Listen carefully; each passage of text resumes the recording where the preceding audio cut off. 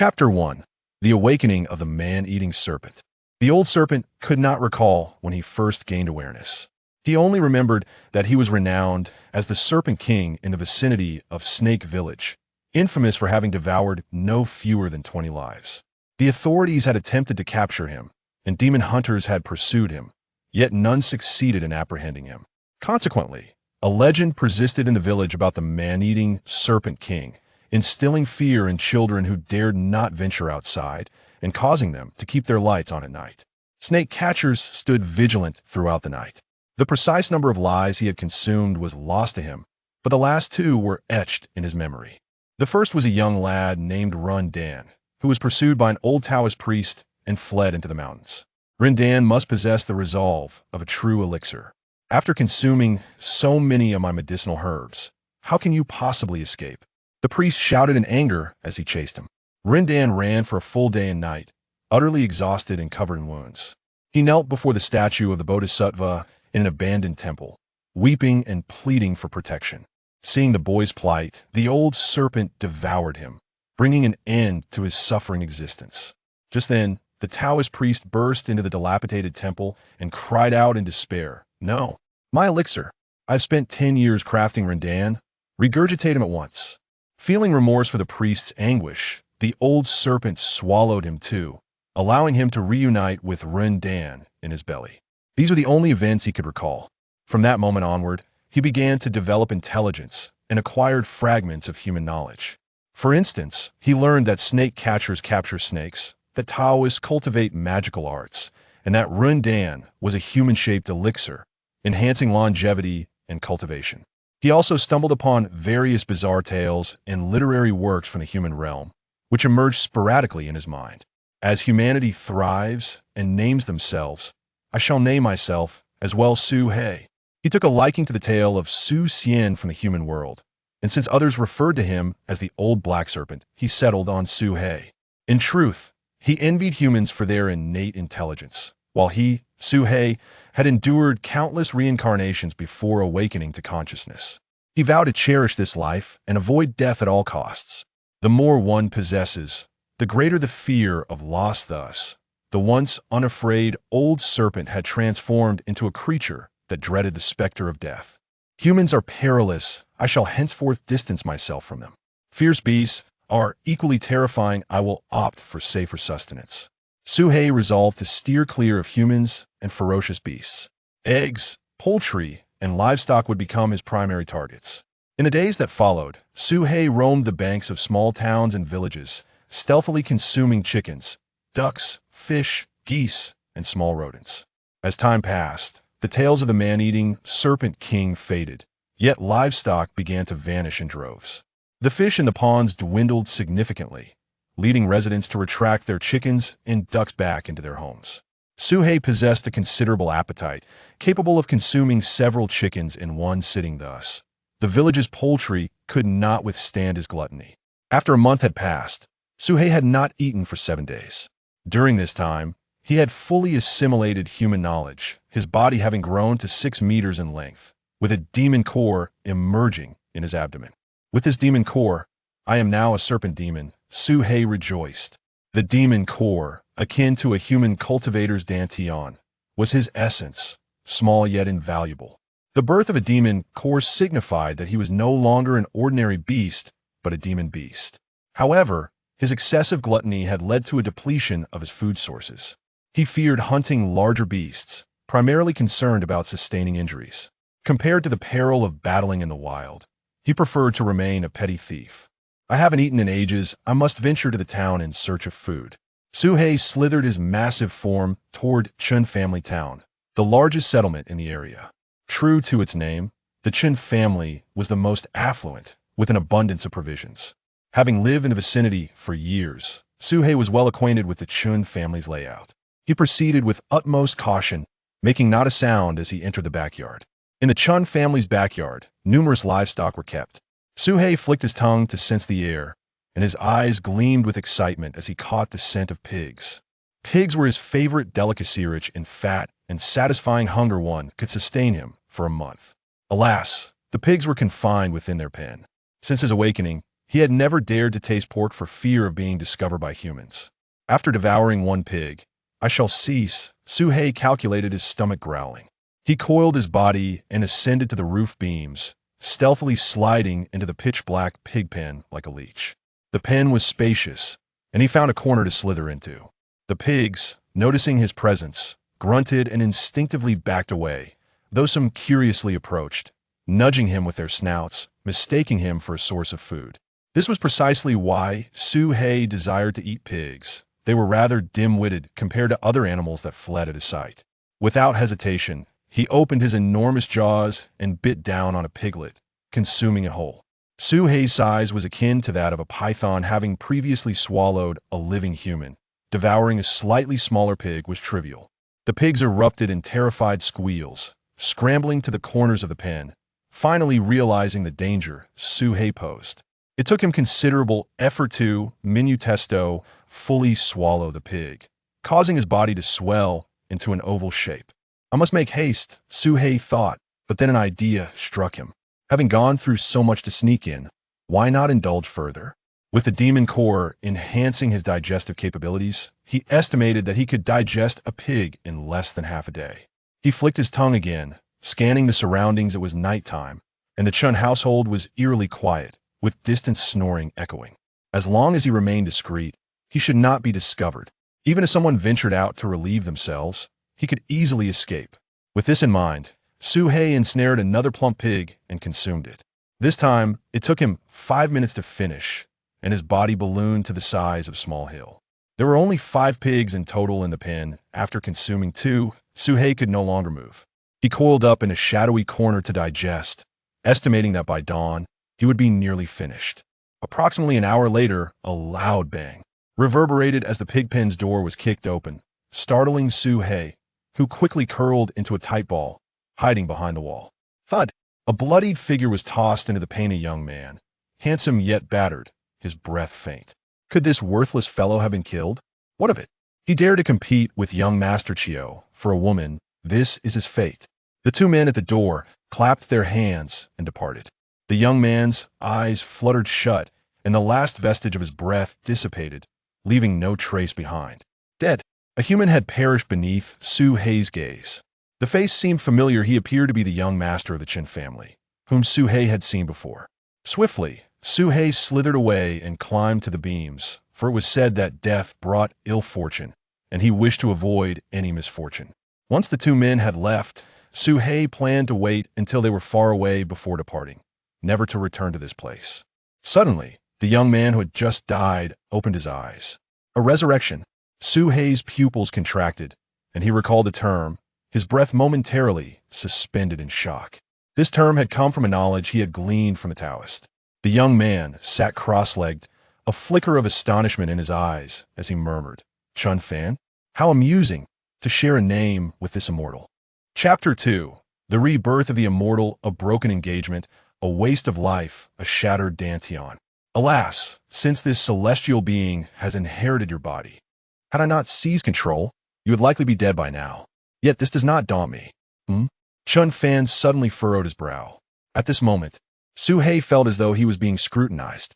Since that sensation of being watched had arisen, the boy had lapsed into silence, clearly aware of his presence. This is terrible. I have caught his attention. Su-hei's pupils constricted, a potent sense of danger flooding his being. His entire body bristled, for the aura emanating from the boy was exceedingly formidable. 2 pigs were missing from the pen. He would undoubtedly realize that I have pilfered his swine. This is dire. Will be reborn with me. Taishu ancestor dragon, you have miscalculated. The boy chuckled internally, never once casting a glance at Su-hei. Meanwhile, Su-hei's spirit was on the verge of collapse. He is casting a spell. He is preparing to kill me. Su-hei could not fathom the boy's thoughts, gradually morphing into madness. In the natural world, it is the survival of the fittest. Either you perish or I do. He has stolen my pigs. I shall feast upon you instead. Su-hei's gaze turned frenzied. He could no longer restrain himself. If he did not act now, secretly gathering power to strike him down, practitioners of the immortal arts are indeed treacherous and ruthless. This may fool an ordinary serpent demon, but not Su-hei. Chun Fan remained perplexed. Logically, he had intentionally released a modicum of his celestial aura. The other should have been terrified and fled. Yet he did not panic, nor did he struggle, merely snorting disdainfully. A mere first-tier spirit beast dares to lay a hand upon me? Truly, it knows not the meaning of death. The celestial aura and murderous intent radiating from him were sufficient to make any lowly beast hesitate, unwilling to draw near. Yet, unexpectedly, this serpent demon appeared to be different, unleashing an unfathomable wave of energy that surged forth like a tsunami. Suhei's serpentine form instantly expanded, inflating like a balloon, growing larger and larger. Greedily, he did not wish to perish. He had only just acquired sentience, having undergone countless reincarnations, having been a chicken, a duck, a fish, and finally becoming Suhei. Suddenly, a pitch-black cauldron emerged from his consciousness, descending upon the location of Suhei's demon core, rotating slowly. Chun Fan paused, recognizing this object as the demon race's treasured artifact, the demon god cauldron. Just as he intended to retract the cauldron, he was shocked to discover that his connection to it had been severed. In the next moment, an overwhelming and terrifying force erupted from the cauldron, engulfing Suhei's body and crashing heavily against Chun Fan. How is this possible? Why will my demon god cauldron assist this beast? Chun Fan let out a blood-curdling scream as the impact shattered his corporeal form, threatening to obliterate his very soul. The reversal came too swiftly. Chun Fan was unprepared, and faced with the cauldron's onslaught, he possessed no means of resistance, utterly annihilated. No, I refuse to accept this. I am a dignified celestial being. How could this happen? And awaken the spirit, when Suhei awoke, he had lost track of time. His body was battered and bruised, with two pigs having nudged him with their snouts, their teeth grinding against his serpentine skin, producing a creaking sound. Unable to bite further, they retreated to a corner. Pain. The agony was unbearable. Suhei convulsed in pain. His demon core was utterly gone. That he had regained consciousness was already a miracle. He struggled to shift his body, crawling to the other side to evade the pigs. My demon core is gone. The thought struck him, and he felt an overwhelming urge to weep. It was the foundation of his cultivation, and now it was utterly destroyed. The cauldron had 8 legs in a circular shape, its surface adorned with intricate patterns, featuring a carved dragon that coiled around its body, its head and tail connected. It was peculiar that he could see the contents of his body. His gaze had the ability to peer inward and outward, akin to Chun Fan's ability to probe him. Now, he could employ the same method to scrutinize others. Spirit consciousness. The term emerged in Suhei's mind, intertwining to form a dragon of spiritual energy that flowed into his body. This scene mirrored what had transpired the previous night when Chun Fan had healed himself. A tingling sensation coursed through him. The pain began to subside, and Suhei exhaled deeply, activating the second pathway. The spiritual energy entered his body. Suhei inhaled sharply, his heart racing. In the wild, severe injuries were tantamount to death, but with this healing technique, it was as if he had been granted a second chance at life. How could he not feel exhilarated? Moreover, for the cauldron had replaced the position of his demon core. Could it be that the cauldron had become his new demon core? Finding a hollow in a tree trunk to burrow into and sleep soundly. 3 days slipped by in the blink of an eye. Throughout this time, Suhei diligently practiced the mysterious technique, his injuries fully healed, and he expelled a mountain of impurities from his body. He even shed his skin once. Suhei frowned in distress. While snakes can consume prey much larger than themselves, there is a limit. However, despite his reduced size, his speed and strength had significantly increased. Suhei suddenly opened his eyes to discover new knowledge burgeoning in his mind. The cultivation hierarchy. Human cultivators were categorized into chi refinement, foundation establishment, and core formation stages, equivalent to the peak of the first layer of chi refinement in humans. He mused to himself, reflecting on the newly acquired knowledge. Ever since he had consumed the human core in the Taoist, he frequently gained fragments of human knowledge. His cultivation had surprisingly improved. Instinctively, Suhei turned his gaze inward toward the demon god cauldron's location. Wisps of cloud-like spiritual energy gathered within the cauldron. The very energy he had cultivated through inhalation and exhalation. It truly replaced the demon core. Suhei felt a surge of astonishment. He racked his brain. Suhei dragged himself toward the village at the foot of the mountain, glanced back, shook his head, and turned to climb higher. Suhei extended his spirit consciousness outward, searching for sustenance. The entire afternoon passed as he consumed a nest of bird eggs, a squirrel, and a wildcat. In his pursuit of a wild rabbit, he even ventured down the mountain. This meager fare barely amounted to a third of a fat pig. Suhei's appetite was growing insatiable. This was hardly sufficient to satisfy his hunger. He needed to hunt larger prey. Once more, at that moment, Suhei's attention was suddenly drawn to a dark wild boar in the watermelon patch, busily gnawing on a watermelon. The boar was not particularly large. He was at the pinnacle of the first layer of spirit awakening, while the wild boar remained unawakened in intelligence, a level beneath him. Logically, he should be able to effortlessly overpower it. A flurry of thoughts raced through Suhei's mind. He was no ordinary beast. He could think. Killing a wild boar was not a daunting task. He had once been the king of snakes in this region, having devoured numerous humans and also slain wild boars. However, they were still less fearsome than humans. As he drew within 10 meters of the boar, Suhei suddenly lifted his neck, opened his mouth, striking the boar squarely on the head. The impact was tremendous, causing the boar's skull to cave in, blood splattering across the ground as it collapsed. Elated, reducing the boar's head to a pulpy mess until it lay motionless and no longer bled, at which point he ceased his assault, expelling the remaining stones from his mouth. In comparison to his own size, it fit perfectly in his mouth. It was said that wild boar meat was tougher than domestic pig meat. Suhei consumed the boar, and soon only its 2 hind legs remained protruding. As the meat entered his body, he distinctly felt a surge of warmth rising within him. As the last remnants of the boar were consumed, Suhei suddenly erupted into a violent cough. He opened his mouth and expelled a black crystal the size of a chicken egg, which landed on the ground. Remarkably, it was a demon core. This was Chapter 4. The watermelon field under the moonlight not long after Suhei departed.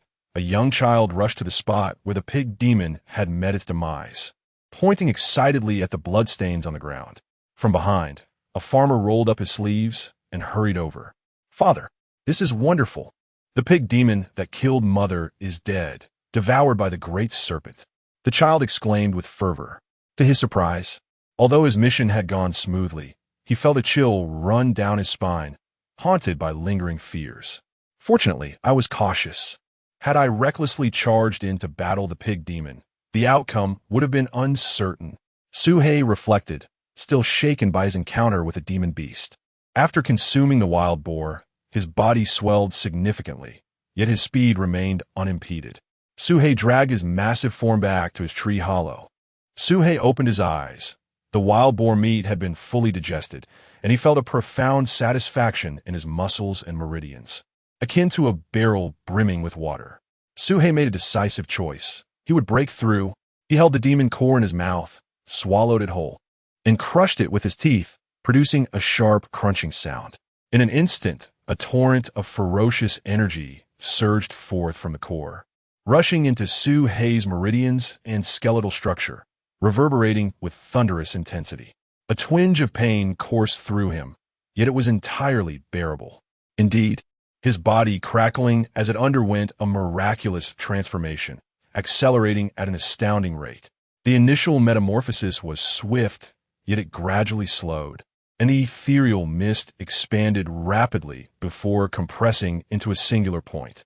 Boom!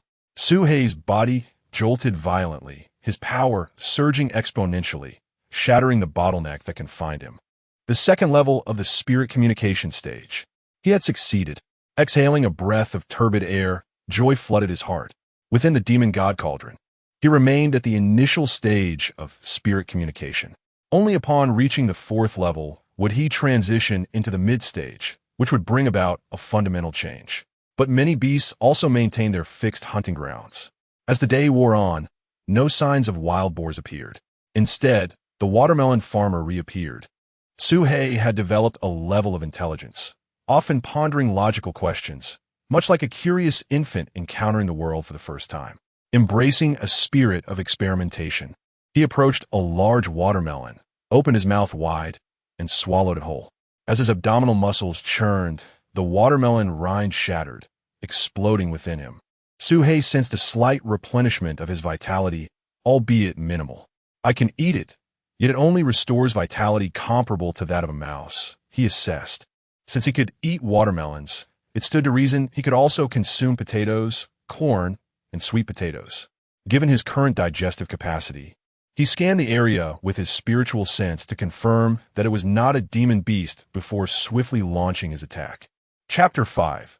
The Blood Mountain Temple of Su Haifeng. Su Haifeng abruptly halted, his pupils constricting as he stood frozen in place. What a calamity!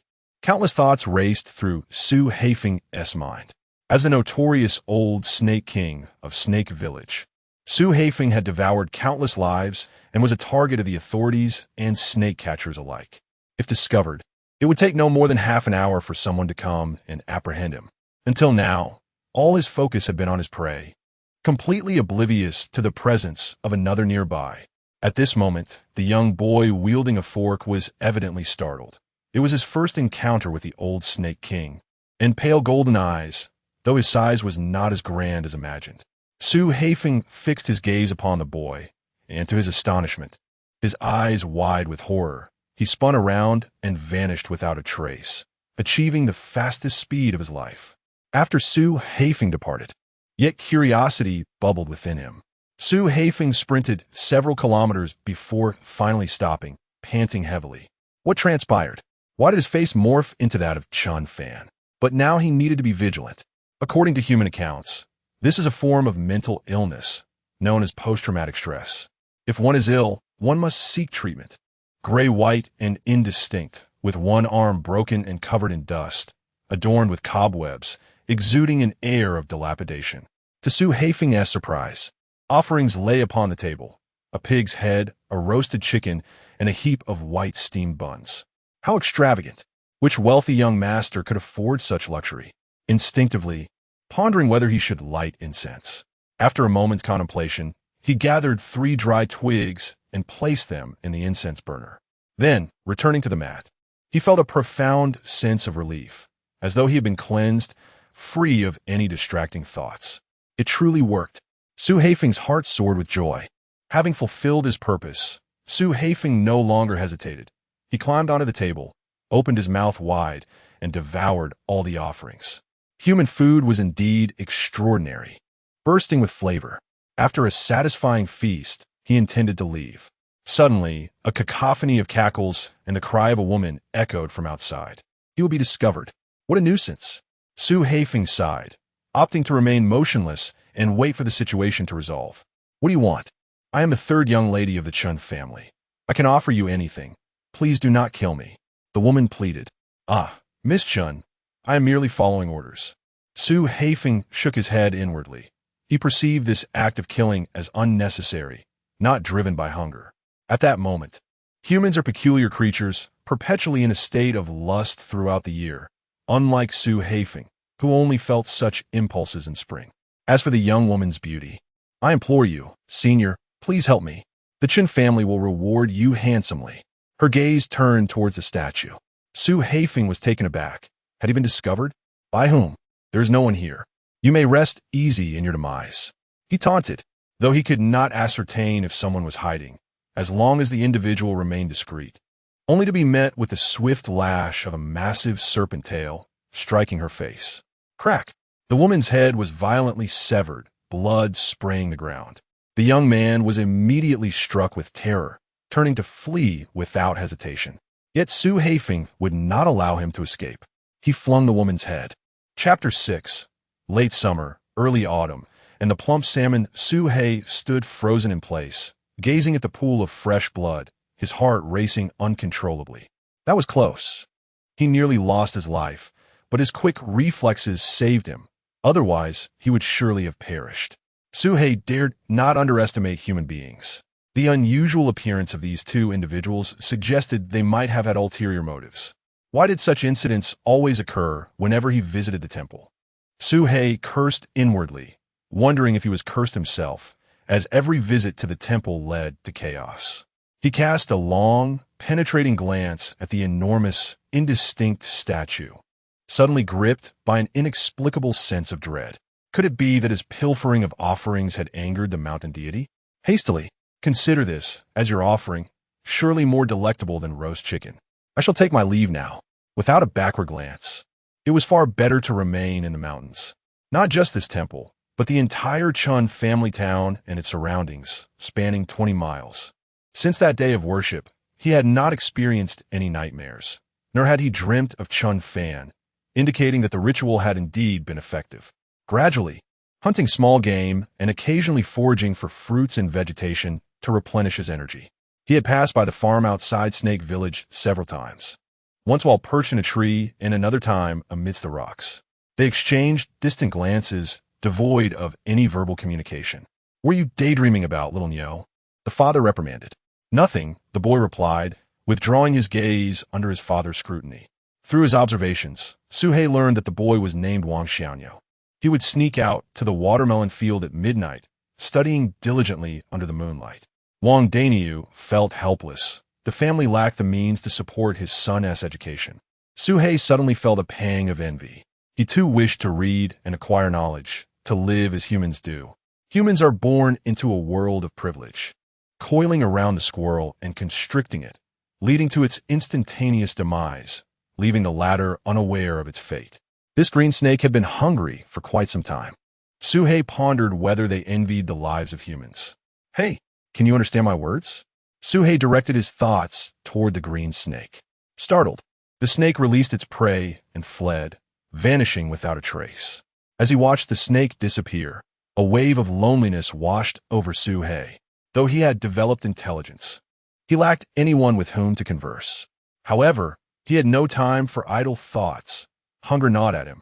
Suhei consumed the squirrel and chased after the green snake, creating tributaries, prompting numerous fish to escape into the branches, a prime opportunity for fishing.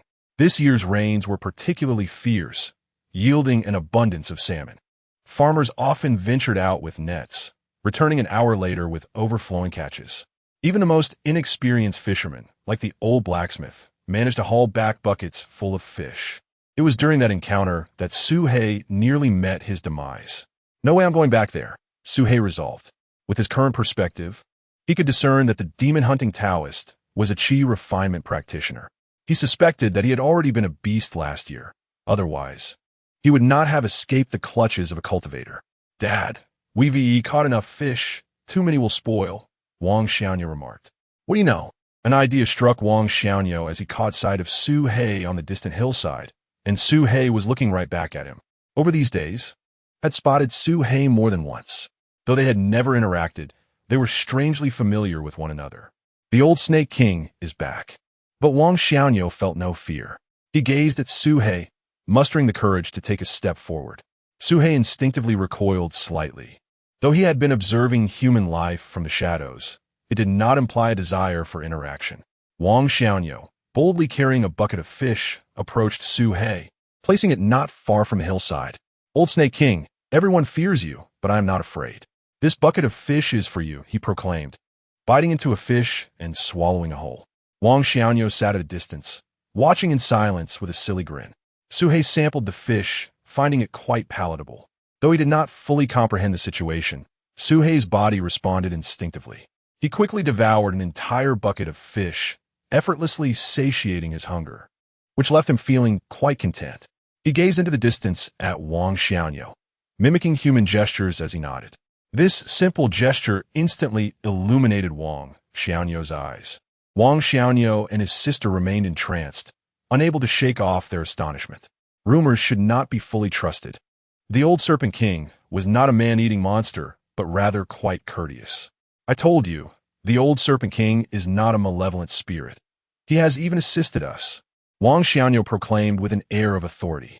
Yes, he avenged our mother by defeating the pig demon," Wang Xiaoya replied innocently, just as their conversation concluded, as if they had encountered ghosts. Among them was their father. Chapter 7. The Astral Monitoring Bureau and the Snake Catcher. A grave situation has arisen. After a lapse of more than 6 months, the old Snake King had resurfaced, and this was undoubtedly a significant event. The old Snake King has eaten people? Wang Xianyo stared blankly. Just moments ago, he had witnessed the old Snake King consume a bucket of fish. How could it have suddenly turned to eating humans? Indeed, just now, I saw with my own eyes a dark figure emerge from the river. The old Snake King just nodded at us. How could it have had time to eat anyone? Interjected Wang Ya, Wang Xianyo's sister. Wang Danyu glared at her. What nonsense are you spouting? Wang Xianyo quickly grasped his sister's hand. Sister, do not speak without thinking. Meanwhile, in the depths of the forest, Su He, where would he have found the opportunity to submerge and consume anyone? He felt wronged, realizing the villagers were hastening to the authorities. Su He understood the peril of remaining in this location and decided to flee. While common beasts eating humans would rarely attract the attention of the authorities, the Snake Catchers, a civilian organization dedicated to hunting snake demons, possessed numerous methods for capturing them, and many of their skilled members wielded formidable magical artifacts. Though the demon god cauldron within him had gradually accumulated more spiritual mist over time. Never mind, my survival is paramount. Su He dismissed further contemplation. Even if it were a demon beast, he had no intention of approaching it. The flesh of demon beasts may be delectable, but his life held greater significance. Not to mention, whether he could contend with it was uncertain. Even if he could, the authorities and snake catchers were no mere onlookers. The rain poured heavily. Swimming was undoubtedly the fastest mode of escape, and the river's waters would mask his scent, preventing the snake catchers from tracking him. However, he was already 50 miles away from the village he had left, assured that no one would follow him. Entering this unfamiliar terrain, Su He extended his consciousness, remaining vigilant of his surroundings. As the Snake King of Snake Village, he held no such title in other territories. Every wild beast possessed territorial instincts, and he would minimize his range of activity to avoid provoking others. Meanwhile, at the site of the incident just outside Snake Village, a river ditch had formed following the torrential rains, and many people had gathered there. A middle-aged man clad in a Taoist robe approached the riverbank, peering intently at the water's surface. There is indeed a trace of demonic energy. Upon hearing this, the villagers erupted in commotion. It truly is the old Snake King. His expression darkening. I am currently at the 3rd tier of the Qi refinement stage, yet this demonic energy is nearly on par with mine. If it were a snake demon or tiger demon, he would not hesitate to retreat. But against a larger demon beast, his odds would be slim. Chun Pingji stared at the water's surface, and after a moment, his pupils suddenly constricted as he shouted, "Everyone retreat!" Suddenly, the water erupted, and a dark shadow shot up into the sky, sending a spray of water 10 feet high, cascading down like rain. This beast not only consumed a human, but had the audacity to linger and continue its rampage. How audacious! The villagers screamed in terror, scattering in all directions. The county magistrate cautiously inquired, "Chen Daoist, what shall we do next?" Chun Pingji replied, "Withdraw. Seal off the area once the tide recedes." Chun Pingji's gaze flickered, harboring thoughts he did not disclose to anyone. The transition from the 3rd tier to the 4th tier of the Qi refinement stage represents a significant leap from the early to mid stages. Chapter 8. The shedding of serpent scales and the slaying of water demons. Chun Pingji glanced briefly before approaching Wang Xianyo to check his pulse and gently pressed his forehead. "Immortal, what is wrong with my son?" Wang Danyu asked, somewhat anxiously. "There is no need for concern," Chun Pingji replied in a soothing tone. "It would be wise for him to pursue scholarship instead. Should you succeed in the county examination, he can take up a clerical position in the Tianjian." After speaking, he turned and departed without lingering. Once Chun Pingji left, the surrounding villagers gathered, their faces filled with envy. Tianjian, that is the abode of immortals. The Wang family is truly fortunate to have caught the eye of an immortal. Amidst the flurry of compliments, Wang Danyu gritted his teeth, scouring the mountains for the old Serpent King, yet they found no trace. Instead, they encountered a water demon by the riverbank, engaging in a fierce battle, as if a massive fish were thrashing about in the water, only to quickly subside. Moments later, a serpent's head emerged from the depths, crawling onto the shore, often yielding sizable fish that allowed Su He to feast heartily. However, These ordinary meals provided little aid to his cultivation. He still yearned for the flesh of demon beasts. Suhei opened his eyes, the scales grinding against the stone, sending powder cascading down, yet his scales remained unscathed.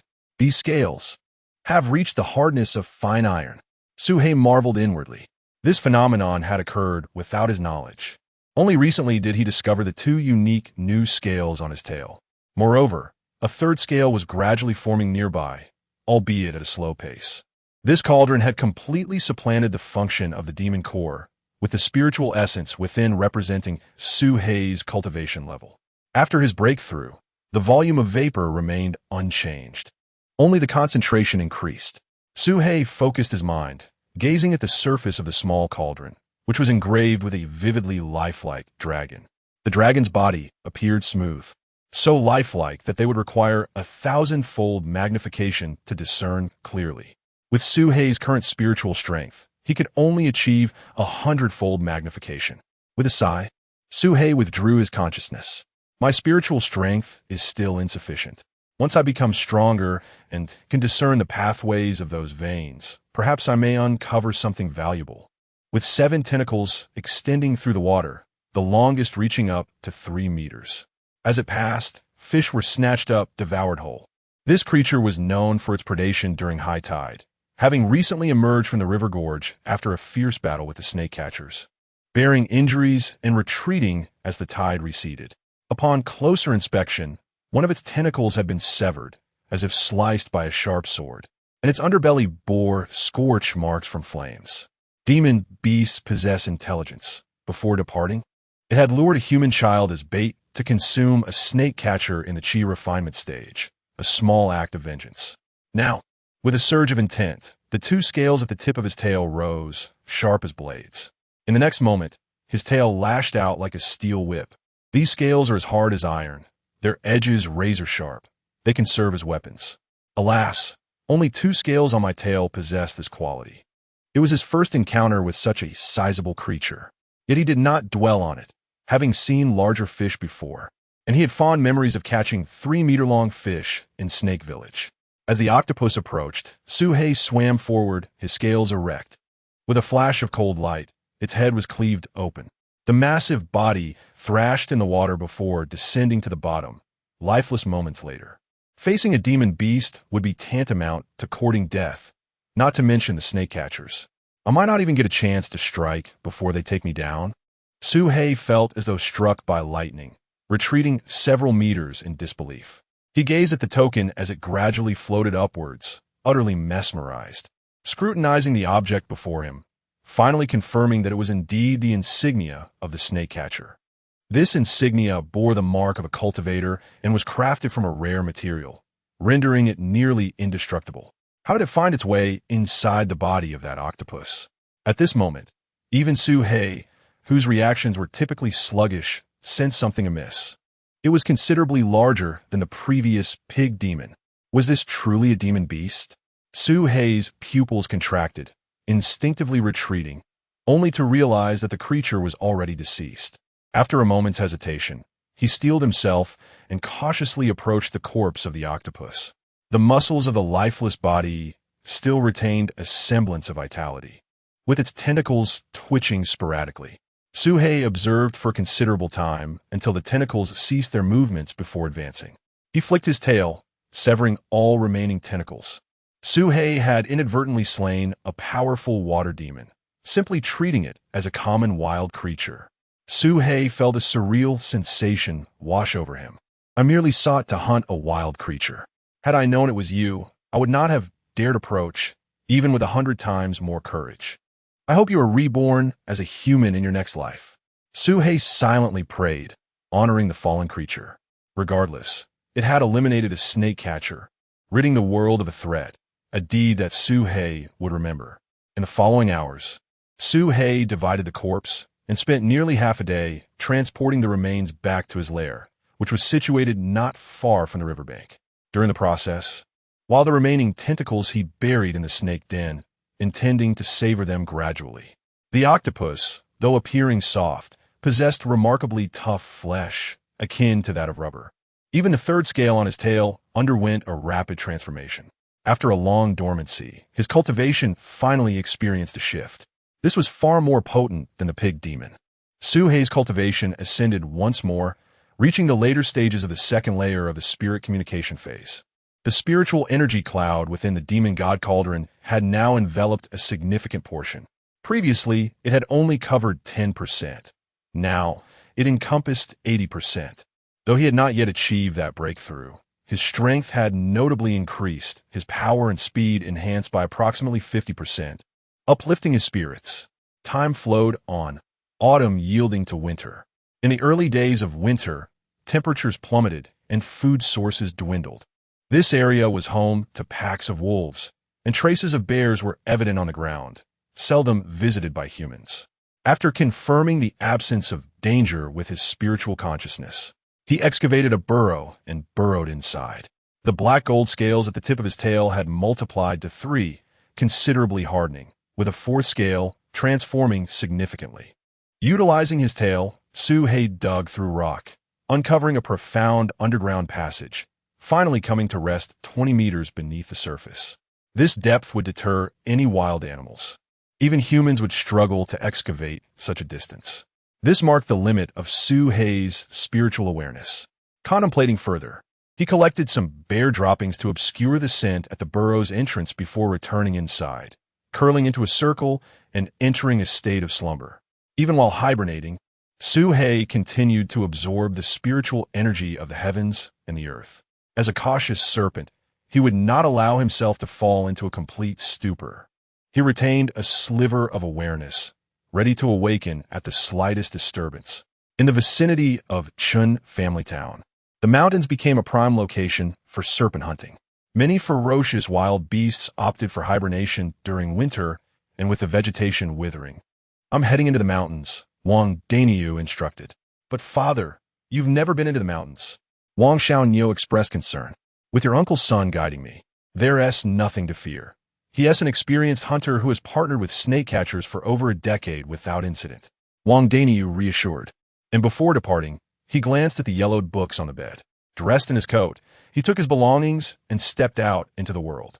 And Shami would pass above, alongside predators like tigers and brown bears. Occasionally, some reptiles would attempt to enter the burrow, but the entrance was blocked, preventing them from intruding. Aside from absorbing and expelling energy, Suhei remained motionless, his heartbeat slowed to its minimum, his body cold and rigid. This was his most vulnerable state. As a cold-blooded creature, he could only regain his mobility with the arrival of spring and the warming temperatures.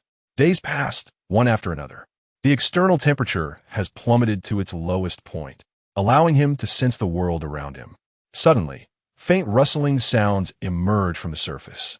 The noses of 2 hunting hounds approach, sniffing curiously at the cave's entrance. Outside the surface, 2 hunting dogs were sniffing ahead, while the sound of human footsteps approached from behind. These were trained hounds, capable of detecting the scent of snakes. Suhei was inwardly astonished. He understood well that these dogs could easily locate any area a snake had traversed, including its hibernation spots. However, the dormant snake lay cold and stiff as iron, completely defenseless, as it was decapitated, its gallbladder extracted, and its skin peeled off before being stuffed into bags. Suhei observed the entire process with a placid heart, merely wishing for them to leave swiftly. However, contrary to his hopes, the time was late. Piling up firewood in the clearing, Suhei was nearly driven to curse. Why must they choose this spot to dine? However, he then took note of the 2 leaders. One was a handsome young man, and the other a stout middle-aged man. Both were clad in dark green python robes. This was a hunting team led by a snake catcher, which annually ventured into the mountains to capture snakes. However, this time, the number seemed excessively large. A bonfire was ignited, and an iron pot was set up. Within the pot, numerous segments of freshly caught snake meat were placed, the meat vibrant and alive. As mountain spring water was poured in and the fire was stoked. Before long, a delectable aroma wafted through the air as the crowd savored snake soup and meat. Witnessing his kin being devoured stirred a sense of indignation within him, yet he could not help but swallow hard. Suddenly, he felt a pang of hunger himself. "Wang Laodi, how do you feel?" The seasoned hunter Li San inquired, sitting beside Wang Daniu. Wang Daniu took a sip of the snake's soup and grimaced. Now that we've found a location, this group is of no use and might spill the beans. It would be better to... The handsome young man's gaze flickered as he produced a violet pill. The stout middle-aged man immediately halted him, coldly stating, "Fool, do you think the Celestial Bureau is idle? If we poison them, they will undoubtedly notice. As snake catchers and cultivators." The stout man snorted disdainfully, declaring, "There's a bear demon hibernating nearby." The young man's eyes brightened, clasping his fists in admiration. Shi Xiang is brilliant. Before his hibernation, he had thoroughly checked the area and found no traces of demon beasts. However, if it had moved here after his slumber, why must I be so unlucky? Should I perhaps light incense and pray to a deity? Su He mused internally. At that moment, the young snake catcher produced a jar of fine wine and presented it to the crowd. "Dear villagers, thank you for your hard work these days. This is our final venture into the mountains. After this meal, you may return home. I toast you all." Upon hearing this, the crowd erupted in cheers. "I've never had anything like it. Ha ha. Drink to your heart's content. I have more." The young snake catcher laughed. Before long, the crowd began to feel the effects of a drink, with many collapsing to the ground in drunken stupor, just as the revelry reached its peak, sobering up in an instant. "Not good. A demon beast is approaching. Run." No sooner had the drunken man spoken than a dark shadow descended upon them, crushing the two into a bloody pulp. Following there was the bear demon's earth-shattering roar, resounding through the forest. "Help! It's a bear demon. Run!" Many collided with trees or fell to the ground, crawling and rolling in their desperation. Some even mumbled in their sleep, unable to escape at all. The outcome was predictable. Sighing, Su He lamented, "Another round of deaths is imminent." He harbored no affection for humanity, only wishing that this group would perish far away from him. The bear demon was unleashing a massacre. Its speed was astonishing as it dashed into the crowd, effortlessly slaying numerous villagers with a single swipe of its paw. Even the handsome youth, despite being intoxicated, sprinted like a cheetah. Only Li San remained the most lucid among the hunters. "Immortal, you cannot stand by and watch. You've brought this calamity upon yourselves and still have the audacity to seek help. Don't bother me." Zhao Wenjue shouted, his neck flushed with anger. "Zhao Shitty, hurry." It grazed his storage pouch, scattering its contents across the ground. Elixirs, jade vials, talismans, and 2 jars of spirit wine, all tumbling down. One jar shattered with a loud crash. Though irritated, paused to assist him, grabbing a handful of elixirs and stashing them into his storage pouch. They gathered the items, but the question of returning them later was a different matter altogether. Su He, hidden within the cave, watched as the spirit wine streamed down the cave's entrance. "What have I done to deserve this?" Su He grumbled, the cave now reeking of alcohol. Just then, while Zhao Wenjue was collecting items. Chapter 11. Human Beverages and Misguided Consumption. Zhao Wenjue inwardly scoffed. After all, he was a cultivator. How could an ordinary hunter possibly strike his storage bag? Did he truly believe he was intoxicated? He had deliberately allowed the bag to be pierced, scattering its contents across the ground, thus creating an opportunity for a stealthy ambush. Were he to reach for the storage bag directly, his senior brother would have sensed it immediately. Given the distance between them, even if he acted first, he could not guarantee a hit. By feigning to gather the scattered items, he lured his opponent closer, and in the moment of retrieving the spirit talisman, he struck swiftly, leaving no chance for the adversary to react. This plump middle-aged man, too, had succumbed to greed, wishing to hoard some elixirs, and thus fell into Zhao Wenjue's trap, slowly coming to terms with the chaos unfolding before him. What a spectacle! The snake catcher was embroiled in internal strife. This scene was truly enlightening. Brother Ding, do not blame me. Both of us have lingered in the chi refining stage for years, yet that spirit object can only elevate one. I am deeply sorry.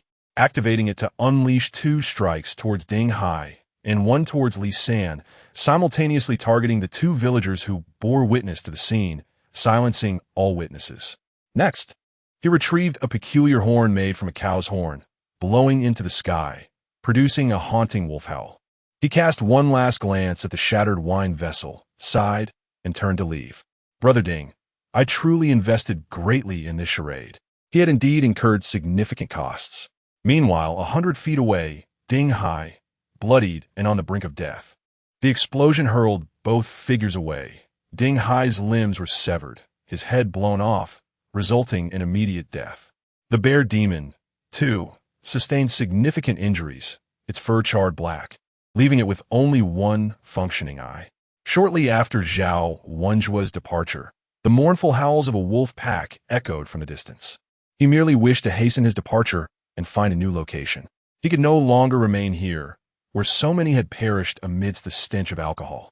Severely doubting whether he had offended the mountain deity and incurred a curse, he pondered if he had indeed committed any transgressions.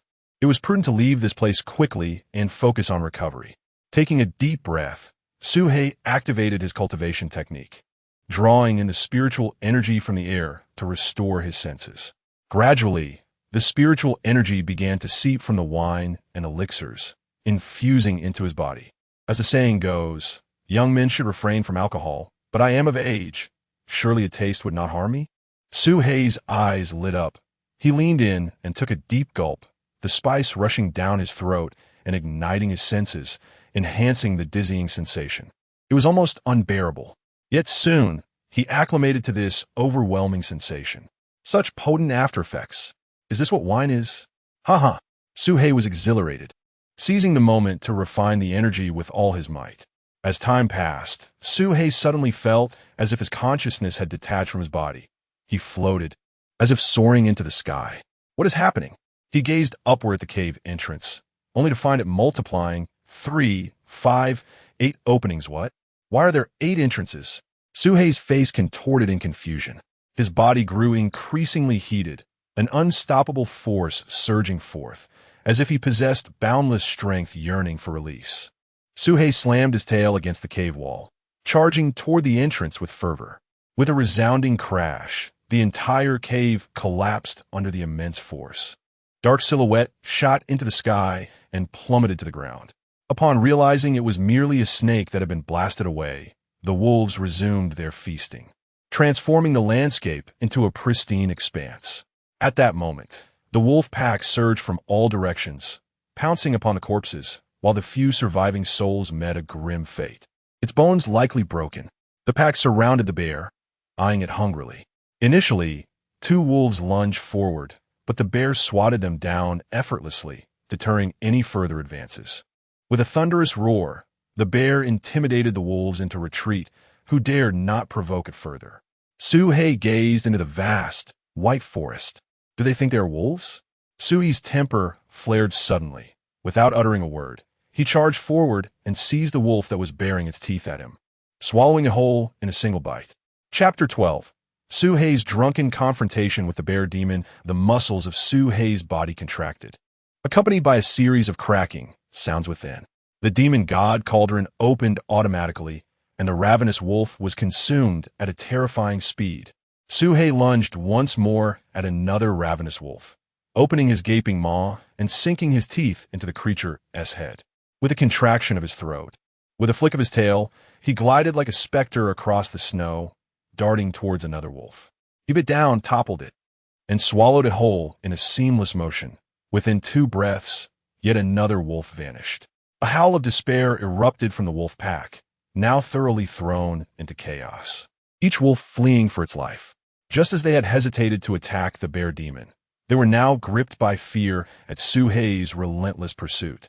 He felt an unquenchable hunger, as if he were a beast starved for ages, devoid of any sense of fullness.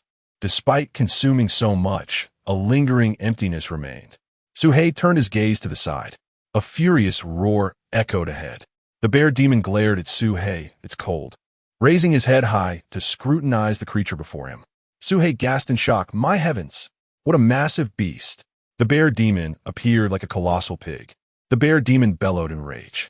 Despite its injuries and blindness in one eye, it would not allow any beast to challenge its territory. It raised its paw and struck at Su He, unleashing a fierce gust of wind, with the sounds of thunder and lightning crackling in its wake. Yet, propelling himself to evade the blow, landing upon the bear demon's paw. The fierce wind did not dislodge him. instead. He used it to propel himself onto the bear demon's face. The tip of Su Hei's tail, with its scales erect like a sharp sword, plunged into the bear's eye, but felt no pain. Instead, it ignited his fury. "How dare you strike me, you fat pig?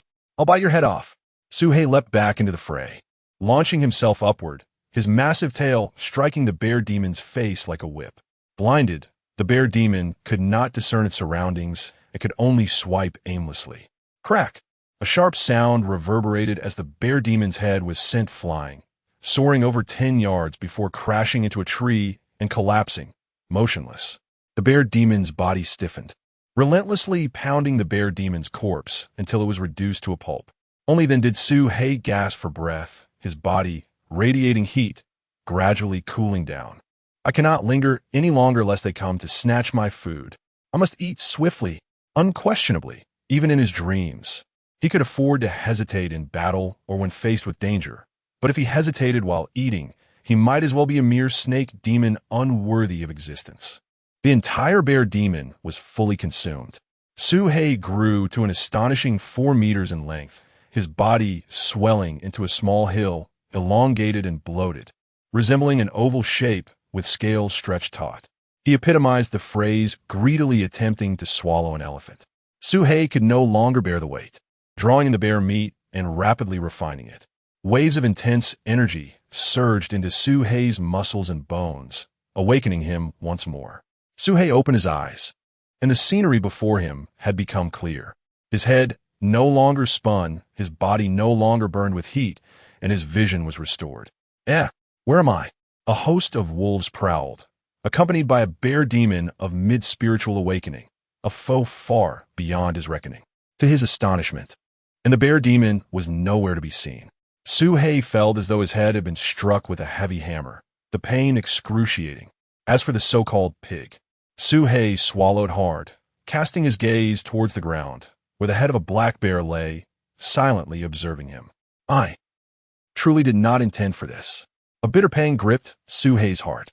This was a bear demon of mid-spiritual awakening, capable of squashing a snake catcher with a single blow. Even with 100 lives, he would not dare provoke it. He had overindulged and recklessly emerged, inadvertently slaying the bear demon. How perilous it had been! He could have lost his life. Filled with trepidation, Su Hei vowed never to drink again. If he must place blame, let it fall upon humanity, for they had not only led to the demise of their kind, but also that of the esteemed bear brother. If the bear were to seek retribution, let it pursue them, and not him. Su Hei silently recited these thoughts, bowing low before the bear's head and swallowing it whole. His tough skin and resilient flesh had spared him, suffering only a few broken bones. Had it been any other snake demon, they would have perished multiple times over from a single blow. Unable to crawl normally, Su Hei resorted to writhing forward like a maggot, yet his tail scales aided in maintaining a swift pace. Having thrived in the mountains for many years, Su Hei was well acquainted with the terrain, and he had prepared several alternative winter hibernation sites. Before long, he arrived at a rocky crevice, beneath which lay a concealed pool. The water had frozen over, connecting to a hidden cave, making it one of Su Hei's pre-selected winter retreats. He swam for a moment, resurfaced, and then dove into the depths of the cave. Inside, darkness enveloped him, rendering his hand invisible. Su Hei relished such an environment, lying on the ground and engaging in deep breathing to digest the bear demon's flesh. I had no idea the bear demon possessed such formidable strength. Senior brother Ding perished while protecting me. Zhao Wenjua lamented, anguish etched upon his face. Soon, a bear demon of mid-spiritual awakening is far more powerful than you realize. Moreover, it is a bear demon, known for its tenacity. A serious injury would only provoke its ferocity. We cannot afford to confront it. The woman in red interrupted sternly. Zhao Wenjua quickly bowed, acknowledging her wisdom. On the surface, rendering a mere explosive talisman ineffective against it. The woman in red harbored doubts. Why had Zhao Wenjua and Ding Hai brought 30 individuals to the mountains? Their expedition clearly bore ulterior motives, yet with no survivors, she could glean no further information. Regardless, surviving was a stroke of fortune. Ding Hai's death was a tragic accident. At that moment, the spiritual energy within the demon god cauldron had expanded to fill its entirety, a sign of reaching the second level of spiritual awakening. Suddenly, Su Hei's body quivered violently, causing the spiritual energy within the cauldron to compress rapidly, diminishing to a singular point.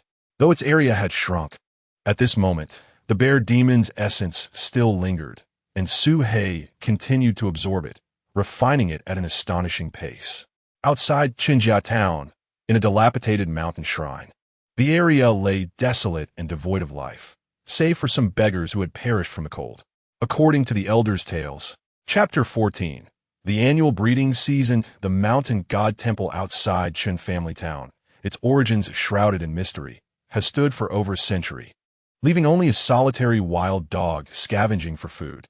Suddenly, the colossal statue at the center quivered slightly, shaking off layers of dust and debris. The black dog, startled, fled the temple in a panic, as an echoing sigh emanated from within the statue. After 2 centuries, it had finally awakened, yearning for a corporeal form once more, lamenting the loss of its previous vessels, destroyed by that little wretch. That wretch was, after all, half a disciple of its own. The next time he arrived, the statue would demand a perfect body from him. Unbeknownst to anyone, 3 months slipped by. As winter yielded to spring, life stirred anew, and the ice melted. The villagers of Snake Village commenced their planting for the year, though notably fewer farmers were present compared to previous years. In the deep mountain forests, life erupted with vigor. Water dripped from the ceiling, falling onto the stalagmites, creating a symphony of plops as small puddles formed. After a long slumber, Su Hei finally opened his eyes. His body felt somewhat stiff from the winter's hibernation, but after a period of deep breathing, he circulated the spiritual energy through his meridians, slowly regaining his vitality. It would not exceed 10 meters. What could account for his exceptional circumstances? Su Hei pondered, recalling Chun Fan, encompassing not only cultivation techniques, but also advanced philosophies that sparked his inspiration. He often reflected on his past actions, recognizing moments of naivety. For instance, consuming human food was a foolish act, leaving him vulnerable to potential traps laid by the cunning. Days passed, and as temperatures rose once more, Su Hei began to stir. He explored the cavern, stretching his limbs, familiarizing himself with the surroundings despite the darkness. The cavern was vast and elongated, leading to unknown destinations. Su Hei leaped into the water, swimming to the edge, wary not to linger, swiftly climbing onto the steep rocks. The pond felt peculiar, and Su Hei had no intention of investigating further. He would leave the stone untouched until his powers grew stronger, allowing others to test its mysteries first. He would have devoured everything without hesitation, but now he understood the concept of ecological balance. If a particular species were to dwindle excessively, it risked extinction. For Su Hei, this was a nightmare.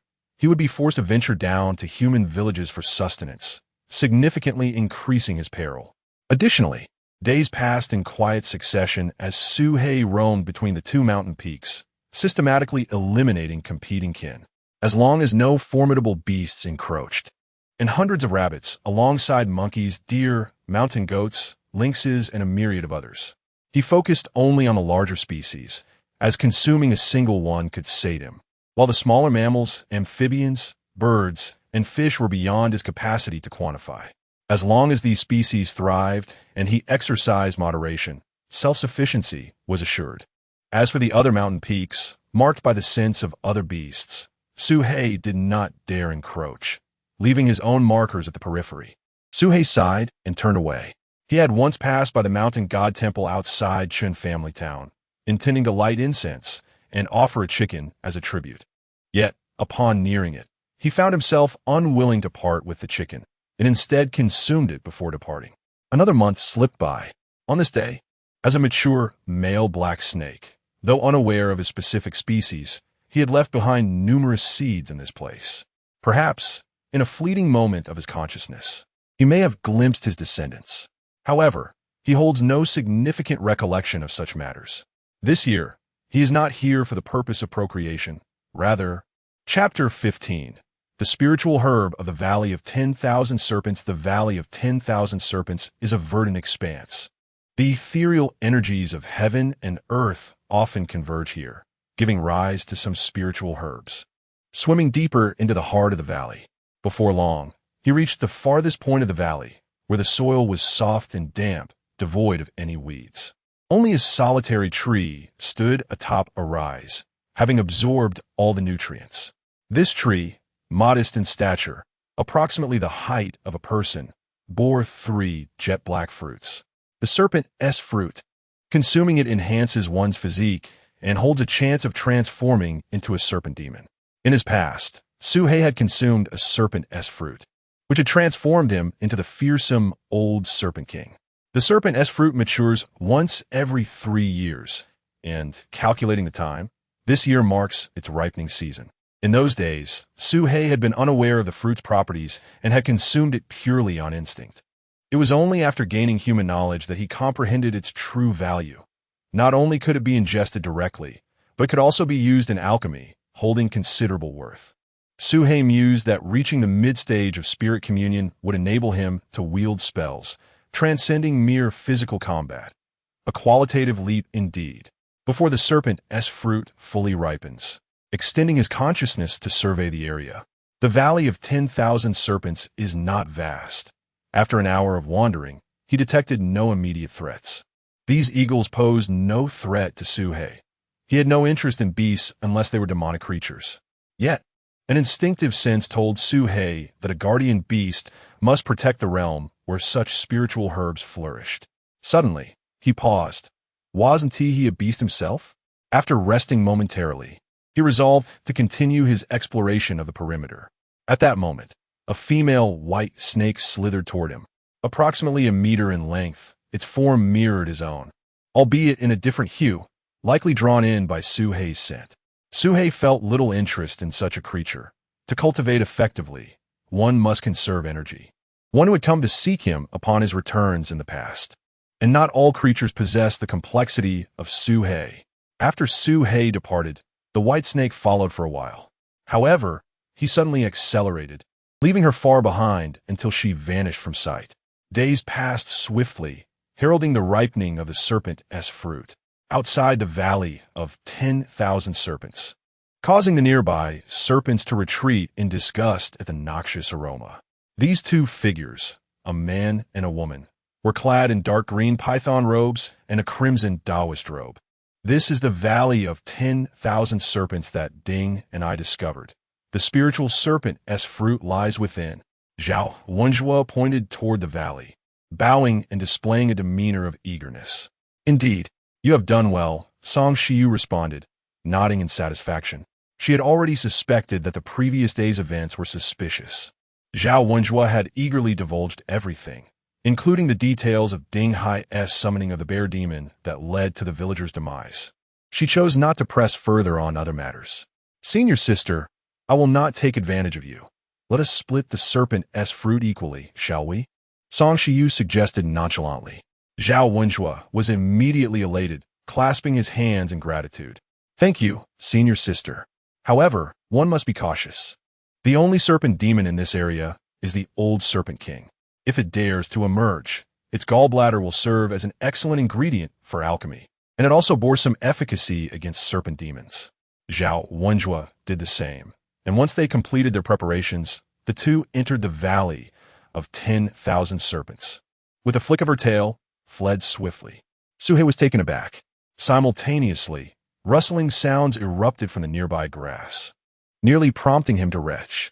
What in the world is that smell? Suhei struggled to articulate the stench.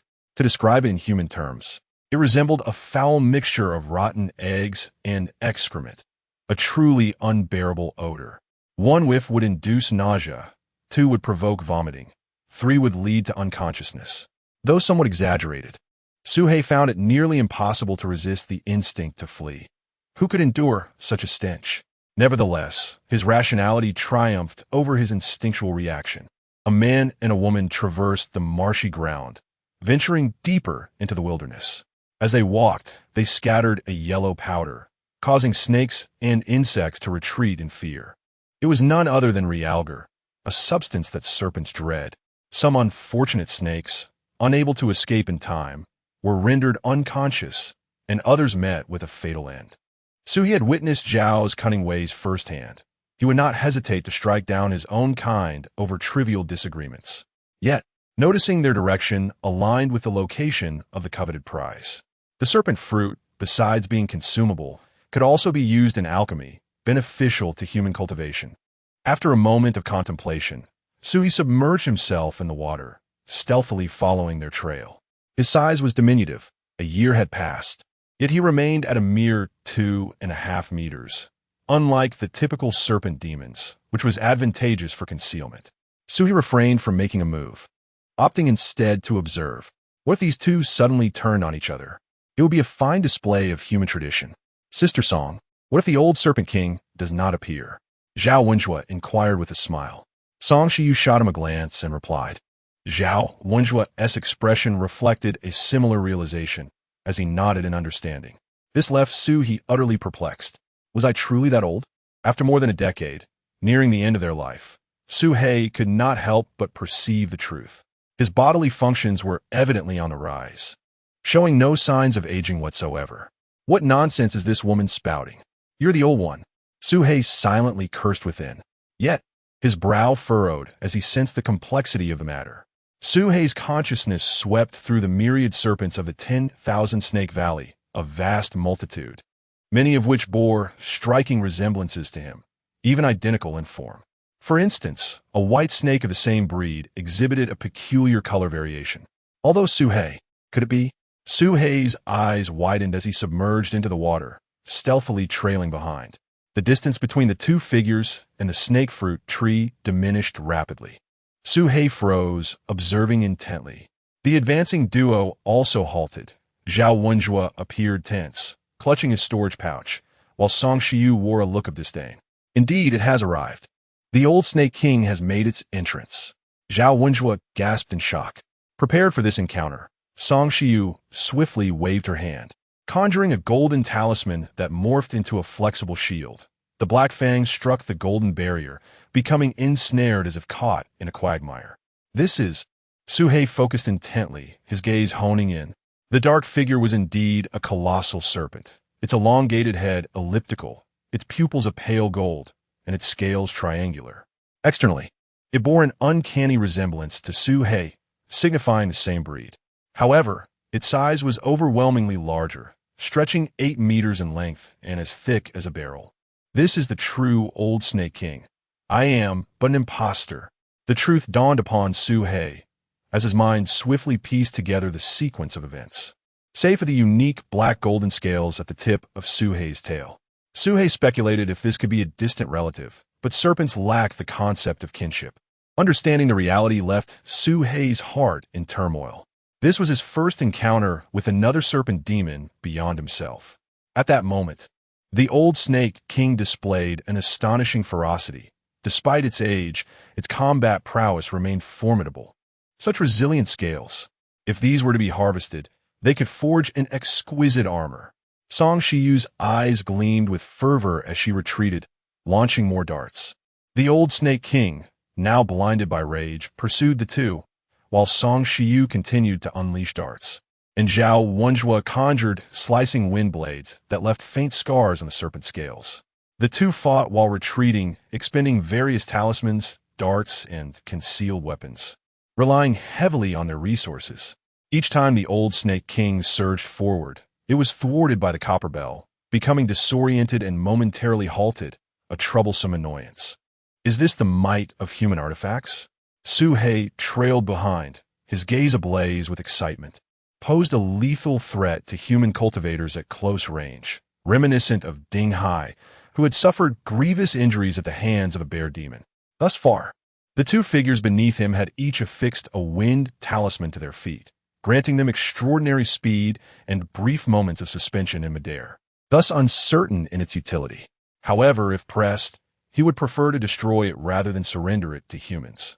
At this juncture, the three, 2 humans and 1 serpent, had chased beyond the confines of the 10,000 Snake Valley, still locked in fierce combat, the sounds of their struggle echoing in the distance.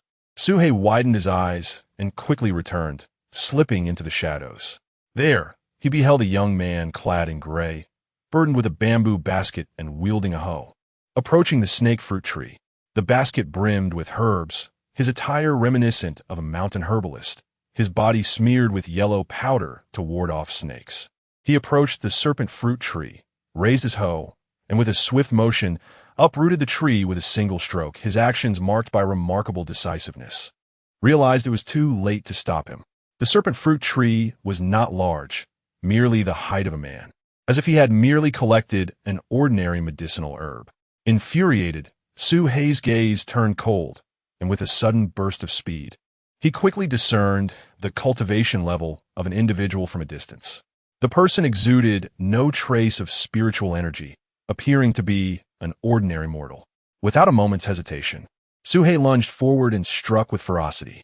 The herbalist barely had time to scream before being swallowed whole, meeting his demise on the spot.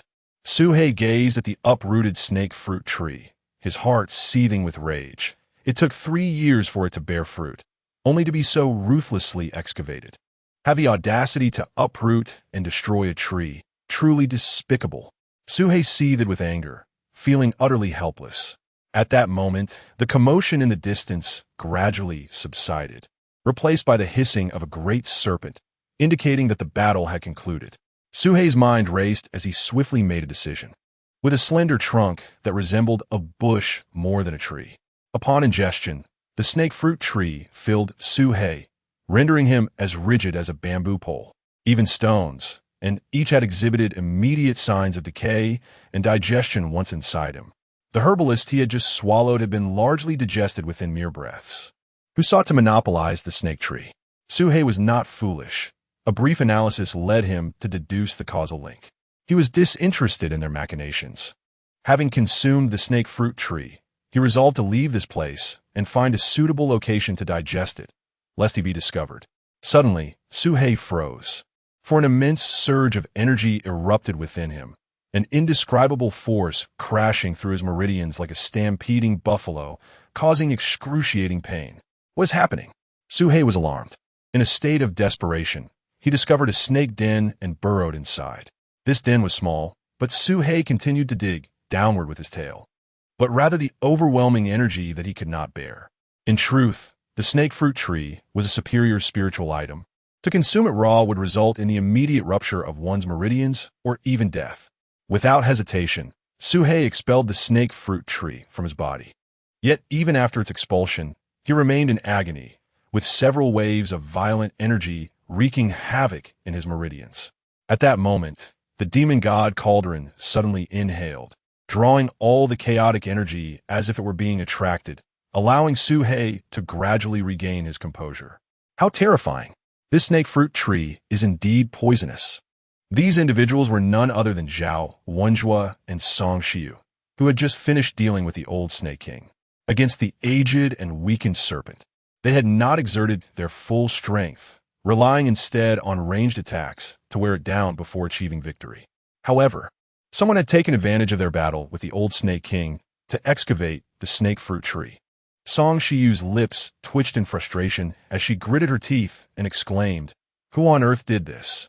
Zhao Wenjue shot her a sidelong glance, calmly responding, "If you truly desire this snake tree, you need only say so. There is no need to conspire behind my back." Upon hearing this, Song Shiyu was momentarily stunned, turning to glare at Zhao Wenjue, eyes wide with indignation. "What do you mean? Suspecting me? How absurd. I haven't even suspected you." Zhao Shidi. He did not know the female cultivator well, but he had witnessed Zhao Wenjue's cunning firsthand and leaned towards the latter as the likely instigator. "I will relinquish the snake tree to you, provided I receive a single spirit snake fruit in return. We can address any further matters later." Song Shiyu retorted angrily, absurd. He was eager for them to engage in a fierce battle, relishing the prospect of their mutual destruction.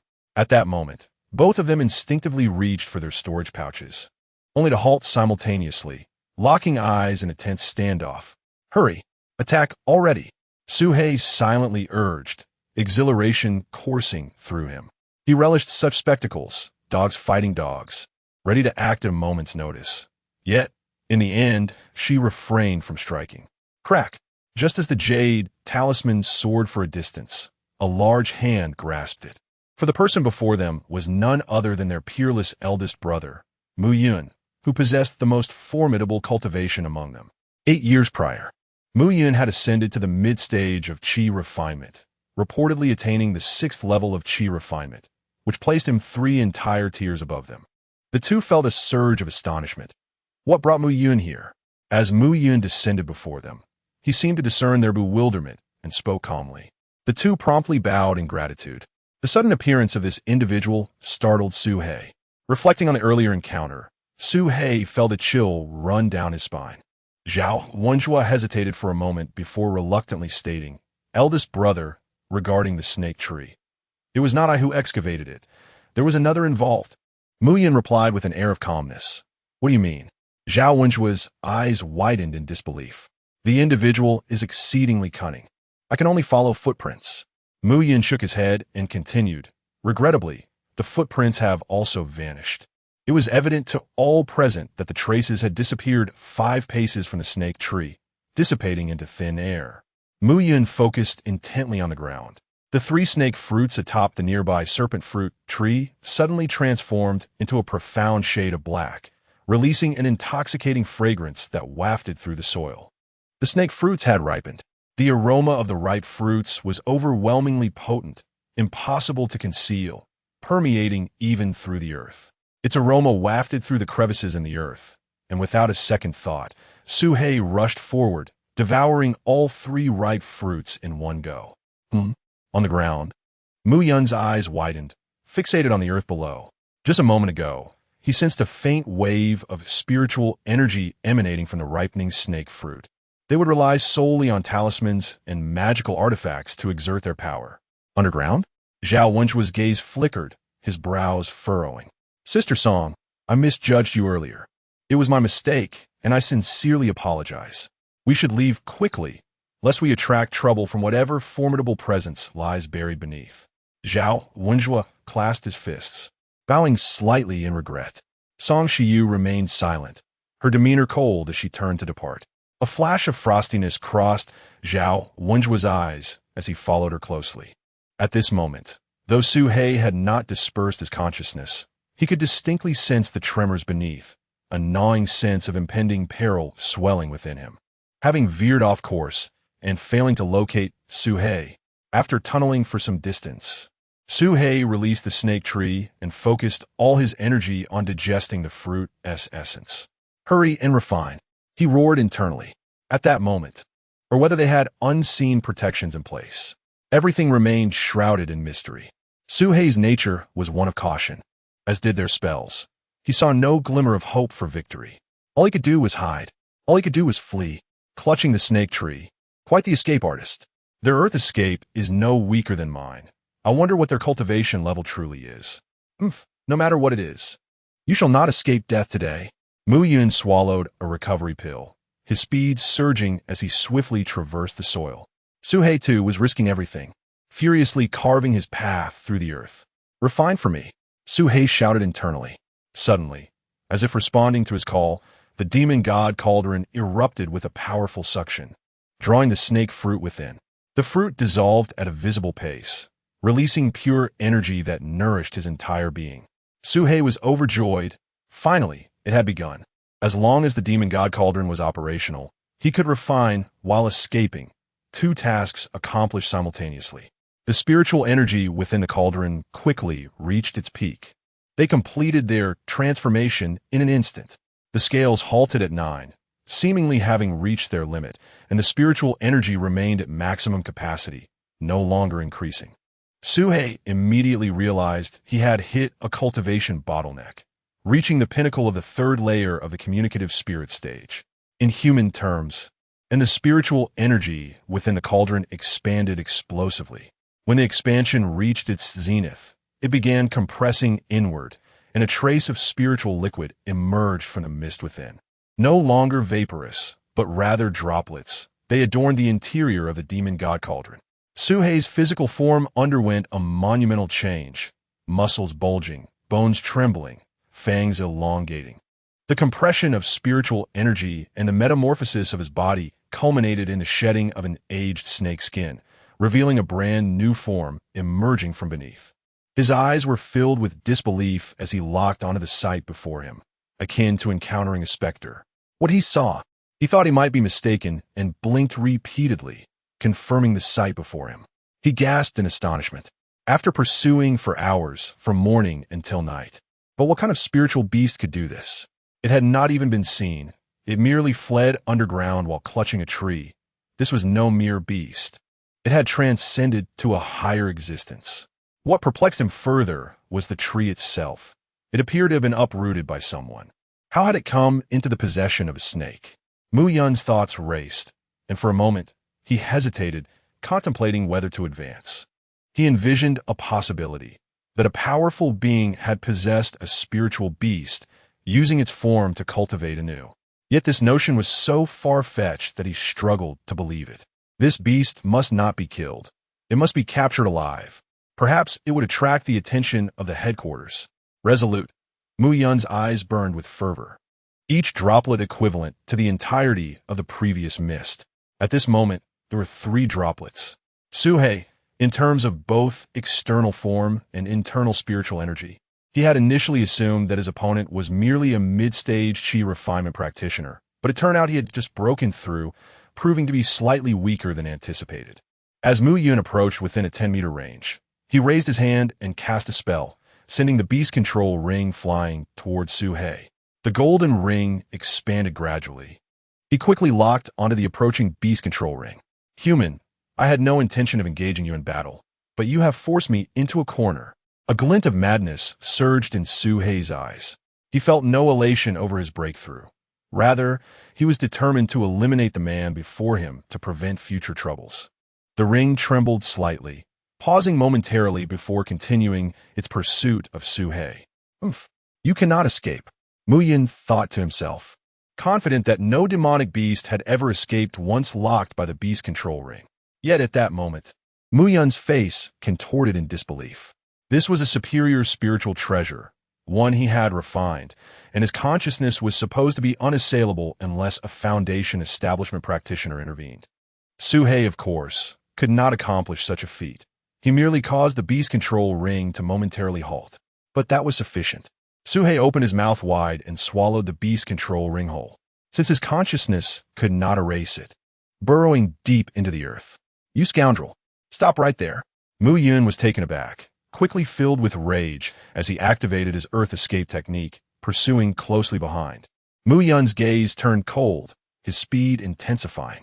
Suhei understood that for a demonic beast to confront a human practitioner, the best strategy was to engage in close combat, and thus would never allow Suhei to close the distance easily. Therefore, Suhei awaited an opportunity. He was aware that Mu Yun's true energy was not infinite. If only I had just broken through and learned the 5 elements escape technique. With my speed combined with the escape method, I could easily close in without any schemes. Mu Yun produced a spiritual talisman and cast it into the air. Wind. Mu Yun gestured with his hand. Whoosh. The talisman instantly unfurled, transforming into 3 blades of wind that sliced through the earth towards Suhei. He intended to cut through Suhei's outer layer to retrieve the beast control ring. Otherwise, capturing Suhei alive would prove difficult. What a great opportunity. Suhei's eyes gleamed brightly. He had awaited this moment. Mu Yun had chased for so long that his true energy was depleted, and now Suhei swung his tail, causing the 10 black gold scales to unfurl and expand, crashing against the wind blades. Clang, clang, clang. Mu Yun was left speechless. Everything had transpired too swiftly. In the next instant, Suhei surged forth, charging directly towards Mu Yun's face. Flee! Mu Yun reacted swiftly. Suhei had already discerned his intentions, preemptively darting upwards to intercept him, a move far swifter than mere pursuit. What sort of scales are those? Unless he immediately turned and descended, a collision was inevitable. What a cunning beast! Do you truly believe I fear you? Mu Yun did not retreat. Instead, he accelerated upwards. In his hand, a serpent-shaped long sword appeared. The Snake Slayer sword, even from snake demons. Now, however, this serpent demon had piqued his interest. Dying beneath this sword would be an honor. Mu Yun ascended rapidly, as Su-hei drew closer, transforming the scales on his tail into sharp blades that slashed down at the snake slayer's sword. Clang! The clash of scales against the long sword produced a resonant sound that echoed through the earth, clearly audible in the surrounding area. Before him, the serpent-slaying sword in Mu Yun's hand shattered with a resounding crack, cleaved into countless fragments by the scales. Ever vigilant to the happenings here, were immediately taken aback upon witnessing this scene. The wretched figure was none other than their senior brother, Mu Yun. Chapter 20. The last wish of the old Serpent King, flee quickly. There's a juvenile dragon beneath us. Upon his sudden appearance, sweeping him away from the depths of the 10,000 Serpents Valley. A juvenile dragon. The two companions were instantly struck with terror. The dragon, a creature of legend, was rumored to be a formidable entity, often appearing in its terrifying infant form. How could such a creature be lurking beneath the 10,000 Serpents Valley? Seeing their senior brother in such a state of panic confirmed their fears. Without hesitation, they too activated their wind talismans and fled. Boom! A consequence Su-hei could not endure. He must not let Mu Yun go. Mu Yun raced towards the valley's entrance, where lay the massive corpse of the old Serpent King. This creature was so large that it could not be stored in a spatial bag in one piece. It had to be severed into multiple parts. The body had been mostly dismembered, leaving only the head behind. Without a glance back, Mu Yun soared above it. Suddenly, the head of the old Serpent King moved. Its jaws opened wide, unleashing a spray of venom from its poison sac. In the blink of an eye, Mu Yun touched his face, letting out a piercing scream as his visage swelled instantly. Damn it! How could I make such a foolish mistake? His expression darkened. Mu Yun's face turned pale with horror. He bit his tongue, his speed surging dramatically.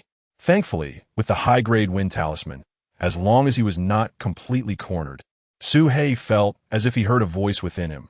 Child, live well. Survive. It was the voice of the old Serpent King in its final moments. The murderous intent in his eyes surpassed all limits. Today, you shall certainly die. Su-hei's gaze ignited with a fierce intensity, filled with resolve. He raised his tail, felt an inexplicable chill as every hair on his body stood on end. In the next instant, Su-hei's 10 scales shattered. Su-hei flung the 10 scales towards Mu Yun's back with the ferocity of a tempest. No! Mu Yun screamed in desperation. He summoned a jade pendant, a precious life-saving talisman entrusted to him by his master, capable of unleashing a full-force strike of a perfected chi refinement stage. Below the foundation establishment level, none could withstand it. However, it was too slow. In such a brief moment, he had no time to activate it. From Su-hei's tail, swipe to the scale's arrival. Only a heartbeat passed. Swish, swish, swish. The scales struck the jade pendant, which contained immense power, exploding into fragments. The scales continued their relentless assault, striking his body, his legs, his face, his head. Puff, puff, puff. In mere moments, Mu Yun was riddled with wounds, blood gushing forth, his features distorted beyond recognition. Su-hei retrieved the 10 scales, realizing that reattaching them was impractical. They would have to regenerate. He contemplated and ultimately decided to swallow the scales, hoping to regrow them as he desired. Crawling beside Mu Yun's corpse, he devoured it whole, retrieving his spatial bag to hold in his mouth. Memories from 3 years prior flooded his mind. At that time, the serpent fruit had ripened, yielding 2 massive, fragrant fruits. Su-hei, still without awareness. It was a brutal struggle for survival. Then, a thunderous hiss resounded. The old Serpent King made his appearance, dominating the atmosphere and silencing all serpents, who bowed low in submission. Su-hei trembled in fear, unable to advance. At that moment, the old Serpent King fixed his gaze upon Su-hei, the dark snake who mirrored him. After a lengthy observation, the frost in the king's eyes melted away, and the pressure on Su-hei vanished into thin air. Grateful, Su-hei seized the opportunity to consume a serpent fruit. Under the old Serpent King's protection, no other serpent dared challenge him. Akin to humans recalling fleeting infant memories, vague and ephemeral, only to be jolted awake at a specific moment. Old Serpent King, why did you treat me so? A trace of melancholy began to take root in his heart. This indescribable emotion gradually accumulated, ultimately transforming into an overwhelming hatred. Humans, serpent hunters, I, Suhei, shall never share this world with you. Chapter 21. The new Serpent King sets forth outside the Valley of 10,000 Snakes. Suhei excavated a substantial pit, and Suhei pondered that perhaps this was the reason for the serpent fruit bestowed upon him. Bowing thrice before the stone, Suhei was uncertain. The hunters captured countless serpents annually, and given the valley's abundant serpent population, a calamity loomed. Not long after Suhei's departure from the valley, he suddenly focused his gaze. There, by a nearby brook, lay a figure cloaked in darkness, with multiple snake bites marring their body, an individual on the brink of death. His mental reach had now astonishingly expanded to 90 meters, comparable to the late stages of chi refinement, yet he discerned no signs of danger. There were no other individuals, no traps. Song Shiyu was indeed near death. Could this be the doing of Zhao Wenjue? Suhei pondered, recalling a peculiar detail.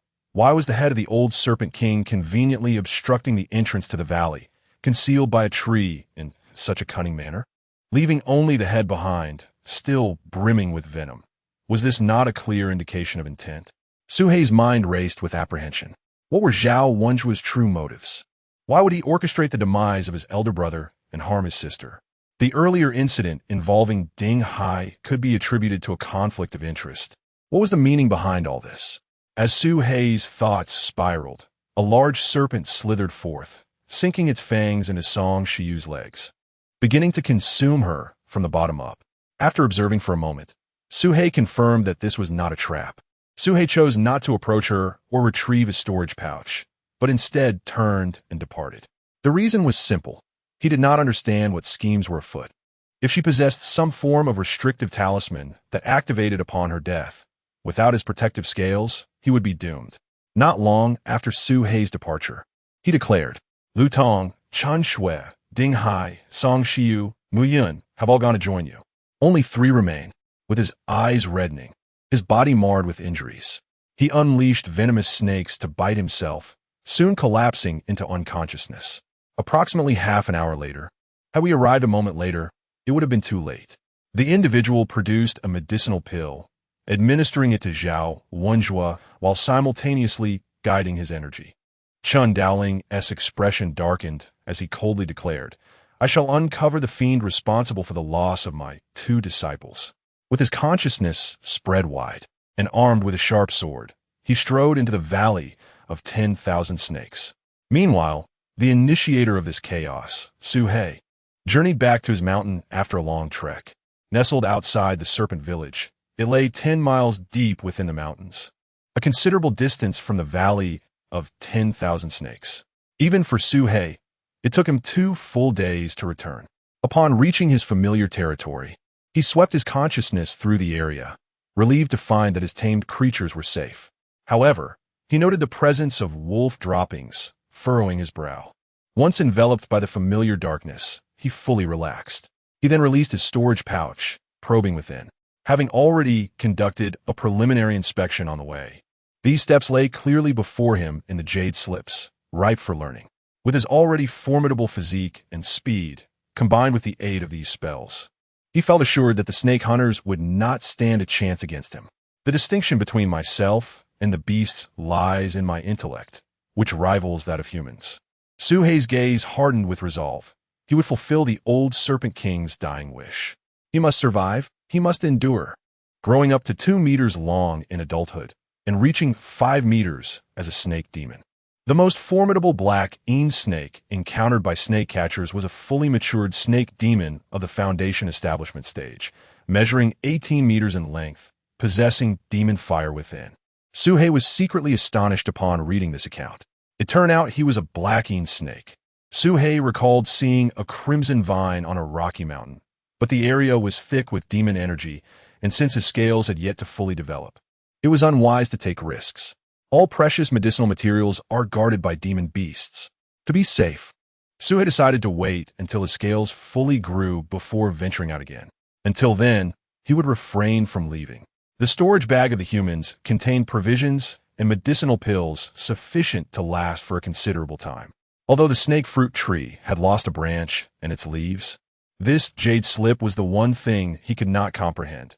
Even with his full consciousness exerted, he could not penetrate it, as if a layer of seal lay within, releasing a beam of golden light that dissipated into nothingness. Suhei ground the jade slip into powder and cast it into a nearby pool. First, which will be my second priority. Third, the gravitational technique, which allows for remote retrieval of objects, eliminating the need to use my tail or mouth. Coursing through his meridians and manifesting on his body surface to form a magical seal. Earth escape technique. With a thought, his lower abdomen sank an inch into the ground, but he could ascend no further. The first experiment yielded some results, and Suhei felt a surge of joy. He indeed possessed some talent. This compass possessed divination capabilities and was borrowed from a friend at the Astromonitoring Bureau at great cost. Chun Dowling pointed the compass, and a shadowy figure of a black snake was projected into it. This shadow was drawn from Zhao Wenjua's consciousness, bearing 80% of Suhei's essence. Before long, if you had fragments of the creature's skin or blood, the accuracy would be higher. If it were merely a projection, this destiny compass could not yield precise results. I refuse to believe I cannot find you. Chun Dowling began to search within the Valley of 10,000 Snakes, hoping to uncover any traces of blood left behind. Unbeknownst to him, a month had passed. During this time, Suhei had been diligently cultivating his techniques. His Earth escape technique had made significant progress. He was merely at the 4th level of the spiritual connection stage, just entering the mid-stage, barely meeting the requirements for cultivation. Suhei thought of the ground flame vine. Now that a month had passed, his scales had fully developed, and having practiced his techniques, it would be prudent to check. The species on the 2 mountain peaks had gradually flourished, and a casual glance revealed a herd of rock goats climbing a cliff. The location was not far. It took Suhei merely an hour to arrive. This was a barren, rocky terrain, devoid of shrubs, resulting in higher temperatures. It was indeed the ground flame vine recorded in the jade slip. Suhei initially intended to approach using the earth escape technique, but found the rocks too solid, transforming into a black line as he lunged toward the ground flame vine. Roar! Suddenly, a loud, beastly roar echoed from afar. A gust of wind arose, and a silver figure came sprinting towards him at breakneck speed. Such precious spiritual herbs are undoubtedly guarded by demon beasts. Chapter 23. Taming the Beast. The Wolf King, Suhei, quickly identified the beast, a demon wolf measuring 3 meters in length, robust as a bull, with a cultivation level at the 3rd tier of the spirit communication stage. Accompanying this demon wolf was a pack of ordinary wild wolves, trailing behind. Although they were at the initial stage of spirit communication and thus inferior to Suhei, he chose to adopt a cautious approach, marked by a crescent moon symbol on its forehead. This was a moon song wolf, a variant emerging from the wolf transformation process. With a low growl, a pair of illusory wolf fangs emerged, snapping together in a pincer attack. Could it wield demon magic? Suhei was momentarily taken aback. The Wolf King exhaled a jet of flames, engulfing the area in a sweeping blaze. Fire! Suhei's eyes sparkled with realization. He was increasingly convinced that the Earth Flame Vine would enhance fire-related spells. Choosing not to engage further, he braced himself against the flames and darted beneath the Wolf King. Fear flickered in the Wolf King's eyes, resembling a dog with its tail between its legs as it turned to flee. This wolf exhibited considerable intelligence. Attempting to flee, Suhei produced a golden, circular object, the beast taming ring. It shot forth like a flash of lightning, hovering above the Wolf King's head and rapidly enlarging. The Wolf King immediately rolled on the ground, howling in distress. Suhei experienced a peculiar sensation as his consciousness permeated the Wolf King through the ring. Its eyes filled with humiliation and a profound sense of fear. With another mental command, the Wolf King performed an array of astonishing actions, standing upright and mimicking human gait, writhing on the ground like a snake or barking like a dog. Under Suhei's mental control, it could execute any movement commanded. Initially, the beast taming ring was indeed fascinating. Suhei felt a surge of excitement. Previously encountered demon beasts had either been inadvertently killed or slain by humans. Yet this Wolf King was captured alive. Had it posed a threat, Su-hei would have slain it without hesitation. However, this wolf was harmless and potentially useful. Summon your subordinates back. Su-hei issued the command. The Wolf King clearly understood, letting out a howl. Soon, the previously fleeing pack returned, appearing from various directions. However, aside from the serpent fruit branches, he had yet to consume any potent spiritual herbs. Human elixirs were too mild, easily absorbed, yet lacking the ferocity of this energy. Such a fiery spiritual herb was something it dared only to nibble at cautiously, fearful of being incinerated. Boom! The searing energy surged wildly within Su-hei, creating a sensation akin to his meridians being scorched. He was certain that if a human consumed even a minuscule amount, they would be incinerated instantly. And even the demon wolf would not dare to ingest too much. Demon God Cauldron, refine this. Su-hei activated the Demon God Cauldron. The Wolf King watched intently, its eyes wide with anticipation, secretly hoping Su-hei would be burned to death. However, as time passed, exhaling a breath of heated air, he glanced at a nearby rock, his mind focused as he unleashed the fireball technique. Boom! A colossal flame erupted from his mouth, incinerating the rock before him, melting it into lava. The Wolf King's eyes nearly bulged from their sockets. Was this a snake? This was nothing short of monstrous. Attempting to expel a tiny flame of its own only produced a layer of black ash, the temperature nowhere near comparable. Indeed, the earth flame vine enhanced the fireball technique, contributing to his cultivation. The vine was quite lengthy. He would consume another segment. Su-hei tore off another piece and swallowed it, witnessing Su-hei consume yet another segment. The Wolf King had remained by his side. Initially, it required a beast control circle to manage him, but eventually, Su-hei no longer needed to exert control. Known for their unwavering loyalty, willing to protect their masters even unto death. However, he quickly dismissed this notion. Half a month later, Su-hei had thoroughly refined the entire earth flame vine, reaching the pinnacle of the fourth layer of the spirit communication stage, now only a step away from the fifth layer. The scales at his tail had grown to 13. There were still plenty of earth flame vines underground, deeply rooted, forming a sphere of jet black flame within. This transformation was a result of consuming the vine, according to the records in the manual of 10,000 snakes, scorching a 5-zhang-wide crater into the rocky wall ahead, with magma flowing forth. Observing his handiwork, Su-hei felt a sense of satisfaction. The potency was indeed worth the endeavor. Casting a glance at the Wolf King beside him, Su-hei willed the beast control circle to retract. You are free now. Su-hei decided to release him, turning to leave and intending to return to his territory. To his surprise, the Wolf King did not flee, but continued to follow closely. You are truly free. I will not trouble you. After a moment's thought, he added, of course, you may continue to remain vigilant. If you detect the presence of humans, inform me immediately, and I shall reward you. With that, Su-hei strode into the mountains, returning to his cave. The Wolf King waited for quite some time, only howling softly in joy and complexity once Su-hei had completely vanished, before swiftly departing.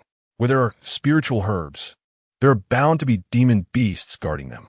On the way back, Su-hei contemplated this notion. He soon discovered that the giant lizard lay dead on the ground, convulsing as it succumbed to poison. Su-hei was speechless. He had never relied on poison in his hunts, yet the white snake's venom proved to be extraordinarily potent. Suddenly, he recalled the poison of the old Snake King. But Su-hei quickly found clarity. The white snake was now coiled beneath the snake fruit tree, beginning a breathing technique reminiscent of what he had taught her in the Valley of 10,000 Snakes. Su-hei was left astounded. This white snake had learned the breathing technique from him. One extraordinary talent. Suddenly, the white snake seemed to sense something. She had even mastered the breathing technique. Su-hei's thoughts raced as he activated the beast control circle, ensnaring her neck and bringing her back. At this moment, Su-hei finally emerged from his hiding spot, revealing himself. The white snake paused, clearly recognizing him. What is your relation to the old Snake King? Su-hei inquired. And he too was a progeny of the old Snake King. What did that make their relationship? Su-hei fell into silence. In the past, he would spare her life. She could remain here to cultivate. The gift of fruit from the old Snake King had paved the way for Su-hei's present. It was precisely this inheritance that had allowed humanity to flourish and endure. The white snake nodded, pondering for a moment before sketching in the dirt. He gathered the lizard's carcass, dividing it into several portions for the white snake to consume. I shall step out for a while. You should cultivate diligently and refrain from venturing outside. The white snake nodded obediently. Su-hei retracted the beast control circle and exited the cave. He would have to flee. 30 miles away, atop a rocky mountain, two figures arrived at the site where Su-hei had previously consumed the earth flame vine, discovering several perilous locations suitable for setting traps. Simultaneously, he stumbled upon territories inhabited by demon beasts. Initially, he intended to lure humans towards these creatures, yet their feeble strength rendered them inadequate for his purposes, compelling him to rely solely on his own abilities. If the situation became dire, a flicker of intrigue ignited within him, prompting him to hasten towards the source.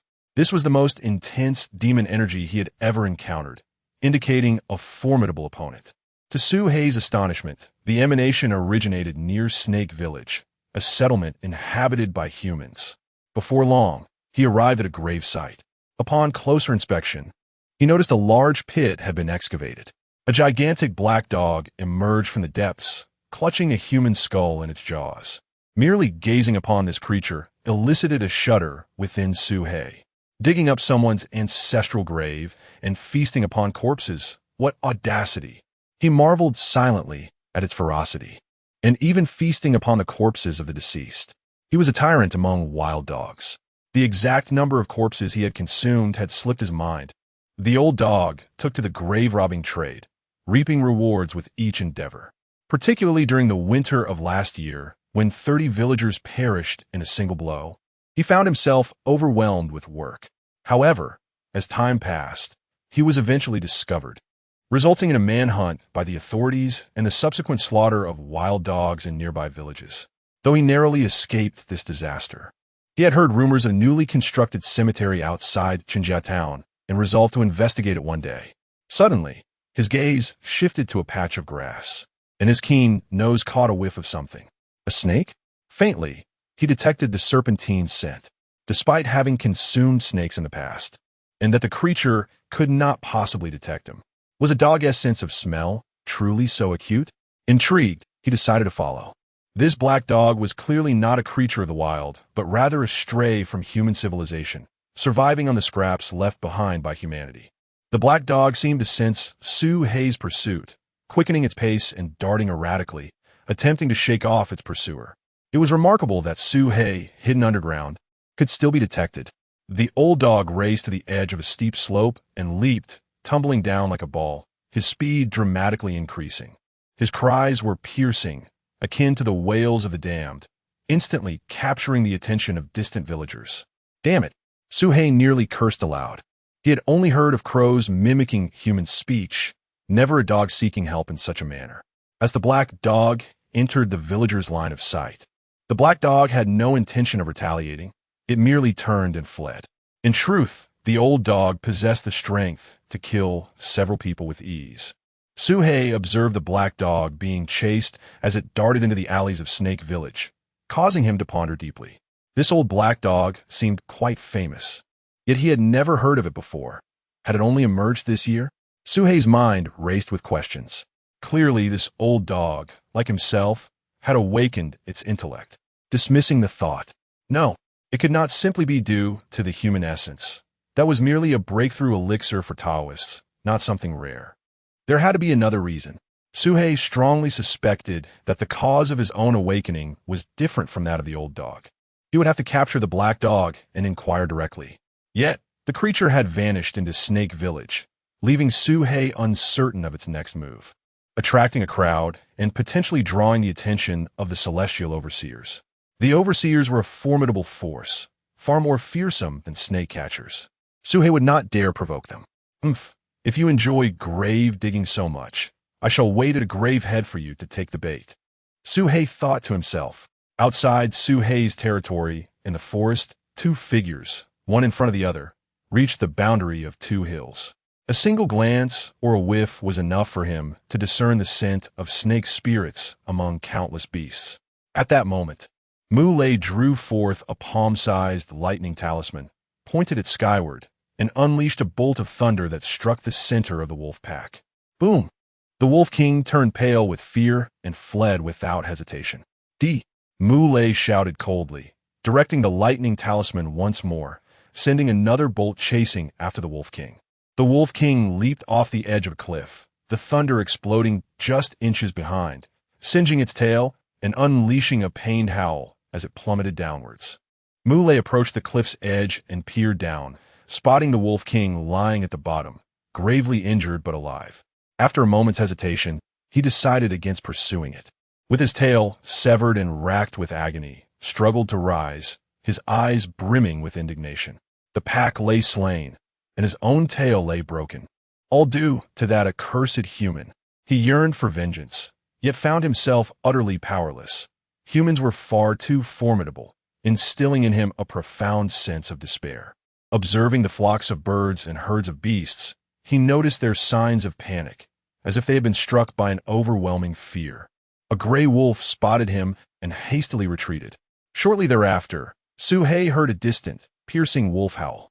A wounded moon wolf came hurtling towards him, emitting sharp cries filled with alarm, as if trying to convey a message. "Is someone approaching?" Suhei inquired.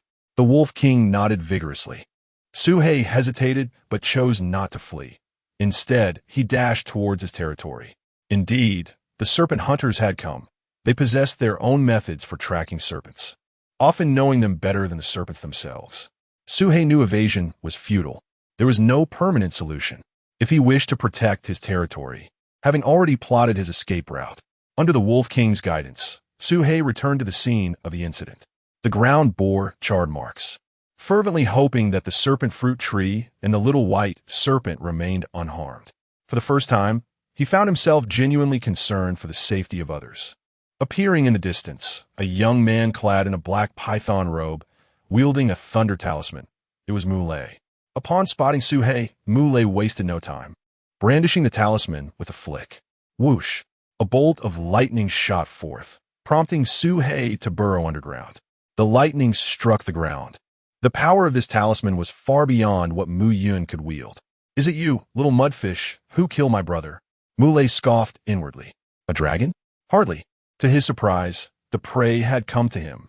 For his safety, Chen Dowling had bestowed numerous protective talismans upon him. He froze. Suhei had turned and fled, not hesitating for a moment as he dashed down the mountain. Fled? Muley was taken aback. This serpent had actually escaped? His master had instructed him not to act impulsively upon seeing Suhei, merely to delay for the duration of an incense stick, for he would soon arrive.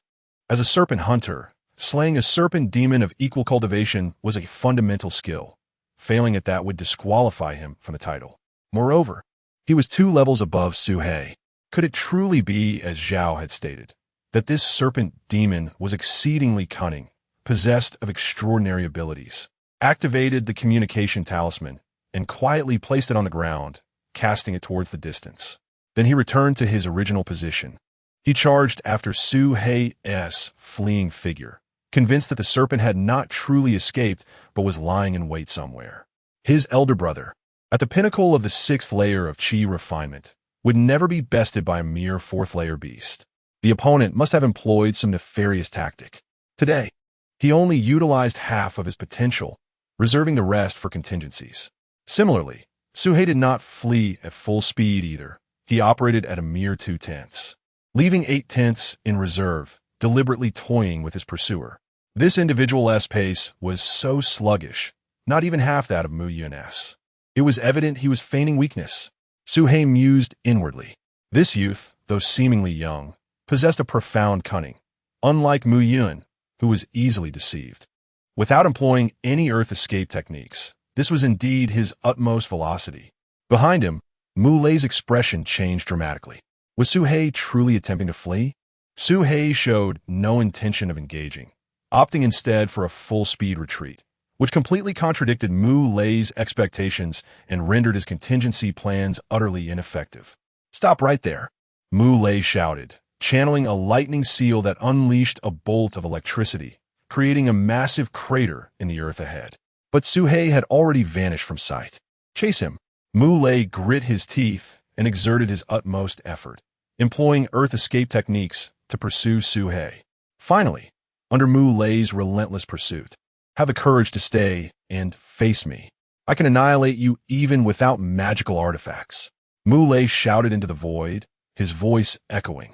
This was nothing short of a death wish. Suddenly, Suhei halted, employing earth escape techniques to negate his momentum. With a swift turn, he charged directly at Mu Lei, his speed nearly doubling that of his pursuer. What? Mu Lei was taken aback. Fortunately, he reacted swiftly, channeling a lightning seal to unleash a bolt that struck the ground ahead, creating another crater as dirt flew everywhere, forming a hollow space. Boom! Crashing into the scorched earth, a 10-meter-wide pit had formed in the ground. Mu Lei quickly raised his head, peering ahead. There stood Suhei, his form charred, encased in a shattered golden barrier, the golden shield talisman.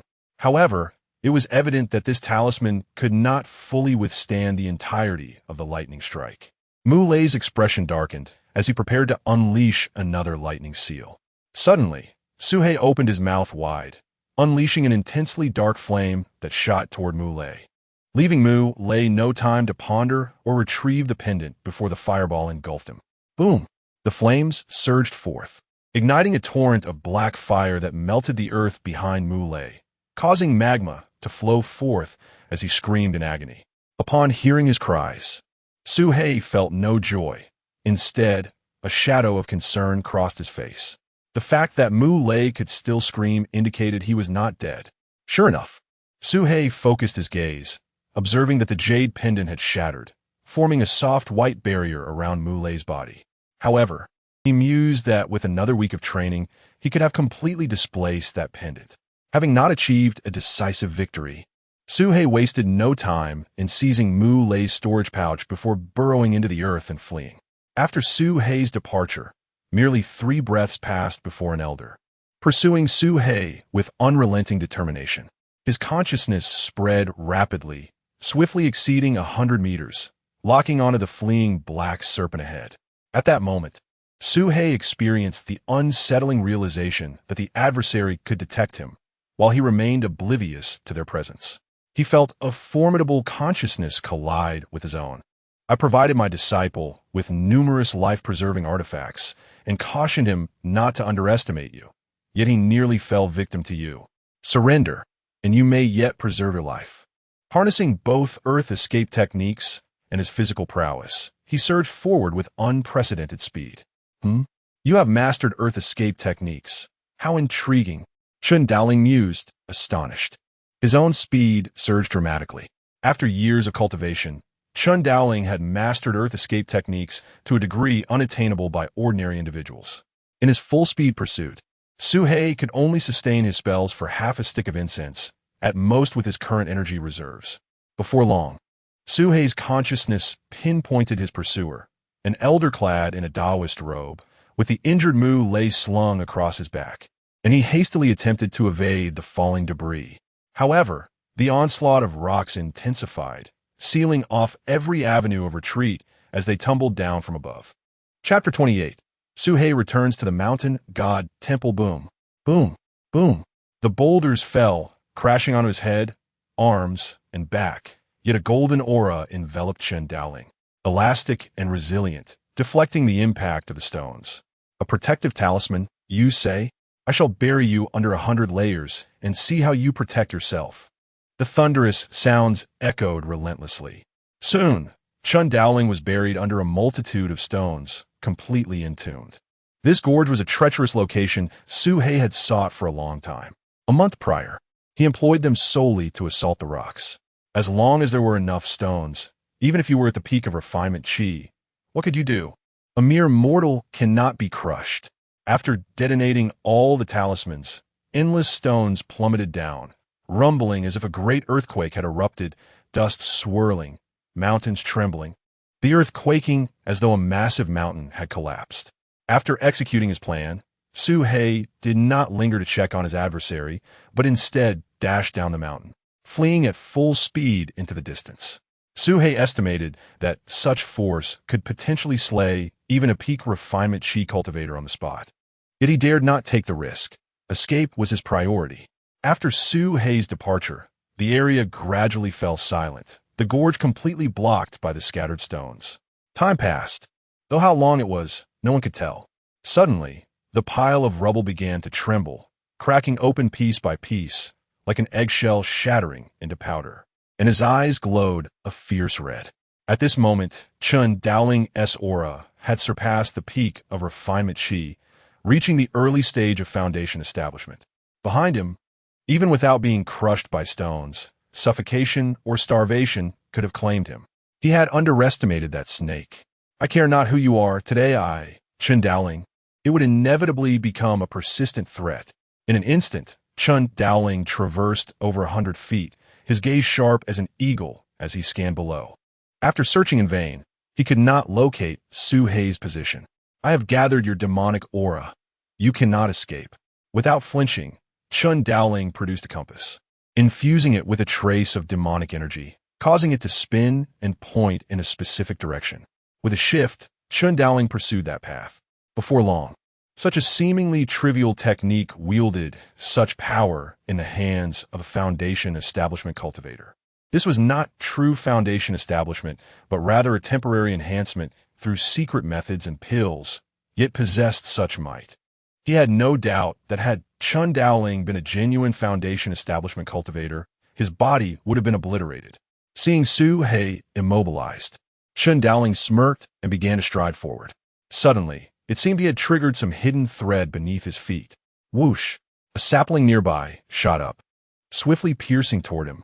Startled, Chun Daoling sidestepped but was still grazed on the neck, even his protective true energy failing to shield him.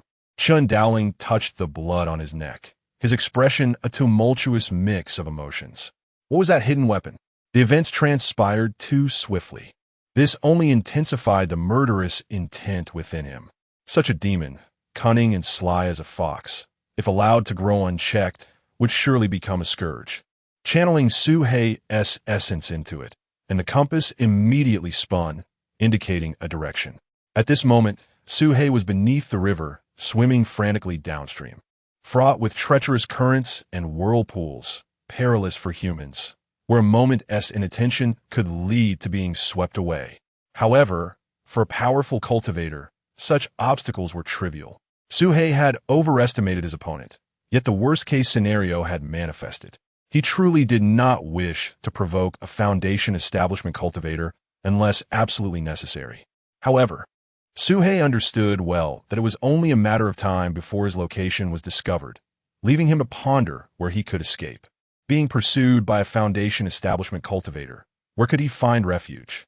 Suhei's mind raced with thoughts, and before he realized it, he had advanced 1,000 meters. A sudden flash of inspiration illuminated Suhei's mind, and an irresistible place emerged before him. The mountain deity temple. It was within this sacred sanctuary that Suhei had experienced enlightenment, and it had also aided him in overcoming Chun Fan's inner demons. After a year of rigorous training, Suhei had unraveled numerous mysteries. The mountain deity temple was undeniably a significant site. Perhaps the awakening of the great black dog was also intertwined with this temple. Suhei executed the earth escape technique and sped towards his destination. In that moment, he unleashed an unprecedented velocity, his blood igniting like an underground dragon, a phenomenon that only occurred in life or death situations. As Suhei surged forth, Chun Daoling seemed to sense something amiss. Chun Daoling bellowed from a distance, pursuing relentlessly. Up above and down below, both rushed forth with great haste, zipping past Shinjia town, his gaze fixed upon the crumbling temple as he prepared to enter in pursuit. However, he halted abruptly. Chun Daoling narrowed his eyes. Could there be a trap? The reasoning eluded Chun Daoling. Were he the serpent, he would not abandon the mighty river, but would flow downstream, scanning the surroundings without detecting any anomalies. However, when his awareness swept over the statue of the mountain deity, an inexplicable wave of trepidation washed over him. Chapter 29. The mountain god is alive. That moment of heart-pounding anxiety vanished in an instant. Chen Dowling's gaze became entranced. It felt as if it were merely an illusion. There must be a ruse at play, Chen Dowling remarked coldly. At that moment, we pay our respects, senior, they said, deeply bowing with reverence. Chen Dowling cast a glance at them and commanded, "You two, come here." The two were taken aback, exchanging glances before stepping forward, puzzled. "May we inquire what instructions you have, senior?" Pointing towards a mountain god temple, Chen Dowling ordered, "Destroy the statue inside.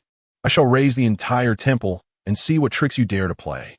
He produced a pale red spiritual talisman, imbued with an incredibly violent aura, and everything within a 50-zhang radius was reduced to ashes. During this, Chen Dowling's consciousness remained locked onto the temple, leaving no movement unnoticed. As flames engulfed the structure, the walls crumbled and the entire architecture ceased to exist, creating a massive pit, the statue obliterated to dust. Suddenly, his gaze sharpened. He saw a black light burst forth from the remnants of the statue, racing towards him at an unfathomable speed, leaving him no time to react. Not good. He immediately cast out Mu Lei from behind him to block the oncoming threat, retreating swiftly. Whoosh! The black light penetrated Mu Lei's forehead, while Chen Dowling dared not linger. Fleeing at full speed, employing his life-saving spiritual movement talisman, his speed surging to over 5 times its usual rate. In the distance, he heard a voice echoing in his mind. "Should you dare to appear before me again, I shall ensure your soul is scattered, never to reincarnate." This voice resonated like thunder, causing Chen Dowling to spout blood from his orifices, leaving him terrified. His previous anger faded in the face of life and death, replaced solely by fear. "Senior, please calm your wrath. I assure you I shall never set foot here again." Chen Dowling uttered these words before fleeing as if in panic. And this was the most perilous instance yet. Nevertheless, he had sufficient backup plans. If truly pressed, he would consume the elixir in his mouth and unleash all his scales, ensuring that Old Man would not escape unscathed. Yet, such an outcome would lead to mutual destruction, a result Su He could not accept. At that moment, a figure descended from the sky. It was Mu Lei, lifeless on the ground. Though his breath was extinguished, his eyes slowly opened. Reanimation. Su He's mind buzzed. He then turned his gaze to the shattered statue, bowing respectfully. "Thank you, Mountain God, for your timely intervention." He understood that it was the mountain god who had frightened Chen Dowling away. Otherwise, he would have had to risk everything, facing dire consequences. Planted them in the ground, ignited them with fireball technique, and even caught a mouse as an offering, bowing 3 times in reverence. "Thank you, Mountain God, for your protection. I shall come to pay my respects every year henceforth." With a smile, Su He turned to leave. "Impudent little brat, halt!" Suddenly, an angry roar resounded in his mind, like a thunderclap, leaving Su He frozen in place. He looked around, confirming he had not misheard. Indeed, the voice was real. "Mountain God, you spoke?" Su He asked. "I shall curse you to never reincarnate."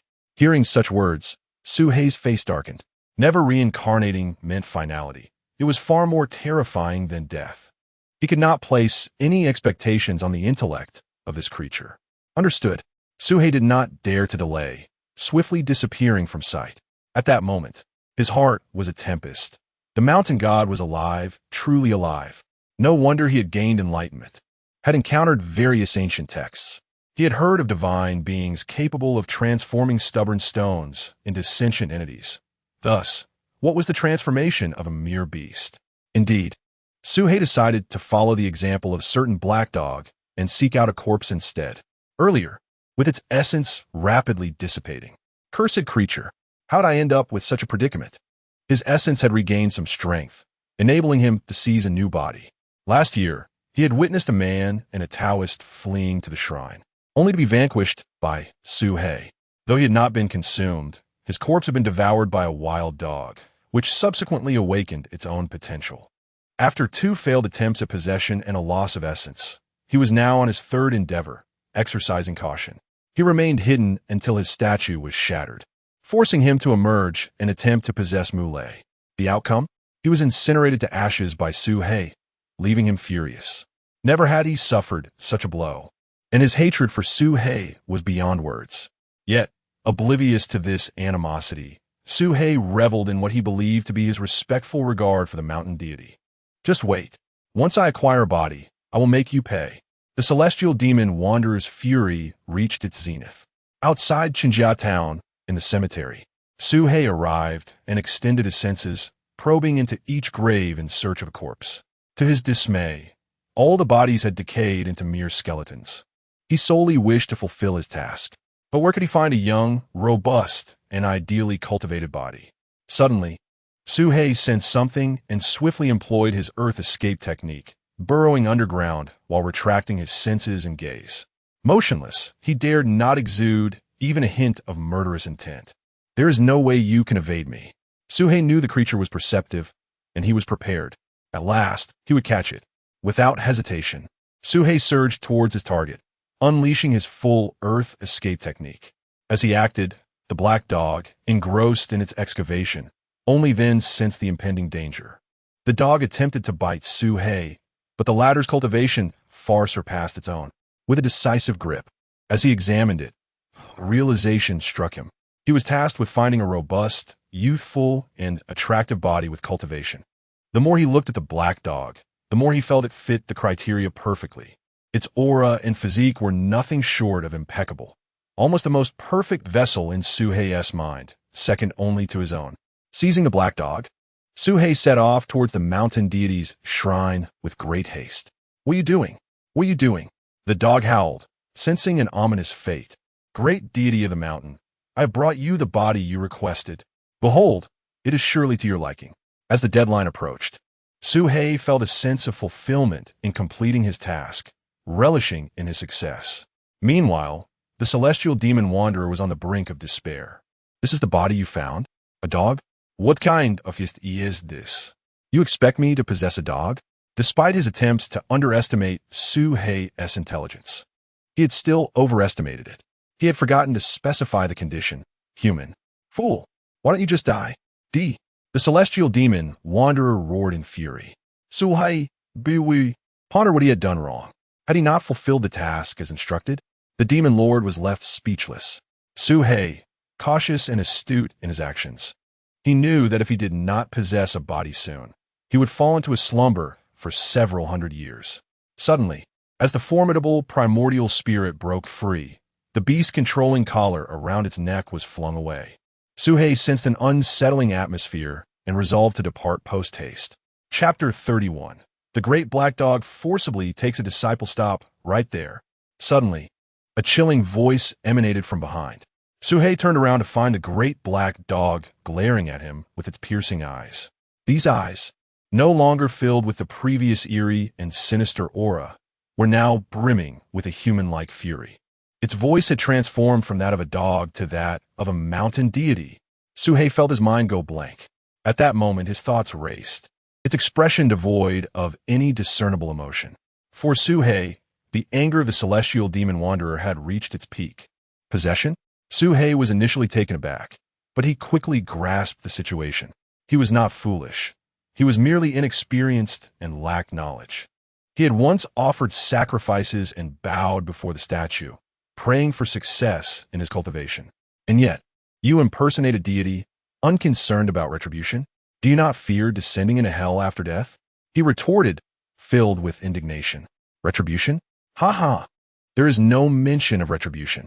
The idea of descending into hell is nothing more than a baseless consolation for insects. How could such thoughts even cross your mind? Staring at Su-hei for a long moment, sensing something was amiss, Su-hei too met its gaze without flinching. After a prolonged scrutiny, the great black dog tentatively inquired, "Have you ever heard of the celestial demon wanderer?" "What wanderer? A disassembled person?" "I devoured the whole thing," Su-hei replied. The great black dog's heart trembled violently. Su-hei had no knowledge of the celestial demon wanderer. This name did not even exist in his memories. It did not appear to be an act. How could the snake not have received its memories? How was he able to awaken?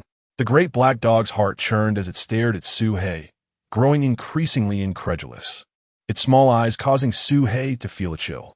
Su-hei was not inclined to engage. He was unaware of the possessed cultivator's strength, but he sensed that such a being was undoubtedly more formidable than himself. Reluctant to provoke this unknown entity, Suhei turned and began to crawl away. Suhei had spent the day testing his speed, only to discover that he could not rid himself of the dog. Its strength was evidently unfathomable, and squatted down with a submissive demeanor. Perhaps it believed that Suhei had eliminated the abominable humans, instilling in it a fervent admiration for him. Just in time, remaining silent until Suhei finished digesting. It then coldly remarked, "I count as your half-master. Do you not owe me some reverence?" Upon hearing this, the Wolf King immediately perked up, glaring fiercely.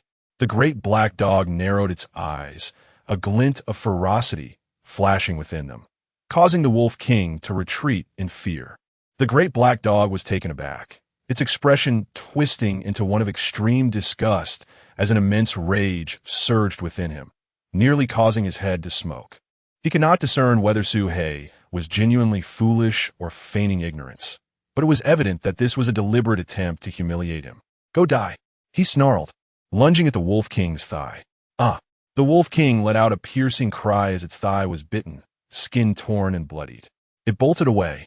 It had been a long time since anyone had dared to humiliate it like this, yet this snake appeared entirely oblivious to the insult. In the past, it would have instantly entertained murderous thoughts, but after 200 years of slumber and a significant loss of power, it would have acted long ago rather than posturing. Thus, he felt no fear. "I have shown you no disrespect. Dogs are meant to eat dung," Suhei calmly replied. "I have bestowed upon you a modicum of enlightenment, and you even bowed in reverence to me. Whether you acknowledge it or not, I am your master." The great black dog laughed. Suhei became agitated. He truly did not wish to concede, yet the arguments presented by the great black dog seemed to possess some merit. "I will not be deceived," Suhei shrieked, turning to flee. The great black dog laughed even more triumphantly as it pursued him. This sect has been passed down for thousands of years and once thrived in ancient times under a formidable name, dragon-subduing sect, throughout the annals of history. The dragon-subduing sect gradually declined, its disciples dwindling. Ever since the fall of the 18th sect master, no one has been able to attain the highest level of the dragon-subduing technique. Consequently, they were compelled to lower their status, renaming themselves the snake catchers, nearly annihilating the local snake catchers. It is said that 6 of Chun Dowling's 8 disciples have perished, and he himself went to seek vengeance. Not only practitioners are talking about it. Among the common folk, tales of the old serpent demon have also emerged. As the story spread from one person to another, illustrations of the old serpent demon have appeared, depicting it in almost mythical proportions.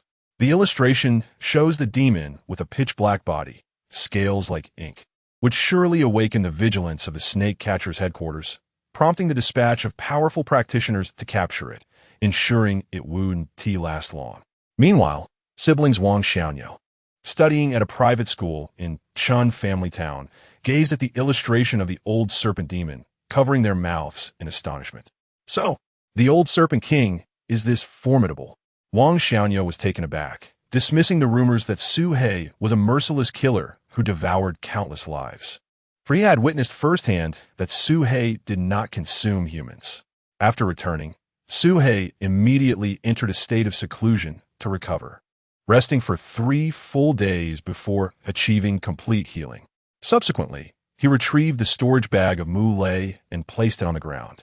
Suhei cast a glance at the large black dog in the distance and said, "Could you possibly step aside? Hey, what a worthless trinket, thinking it's precious." Saying nothing, the large black dog scratched his head, feeling exceedingly embarrassed, and turned to leave. Days turned into weeks. Suhei's life remained uneventful, aside from practicing spells. He occasionally hunted for sustenance. His comprehension was exceptionally high.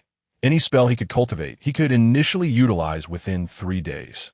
Gravity manipulation became his primary focus, and after relentless practice, he had achieved a considerable level of mastery, capable of activating it from 5 meters away. The only injury he sustained was from an opponent's gravity technique. That old man could strike from 100 feet away. I must reach that level, Suhei resolved fiercely. During this time, The large black dog often sat nearby, exuding black mist and shimmering with eerie light, seemingly practicing some form of technique. Suhei completely ignored him. As Suhei was devouring a wild boar, the large black dog suddenly appeared beside him, mocking him. Suhei cast a glance at him, but continued eating. The large black dog continued to deride him. Such garbage food. Even a dog would shake its head. What then should I eat? Suhei retorted irritably. Obviously, supreme demon beasts and top-tier spiritual herbs. The large black dog replied with a cold smirk. There are hardly any demon beasts in this vicinity. Even if I consumed them. He possessed 2 storage bags. The first for precious items, high-grade elixirs, high-grade talismans, and magical artifacts. The second for medium and low-grade items that were of little use to him. He also amassed many unfamiliar materials, metal substances, herbs, and scraps, piling them in a corner. The spirit stone was given special attention, placed in the first storage bag. Lastly, he laid out Mu-Lei-'s jade slips, probing them with his spiritual sense, examining each one in turn. Initially, they contained basic spells that Suhei had already mastered, of little value. However, the subsequent few jade slips made his heart race and breath quicken. Discussions on spiritual herbs, 45 treatises on spiritual herbs, and notes on alchemy after a brief skim. Suhei's heart raced. This was exactly what he craved. Though his memory held considerable knowledge about spiritual herbs, it was merely cursory. The records within these jade slips, however, were detailed and comprehensive. For instance, regarding the serpent fruit tree, Suhei only knew its name, but not its true value, and this jade slip contained thorough documentation. The serpent spirit fruit, a low-grade spiritual herb, possesses an 80% probability of enabling serpents to transform into demons. When consumed in threes, there exists a 20% chance to advance to the mid-stage. It may serve as a primary ingredient for both the vitality restoration pill and the rejuvenation pill. Adorned with resplendent feathers and exuded a faint spiritual energy, unmistakably a type of demon beast and of considerable rank. Late-stage spirit beasts? Suhei was taken aback. The old black dog was drenched in sweat, panting heavily, clearly exhausted from the effort of acquiring these 2 chickens. Sitting on the ground, he chuckled slyly. Hit. These are called spirit-tailed chickens, raised by a nearby sect for consumption. They are far tastier than wild beasts. I happened to pass by and simply took 2. The old dog said mischievously. Upon hearing this, Suhei hastily employed the earth escape technique, burrowing underground to scan for any humans following them. Rest assured, I've covered my tracks meticulously. No one in this world can trace me, the heavenly demon. Since no one is coming, you can relax. The old dog boasted proudly, beginning to pluck the feathers from the spirit-tailed chickens with his paws. Seeing the old dog's calm demeanor, Suhei emerged from the ground. The old dog worked swiftly, and soon the chickens were reduced to bare carcasses. With a flick of his paw, a pile of charcoal appeared, and he set up a grill right before Suhei's eyes, commencing the roasting of the chickens. The charcoal crackled. This spirit-tailed chicken could fetch at least 3 spirit stones. You're getting quite the bargain, the old dog grinned. Suhei chose to ignore him. Yet the old dog continued to prattle on endlessly. Eventually, Suhei, unable to bear it any longer, relented. First, give me the chicken, he demanded. Without hesitation, the black dog tossed the intact spirit-tailed chicken to him. Suhei examined it closely and then retrieved the spirit stone, tossing it to the old dog. Now, that's more like it. The old dog nodded in satisfaction. With the spirit stone in hand, its digestion was markedly slower than that of wild beasts. Suhei urged the demon god cauldron with all his might, and he witnessed a thin line of blood energy being absorbed from within the spirit-tailed chicken, flowing into the cauldron, which began to fill with spiritual liquid at a visible rate. Before long, the cauldron was brimming. Suhei, already at the pinnacle of the 4th level of spiritual communication, the spirit-tailed chicken was still being digested, and new droplets of spiritual liquid continued to form within the cauldron. Observing this, yet it significantly accelerated his daily spiritual accumulation. The pace of accumulation surged after the pill entered his body, droplets of spiritual liquid embellishing the cauldron. 1%, 2%, 3%. Eventually, it halted at 90%. Suhei's cultivation reached the pinnacle of the 5th level of spiritual communication. Only at that moment did the spirit-tailed chicken finish digesting, leaving Suhei astonished at the extent of his gains from just one chicken. The spirit stone had proven invaluable. The old dog was right. This chicken could easily be sold for 3 spirit stones. At this juncture, 3 full days had passed since Suhei's breakthrough. The little white snake and the wolf king were both in a state of cultivation, evidently reaping rewards. The old black dog was the first to open his eyes, noticing that the spirit stone in his paw had deteriorated into waste. He glanced at Suhei. "You go if you want to." The prospect of such rapid cultivation, breaking through within a month and achieving great perfection within a year, would entice anyone, be they human or beast. But Suhei was not so easily deceived. There were no free lunches in this world. Oomph. Do you think a spirit-tailed chicken qualifies as a spirit beast? Raised by humans, it has long lost its combat prowess, barely rivaling a mid-stage beast. "I could catch 2 with one hand," the old black dog scoffed dismissively. Suhei remained silent, recalling how he had nearly perished the last time he tried to steal from humans. He was reluctant to engage in such risky exploits again. Seeing Suhei still hesitating, the old black dog sneered. "If you refuse to go, I'll go alone. If humans chase me, I'll run to you for help."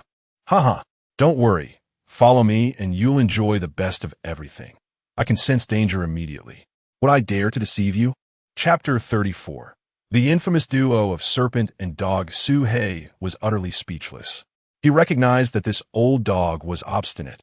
If he did not comply, it would persist relentlessly, employing various tactics to wear him down, leaving him exasperated. Yet, Suhei found himself powerless against it. "Very well, my disciple. You've even named yourself, though I must say, the name leaves much to be desired." Suhei chose to ignore him and crawled out of the cave. "It is the state of Chu. And are you aware of how many cultivation sects exist within Chu?" Suhei's expression shifted to one of curiosity. "Fall under the jurisdiction of these 5. Intrigued, Suhei asked, "Is the snake-catching sect powerful?" "Currently, it barely qualifies as a 2-star sect. However, in ancient times, it was one of the mightiest sects on the continent, when this land was still known as the Xia Kingdom.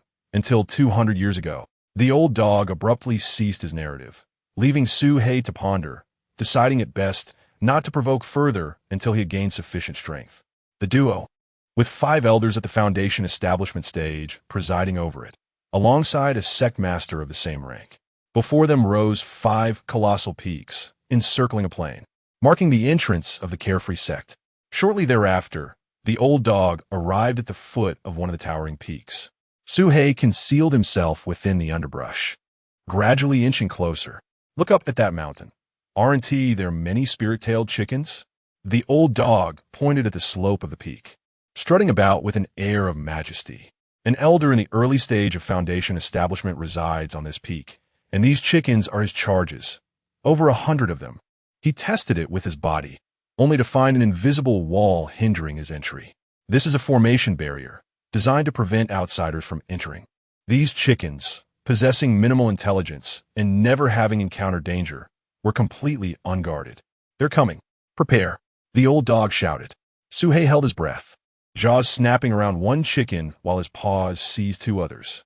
The chickens attempted to resist, but the old dog exhaled a plume of black mist, rendering the 3 motionless. Simultaneously, Suhei acted. With a thought, his beast control circle burst forth from the earth, soaring toward the spirit-tailed chickens. Midway, it rapidly expanded. Concurrently, he activated his gravitational technique, forcibly drawing the 3 chickens together from a distance of 10 meters underground. "Trap!" Suhei commanded. The beast control circle rapidly constricting around the necks of the 3 chickens, 2 in the late foundation establishment stage and 1 in the mid-stage. Akin to tigers raised in captivity, sheltered from bloodshed and battle, they would be utterly defenseless in the wild against true adversaries. Despite their size and strength, only Suhei and the old dog could subdue them with such ease. Anyone else would struggle immensely. "Mission accomplished, retreat," the old dog exclaimed. Ignoring the resounding voice, he swallowed the 3 chickens whole and fled, employing his earth escape technique to its fullest. The old dog was less fortunate. having initiated his burrowing technique. Is it a dog or a human? Has the dog attained enlightenment? Stop right there, beast. The elder shouted, pursuing on his flying sword. An authentic Foundation establishment practitioner, far beyond the capabilities of Chun Dowling. Just because you can fly doesn't mean I can't. The old dog focused his thoughts, stirring up a fierce wind that swept behind him. With a whoosh, the old dog raced upwards, soaring skyward at an astonishing velocity, vanishing into the horizon. Chapter 35. The Perils of Rapid Advancement. The old Taoist with white whiskers exhibited a complexion that fluctuated between pale and ashen. After gritting his teeth, he consumed a medicinal pill, and his speed surged dramatically as he transformed into a streak of light, pursuing the old dog with fervor. Meanwhile, Su He deftly changed his escape route, effortlessly eluding the chase, completely unnoticed by the old Taoist. Old dog, may you find your own fortune. I shall seek a place to refine, Su He thought, indifferent to the old dog's fate. After dispatching 3 spirit-tailed chickens and stowing them in his storage pouch, he spent a considerable time wandering until he discovered an uninhabited forest, where he concealed himself in a natural cave. After the old dog assured him repeatedly, he returned. Su He retrieved the 3 spirit-tailed chickens, hesitated briefly, a flicker of pain crossing his eyes, and then presented one to the old dog. Now was the old black dog's turn to be astonished, gazing at Su He with disbelief. We agreed to a 50-50 split. I obtained 3, so I'll give you 1.5, Su He replied with a hint of resignation. Had it not been for the old dog diverting the enemy, he would not have acquired the chickens so smoothly. True to their prior agreement, Su He was not one to disregard fairness. He upheld the spirit of this contract. This gesture left the old black dog taken aback for a considerable time. I suddenly feel you are not like the disciple I trained, the old black dog remarked. I never claimed to be your disciple, Su He retorted. The old black dog chuckled nonchalantly, seizing the spirit-tailed chicken, saying, I'll take one. The other half is yours. This foolish disciple, thinking he has shared with me, while I've already devoured the 3 chickens. How navi! After consuming the 2 chickens, if this attempt to steal chickens were discovered, the next danger could be even greater. Perhaps this opportunity was singular. The spirit-tail chickens in his belly continued to digest, dwindling in quantity, yet he remained 1 step short. After observing for a while, the old dog sighed. Fine, I'll lend you a hand. Despite his reluctance, the old dog could not bear to watch Su He struggle. He struck the bottom of the pot, causing the herbs within to soar and ignite in midair, merging into a medicinal liquid. After a while, a plump medicinal pill was produced under the old dog's guidance. He flicked his finger, and the pill soared into the air, dispersing and entering Su He's body. Su He recognized this pill as a rare qi-enhancing pill, known to significantly increase the probability of breaking through the qi refinement stage. Upon its entry, the demon god cauldron seemed to be catalyzed by an intense external force. Having searched in vain for 2 days, returned to the sect to announce a mission. All disciples are commanded to pursue this dog. A reward of 10 spirit stones for its death, 20 for its capture alive, and 10 for any reports of its sighting. This dog is suspected to have an accomplice. A remarkable acceleration compared to Su He's previous pace. Haha, I told you, as long as you follow my lead, you'll reach the later stage in a month. And I did not deceive you. The old black dog chuckled. Su He nodded in agreement. Upon reflection, aside from initially disguising himself as a mountain deity and tricking him, the old dog had not committed any heinous acts but had instead assisted him considerably. I want to return to that place, if it is discovered. I'll never steal chickens again, even if it costs me my life, Su He stated resolutely. Worry not, I'm not foolish. I want to keep raiding the same location. Next time, we'll find another, the old black dog replied slyly. Su He hesitated before saying, actually, unlike the past, where he would break through once every 6 months, resulting in a corresponding transformation of his physical body, this time, one must exercise restraint to avoid exhaustion after descending. The celestial wanderers have dispatched numerous cultivators to scour the mountains and forests, yet the old dog's keen nose proves invaluable, allowing him to sense danger ahead of time. as if endowed with prophetic foresight, enabling them to evade peril early on. During their journey, Suhei inquired about the old dog's name. Upon hearing the question, the old dog straightened up, hands on hips. Just as he was about to utter the name of the heavenly demon wanderer, he reconsidered, fearing that Suhei's limited understanding might lead to misinterpretation of such a formidable title, and that it might be carelessly repeated. Thus, he altered his response. Since I am black, I shall be called the Black Emperor. Black brother? The Emperor of Kings. No, if you bear the title of Emperor, I would be rendered inferior. Given your stature, I shall call you Big Black. Damn it, that sounds just like a dog's name. Are you not a dog? After some debate, the old black dog decided to compromise, renaming himself the Black Monarch. Yet Suhei remained adamantly opposed. You asked if I knew the heavenly demon wanderer. I find that name quite fitting. It exudes an aura of wickedness, perfect for deflecting blame. In the future, should we commit misdeeds, we shall attribute them to the heavenly demon wanderer, while any virtuous acts will be credited to Suhei in black yellow. Suhei chuckled, spreading with astonishing rapidity into the depths of the woods. Even from a distance, Suhei could see countless birds fleeing and hear the anguished cries of fleeing creatures. Suhei felt an unprecedented weight in his heart. This was his home, his sanctuary. No! With a roar, Suhei dashed toward his territory. This was the first time He Huang had witnessed such an expression on Suhei's face. He curiously fell silent and followed closely behind. Upon reaching the entrance to his domain, their pitiful cries piercing the air. Suddenly, a burning branch fell, striking the mother and sending her crashing to the ground. The piglets huddled around her, refusing to depart. And before long, they too were consumed by the inferno.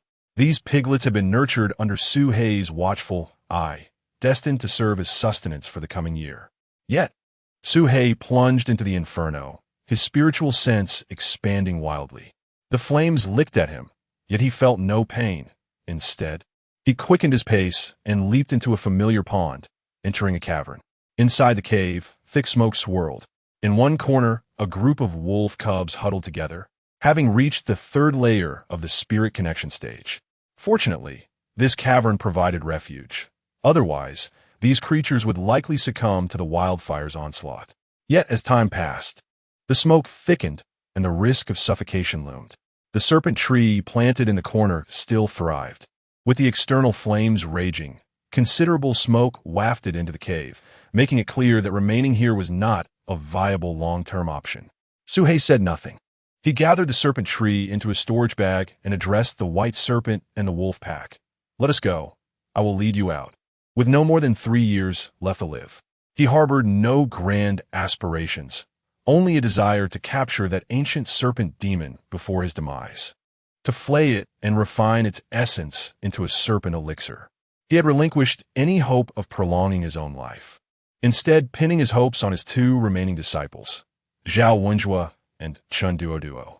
At this moment, the 2 stood respectfully at his sides, was on the verge of breaking into the late stage of qi refinement. This wildfire has burned for 3 full days. It must have reached the serpent demon's lair. The serpent demon might descend to retaliate. And what of it? Chen Dowling scoffed, exuding confidence. To speak plainly, one of the 5 major sects of the state of Chu and the dominant force in the south had formidable power. The emergence of Wanxi Valley would inevitably draw the attention of the higher-ups at the serpent-catching sect. It was a natural serpent haven, rich in inexhaustible serpentine resources. If that were not enough, the presence of the ancient serpent demon further heightened the valley's value.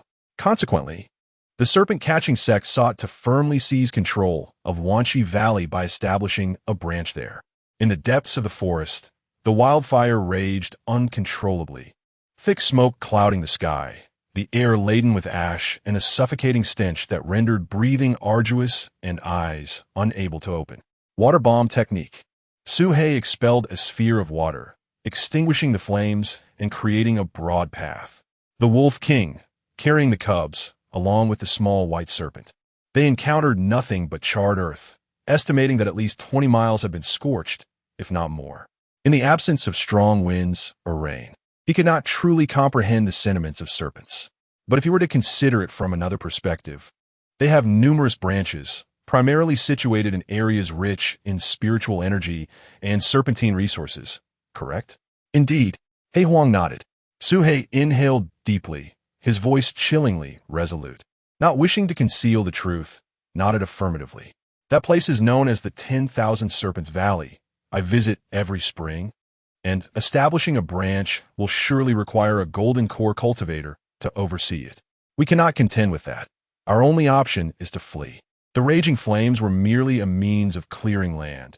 Every human settlement was established in such a manner, and there was no avoiding it. He Huang offered words of consolation, feeling little personal distress, but Su He reacted with intense fervor, as if avenging a deep-seated grudge, his pale, golden eyes now glowing crimson. Startled, He Huang instinctively cautioned, Su He, do not act impulsively. You have always favored a steady approach. Su He took a deep breath and firmly nodded, understand, I am not foolish. A group of demonic beasts dashed forth from the fiery encirclement, plunging deeper into the mountains, with the flames relentlessly pursuing them. Su He dared not pause, fleeing ahead. Numerous animals joined the throng of escapees. Most of those who managed to break free from the flames were also demonic beasts. These creatures, possessing spiritual awareness, yet also fueled by anger. Among Su He's entourage were a group of pangolins, 2 porcupines, a colossal centipede, and an enormous frog. For the sake of survival, these erstwhile adversaries set aside their conflicts. The wildfire raged, turning the forest into charred earth stretching for miles, while the sky became shrouded in a gray haze. He produced a jade slip and meticulously recorded the observed topography. This area is flat, suitable for establishing a mortal town. I rated Nate. He noted the terrain while mentally assigning scores. This individual was none other than Zunyangzi, a core elder of the Serpent Capture sect, who held a profound interest in this land. The plan for establishing a branch hall was also his initiative, as the terrain was still under survey. I have heard that the 10,000 Serpents Valley is just ahead, famed for its serpentine bounty. I shall see for myself and assign it a score, he thought eagerly. Golden core stage, He Huang replied, scratching his nose without a moment's hesitation. Swish! Without another word, Su He turned and fled, disappearing in a flash, running faster than a dog. Hey, I haven't finished speaking. It's merely an avatar, not the main body, He Huang called out loudly. You should have said so sooner. Su He halted abruptly. The strongest can rival the golden core realm, while the weakest, paper avatars, barely reach the chi refinement stage, He Huang replied indifferently. Su He squinted. If you don't know, the middle-aged scholar streaked past. But just as he passed over Su He and the other demon beasts, he suddenly halted, seemingly sensing something. He sniffed the air and descended to the ground. Could this fellow also be a dog? Su He thought, startled. Do not panic. My invisibility talisman is undetectable even to a great Luo golden immortal. You can rest assured. He Huang urged Su He, advising him to remain still. At that moment, the unseen pressure it exuded made Su He feel uneasy. Why not just run away instead of lingering? At this moment, Zunyangzi furrowed his brow. After observing for a moment, he raised his hand and struck down upon a massive boulder. The stone immediately split in two, collapsing into dust. Yet, there was nothing behind it. Zunyangzi frowned, struck another stone, and once again found nothing. Su He watched in confusion, uncertain of the elder's intentions. He sensed a presence but cannot pinpoint it. He's merely bluffing. Do not worry, He Huang chuckled. But you just said that even a great Luo golden immortal could not sense it? Su He scrutinized him. What do you say we pull off a big score? What do you mean? A sense of foreboding washed over Su He upon hearing his words. He Huang licked his lips, a glint of greed in his eyes. Did you see the storage bag at the waist of that avatar? That is, stop right there. Before He Huang could finish, Su He's expression darkened, interrupting him. If you wish to go, go ahead. I have no desire to die. This old dog was far too audacious. He Huang continued to persuade, but Su He remained resolute, shaking his head like a rattle. If we kill the avatar, the main body will still be out there. I do not wish to incur the wrath of a golden core cultivator. If you want to go, you go. In a moment of contemplation, his dark yellow eyes narrowed suddenly, fixating coldly on Su He. Su He, do you not desire vengeance? Your home has been reduced to ashes. Upon hearing these words, Chapter 38, the demise of the golden core avatar. As the black and yellow figure observed the effects of their actions, he continued to incite further agitation. Suhei, they have burned your wild boars, your sheep, your mountains, and your chickens and ducks. Do you not feel rage? Do you not seek vengeance? The probability increases. Suhei pondered this thoughtfully. After a brief silence, he retrieved a black gold scale from his storage bag, placing it on the ground. What are the odds with this? This scale, typically plucked from his tail, was kept in his storage bag. He had discovered that once removed, his eyes lit up. 70%. No, 80%. He exclaimed excitedly. Very well. I shall add fuel to the fire as circumstances dictate, Suhei responded. That would surpass 90%, the black and yellow figure remarked with a grin. In a valley of 10,000 snakes. My true self will surely be pleased, he smiled. Suddenly, his expression sharpened, and he gazed sharply behind him. I thought it was an illusion. It seems I am indeed being followed. Zhuan Yangzi vanished from his spot, reappearing atop a mountain peak. The location appeared unremarkable, but he discerned a formation inscribed in the ground, launching a black dog into the air, which landed on the ground. Oh, a mangy dog, is it? Where is your master? Zhuan Yangzi raised his hand. Zhuan Yangzi's expression shifted as he realized he had triggered an illusion, which had been part of the formation that was merely half complete. His spiritual sense was cloaked. The purpose of this avatar was to survey the terrain and gather information. Its demise was inconsequential. The illusion was so convincing that even he could not discern it. Zhuan Yangzi's head was severed, leaving his eyes wide with shock. The exploded dog had indeed been real, not an illusion. The black and yellow figure smirked triumphantly. Yet, in the next moment, Zhuan Yangzi's headless corpse sprang into action, raising an arm to grasp the black and yellow figure's throat, lifting him off the ground with a vice-like grip.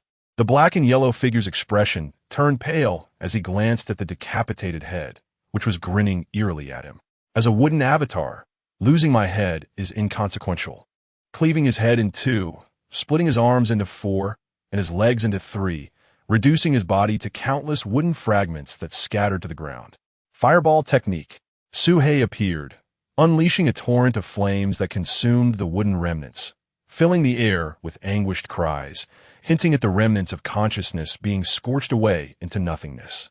After a considerable time, the consciousness was utterly obliterated, reduced to mere void. The black and yellow figure gasped for breath, his face pale, cursing, I underestimated this. Is this what you meant by an 80% chance? How utterly ineffective, the black and yellow figure retorted. To diminish his power, I expended considerable resources. Even if he did not make a move, I could have easily dealt with him. The black and yellow figure stubbornly defended his stance, rattling off a multitude of justifications. Unable to escape, the black and yellow figure beckoned, retrieving the slip. Within it contained records of their journey, including their encounter. If this were to return, it could spell disaster. Suhei probed with his spiritual sense, reviewing the contents of the jade slip before obliterating it, reducing it to ash. Is this sufficient for safety? Suhei inquired, still feeling uneasy. Not yet. Although the information has not reached back, he is a golden core cultivator, knowing that his avatar perished here. Taking the storage bag into his possession. Is it just divine consciousness? I can easily resolve this, he declared, weighing the bag thoughtfully. Suhei, feeling uneasy, inquired. He held faith in the old dog. Afterward, Suhei stepped outside the Snake Valley to bid a hasty farewell to the little white snake and the Wolf King. Before departing, He Huang raised his hand and sent 2 streams of divine consciousness into their spiritual seas. What is this? Suhei queried, puzzled. Some memory inheritance to aid in their awakening. It is a unique secret technique of mine, unparalleled in the world, He Huang proclaimed with pride. At this moment, designed to preserve their lives in times of peril. Let us go. The memory inheritance cannot be digested in a short time, 10 days to half a month at least. Their progress depends on their own fortune, He Huang stated. Suhei sighed, turning to leave, aware that his encounters with these 2 creatures were merely fleeting. He remained silent along the way. He Huang, noticing his mood, refrained from offering further encouragement, understanding that this was a necessary path for every formidable cultivator. The weak must bow before the strong or flee, lest they meet their demise. Suhei comprehended this truth, refraining from recklessly charging to his death, which greatly pleased He Huang. Suhei shared similar sentiments. Far away, in the southern county of the Chu Kingdom, within a sex cave dwelling, a middle-aged scholar in meditation suddenly opened his eyes, a flicker of unusual color flashing within. "My wooden clone has perished," he muttered, his fingers tapping the ground as he entered a state of calculation. In the southern region of the Chu Kingdom, no one dared oppose the snake-catching sect, suggesting that the threat must originate from abroad, or perhaps they had offended a powerful demon. "Subei," Xian Yangzi pronounced solemnly. Moments later, "Search for the one who attacked my clone," Xian Yangzi commanded. Yes, the young man vanished in an instant. In the ensuing days, Suhei did not remain idle. He diligently refined his physical body and honed his foundation each day. Earth escape technique. Suhei sank into the ground, intending to utilize the earth's pressure to temper his flesh. This was the simplest yet most effective method. Previously, he could only dive to a depth of 100 meters. But this time he descended 200, 300, and continued downward. Be careful. If you can't come back up, I won't be saving you. With the terrain transformed from soft earth to a mixture of sand and stones, increasing the gravitational pressure. Even the earth escape technique became less effective here. Though Suhei was cautious, he was not a coward. He was like a venomous serpent, lurking in the shadows, diligently cultivating, awaiting the moment to strike with lethal precision when the enemy let their guard down. If a human were to lose their vital energy, they would be utterly defenseless. Suddenly, the black golden scales that had shed from his tail began to regrow. 1 scale, 2 scales, 3 scales. Soon, the stronger I become, the more scales I possess, Suhei mused internally. His cultivation had reached the pinnacle of the mid-spirited stage. He had journeyed extensively, unaware of the distance he had covered. According to He Huang, they were no longer on the territory of the Chu Kingdom. If they continued onward, the old dog managed to erase the divine consciousness from the storage bag. Damn it, I can finally open it. This divine consciousness was truly a tough nut to crack. He Huang lay sprawled on the ground, panting heavily, having expended an entire week to eliminate the golden core cultivator's consciousness. "Let us see what's inside," Suhei exclaimed, tossing the storage bag over. Suhei received it with skepticism, sweeping his divine consciousness into the bag, only to have his expression morph into one of confusion. Low-grade magical artifacts and spell jade slips. However, not a single spirit stone was to be found. This did not align with his expectations of a golden core cultivator storage bag. Could it be that this old dog hoarded it all? Suhei pondered the possibility. "What are you staring at me for?" He Huang noticed Suhei's gaze and immediately sat up. He snatched the storage bag back, glancing at its contents with astonishment, exclaiming. He Huang was taken aback and chuckled awkwardly. "Oh, this little bit is unnecessary. I don't need these." Feeling uneasy under Suhei's gaze, he turned to leave. Suddenly, Suhei lunged at him with his mouth wide open. Stop. Let us talk this over." After a fierce struggle, He Huang reluctantly yielded 10 spirit stones, giving Suhei half. Suhei saw through this old dog's schemes. Damn it, this is too shady. Even our own people are being swindled. He had no idea if those 10 spirit stones were all there were. "Suhei, I'm doing this for your own good." Suhei couldn't be bothered to argue, instead pulling out a large pile of jade slips, probing each with his consciousness. Wooden clone. This jade slip contained the method for crafting a wooden clone. The old dog had mentioned before that clones came in various tiers. The weakest, the paper clone, possessed only the strength of the chi refinement stage and would be burnt to ashes with a single flame. The wooden clone had slightly better strength. This art of puppetry is one of the 6 arts of cultivation. The foremost sect in the Qin Kingdom, the Tian puppet sect, is renowned for it. Imagine unleashing 100 or so at once. Who could rival you in the same realm? Upon hearing He Huang's boasting, vivid images filled Suhei's mind. When contending with others, he could summon a multitude of puppets to overwhelm them. How exhilarating that would be. Suhei swallowed hard, muttering to himself, in that case, I should avoid anyone from the Tian puppet sect in the future. He Huang was taken aback. There's a small border town ahead in the Qin Kingdom. Let us procure some body-tempering materials and nourishing beast meat, He Huang suggested. The two demons traversed mountains and waters, proceeding for another 50 miles. Gradually, a mist rose ahead, revealing a great river that spanned north to south. The Yinluo River, with its swift currents, rendered it impossible for even low-level cultivators to fly. They could only rely on ferries to cross. On the opposite bank lay the Qin kingdom. He'll probably be swept away by the river's winds. Laughter erupted from the crowd on the boat. These burly men, adorned with various fearsome tattoos and wielding large knives, whisking away the ruffians who had mocked him, sending them tumbling into the river. The rest of the crowd gasped in horror. My heavens, it's an immortal! This little, surveying the boat's interior. It was neither too large nor too small, a medium-sized ferry accommodating over 100 passengers. The lower deck was filled with commoners. Dressed in purple, appeared to be around 16. Her ethereal presence hinted at a faint ripple of spiritual energy within her, indicating she was a cultivator. He Huang and Su He on the lower deck were left utterly dumbfounded, their expressions frozen in shock. That old man was. Su He's pupils constricted. Hush! Known for raising spirit-tail chickens, be in the Qin kingdom, and to be on the same boat. What a twist of fate. Isn't your nose supposed to be sharp? How could you not sense someone right in front of you? Who keeps track of that old man's stench all day? I've long forgotten, He Huang retorted. At that moment, Elder Zhou on the upper deck remained oblivious to any irregularities, seated alongside the two young individuals, a fierce glint flashing in his eyes. Meanwhile, the ruffians who had been blown off the boat crawled back from the shore, kneeling at the water's edge. They bowed before the ferry, exclaiming, Immortal, spare us. We didn't mean it. We deserve punishment. They slapped their own faces as they spoke. Chapter 41. Dining and dashing in Linjiang City get lost. The low growl from the black dog sent those individuals fleeing in disarray. Zhou Su shook his head, feeling a vague familiarity with the short-statured cultivator, yet unable to recall where he had encountered him before. Among his acquaintances, there seemed to be no one quite so diminutive. He had come here on pressing matters and preferred to avoid unnecessary complications.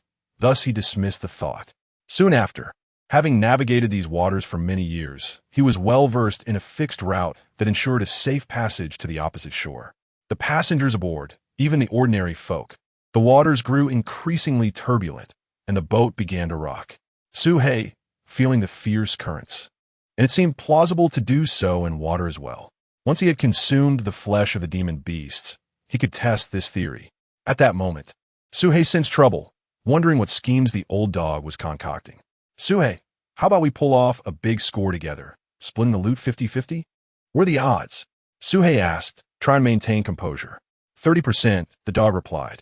Then I'll swallow you first. Su He retorted. Su He strongly suspected that the old dog had boarded the ferry with murderous intent to seize treasures. But fortunately, a Foundation establishment cultivator had appeared midway. Su He thought warily. Afterward, the passengers disembarked one by one, each going their separate ways without any further complications. Once ashore, the elderly Taoist hesitated for a moment before addressing the black dog. Fellow Taoist, have we met before? The black dog smiled. I did see you at that auction. I didn't expect you to remember. Zhou Su was taken aback. Auction? What on earth? Upon reflection, he realized he had indeed attended an auction 6 years ago. But with so many people and the passage of time, he couldn't recall the details. Ah, I see. I have pressing matters to attend to. The black dog rolled up its sleeves, ready to chase after them. Stop. Forget I said anything. Su He quickly restrained him. In the afternoon, they followed the road to Linjiang City, situated on the outskirts of the Qin kingdom, a place where the sky was high and the emperor far away, revealing their unsavory nature. The black dog found a tavern and strode inside. I want a private room of the finest quality with all the most expensive dishes and wines, where dish after dish of delicacies was served. Su He, unable to contain himself, leaped out and began devouring the food. He then joined in on the feast. Su He quickly discerned that the wine was laced with some kind of drug, likely a form of sedative. The two demons had a tremendous appetite, finishing one round after another, and the black dog remained unsatisfied, loudly demanding, Not enough, not enough. The black dog not only filled his belly, but had also stealthily visited the kitchen to pack a share of demon beast meat. "Let us go," the black dog scolded. What I meant was, why not just rob them, splitting the spoils 50-50? Suhei suggested, puzzled. The black dog was left speechless. Bang! Suddenly, the door to the private room was kicked open, and the shopkeeper, his face darkened, entered with a furious expression. "You've even emptied the kitchen. You truly have a voracious appetite. Aren't you afraid of bursting?" He scanned the room, but not a soul was in sight, causing him to erupt in rage as he smashed the table to smithereens. "Search for them. Whoever dares to dine and dash on my Blood Wolf S tab." The black dog and Suhei quietly slipped away, relocating to a different and where they secured a room. This one seemed a touch more reputable. Seizing the opportunity to refine the demon beast meat he had just consumed, this time his physical strength should see a significant boost. "I'll take my time refining this. I have some matters to attend to, but I'll be back shortly," the black dog declared, donning a raincoat before leaping out of the window. Suhei opened his eyes and looked outside. "He left me here and went off alone," his brow furrowed in concern. Sensing something amiss, "I can't just sit here. I need to follow him. What if that old dog is up to no good again, and I'm left in the dark?" Without hesitation, Suhei took out a spirit talisman and activated the incantation. The talisman transformed into a beam of light, striking Suhei, rendering his body transparent and erasing his presence. Ever since witnessing the black dog's invisibility talisman, he had acquired 2 for emergencies. 8 spirit stones in total. "Will you accept?" he murmured. The shopkeeper took the items, paused in contemplation, then nodded in agreement. After receiving the spirit stones, Hei Huang continued onward. It dawned on him that this old dog had ventured out to liquidate stolen goods. How infuriating! He had pilfered so many valuables. Shuhei inwardly cursed, realizing that this old dog had discreetly purloined a substantial amount of treasure from his storage bag, selling them off without a trace. Many vendors displayed expressions of reverence and hastily rose to greet them. They were disciples of the Celestial Puppet Sect. The Celestial Puppet Sect, the foremost sect of the Qin Kingdom, reigned supreme, with all cities under their jurisdiction. Damn it, to be dispatched to such a desolate place. I must endure 3 years here before I can return. How unlucky am I? One of the horse-faced cultivators lamented darkly. What can we do? Our foundation establishment has been delayed, leaving us no choice but to comply with the arrangements. While Linjiang City is chaotic, dispatched due to their lackluster qualifications, assigned to oversee Linjiang City. If it were any other city, it might have been acceptable. The 2 first browsed the marketplace, collecting stall fees, then proceeded toward the Wanbao Pavilion. The horse-faced youth narrowed his eyes, halting his companion and pointing toward a short. The receptionist immediately recognized the presence of a valued guest and promptly summoned the manager to the hall. "Let us see how much it is worth." Hei Huang tossed a storage bag onto the counter. The manager inspected it, his consciousness sweeping inside, and his eyes widened in astonishment. Taking a deep breath, he solemnly remarked, "Esteemed friend, might we discuss this in private?" Hei Huang nodded, entering the reception room. Shuhei refrained from following, opting to wait outside the entrance of the Wanbao Pavilion. Approximately a stick of incense later, Hei Huang emerged, glancing around before striding toward an alley. Shuhei felt a stir of confusion. What was he up to? Just as he was about to follow, a horse-faced youth burst into the Wanbao Pavilion, urgently questioning the manager. What did that black-clad short man come in for?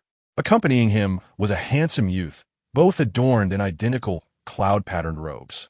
Upon recognizing them as disciples of the Celestial Puppet Sect, the manager trembled with fear, quickly clasping his fists in respect. He sold numerous jade slips from the snake-catching sect, magical artifacts. The horse-faced youth inquired further. Approximately over 100 spirit stones, the manager answered candidly. The horse-faced youth's eyes glimmered with determination as he immediately pursued Hei Huang's vanishing figure. Wait, he had indeed procured some items for Shuhei. Whether the old dog lived or died was of little consequence. He merely wished to ensure that his elixirs remained intact. He decided to follow closely behind. Shuhei accelerated, a nagging suspicion taking root in his mind that the old dog's ostentatious display of illicit sales might be a bait. While it was acceptable to catch a few small fish, These were disciples of the celestial puppet sect. Large sharks, not to be trifled with. What a troublesome predicament. Shuhei inwardly cursed, wishing misfortune upon the old dog's entire lineage. With Hei Huang leading, the celestial puppet sect duo in the middle, and Shuhei following. They unknowingly pursued one another to the easternmost, most desolate part of the city. Here, the buildings lay in ruins, 9 out of 10 were vacant, and scarcely a soul could be seen. Once a stronghold for a certain gang, it had been decimated by enemies, leaving entire streets devoid of life, now abandoned. Now, it had become a refuge for vagrants and stray dogs. Huh, where is he? Yu Qiang remarked, observing Hei Huang dart into a dilapidated house. Approaching, he found no trace of anyone, save for a large black dog relieving itself in the corner. Chapter 43. The Art of Puppetry. Yu Qiang extended his spiritual sense. A fleeting look of surprise crossed Yu Qiang's face as he advanced 2 steps and uttered 2 breaths. Suddenly, the front half of the dog's corpse flew toward him, its mouth agape as it attempted to bite him. Yu Qiang's lips curled with derision. Did you think I wouldn't recognize you? He tapped his storage pouch, and a multitude of lizard puppets erupted forth, expelling fireballs toward the dog's remains. While he retreated swiftly, he had harbored suspicions about the height of the short figure while tracking them. The sudden disappearance and subsequent appearance of the large black dog confirmed his thoughts. He had merely been testing the waters by venting his anger on the dog. What astonished him was that the dog did not evade its fate and was thus dismembered. Yet now it became clear the dog was not dead. Boom, boom, boom. The fireballs erupted around the old black dog, splattering blood in all directions. The dwelling collapsed, sending debris and viscera flying amidst a cloud of dust and chaos. Strangely, the dismembered remains did not perish. Instead, they soared into the air, pursuing Yu Qiang relentlessly. What a sinister technique.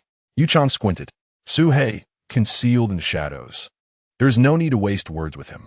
Let us strike together and vanquish this scoundrel. Zhao Yidua commanded. Agreed. Yu Qiang gritted his teeth, launching another barrage of puppets, while Zhao Yidua unleashed spells, engaging in a fierce exchange. As time passed, the blood mist thickened, and both men sustained injuries, their vital energy spiraling into chaos. Defeat was merely a matter of time.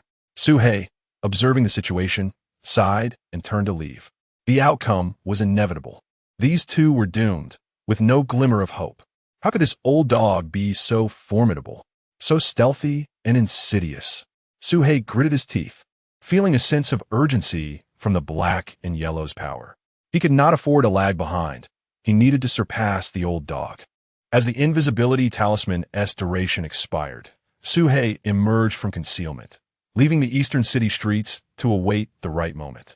Crossing 2 streets and nearing the edge of the eastern district, Su Hei suddenly halted, his gaze fixated on a figure in a corner ahead, motionless. It was a beggar. Su Hei refrained from probing with his spiritual sense, opting instead for quiet observation. The beggar's attention was entirely consumed, rendering the surrounding events invisible to him. Su Hei refrained from acting hastily, wary of alarming the true mastermind. He immediately set about searching with his spiritual sense, realizing that the true body and the puppet could not be too distant from one another. After a thorough search, Su Hei confirmed that no other suspicious figures lingered nearby, only this solitary beggar. This individual might possess life-saving methods. If I strike, I must ensure his demise. Leaving no room for escape, Su Hei promptly prepared to act, painfully shedding 3 of his scales to set a trap around the area. Simultaneously, he deployed explosive talismans, wind blades, and lightning strikes, every offensive spiritual talisman he had acquired. Feeling it insufficiently secure, he also produced a thunder seal and beast control circle, 2 powerful artifacts. Finally, he positioned himself against the wall behind the beggar, his throat swelling as he compressed his vital energy within his mouth. This would be his most potent strike, the ultimate version of the fireball technique. Chapter 44. A deadly blaze of fireball, refined to its utmost intensity, had transformed into a profound shade of black, warping the very air and melting the ground beneath. Suhei was undeterred by the myriad defenses his opponent might possess, raising a copper bell before him. Yet, merely 3 shards of black golden scales sliced through the bell instantly. No! The beggar screamed as a barrage of attacks descended upon him, engulfing him completely. Boom! Boom! Boom! Boom! The earth trembled as the entire street's structures collapsed, akin to the very heavens falling apart. Though the events transpired in a fleeting moment, they felt drawn out. Zhao Yidua could not fathom why a mid-stage spiritual beast would unleash such outrageous attacks. His original plan was to sacrifice a puppet avatar and collaborate with Yu Chong to eliminate the black dog. Even in failure, he could rid himself of Yu Chong and escape this burden. Yet, he could never have anticipated that his true self would be ensnared. Fireball technique. Fireball technique. Thunder seal. Suhei unleashed a relentless barrage upon the ruins before him. His spiritual sense detected that the opponent's aura had not yet dissipated. A faint trace still lingered, albeit weak. Lightning. Suhei, channeling the thunder seal, unleashed a series of thunderous bolts, striking the source of that lingering aura. Suhei collected the treasures and swallowed the scales before swiftly departing. The durability of these items, having withstood such a prolonged attack, indicated their exceptional quality. Suhei's heart raced with excitement. He was now almost certain that this beggar was the true form of that handsome young man. The young man was merely a puppet. This individual possessed an impressive array of protective artifacts. Fortunately, Suhei had made preparations in advance. Otherwise, a single strike would not have sufficed to eliminate him, and he would have escaped. Truly, this person was fearful of death, resorting to a puppet for deception.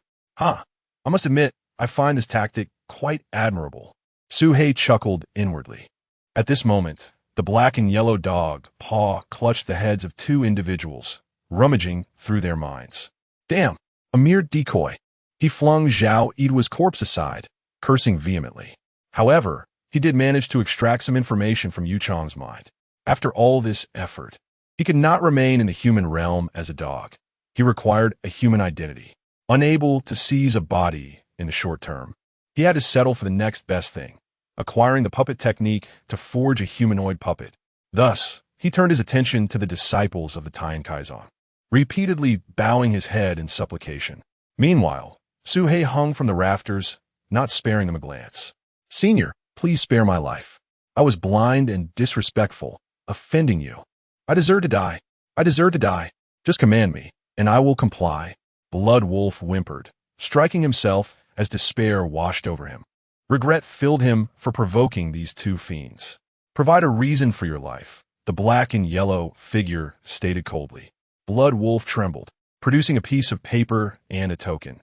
This is the deed to the inn, my Blood Wolf gang's token. You may leave, the black and yellow figure acknowledged with a slight nod. Thank you, Senior, for your mercy, Blood Wolf exclaimed, feeling as though he had been granted a reprieve, scrambling toward the exit. Suddenly, Suhei unleashed a jet of flame, igniting Blood Wolf entirely, who collapsed to the ground in agony. I said I wouldn't kill you. I never said I wouldn't harm you, Suhei remarked. Moments later, Blood Wolf was reduced to ashes. Suhei approached, collecting the scattered items. The black and yellow figure hesitated before inquiring. Did you eliminate Zhao Yidua's true form? Valued at over 100 spirit stones, enough to sustain Suhei for half a year. He pledged to never again conceal anything. Suhei, however, found this declaration utterly untrustworthy. A set of silver armor and a pile of metallic materials for crafting puppets. These were the remnants of Zhao Yidua's equipment, as a storage bag had been incinerated, which shimmered silver and fit him perfectly. Suhei could hardly restrain himself from lunging at him in frustration. In a hurry, He Huang presented a collection of puppet mechanisms. I will also use this MO gene stone to forge you an ultimate puppet and enhance all your puppets as compensation. Is that enough? He pointed to the pile of metallic materials. Grinding his teeth, Suhei reluctantly nodded in agreement. He Huang then revealed the treasures he had seized. After much deliberation, Suhei opted to convert everything into spirit stones, ultimately receiving 46 spirit stones. The division of spoils concluded satisfactorily. In truth, Suhei had retained 1 item. This old dog was certainly hiding something. Suhei resolved to learn from this. vowing not to be overly honest. Upon their return, equipped with Zhao Yidua's sail, they could construct a bamboo raft instead of using a boat. Their expedition to Linjiang City had yielded ample resources, sufficient for over 6 months of cultivation. The man lowered his head and began to calculate, visions unfolding before him like a revolving lantern. These scenes were the experiences of his fallen incarnation. Yet it still met its demise. Even after death, the attacks from the adversary had continued relentlessly until his consciousness faded entirely. Being inherently cautious, he had created numerous incarnations for training, gathering insights from each death. Today, he had encountered someone even more prudent than himself, stirring a sense of admiration for this unseen foe, a kindred spirit, perhaps. Suddenly, his gaze sharpened as he beheld 3 peculiar black gold scales within the images. These scales had pierced through the seemingly impervious defenses of the Foundation establishment stage. What is this? His pupils constricted sharply. A day later, He Huang discovered a suitable location for long-term cultivation in the forest along the northern bank of the Yanluo River. It was an abandoned spiritual mine, long depleted over 500 years ago and untouched since. I have surveyed the area, and this is the place with the most abundant spiritual energy within a 50-mile radius. To enhance the effects, he used 10 times the quantity suitable for a human. The initial body refinement yields the best results. Do not faint. He Huang chuckled from side. Yet Su He would not faint. His willpower was 100 times stronger than that of an ordinary person. Soon, a layer of old snake skin sloughed off his body, disintegrating into ash within the potion. He had not shed skin during his last breakthrough, so this was a necessary compensation. Su He could distinctly feel his physical strength amplifying, matching his cultivation level, and continuously increasing. His bones grew, meridians became resilient, and impurities were expelled from his muscles. Every inch of flesh was being rapidly fortified. The body refinement persisted for an entire week. A week later, the vat's water had evaporated completely. Despite the increase in length, Su He felt he could shrink at will. With a mere thought, his skeletal structure emitted crackling sounds as he reduced his length by 1/3, reverting to his original 2 meters. Continue, he commanded himself, shrinking down to 1 meter. This was his limit. Exhaling, he returned to his 3-meter stature.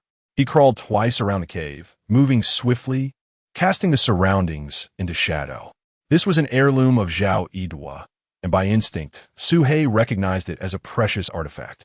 As he probed with his spiritual awareness, it was unexpectedly drawn in. Su He's heart raced, and he retreated several meters, regarding the jade with a hint of hesitation. After a moment's deliberation, which filled Su He with astonishment, ultimately, when his awareness penetrated 100 meters, he encountered a barrier.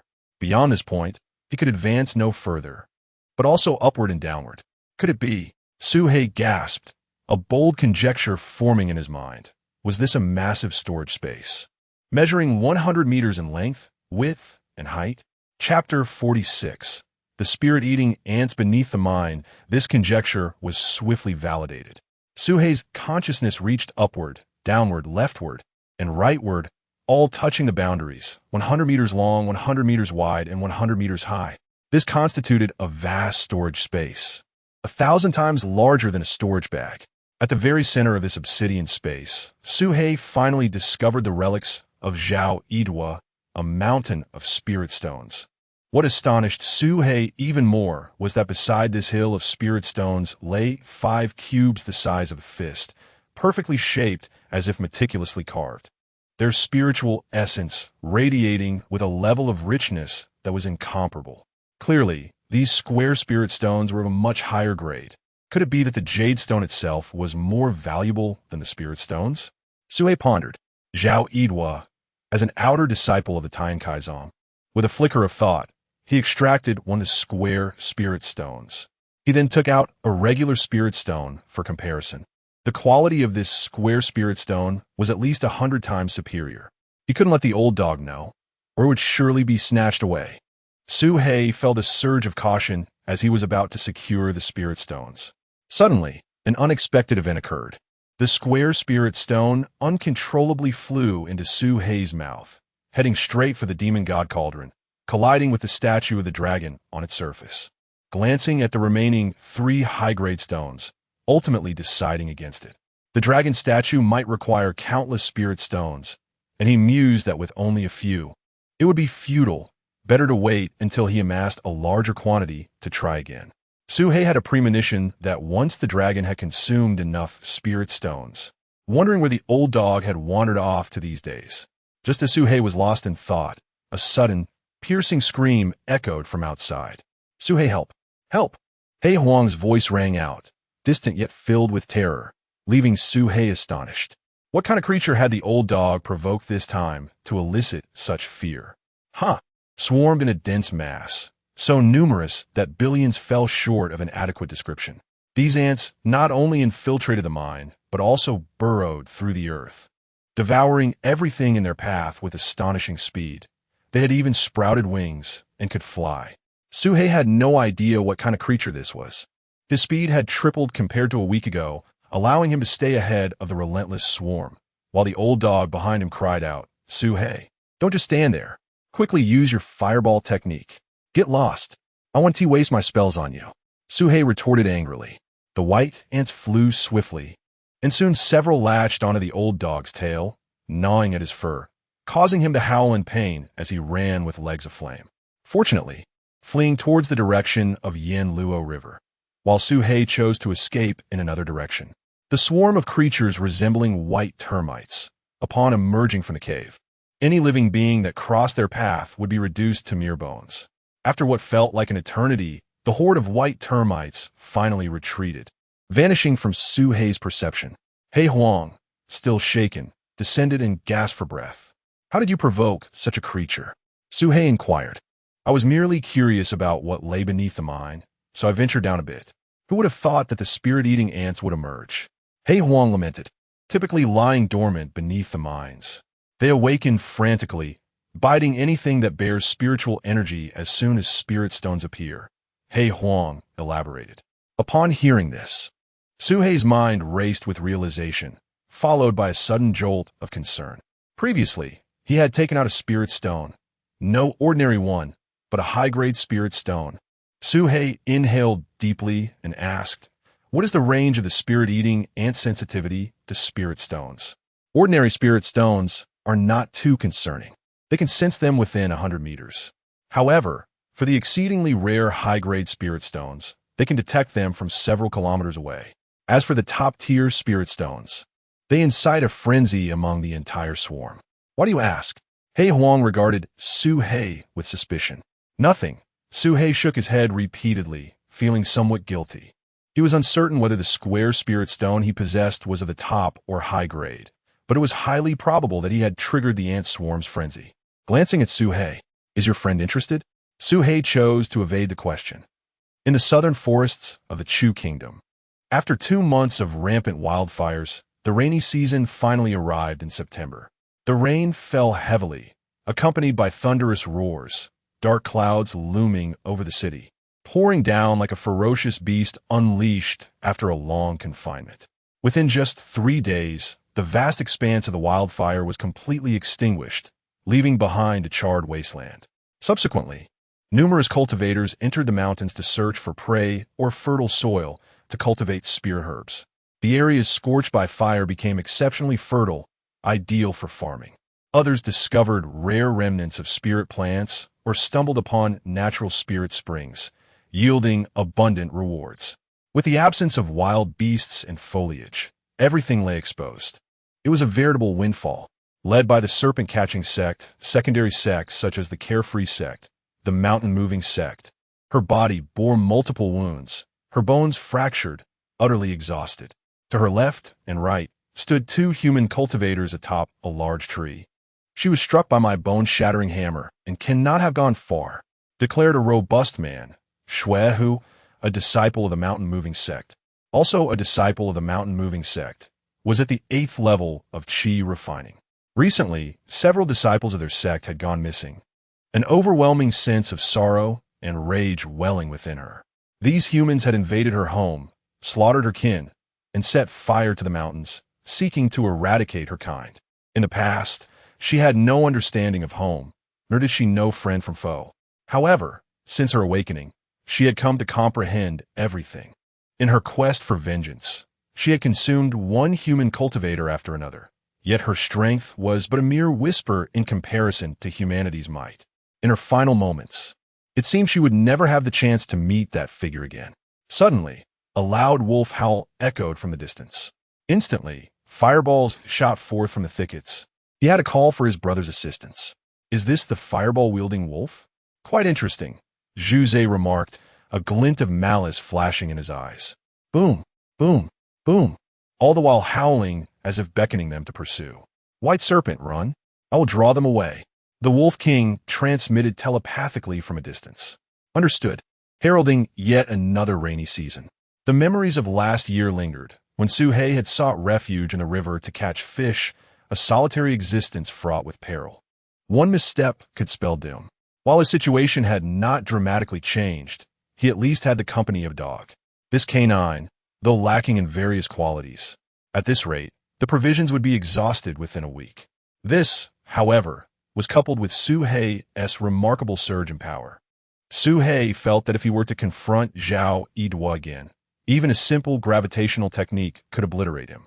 The gravitational technique had reached a consummate level, capable of being unleashed from a distance of 50 meters, not much inferior to Chun Dowling from that time. Fireball technique had also matured. Such rudimentary spells were no longer fitting for him. Yet he found solace in having practiced the fire snake technique as a substitute. With the earth escape technique, he could traverse 1,000 miles in a day. Additionally, he had mastered wind blade and thunderstrike techniques, both exhibiting greater potency than the fire snake technique. Suhei pondered with satisfaction that these advanced spells, typically reserved for the late stages of chi refinement, had been mastered by him in the mid-stage, each with substantial power. Casting aside a large number of mechanical beasts onto the ground, there were 100 small lizards, 10 medium lizards, 2 giant frogs, and several birds. The puppet mechanism technique, albeit only the first layer, make do with it. As Suhei's consciousness delved into the slip, demon puppet and divine puppet, the first layer, human puppet, corresponded to puppets of the chi refinement stage. At the entry level, one can control puppets up to 3 realms below their own. Once the number of controllable puppets exceeds 10, one can elevate their realm. The lizard scurried with remarkable speed and agility, indicating his perfect mastery over it. Soon, he unleashed another, simultaneously controlling 2. Closing his eyes, he merged his consciousness with the lizard. Whatever the lizard saw, he too perceived. Gradually, he released more lizards, escalating their numbers swiftly to 5, then 10, and finally 20. Surpassing even the perfected chi refinement stage. His progress in puppet technique was rapid. Within a day, he could command 30 small lizards. They dispersed across the mountains. He was suddenly reminded of the one he had said farewell to in the Valley of 10,000 Snakes. With 2 months past and the rainy season upon them, surely the mountain fires had subsided.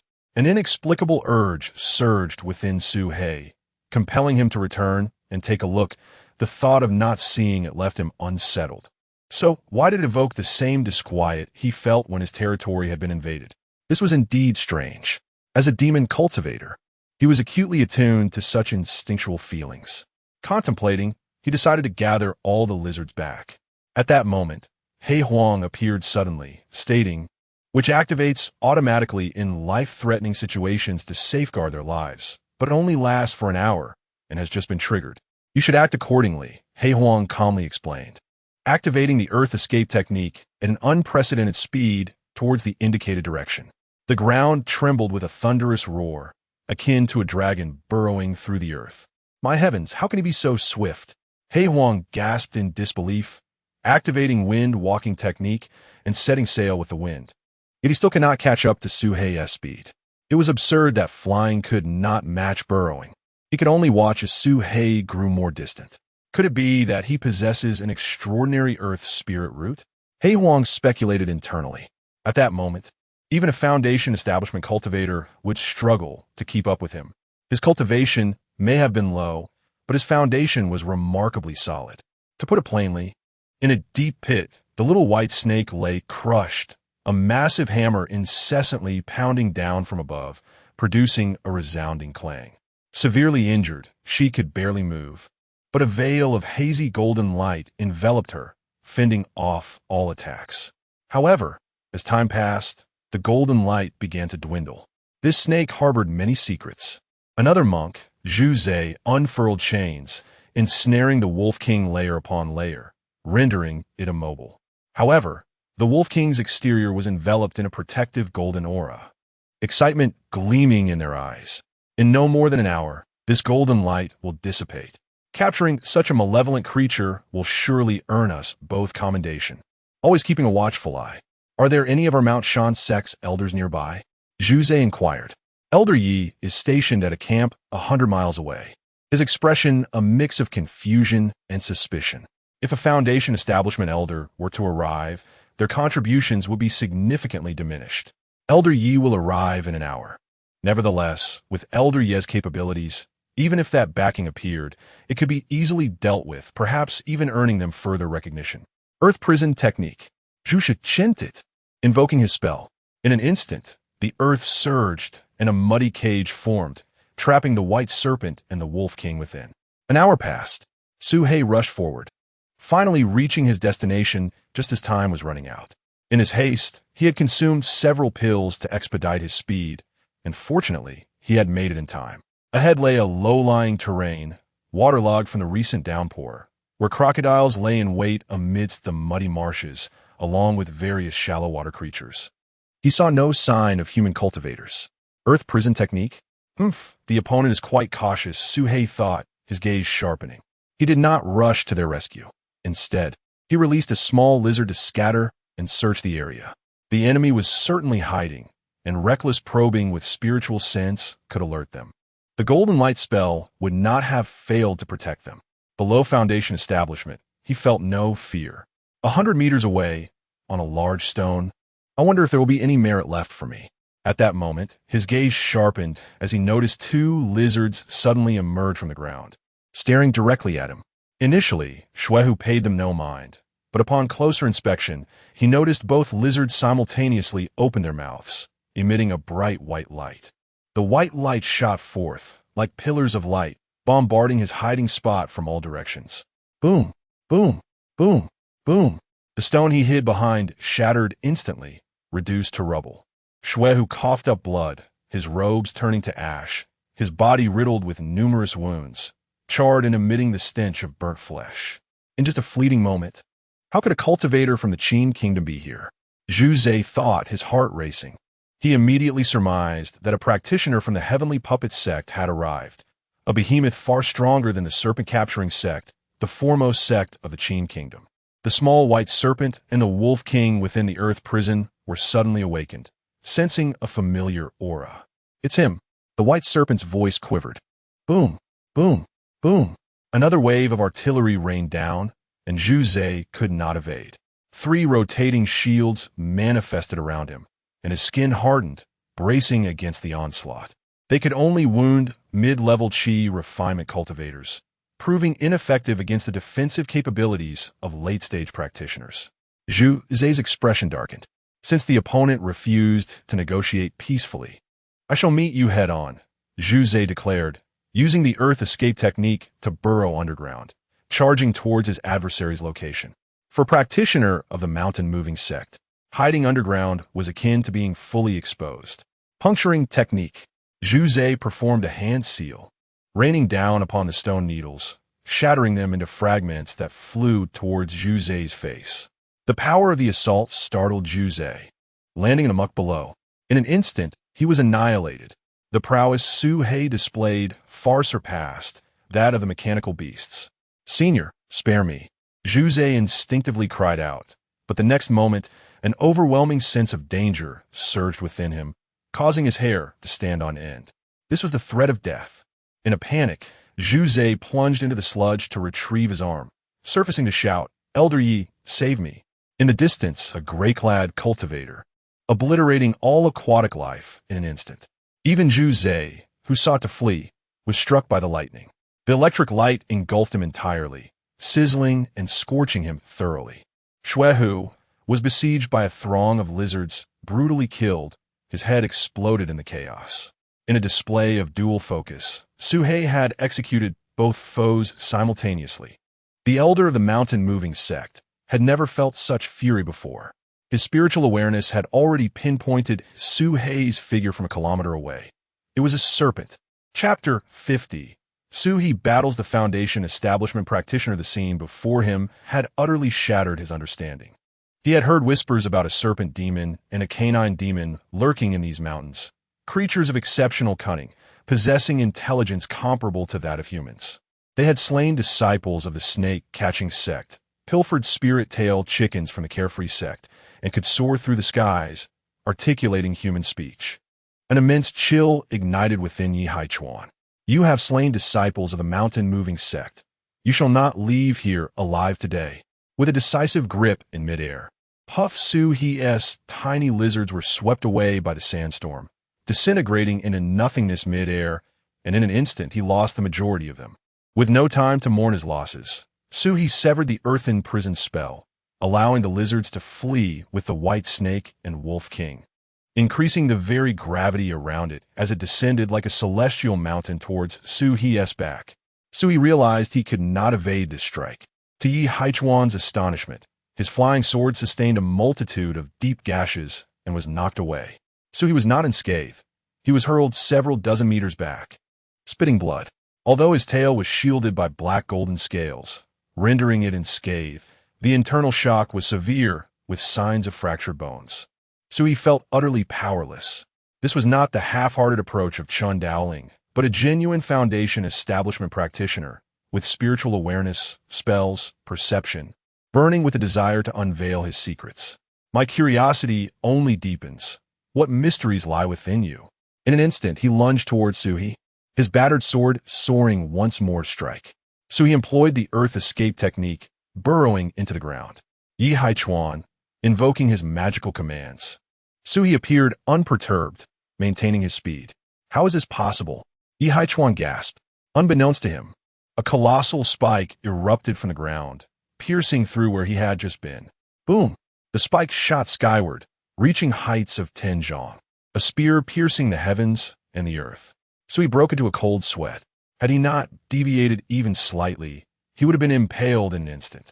The sense of danger surged again within Suhei, prompting him to hastily retreat several dozen zhang, just as another spike erupted from the ground, forming a conical shape and shooting into the air. Before Suhei could catch his breath, he was forced to retreat again. Boom! Another spike shot forth. One wave had not settled when another arose. Boom! Boom! Boom! A barrage of earth spikes erupted in succession before Suhei, gradually pushing him back. Retreat was imperative. A moment's delay would result in impalement. Damn it! The opponent seeks to prevent my subterranean refuge. Gritting his teeth, Suhei burst forth from the earth. Soaring into the air, he retrieved a wind speed talisman and affixed it to his abdomen, his form ascending with the wind toward the horizon. Perfect timing. Sandstorm technique. Yi Haichuan thrust his hands forward, unleashing an endless torrent of sand and dust, forming a raging sandstorm that surged forward, uprooting trees and pulverizing them in midair. Who had just been soaring had vanished. His pupils constricted in disbelief, thinking he must have misseen. How could he have disappeared? Yi Haichuan hastily flew forward, arriving at the site of the sandstorm, only to find it utterly empty. Just as the storm was about to engulf Suhei, he had inexplicably vanished into thin air. Due to the distance, he could not ascertain how Suhei had evaded him. He expanded his spiritual awareness, scanning the area within 500 meters inch by inch, yet found nothing, as if Suhei had evaporated from existence. It must be some form of invisibility talisman or artifact. I refuse to believe you can escape. Yi Haichuan felt as if he were about to explode. A mere spirit connection stage little demon dared to defy him. I vow to dig 300 feet deep today to uncover your hiding place. At this very moment, Suhei was concealed 800 meters underground. He had convincingly determined that he was no match for this individual. Even with all his might, his chances of victory were barely above 30%. Suhei was acutely aware that the physical bodies of human cultivators were frail. If he could close the distance, even against a Foundation establishment practitioner, He held considerable confidence in severely injuring or even vanquishing them.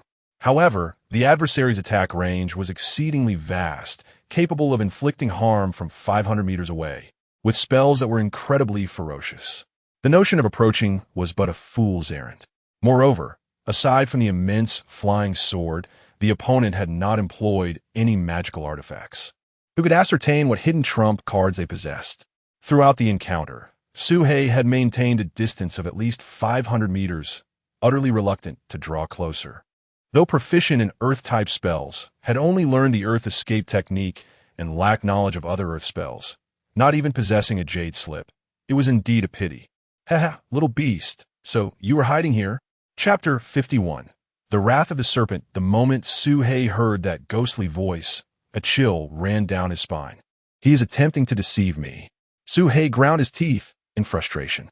He could not fathom what method this person had employed to project their voice so far. But due to prolonged bone tempering and body strengthening, Suhei's physique was robust enough to endure. Meanwhile, deep beneath the earth, Yi Haichuan was situated 100 meters below, fully immersed in the rock, attuned to the subterranean pulsations. Any disturbance would not escape his notice, his voice resonating through the underground as he remained vigilant. After a considerable period, nothing transpired. Yi Haichuan was convinced that the other party was hidden deep underground, and unite all sects to pursue you relentlessly. Yi Haichuan proclaimed loudly, his voice echoing through the rock layers. He resolved that if there were no response, he seemed to hear something, and his eyes widened. Without a moment's hesitation, he dove swiftly underground. You have finally revealed yourself. A fierce glint ignited in Yi Haichuan's eyes as he surged toward a specific direction, the distance between them rapidly closing. 500 meters, 300 meters, 200 meters, 100 meters. Rock pressure.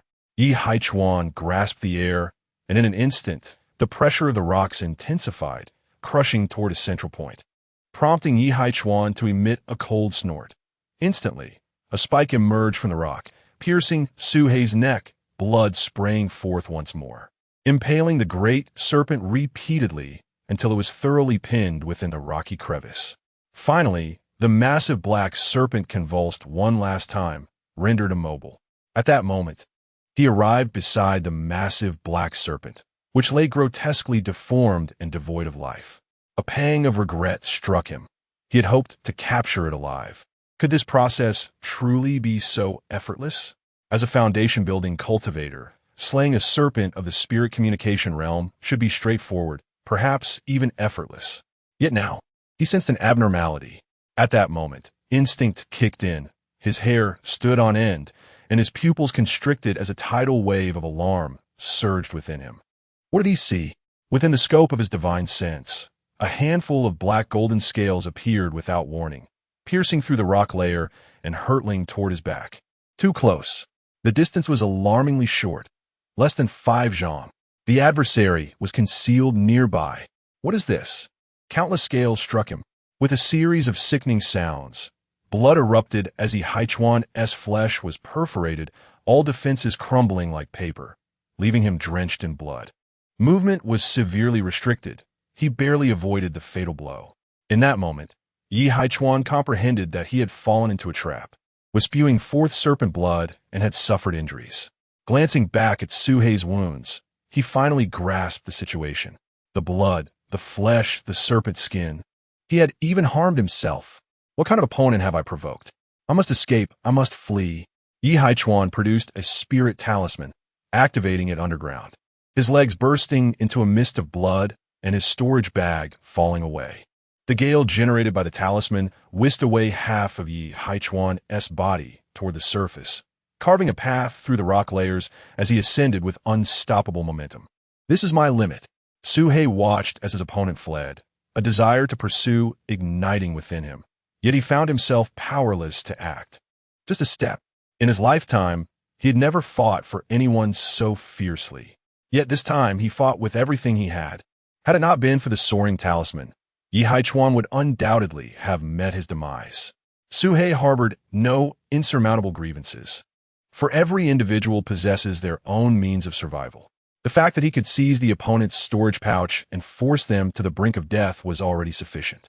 Yi Haichuan's heart raced, the agony coursing through his body, instilling a profound sense of weakness that nearly rendered him unconscious. After consuming a blood spirit pill, the ordeal he had just endured was too terrifying, and he wished never to face such a situation again. Regardless, he must inform the sect. If this demon were not eradicated, it would surely pose a grave threat. With gritted teeth, Yi Haichuan forged ahead. Moments later, he burst forth from the underground, emerging to the surface. However, just as he beheld the sunlight, a shadow of a black dog loomed before him.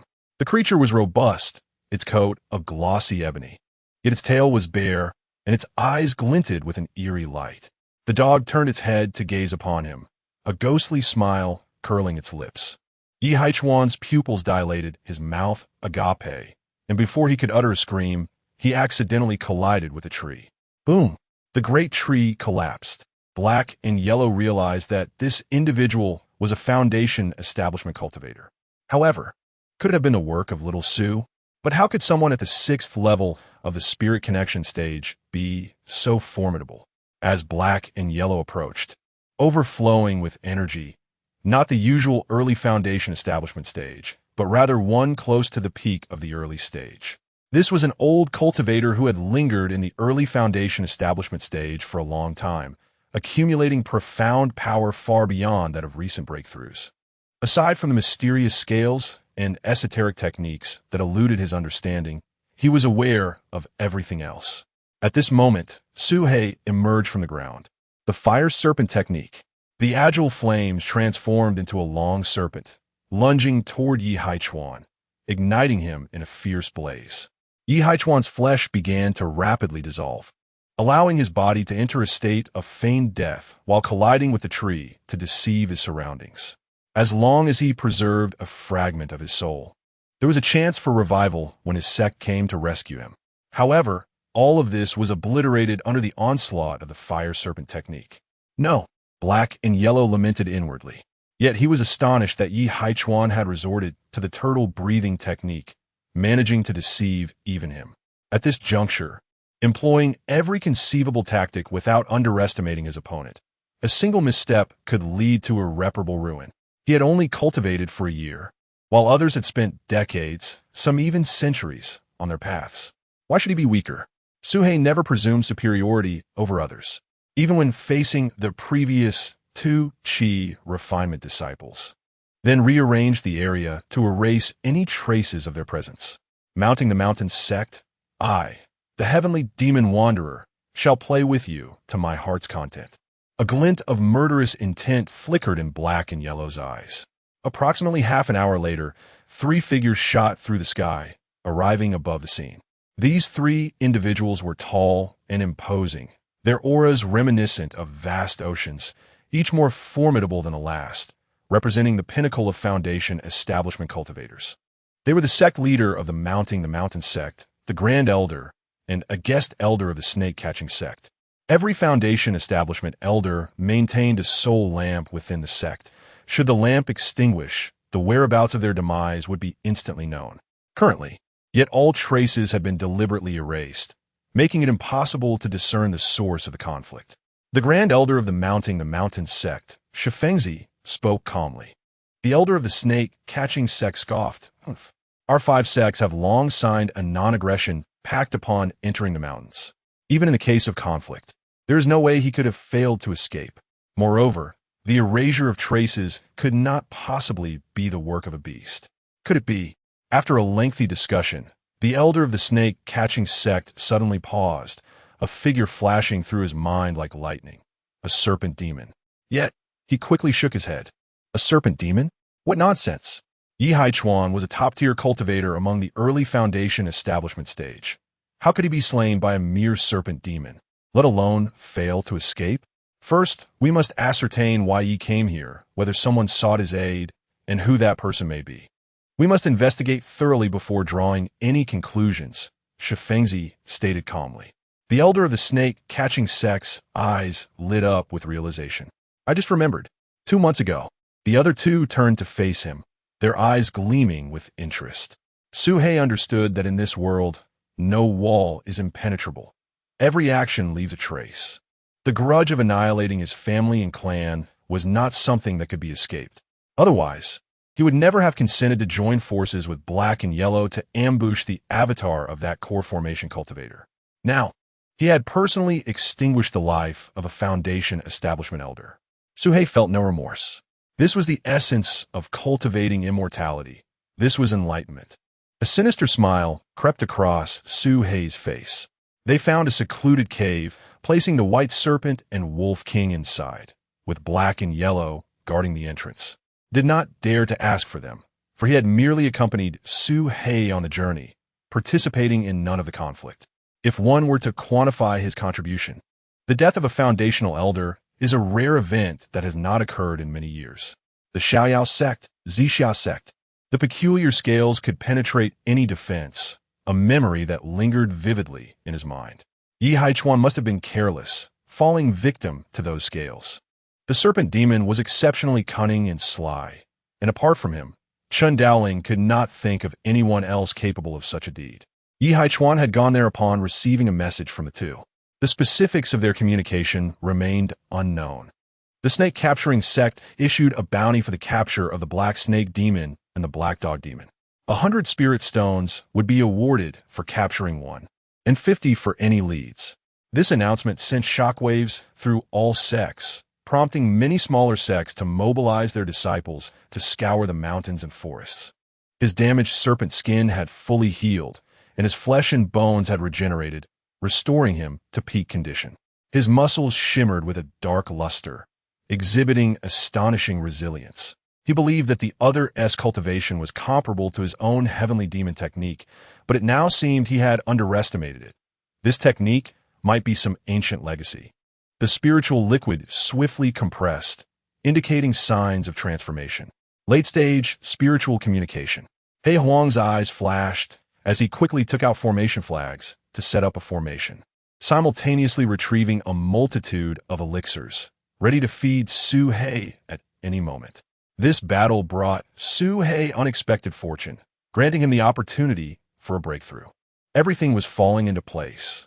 Although the breakthrough was delayed significantly compared to He Huang's prediction of 1 month, Suhei's foundation was incredibly solid. Even before the breakthrough, he had already reached the late stage. 3 days passed. Within the demon god cauldron, the spiritual energy condensed into a point, forming a small sphere the size of a thumb. Within this sphere flowed a stream of spiritual energy, branching out like tree limbs, spreading throughout Suhei's entire meridian system. This spiritual water sphere was Suhei's core. Once it expanded to fill the entire cauldron, it would signify the completion of the late-stage spiritual communication. At that point, He Huang took a look and obediently prepared to leave. "I'll go for a stroll." "No need. There's a share for you," Suhei replied. Upon hearing this, He Huang's eyes lit up, and he scampered back, squatting on the ground with a playful grin. "And you all, come in as well," Suhei called out to those outside the cave. The White Serpent and Wolf King excitedly rushed in and sat beside him, obediently. Both of them had long since healed. This was a mid-stage advancement, achieved so rapidly without much resource support, leaving Suhei quite astonished. This was much faster than his own progress in the past. "What should I call you, Great King or Senior Brother?" "Stop, just call me Suhei," Suhei interrupted, halting her from continuing. He Huang chuckled mischievously. What did I do to offend you?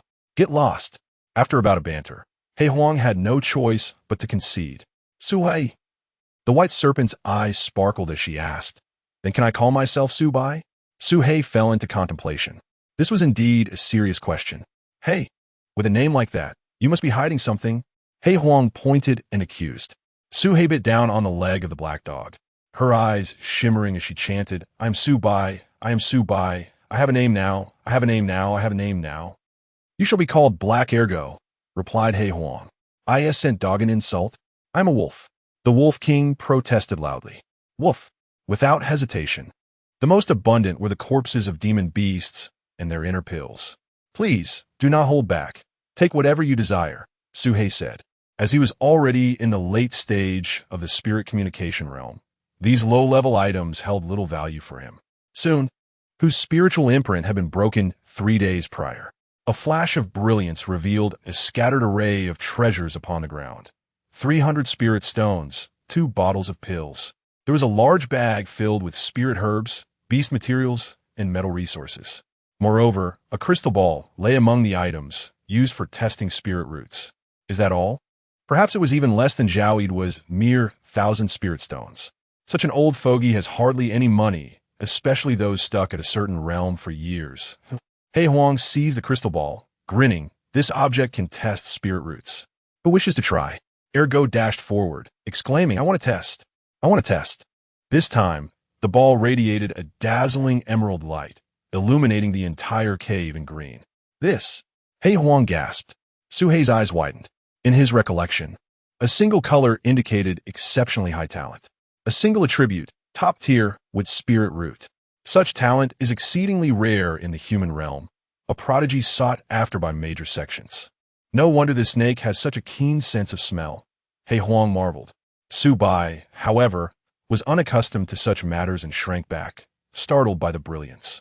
Captivating beyond compare, without exception, if she were to transform, who knows how many male cultivators she could enchant. Su Hei remained silent. Finally, it was Su Hei's turn. He pressed against the crystal ball, releasing his spiritual energy. In an instant, the ball erupted into a riot of colors. First earthy yellow, followed by red, blue, gold, purple. Mixed spirit root? 6 colors. 7 colors of mixed spirit root? He Huang was momentarily stunned. Wait, if it were a mixed spirit root, how could Su Hei cultivate so rapidly? Yet, the kaleidoscopic light grew ever brighter and more blinding, particularly the earthy yellow, which was almost dazzling enough to blind. What is happening? Su Hei asked, astonished. After much contemplation, He Huang replied, You indeed possess multiple spirit roots, but their qualities are exceptionally high. Your spirit roots are numerous and of high quality, especially the earthy one, which could hardly be described as anything less than extraordinary. It was no wonder Su Hei could master any spell with remarkable ease, each displaying astonishing power. It turned out he possessed every type of spirit root. It was only logical to specialize in earth-based spells. After all the demon beasts had departed, He Huang pressed his paw against the crystal ball, which emitted a black glow. I wish to learn 2. Thick earth armor and earth spike, 1 offensive and 1 defensive. If I can master these 2, even if I cannot defeat a foundation-building cultivator. Having succeeded on his first attempt, indeed, he possessed a remarkable talent for earth-based spells. Days passed swiftly. During the day, Su Hei practiced breathing techniques within the cave. At night, he ventured out to refine his earth spells. His progress in spell casting was astonishing, as both earth spells had reached a minor completion, their power significantly exceeding that of other spells. However, his cultivation advancement was nearly stagnant. The Shaoyang powder was utterly ineffective for him. He had discovered only half a bottle of small qi cultivation pills from Yi Haichuan's storage bag, which he consumed at once, increasing his spiritual energy by approximately 30%. Su Hei wore a troubled expression. Alchemy, one of the 6 essential arts of cultivation, was an endeavor that required immense mental focus. Having already studied puppet techniques, Su Hei's eyes widened. Upon reflection, Su Bai was undeniably a natural talent for alchemy, seemingly born for the craft. How had he not realized this sooner? Fortuitously, he discovered that she was already engaged in the preparation of medicinal herbs, with a mortar and pestle before her, where the herbs had been molded into a pill-like form. Among the spoils from their previous venture, she had claimed the largest share of various spiritual herbs. Su Hei, Su Bai exclaimed upon catching sight of him, her eyes gleaming with excitement as she hurried closer. Are you concocting pills? Su Hei gazed at the pills in the mortar, momentarily taken aback.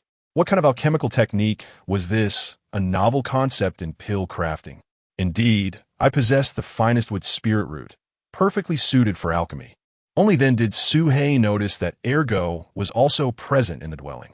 However, Ergo appeared disheveled, his forehead darkened, eyes devoid of life. Resembling a wooden statue as he stood there, yet a silly grin was plastered across his face, drool trickling from the corners of his mouth. Ergo, don't you think my pills are remarkable? Su Bai inquired, her smile unwavering. Ergo merely continued to chuckle vacuously, lost in his own world. He was eager to pose a question. Who had instructed her to refine pills? By the way, Suhei, did you come see me for something? Whatever your command. He recalled that he had sought Su Bai's assistance in alchemy. Yet upon glancing at Ergo's state, he questioned the edibility of the pills she concocted. With my robust physique, what pill could I not consume? I cannot use Ergo as a benchmark. Suhei contemplated, deciding to take the plunge. These are my collected experiences concerning the art of alchemy, including the formula for the minor cultivation pill. You may give it a try, but do not force yourself if it proves difficult, Suhei stated with utmost politeness. I will not let you down, Su Bai exclaimed with enthusiasm, securing the jade slips. Taking a deep breath, Suhei swiftly exited the cave abode. The task had been assigned. Otherwise, purchasing from human cities posed significant risks. If Su Bai could consistently produce pills, she would serve perfectly as a tool snake. Inside the cave, in the southern region of Chu State, at the Moving Mountain Sect, as a one-star sect in the south, is regarded as a remarkable character of the era. How dare you bully little Su? Today marks the end of your Moving Mountain Sect. Hei Huang chuckled ominously, his eyes widening in disbelief as he stared at a particular spot. Moments later, a chilling scream echoed throughout the Moving Mountain Sect. This is bad. The ancestral grave has been desecrated. The news spread like wildfire, causing a stir throughout the sect. The sect master, the Grand Elder, go inside and check on the ancestors' remains. Only then did Shi Fengzi react, rushing into the tomb, only to find the coffin empty. The reputation of his master was more precious than his own life. The theft of their remains crossed an unforgivable line. If they were a core formation cultivator, why resort to such base acts? If they were not at that level, how could they bypass a three-tiered formation? The onlookers buzzed with speculation. The sect master, Shi Yazi, knelt before the tomb, repeatedly bowing his head, tears streaming down his face. I am an unfilial disciple, declaring that they would spare no expense to gather the entire sect's strength to apprehend the tomb raider, offering a king's ransom as a reward. The guest elder from the snake-catching sect wore a contemplative expression. Why has misfortune struck you, Moving Mountain Sect, while others remain unscathed? What sets you apart? He quickly realized that the difference lay in the fact that you had lost a foundation-building elder, while others had not suffered any losses. Alas, the spoils have been plentiful. What a pity! If I could acquire the third-tier techniques from the Heavenly Puppet Sect and refine you into a corpse puppet, who would have dared to refuse him?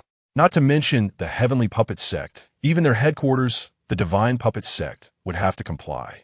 Little Su is fortunate. With a purewood spirit root, she need not worry about pills in the future. Perfect, easily devouring entire trees. Suhei concealed himself within the earth, having observed this herd of mammoths for some time. The leader, known as the Mammoth King. Even foundation-building cultivators would hesitate to provoke such a creature. These beasts stood atop the food chain, immensely powerful in numbers. Injuring one would invite the wrath of many. Without pills, and having exhausted the meat from the demonic beasts, he needed to hunt. His earth nails and thick soil armor had been honed to perfection, and his puppet techniques remained sharp, allowing him to control up to 50 small lizards or 20 large ones simultaneously. I must refrain from alarming them. Let me try to divert their attention first. With a thought, he sent a small lizard scurrying forth. Chapter 56. Suhei encounters the snake catcher again. The woolly mammoths, migratory beasts of their kind, journeyed together, feasting on the vegetation of the forest they traversed. Suhei dispatched 30 small lizards to conceal themselves in various locations, awaiting the opportune moment. At that moment, a young mammoth approached one of the lizards. Eliminating one would suffice, as Suhei had a fair understanding of his own capabilities. Suddenly, a series of whistling sounds pierced the air from a distance. Suhei's attention snapped to the source, and he beheld a throng of figures emerging from afar, numbering around 10, each imbued with the wind talisman, soaring through the air and landing on nearby mounds of earth and treetops. In mere moments, this group had taken their positions, encircling the herd. Their attire was uniform, adorned with intricate patterns of green mountains and white clouds. They were all disciples of the wandering sect, with cultivation levels ranging from mid to late stages of chi refinement.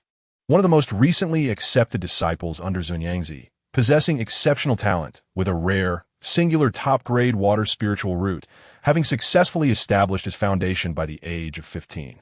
A smug smile crept on Hua Yuntian's face as he commanded, "Form the formation, and do not let a single one escape." Yes, the disciples of the wandering sect promptly brandished their formation flags, positioning them in their respective places. A faint light barrier began to take shape, enveloping the entire herd. The barrier trembled violently, developing cracks as 3 other male mammoths joined the charge, their tusks crashing and feet stomping, threatening to shatter the barrier. Huayin Tian scoffed, drawing a long spear and launching it into the air, striking the leader in the back, embedding itself deeply. The creature let out a wretched roar. The others followed suit, their agonizing cries resonating across the land. The sight of this onslaught elicited a frown from Su He. The cruelty of targeting even the young was excessive. He hesitated. The leader, thundering against the earth, suddenly unleashed a tenfold surge of strength, crashing forward. The barrier quivered, numerous fissures appearing, as the ground split open into a 10-zhang-wide chasm. Su He observed the unfolding scene, his gaze flickering as he resolved to eliminate the 3 pursuers first. These 3 disciples were at the 9th level of Qi refinement. Su He activated his earth escape technique and soon found himself directly beneath the 2 mother mammoths, with their young sheltered in front. "Little creatures, you cannot escape." The 9th level cultivator approached first, casting a bolt of lightning towards the mother mammoth's tail from a distance of 10 zhang. Su He did not act out of pity, but seized the moment of his opponent's attack, his gaze resolute as he invoked his technique.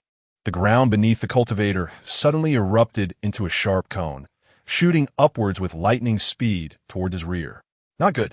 The man's face paled as he realized he had just cast his lightning strike and lacked the time to defend himself with another spell, resulting in a death too swift to comprehend. The 9th level Qi refinement cultivator was instantly vanquished, wondering who was assisting them from the shadows. What? There are still enemies. The 2 Qi refining 7th layer cultivators behind her changed countenance and halted their flight, each taking a different direction while brandishing their life-saving talismans to shield themselves. They used every means at their disposal, spiritual talismans, elixirs, and magical artifacts, as they fled desperately, sparing no effort. Su He chuckled coldly inwardly. The moment he intervened, their fate was sealed. If he chose to act, none would escape. Just a few meters into their flight, the 2 were horrified to find themselves surrounded by a swarm of tiny lizards that had appeared from nowhere. "Kill!" Su He bellowed. They suddenly noticed several lizards darting out from the barrage, each adorned with a flaming talisman, drawing closer. That is, a superior explosive talisman? Not good, retreat quickly. Boom, boom, boom. The explosive talismans detonated, utterly shattering their protective barriers. The ensuing white light surged upward, leaving gaping wounds on their bodies. Their screams echoed continuously. In mere moments, the 2 were reduced to a gruesome paste. Su He swiftly collected the storage bags of all 3. Dealing with the 9th layer Qi refining cultivator had posed no challenge. A single strike from the earth nail had sufficed. However, the other 2 had proven slightly more troublesome. Had they been a bit more cunning, with more hidden cards up their sleeves, employing some escape talisman like Yi Hai Chuan, Su He would have been left merely to watch. His preparations had been insufficient. This had been nothing more than a stroke of luck, he mused, shaking his head silently. Time slowly passed. Meanwhile, the remaining ones continued to resist, emitting sonic waves of attack. Roar! The deafening roars stirred up clouds of dust, shockwaves radiating outward, causing many to suffer ringing ears and bleeding from their nostrils. "I'll go take a look." The female cultivator who had spoken earlier leaped toward the direction the 3 had pursued. Huaqing Tian did not stop her, aimed directly at her. Not good. Huaqing Tian's face changed dramatically. He hurled a flying sword with lightning speed, aiming to slice the earth nail in 2. Yet Su He's strike had been perfectly timed, making it far from easy to intercept. The earth nail was cleaved in 2, but the front half remained airborne, piercing through the rear and impaling the female cultivator's body, sending her plummeting from 5 zhang high, crashing to the ground, lifeless. The speed was so swift that it surpassed her reaction time. She hadn't even summoned her defensive treasures before meeting her end. Everyone froze momentarily, and after a few seconds, Suhei immediately activated an invisibility talisman, concealing himself underground, remaining utterly still. This individual's consciousness does not seem as formidable as Yi Haichuan's, Suhei pondered silently. From previous observations, though Hua Qingtian was also a Foundation establishment cultivator, he was on an entirely different level compared to Yi Haichuan. The latter's spells, artifacts. The remaining crowd exchanged wary glances, brimming with caution, standing back to back as they watched the ground, prepared for any further emergence of nails. Suhei contemplated for a moment, deciding to play a trick on him. He commanded the small lizards to emit a beam of light towards a particular spot. Boom! A massive rock shattered. Hua Qingtian reacted instantly, slashing with his sword and simultaneously scattering a handful of revealing dust over that area. The sword light howled, sweeping across a 100-meter radius, while the revealing dust rapidly spread. Yet no invisible creatures were uncovered. Despicable, shameless scoundrel. If you have the gall, face me directly. Suhei's mind focused, summoning the earth nail. Thud! A sharp stone pillar erupted beneath the rear of a 7th-layer Qi refining disciple, piercing through him despite his prior precautions, simultaneously penetrating his armor and magical artifact, rendering his defenses as fragile as paper. His corpse plummeted to the ground. Hua Yuntian's expression was more grotesque than that of one who had just ingested excrement. With a swift motion, he inhaled sharply and seized the lizard that had just unleashed a barrage, crushing it mercilessly in his grasp. Puppet mechanism? Earth nail? Who on earth are you? The unseen adversary toyed with him as if he were a mere puppet, brazenly slaying 2 individuals before his very eyes. An overwhelming and boundless aura of terror surged through the firmament, darkening the sky. Upon sensing this malevolent energy, the severely wounded elephants raised their trunks, emitting cries of excitement. Suhei was equally taken aback. He had encountered numerous Foundation establishment cultivators, but this was his first encounter with a demon beast, and judging by the circumstances, it was evidently no ordinary Foundation establishment demon beast. Thunder rumbled from the distant sky, akin to the sound of wheels rolling over, shaking the heavens and the earth. As if confronted by a specter, seized 2 nearby cultivators and flung them towards the approaching giant, simultaneously retreating with utmost speed to escape into the distance. The 2 cultivators he had hurled into the air were crushed to dust by the terrifying force before they even neared the giant, perhaps even at the peak. Suhei, observing with his small lizard, made a rough assessment. What manner of beings lurked within this forest, he could scarcely fathom. Delay them. Suhei would not permit the individual to escape so easily. With a thought, Suhei cast again, mimicking Yi Haichuan's method, aiming to obstruct Hua Yuntian's escape. With a series of piercing sounds, stone pillars erupted skyward. Every time Hua Yuntian attempted to move, yet another pillar would emerge in his path. In mere moments, the distance between him and the giant elephant had diminished drastically, and his hatred for the hidden adversary surged within him like a tidal wave. You shameless villain! One day, I shall rend you limb from limb. As the giant elephant drew ever closer, Hua Yuntian could no longer endure. He crushed a golden jade pendant, and a radiant golden shield enveloped him. Ignoring all the earth spikes, he charged forward, breaking free from Suhei's spell range. The wild giant elephant pursued, closely behind, and in a moment, the group of great lizards pursued the other 2. Suhei, naturally, seized the opportunity to strike down those who were vulnerable. He would not let a single one escape. As for Hua Yuntian's fate, he could no longer concern himself. He had already done enough, leaving the rest to the giant elephant. With a swift motion, Suhei emerged from the earth, unleashing a bolt of lightning that struck the individual hovering high above, preventing them from being pierced by the earth spikes. He no longer dared to covet the corpse of the mammoth woolly elephant. However, Suhei passed through the battlefield and retrieved the storage bags with his small lizard. Most of the male elephants had already perished, primarily from severe injuries. He extracted 2 healing pills from the storage bags and delivered them via the small lizard. The 2 elephants, possessing a degree of intelligence, realizing it was best not to reveal his presence. Let the small lizard receive the thanks. Seeing you pitiful, I lend a hand. Having secured a favor from the wild giant elephant, this venture was not in vain. He hoped the storage bags would yield more beast meat, which would serve as a delightful feast. Suddenly, an idea struck Su He. The wild giant elephant returned so swiftly.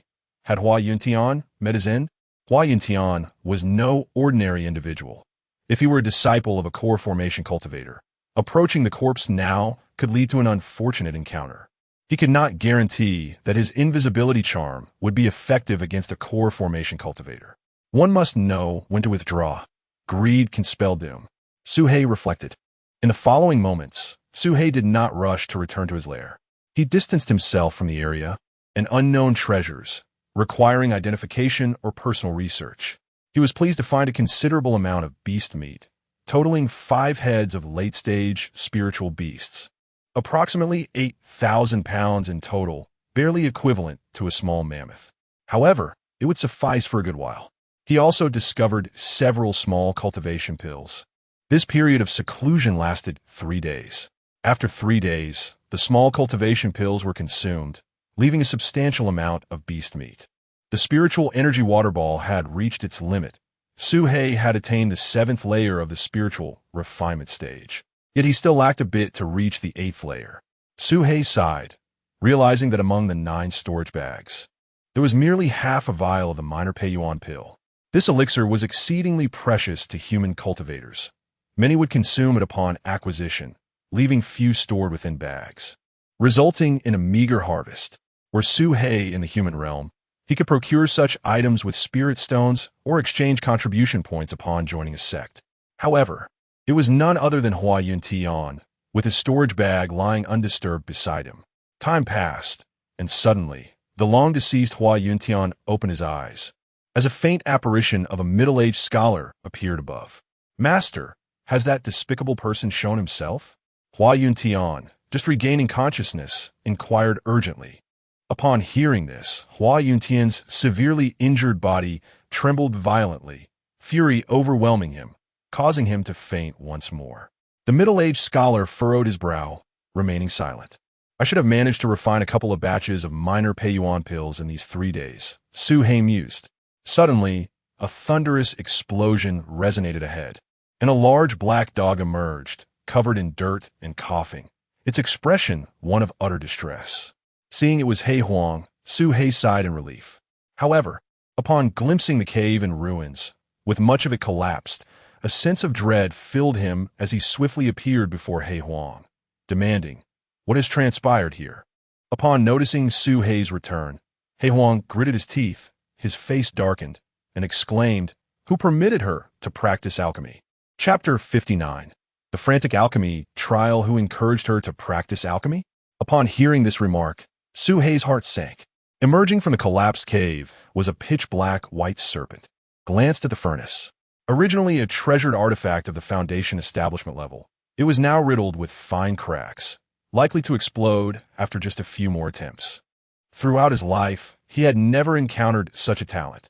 Every attempt at alchemy resulted in explosions, and even when he personally guided her. Su He countered. He Yuan was momentarily speechless.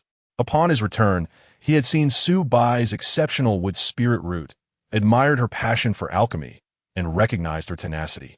Her voice tinged with innocence as she witnessed their quarrel. He Yuan's eyes lit up. It was surprising that an explosion had still yielded a successful elixir.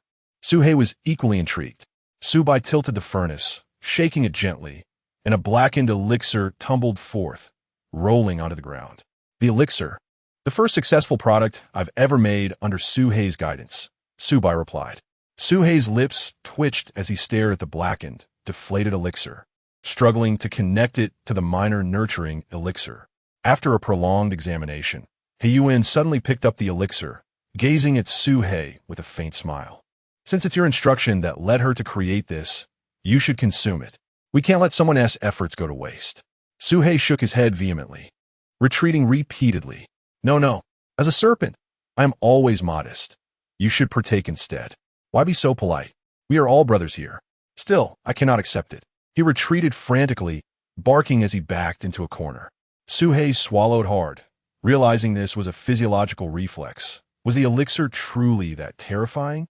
Having caught a large fish and a monkey, both at the 7th tier of the spirit communication stage, bound with demon ropes, he had initially sought to capture a serpent, its internal energy rapidly ascending, breaking through to the 8th tier of the spirit communication stage within the span of a single incense stick. It works. This is the effect of the minor nurturing elixir. Heiyuan exclaimed with delight. It's indeed the minor nurturing elixir. Suhei observed, realizing the effect was genuine. If just a pinch produced such results, consuming the entire elixir might allow for multiple breakthroughs. Truly, she was a prodigy of alchemy with her singular exceptional wood spirit root. However, before Suhei could revel in his excitement, he noticed the sides of the fish's abdomen swelling. 2 fleshy limbs emerged, stirring up dust as it raced into the distance, vanishing from sight. The spectacle was so shocking that both creatures remained dazed for a long time, unable to comprehend what had just transpired. This fish has evolved? Suhei mumbled in disbelief. Heiyuan's lips twitched. Evolved? Nonsense. It has mutated. It has become a monster. As a rogue cultivator, he had witnessed countless malevolent practitioners conjuring unimaginable creatures and had seen demonic cultivators transform themselves into grotesque forms. Yet witnessing a fish sprout human-like legs and escape right before his eyes was simply absurd. He glanced at the bewildered Subai, pondering if this could be a sign of a demonic progeny. Let us try the monkey next. It resembles a human, so perhaps we can infer the effects of the elixir on humans. Suhei suggested. Heiyuan, not bothering to scrape any powder, shoved the entire elixir into the monkey's mouth. He forced the elixir down the monkey's throat. The monkey's body was soon enveloped in a layer of dark mist. The monkey suddenly became motionless, resembling a wooden figure. At this juncture, its evolution had ceased. Standing 6 feet tall, its posture was erect, nearly devoid of fur. Its tail gone, and its skin slightly coarse. Its lineage now straddled between that of a monkey and a human. Previously a monkey, it had now transformed into a hominid. Suhei was left dumbfounded. What kind of miraculous elixir is this? It can make fish sprout legs and monkeys evolve into humans. Yet this hominid stood there, eyes vacant, mouth slightly agape, frozen in place like a puppet. Why has it stopped moving? Suhei used gravitational manipulation to wave a branch in front of the hominid, but it showed no response. It has succumbed to madness and is already dead, He Huang stated. Madness? Suhei furrowed his brow, having heard of this term before. He Huang scoffed. What of a single death? This monkey was meant to be captured for consumption. I could have easily poisoned a sekback in my day. Suhei was similarly contemplating this anomaly. An elixir that could cause fish to grow legs and monkeys to evolve into hominids. And, judging by appearances, if the monkey had not perished midway, it could have continued its evolution. Truly absurd. Suddenly, Suhei had a moment of inspiration and inquired, He Huang, what is her cultivation technique? It was designed for a body like his, a demonic physique, and had never been practiced by one with a singular supreme with spiritual root. Try operating the technique, He Huang urged. Subai promptly complied, and strands of true energy emerged from her demon core, coursing through her body as meridians. This was a potent wood-type, true energy. It was accompanied by a trace of black energy, continuously surging forth and intertwining. Indeed, it is Tianma Gong, but I have never encountered such true energy, He Huang exclaimed. It was Suhei who persuaded her to pursue her passion, suggesting she capture more human cultivators to experiment with her elixirs, assuring her that success would surely follow. After a round of encouragement, Subai regained her confidence, declaring her commitment to work hard and not let anyone down. I will strive to concoct elixirs that are beneficial to King Suhei, Subai asserted with unwavering determination. Haha, best of luck. Subai excitedly accepted them, immediately diving into a new round of research. Suhei, you allowed her to refine elixirs, so you better eat her potions in the future. I must take my leave. Hey, wait. He Huang hurriedly gathered the hominid's corpse and approached with a sly smile. Suhei, are you in urgent need of elixirs? I have a way to procure enough minor Peiyuan pills to ensure your cultivation reaches perfection. Suhei paused, instinctively sensing that it could not bode well. This is the blueprint of the Zixia Gate, Don't ask how I obtained it, but the alchemy chamber is right here. Hey, don't walk away. He truly did not want to stir up trouble again so soon after the recent conflict with humans. He had yet to digest that experience, analyzing the pros and cons from every angle, coaxing him persistently. His voice echoed like a ghostly wail, incessantly ringing in Suhei's ears to the point of exasperation. Suhei turned back to glare at him, gritting his teeth. Just tell me, what are the odds? He Huang hesitated and replied, including you, 90%. He had discerned He Huang's tactics. If he did not agree, he would be pestered until he did. Thus it was more efficient to consent from the outset, saving time.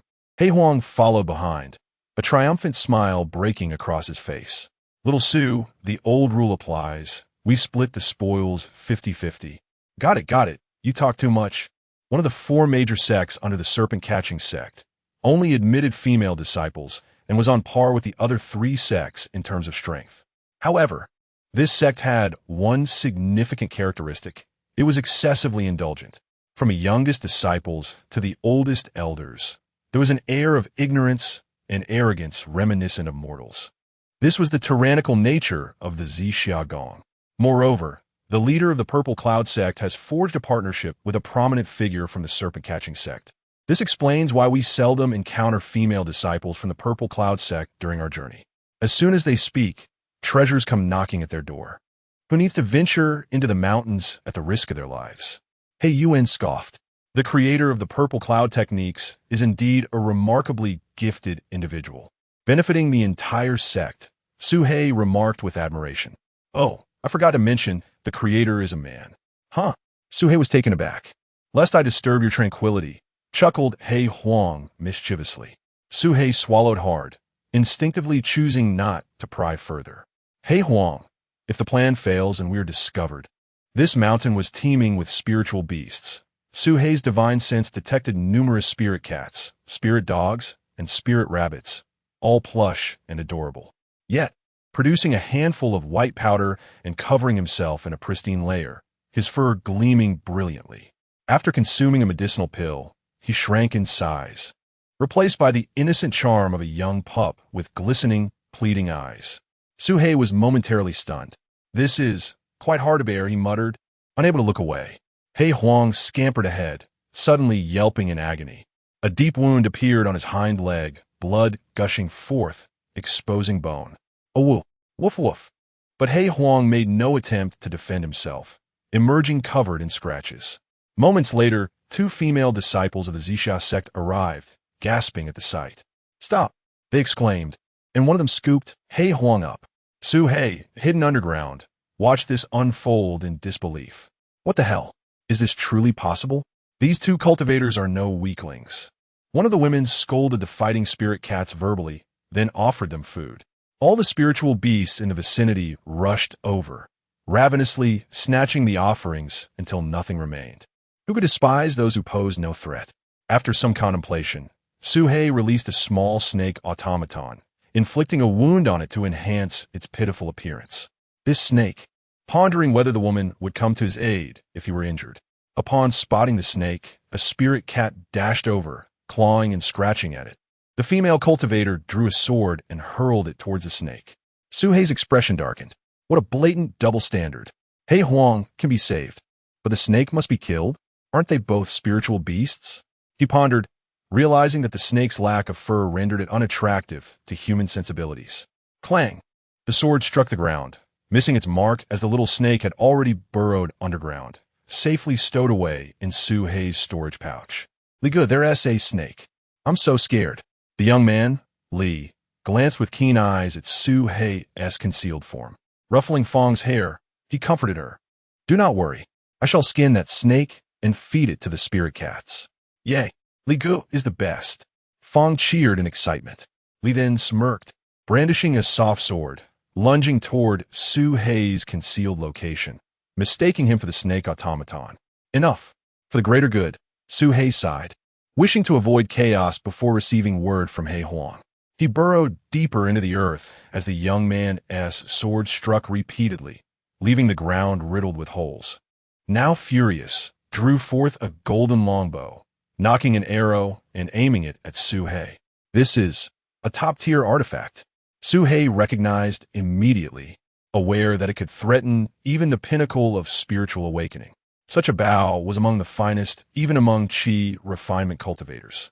It was astonishing that these two possessed such a treasure. Suhei had no intention of resorting to violence, but now that this bow could endanger him. Thick earth armor. Suhei concentrated, activating the protective spell. A layer of earthy luminescence rapidly enveloped him, forming a robust armor. The arrow struck. At that moment, a minuscule circular gap appeared on the barrier. Suhei swiftly slipped through the opening. Upon entering, he encountered He Huang, who tossed him a palm-sized jade disc. I have deciphered the Zixia sect's array restrictions. When faced with any barrier, simply press this disc against it, which was inscribed with intricate patterns of the 5 elements, emanating waves of profound energy. He attempted to manipulate it with gravitational force, pressing the disc against the barrier, and in the blink of an eye, a small opening appeared. Can this break through the restrictions anywhere? Suhei asked in astonishment. Absolutely. There are 3 locations within Zixia sect where elixirs are stored. The outer sect's elixir room, the inner sect's elixir room, and the Zixia pavilion where disciples exchange treasures. Suhei discerned that He Huang's true objective was not merely the elixirs, but rather the treasures within the Zixia pavilion, which housed an abundance of precious items. Particularly the main source of the minor cultivation elixir for late-stage Qi refinement disciples. There, 2 alchemy elders resided, along with a multitude of alchemy disciples, all under tight security, employing earth escape to approach the elixir room. On their way, Suhei observed not only the female cultivators of the Zixia sect, but also many male disciples from the outer sect. These male disciples often sought to curry favor with the women, showering them with attentions, and peculiar sounds emanated from some disciples' abodes, leaving Suhei astounded. Suhei. In the alchemy room area, within a disciple's residence, Huayanshan lay on the bed, his face ashen, having not yet recovered from his injuries. He had lost considerable weight, and his cultivation had diminished a level. At that moment, a stunningly beautiful woman sat upon him, their auras resonating in harmony, gradually restoring Huayanshan's strength back to the foundational stage. As he opened his eyes, there was no joy in regaining his cultivation, only a deep-seated fury. Had it not been for the 9 orifices soul-returning pill bestowed by his master, he would have been trampled to death by the titanic savage elephant. Even so, and it is only natural that we assist each other, Silverbell smiled. His recovery would not have been so swift. It was rumored that the foundational elixir was acquired from a sycophant. Each time he recalled that despicable individual, his heart burned with rage, causing him to spit blood in frustration, unable to focus on his cultivation. Huayanshan. A gentle voice from a young man outside called out, seemingly cautious not to disturb the occupants within. I heard you were unwell. So it was indeed young Master Hua. He lowered his head and turned away, filled with dejection. Yet, after a few steps, he halted again, clenching his fists as pain shot through his palms, his unwillingness evident. Nearby female disciples stifled their giggles, whispering amongst themselves. Look, that Xiao Qiu is back again. Although he is a genius of the mountain-moving sect, why does he insist on seeking humiliation? Knowing Silverbell is toying with him, he still approaches her, and it's said he even gifted her a foundational elixir. Some men are simply born to be turtles. They deserve it. Before long, while the other is at the mid-stage. You distract one of them, and I will handle the other. After we obtain the elixirs, we will regroup at the teleportation array. He Huang instructed. Despite their prior discussions, Suhei confirmed. How shall I distract them? That is up to you. Killing someone or destroying a building will suffice to attract the attention of a foundational stage cultivator. Just be mindful not to cause too much of a ruckus. After their exchange, they went their separate ways. A short while later, Suhei reached the disciple residential area. Alchemy was the Zixia sect's primary industry.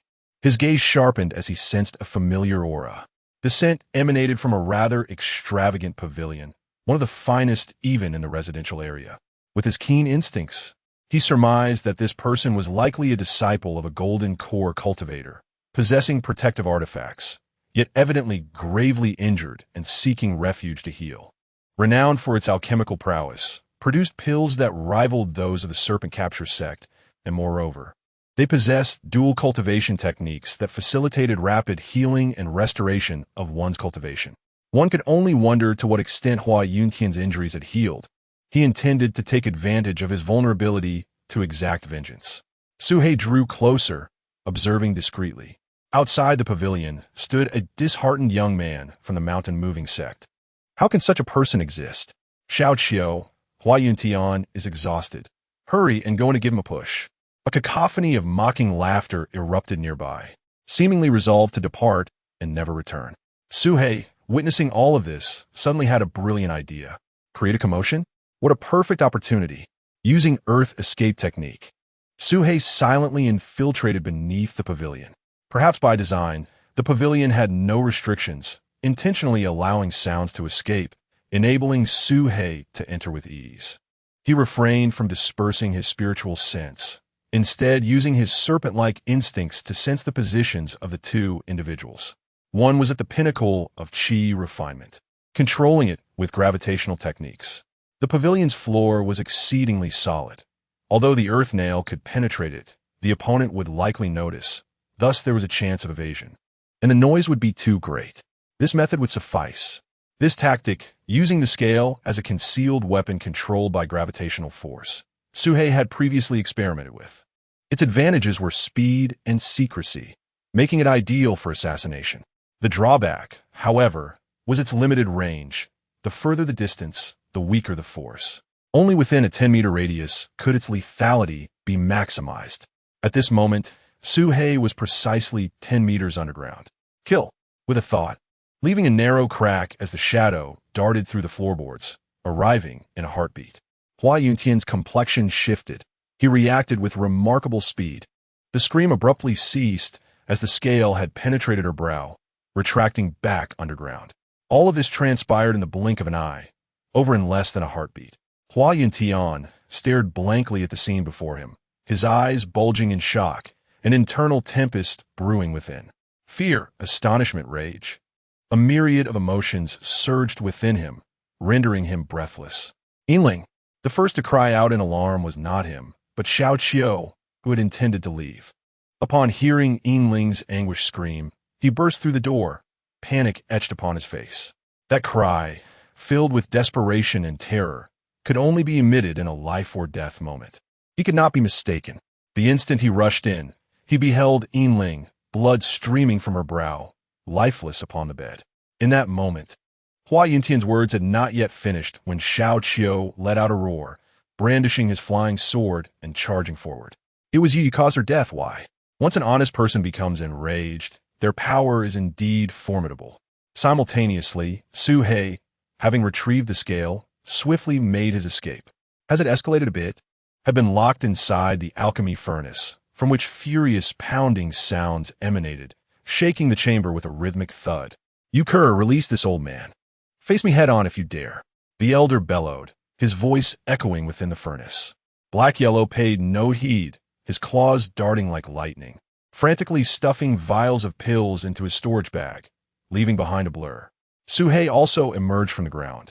What a windfall, ha! Even Su He, with his temperament, could not help but laugh aloud. You little beast, I shall surely kill you. Let me out. Black Yellow glanced at the impending explosion of the alchemy furnace, producing a larger furnace, waving his hand to contain the cracked one within, sealing it with a lid and a binding spell before leisurely departing. Oh, you vile beast, I will not let you off. The enraged howls echoed endlessly.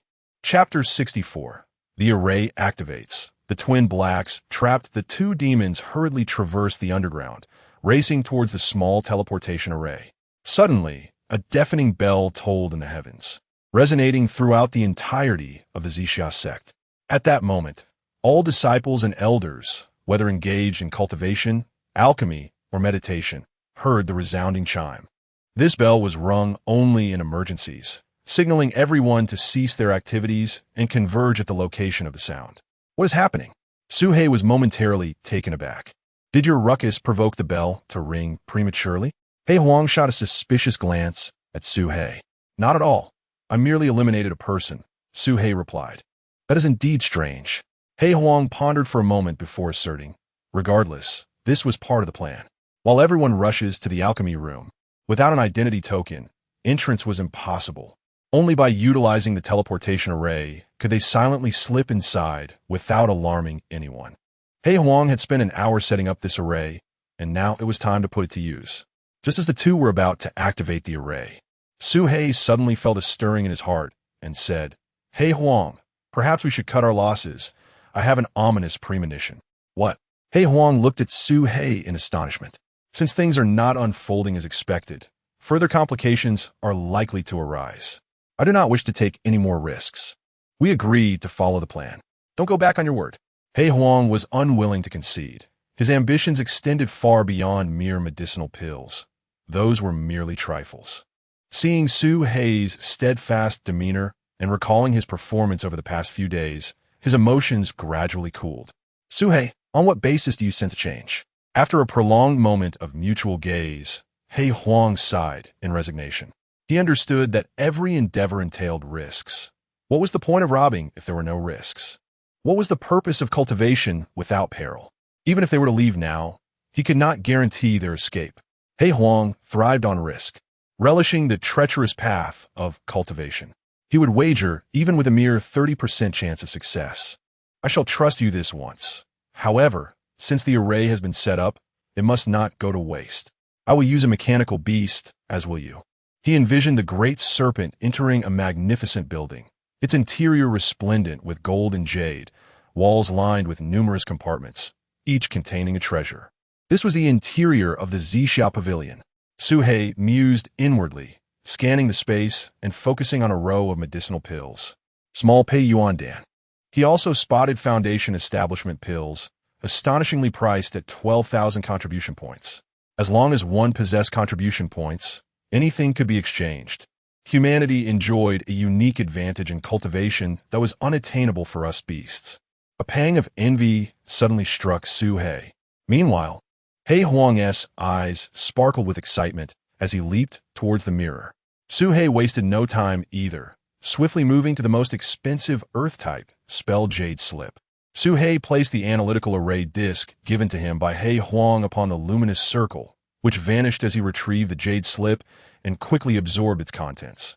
At that same moment, He Huang reached the vicinity of the purple mirror, poised to grasp it. Suddenly, he altered his course. Akin to an egg, the small teleportation array below erupted, disintegrating into nothingness. An ambush! He Huang exclaimed. Simultaneously, both He Huang and Su He opened their eyes, sprinting at full speed towards the edge of the Zixia sect. Su He's heart trembled as he promptly severed his connection with the great serpent, abandoning the puppet altogether. Within the Zixia pavilion, an ancient figure materialized, accompanied by a cold snort. I have awaited your arrival for quite some time. Speak, what brings you to the Zixia pavilion? The old woman leaned in, fixing her gaze on He Huang, who stood motionless, his body entirely restrained by gravitational technique, unable even to blink. The great serpent beside him was also a puppet. Both were mechanical beasts. The old woman's expression darkened immediately. She had long since discovered the subtle, shifting formation. She had believed she had ensnared them completely. Today, no one shall escape. She produced a large bell and struck it heavily. The protective mountain array of the Zixia sect was activated, its outer rings transforming to become 3 times as robust as before. Chapter 65. The Sensory Talisman and the Search for Demons. Curse it, I miscalculated. There truly is an ambush. Su He, how did you discover this? Black Huang cursed while dashing forward. It was a mere guess.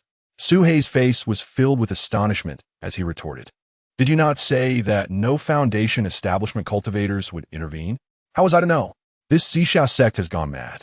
Zixia naturally had Foundation Establishment elders to oversee it, but they were all ancient beings who had lived for centuries, rarely emerging unless the sect faced a life-or-death crisis. These old ancestors, whose lifespans were nearing their end, expended their life force each time they emerged from seclusion. Who could have foreseen that a simple pill theft would provoke such a response? Moreover, the old crone was exceedingly cunning. After they breached the Zixia pavilion, they would need to analyze it anew, he remarked. How long will it take? Suhei inquired. This is a third-tier formation. It will require at least an hour. Black Huang replied. An hour. At that moment, Suhei could already sense an immense and boundless consciousness sweeping through the Zixia sect. He had acquired a spell Jade Slip valued at 300,000 contribution points, though he had only managed to read through the first half due to its extensive content. Regardless, this escapade had proven worthwhile.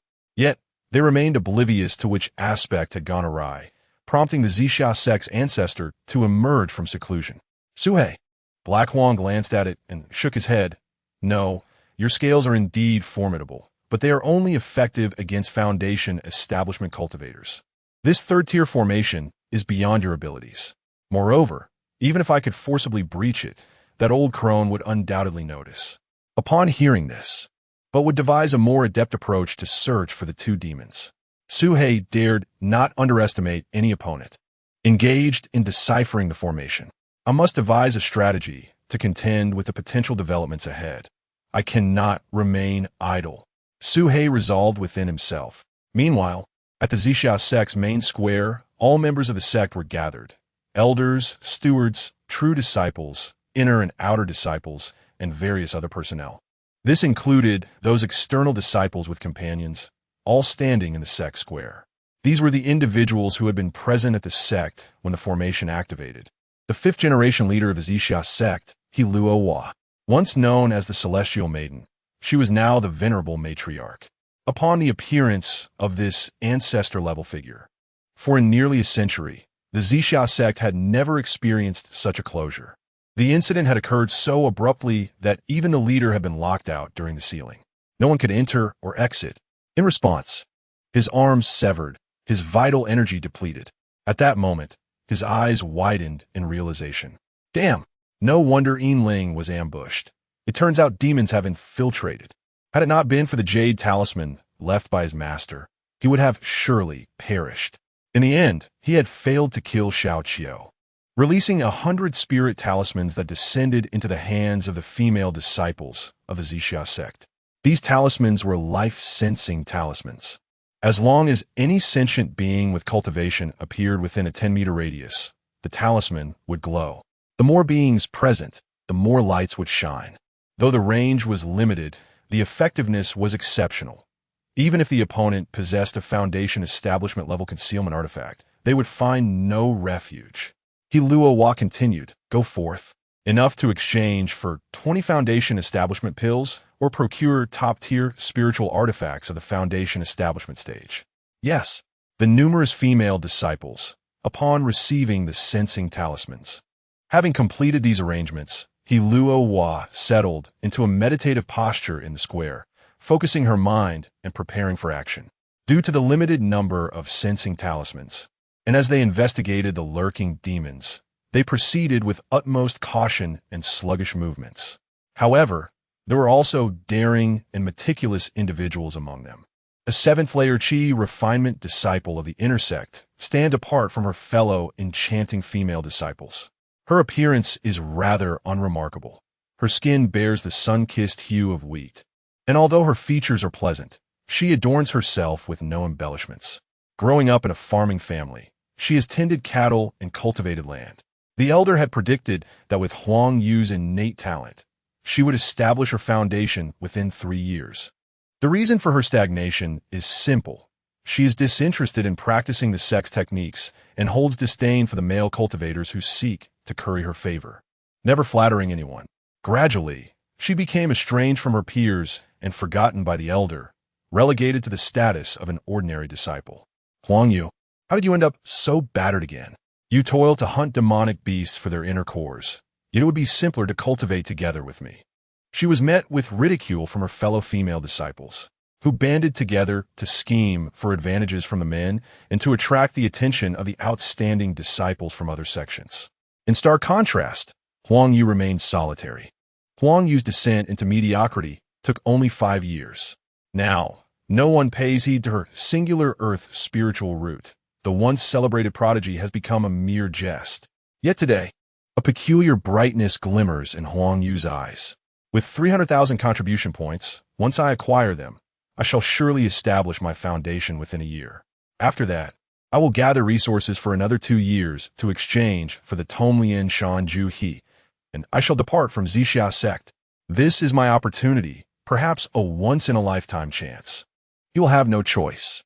As time elapses, the vast area of Zixia sect is rapidly narrowed down, the uncharted territories diminishing. Su He is not idle. He has strategically placed numerous puppets throughout Zixia sect. Whenever someone approaches this vicinity, he creates disturbances with puppets from elsewhere to divert attention. Many female disciples, startled, but one thing is certain, it must be hiding underground. Continue the search. Leave no corner unexamined, including those already explored. Search again. He Luo Hua casts dozens of sensing talismans, rallying more individuals to the search effort.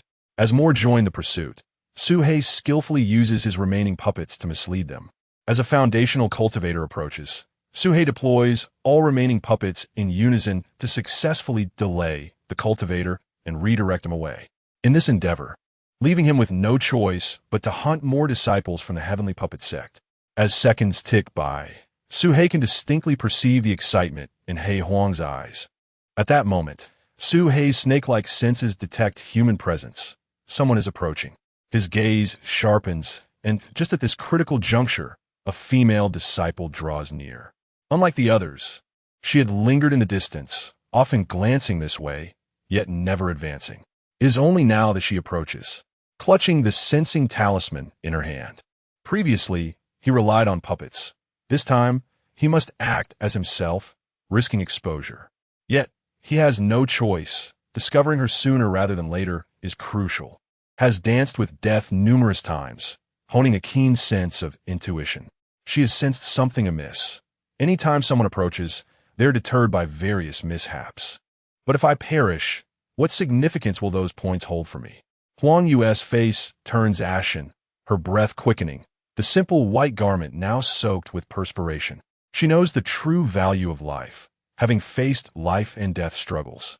Taking a deep breath, Huang Yu steps back. At this moment, in the distance, a foundation-building female cultivator, who had just been diverted by 10 puppets, soared through the air on her sword. She cast a glance at Huang Yu and inquired, "Huang Yu, has that area been searched?" Accompanying her was not merely herself. Trailing behind was an elderly woman, weathered by time, who was the grand elder of the Zixia sect, a formidable practitioner in the late stage of foundation building. She was indeed the strongest among the search party. Where could that demon have fled to? It truly is perplexing. I suspect that the demon's position is constantly shifting. Otherwise, why would we have scoured every corner without finding it? The aged crone added, "The vastness of the Zixia sect makes it challenging to devise a plan if the demon is evading detection. However, it was puzzling how the demon had not emitted any divine sense and yet managed to evade every individual flawlessly." Huang Yu sighed in relief. Casting a deep gaze into the void and earth ahead, she slightly bowed toward the front and began to retreat, moving slowly step by step. Su He had been fixated on her, his mind never straying. Just moments ago, his heart had raced to his throat. Su He could not comprehend why such an astute individual did not possess more formidable strength. He thought of Zhao Wenjue, who, despite his low cultivation, was cunning. However, activating the Earth Escape technique and rushing towards He Huang's location, where a significant breach had been created in the protective barrier. He and He Huang surged forward, and while he might not have perished, that old crone was not to be trifled with. He would have certainly suffered. "Little Su, I must commend you this time." "Hey, why are you running? We are already safe." Watching Su He sprint away at full speed, employing the movement talisman, He Huang could only follow helplessly. Yet, He Luo Hua suddenly opened her eyes, which ignited with fervent light. They have indeed fled. I refuse to believe you can escape from my grasp." With a swift motion, He Luo Hua darted away at a terrifying speed, instantly breaching the boundaries of the Zixia sect's great array. Though she seemed stationary in the square moments ago, she had been contemplating the possibility of their escape, understanding that any lapse in vigilance against a cunning adversary would be foolish. Any being crossing that membrane would be imprinted with an undetectable divine sense mark, ensuring that even if they truly escaped, they would be pursued relentlessly. Boom! In the distance, a series of roars echoed, the clouds in the sky dispersing to reveal a terrifying figure approaching with indescribable pressure. He Huang's complexion altered drastically, fear gripping him, yet it was still insufficient compared to the old woman of the core formation stage. The elder in the sky sneered. It turns out to be two mere beasts. And a boundless force of attraction erupted from the golden bowl, attempting to draw Su He and He Huang out of the earth and into the bowl. Su Hai Guset Vemin, I have no trump card. I'm about to be sucked away. He Huang cried in despair. Damn it. Next time, I won't come out with you. I'd be better off as a pig or dog. Su He scolded.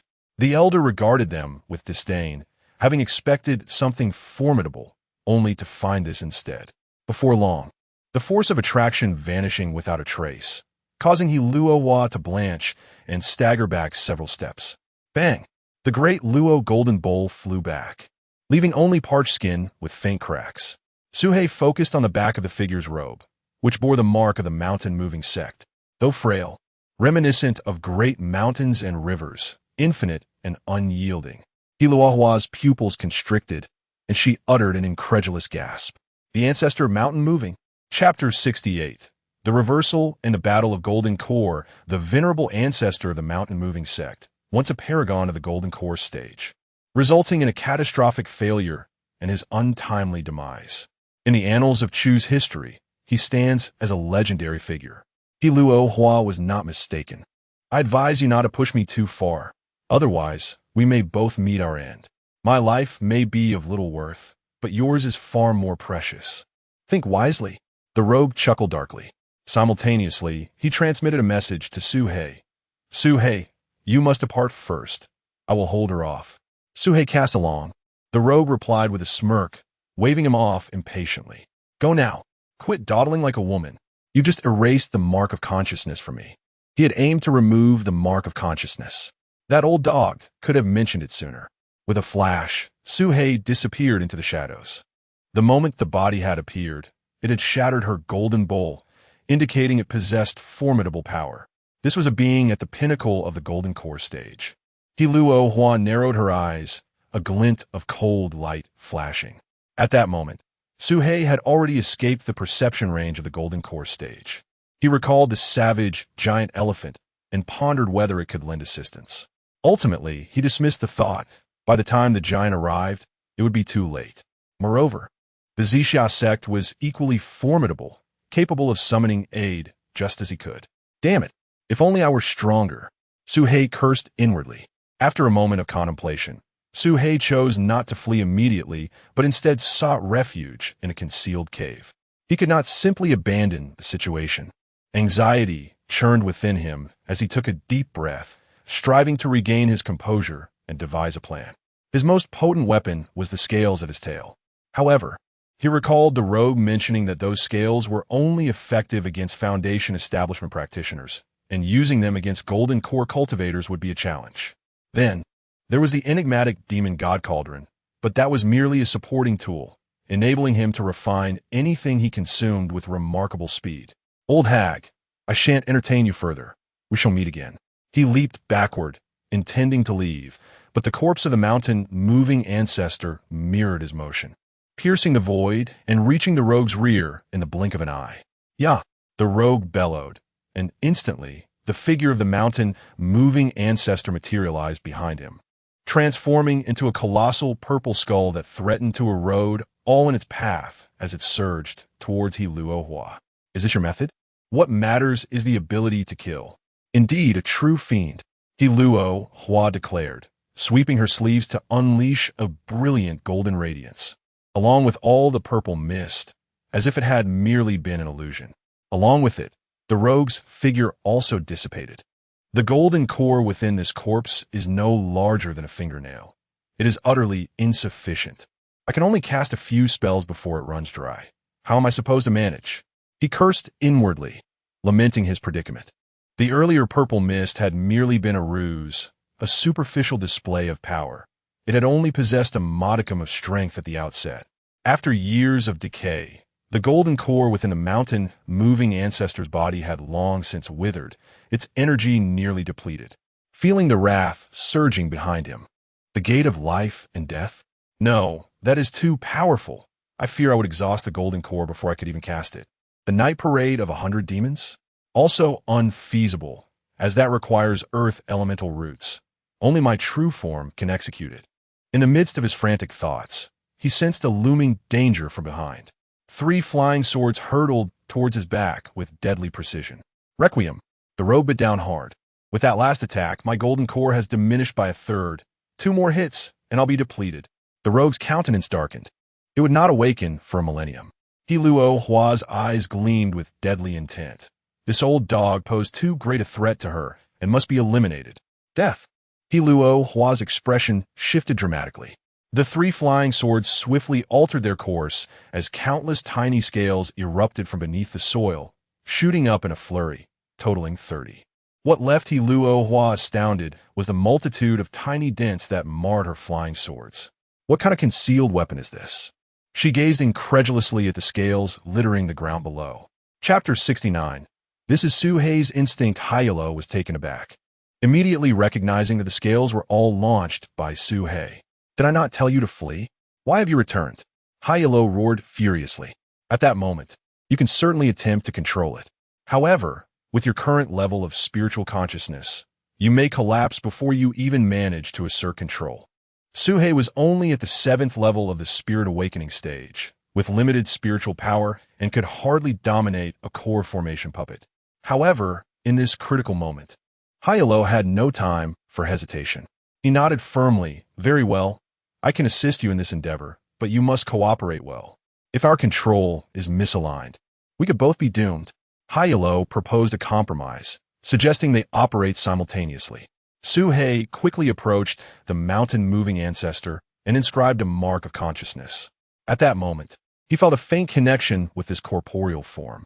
However, this connection felt overwhelmingly heavy, making even the simple act of raising his hand incredibly arduous, as though a mountain pressed down upon him, making it difficult to breathe.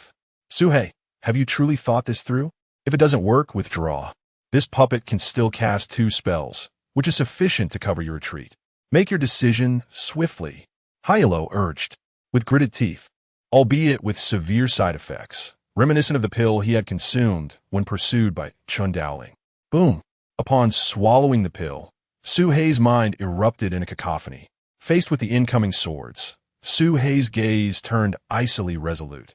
This was the strongest opponent he had ever confronted, and he could not falter. Earth Shield, Su Hei shouted. In the hands of the mountain-moving ancestor, it exhibited such terrifying power that it could even block core formation flying swords. As it was a low-level spell, the expenditure on the golden core was minimal, barely around 1/10. Hyalo's breath quickened. However, after executing this maneuver, Su Hei felt dizzy, the world around him dimming, almost losing consciousness. No, I cannot faint. I must persevere.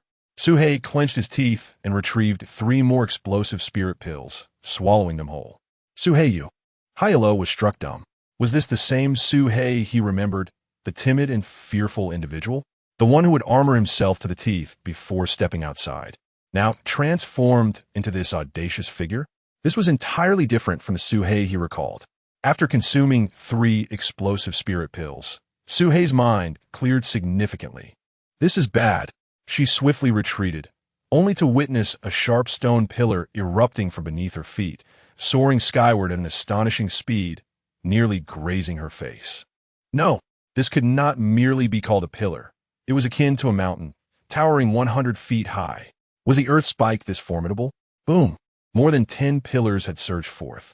One struck her arm, spilling blood and leaving her with further wounds, damaging one of her magical artifacts. He Luo Hua unleashed a flurry of flying needles, raining down like a torrential storm towards Su Hei and Hyalo. Su Hei immediately raised a shield to block the needles. Let's see how long you can endure.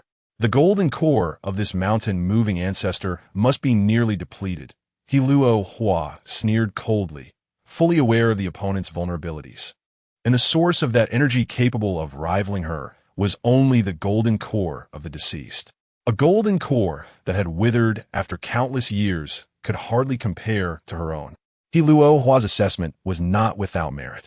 while Earth-type low-level spells consumed less energy. The previous exchange had already drained the golden core by another third, leaving it unable to last much longer. Suhei, what should we do? At that moment, let us take a gamble. Suhei gritted his teeth, recalling the powerful spell he had just learned. Mountain Splitter. However, through the corporeal form of the mountain-moving ancestor, he might succeed. I only possess the first half of Mountain Splitter. The remainder I must conceive and create myself. Long before Suhei's arrival, he had anticipated this moment, already simulating it in his mind. Suhei, possessing unparalleled mastery and innate talent in the arcane arts, effortlessly grasps any technique with but a mere touch, swiftly comprehending its intricacies. The earth nail and the heavy earth armor were successfully conjured on his very first attempt.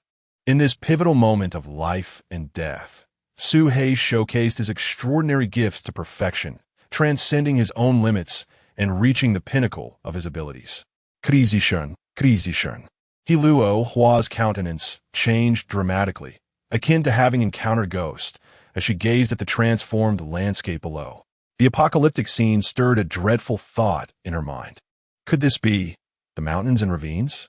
As the fifth-generation sect leader, she had certainly heard of the legendary earth-based spell, the mountains and ravines, housed within the Zixia Pavilion. It was said that this formidable technique was acquired at a great cost from the mountain-relocating ancestor by the first-generation leader hundreds of years ago. And even then, it was merely a simplified version. For countless years, it remained largely unmastered, with few of the past leaders ever grasping its intricacies. He Luo Hua made a swift decision to escape. Boom! A towering mountain suddenly erupted from the ground, reaching 500 zhang in height, casting a shadow like a colossal giant, blocking her path of retreat. Before she could process this, another mountain soared into the sky, sealing off her other escape route. Boom! Boom! Boom! One mountain after another surged forward, moving with a life of their own, swiftly coalescing to encircle He Luo Hua from all sides. Blood seeped from Suhei's eyes, while He Huang exerted every ounce of his strength. A multitude of mountains converged, intent on suppressing He Luo Hua. A pang of regret crossed He Luo Hua's face. This was a relic gifted by her late partner, now forced into use. Yet before she could catch her breath, could this truly be the mountains and ravines? He Luo Hua felt an unsettling discord between what lay before her and the record she had studied. Old fool, today marks your demise. Perish. Suhei bellowed, drawing on his last vestiges of strength. Waves of agony coursed through his consciousness. He Luo Hua sensed the imminent threat of death. Inescapable. How could this be? She screamed in disbelief, unleashing all her magical artifacts, hurling them forward as she propelled herself backward. The mountain serpent burst forth, its lengthy body crashing against the radiant barrier formed by her artifacts. Boom, boom, boom. A cacophony of explosions erupted as many of the golden core artifacts were obliterated upon impact. The serpent's head shattered into nothingness, yet the remaining sections continued unabated. A copper mirror within her shattering into shards. She was hurled forward, propelled at an unimaginable speed, disappearing from sight in an instant. Boom! The mountain serpent finally lost its strength, collapsing to the ground, forming a serpentine mountain range. Meanwhile, the mountain relocating ancestor had exhausted his golden core, slumping helplessly to the ground. His instincts merely continuing to vocalize. Supplement? Careful lest others take advantage of you. He Huang cursed, hoisting Suhei onto his back. As he did, a layer of earthy brown armor manifested over Suhei's body, the thick earth armor, while the jade pendant within him emanated a hazy protective light. This activated his invisibility talisman, vanishing from sight. Outside the Zixia gate, a blood-soaked, ragged old woman, her hair in disarray, stumbled through the skies. With a wave, she sketched the likenesses of Suhei and He Huang, then coughed up blood, collapsing as cries of alarm echoed around her. Search the mountains and find that ancient demon, regardless of life or death. The crowd complied, venturing into the depths of the mountains. However, despite their entry, their thoughts diverged. How could we not be walking to our doom? No, This demon is far too terrifying for us to confront. The leader's command must not be disobeyed, but we shall merely go through the motions. Unlike other sects, most disciples of the Zixia sect had not experienced life-and-death battles. After practicing the Zixia technique, they enjoyed a more leisurely cultivation method, sparing them the need to fight desperately outside. Especially in such turbulent times, those who fought hard would be seen as misfits, pretentious, and would face ostracism. This led to a reluctance among many to genuinely search for the ancient demon. From the elders to the disciples, all shared this sentiment. A nascent soul evil cultivator possesses the capability to annihilate an entire sect, which accounted for its formidable strength. The southern region was abuzz with shock. The mountain-moving sect, a prestigious sect that had stood for 5 centuries, was consumed with unprecedented fury. The theft of our ancestors' corpse will not go unpunished. Increase the bounty tenfold. We must recover our ancestors' remains. The mountain-moving sect prioritized the search for the demon, with elders and disciples mobilizing to patrol the southern forests, capturing any dogs and snakes they encountered. The Xiaoyao sect, also a 300-year-old sect, had suffered the loss of 10 disciples during a hunt for mammoths, reportedly due to that demon capable of manipulating the earth. Kill. Avenge our fallen disciples. Pursue the demon. The Xiaoyao sect also launched a large-scale operation, placing this task at the forefront. Those who killed the demon would be rewarded with 500 spirit stones and 300,000 contribution points. This was an unprecedentedly high bounty, stirring the hearts of all cultivators in the southern region, as well as many outsiders. This was a grand hunt. A large official vessel sailed through the gale. Inside sat a middle-aged man clad in fine robes, sipping wine while murmuring to himself, "Mountain-moving ancestor? A puppet?" With several scattered peaks standing guard around a central area. Many mortal carpenters and masons were constructing houses, digging wells, and paving stone roads. The inner gate, outer gate, medicinal gardens, spirit fields, and plazas were distinctly marked. It was estimated that in another 6 months, the project would be officially completed. If cultivators were to undertake the work, it would be more efficient, but few were willing to engage in such labor-intensive tasks, which consumed a great deal of spiritual energy. Instead, they primarily hired mortals for preliminary work, reserving the final touches, such as reinforcing formations, for themselves. At present, he sat in his cave dwelling, holding a compass, a fateful artifact left behind by his master. He anticipated that the culprit would seek to sell the stolen goods in Qin, and thus pursued leads, eventually uncovering clues in Linjiang City. These clues should suffice to claim the bounty. Zhao Wenjue took a deep breath, his gaze ablaze with excitement. 2 months prior, it would no longer concern me. Suhei was unaware of how long he had been unconscious. In a daze, he experienced numerous dreams. He also dreamed of being tormented by Chun Fan's lingering thoughts, visiting a mountain god temple, and ultimately suppressing those thoughts. One memory after another resurfaced in his mind until the end, where he battled Luo Hua, sustaining grave injuries and falling into unconsciousness. Youngster, adorned with carvings of a coiling dragon. This was the demon god cauldron. The voice seemed to emanate from the dragon etched upon the cauldron. Who are you? Your technique seems incomplete.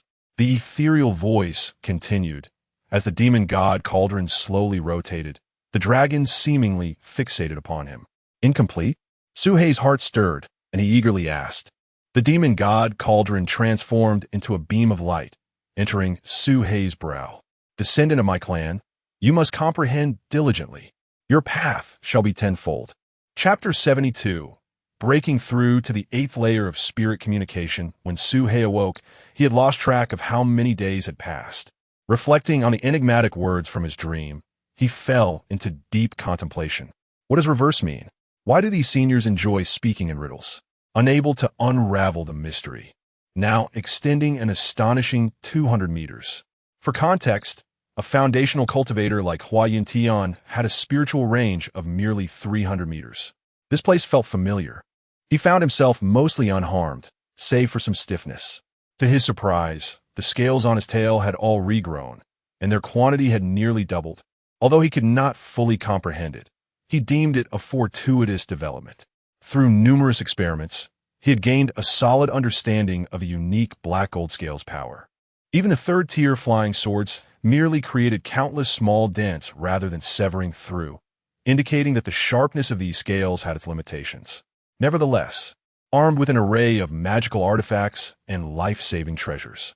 In contrast, demon beasts focused on physical enhancement, capable of withstanding most attacks even without protective artifacts. Suhei, endowed with a robust physique, spells, and protective treasures, held multiple advantages, though he still found it challenging to contend with stronger foes. He lamented the absence of the old dog, for he would have inquired about the flaws in his techniques. Reflecting on his previous near-death experiences, Suhei cursed He Huang vehemently. How could he have believed in such a high chance of survival? Zixia would never disappoint in this regard. With these pills, he would not lack resources before reaching the foundational stage, and there would even be surplus for Su Bai.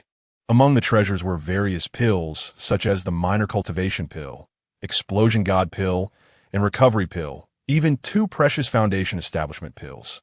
This was the bounty of his perilous journey.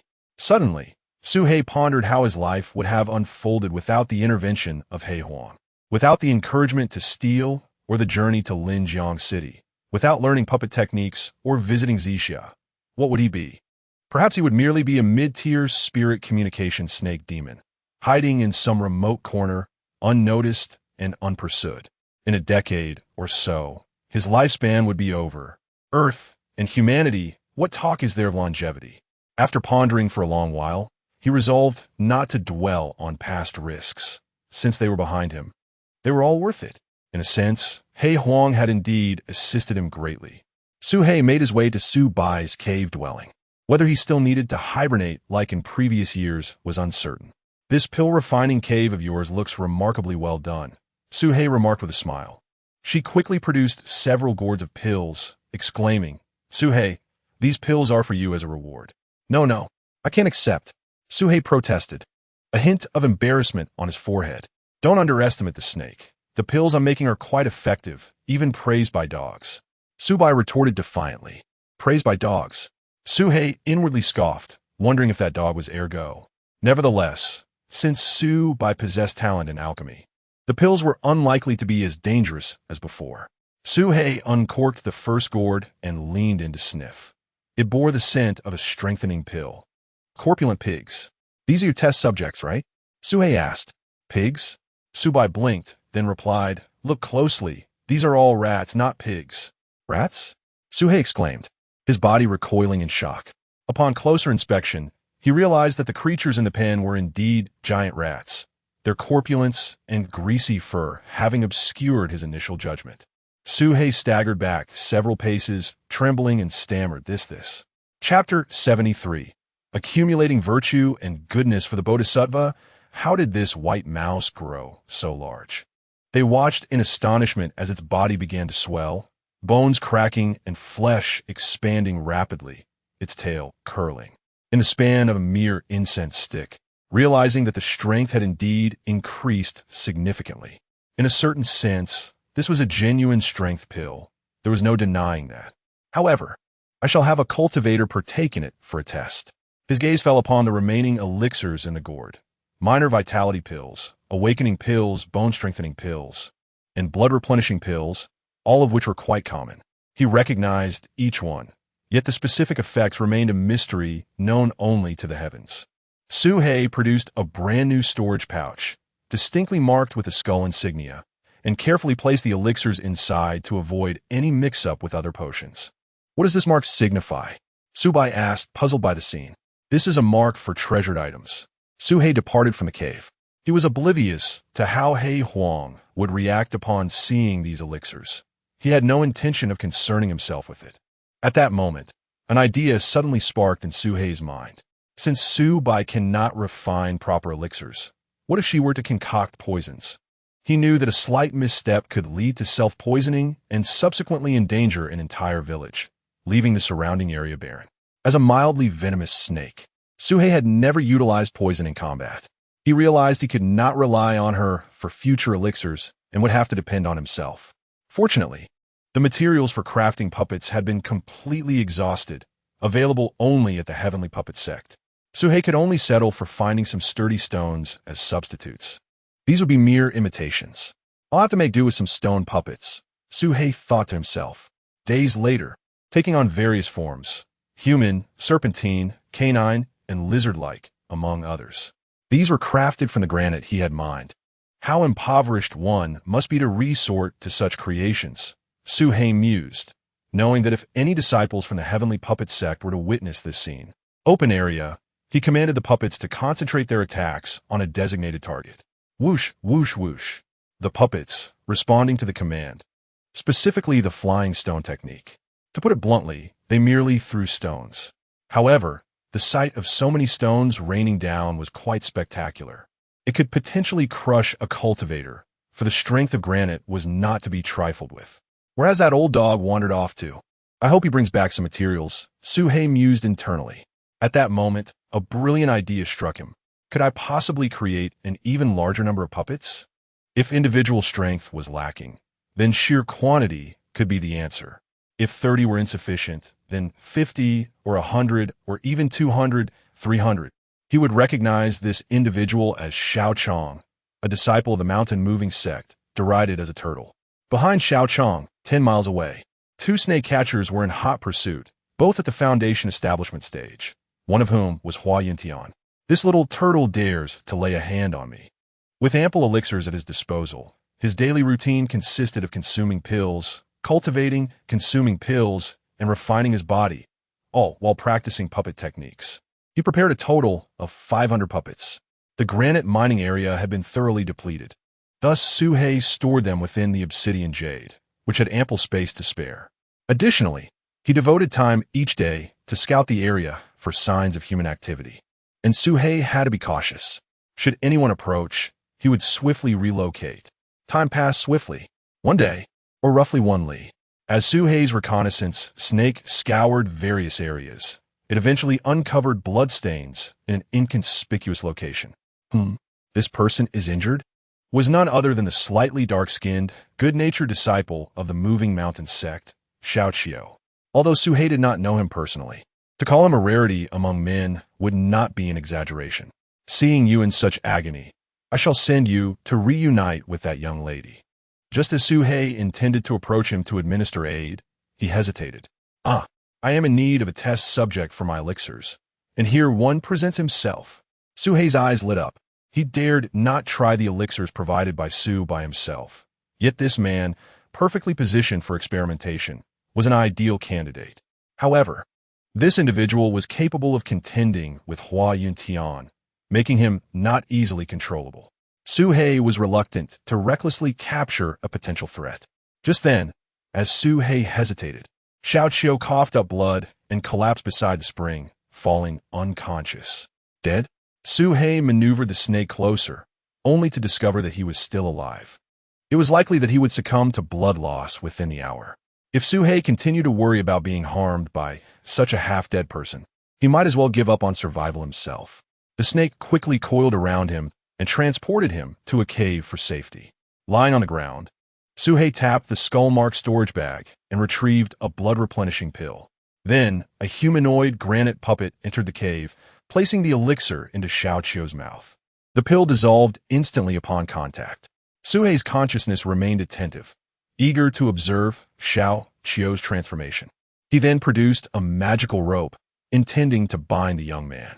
Suddenly, Xiao Qiu's abdomen heaved, and a surge of vitality erupted from within him like a tidal wave, shooting upwards for nearly 10 meters and splattering against the cave ceiling. Suhei was left dumbfounded for a full 2 seconds.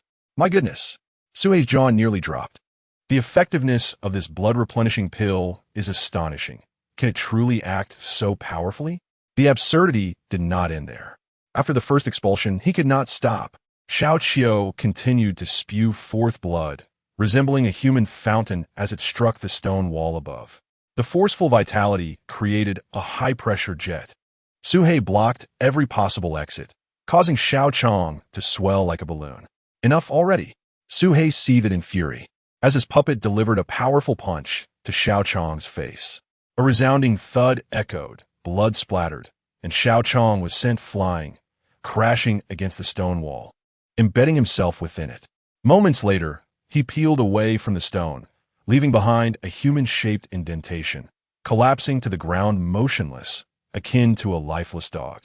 Suhei waited, and upon realizing that Xiao Chong had ceased bleeding, he finally sighed in relief. A good punch does wonders. This blood-replenishing pill has an overwhelming recovery effect.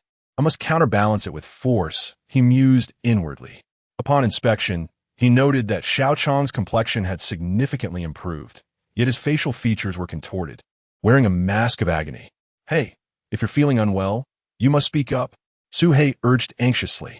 After a moment's contemplation, a look of confusion crossing his face as he glanced at the storage bag at Xiao Chong's waist. A smile crept onto Suhei's lips. "Choosing silence, are we?" Producing binding ropes to secure him tightly in multiple layers. "What precious items could you possibly possess that you fear others might see?" Suhei quipped. Suhei rifled through the pile of belongings and uncovered a bamboo slip inscribed with characters. Out of curiosity, he began to read its contents. The writings were peculiar. "I was just beaten by young Master Hua. I had intended to resist, but I remembered your words. You prefer honest individuals," which detailed exchanges such as the silver bell, gifting him a strand of hair in return for a foundation establishment pill, which he believed was a great bargain. This man must be deluded, Suhei thought, perplexed by Xiao Chong's thought process. If he desired intimacy, why not simply knock someone out instead of complicating matters? The man's vivid expressions indicated he was still aware of his surroundings, yet unable to awaken. "Seeing your plight, I shall do my utmost to awaken you," Suhei resolved, retrieving a pale yellow pill from his skeletal storage bag. It was a spirit awakening pill, renowned for its ability to invigorate the mind during cultivation. Without hesitation, he thrust the pill into Xiao Chong's mouth. To his surprise, Xiao Chong suddenly coughed violently, expelling the pill. "Oh, you dare refuse?" Suhei exclaimed, eyes widening in disbelief. Just then, the spirit awakening pill began to emit a wisp of smoke, its potency quickly filling the cave. Despite Suhei's physical presence being outside the cave, hastily retreating, he burrowed deep underground for over 100 meters, employing a sealed space talisman to mitigate the noxious odor. "This is the spirit awakening pill?" Suhei thought. Suhei was taken aback and quickly maneuvered the puppet closer, saying, "Speak, I am listening." Xiao Chong's expression was one of profound distress. He appeared to be holding his breath, but the foul aroma continued to invade his senses, leaving his face pale and mottled. "Could you grant me, enduring the greatest torment of his life, physically and mentally ravaged?" He was exhausted, no longer wishing to live, only yearning for release. Suhei, hearing these words, he found it incomprehensible that anyone could wish for such an end. "Predecessor, I truly..." Tears streamed down Xiao Chong's face. "Why are you, a grown man, crying?" Suhei was further bewildered by the display of emotion. At that moment, several kilometers away, Hua Yintian and a companion were tracing their path through the forest. Another person, still perplexed, soon found himself crouching on the ground, retching violently. "What is this smell? I can't bear it. I've never encountered such a foul odor in my life. I can't take it anymore. My eyes are nearly closing shut." Chapter 75. Suhei's self-created stone man formation, the awakening spirit pill, originally intended to invigorate the primordial spirit and sharpen the mind, now serves a similar purpose, albeit in a decidedly unconventional manner. Hua Yintian was retching incessantly, unable to endure the overwhelming stench, prompting him to retreat. Another individual mirrored his actions. They had attempted to seal their mouths and noses with true energy, but it proved futile, as if even their souls were assaulted by the foul odor. Ultimately, he had never encountered such a foul stench in his life. Typically, one would adapt to a persistent odor, yet this miasma only intensified. It affected not only the corporeal body, but also the mind. This elixir was utterly outrageous. He vowed never to experiment with it lightly again. A sense of trepidation lingered in Suhei's heart. At that moment, Xiao Qiu appeared pallid, his eyes vacant. Suhei sighed in exasperation, delivering a sharp slap that sent Xiao Qiu into unconsciousness, blood gushing from his nose. In truth, this cavern had once belonged to a tiger demon, long since dispatched by Suhei. He hoisted the unconscious Xiao Qiu and departed the premises. "It may be time to relocate," Suhei mused. He understood that these individuals had come to hunt Xiao Qiu, yet he remained vigilant, aware that humans could discover this location at any moment. Suhei resolved to find a new refuge to face the approaching winter. He recognized that the depths of the mountains concealed many formidable creatures, such as the savage, giant elephants, which were undoubtedly safe havens that human cultivators dared not approach. His first action in 2 days. Subsequently, he sat cross-legged to restore his depleted spiritual energy. Having experienced life and death, he had come to understand that life should not be lived for the sake of a woman. Had it not been for her, he might have already established his foundation. He even felt a flicker of gratitude toward the one who had killed Yin Ling, as it had freed him from the emotional shackles that bound him. Senior, launch! Suhei commanded, his thought triggering the barrage. The stones flew forth like rain, crashing into a nearby hillside, obliterating it into ruins, a sight both grand and formidable. He could undoubtedly inflict fatal damage. As a demon cultivator, his ingenuity in devising such an offensive strategy was rather exceptional. However, Xiao Qiu shuddered, realizing he had erred in asking the question. After an incense sticks burn, Xiao Qiu found himself bound by ropes, standing in an open area. 10 stone men, each wielding massive rocks, positioned themselves menacingly before and behind him. Xiao Qiu, this is a trial. Could you at least untie me? He suppressed the urge to curse and tremulously asked, what if I manage to survive? 2 or 3 suggested someone lingering nearby, but 5 unmistakably indicated a directed investigation of this locale. It seemed he could no longer remain here. Moreover, Suhei discovered numerous vague footprints, clearly human. However, upon closer examination, he discerned that only one person had traversed the area, suggesting that only a single individual had been active nearby. Of course, it was also conceivable that the individual was employing a ruse, appearing singular while concealing others in the shadows to confuse him. Who could it be? Suhei pondered for a moment before shaking his head. Forget who it is, ensuring she was always ready to move. A cunning rabbit has multiple burrows. Suhei's hideouts were numerous. He had long selected various locations for refuge and seclusion. However, with human intruders encroaching, he had no choice but to act. It was evident that he had attracted unwanted attention, although the identity of the observer remained a mystery. Chapter 76.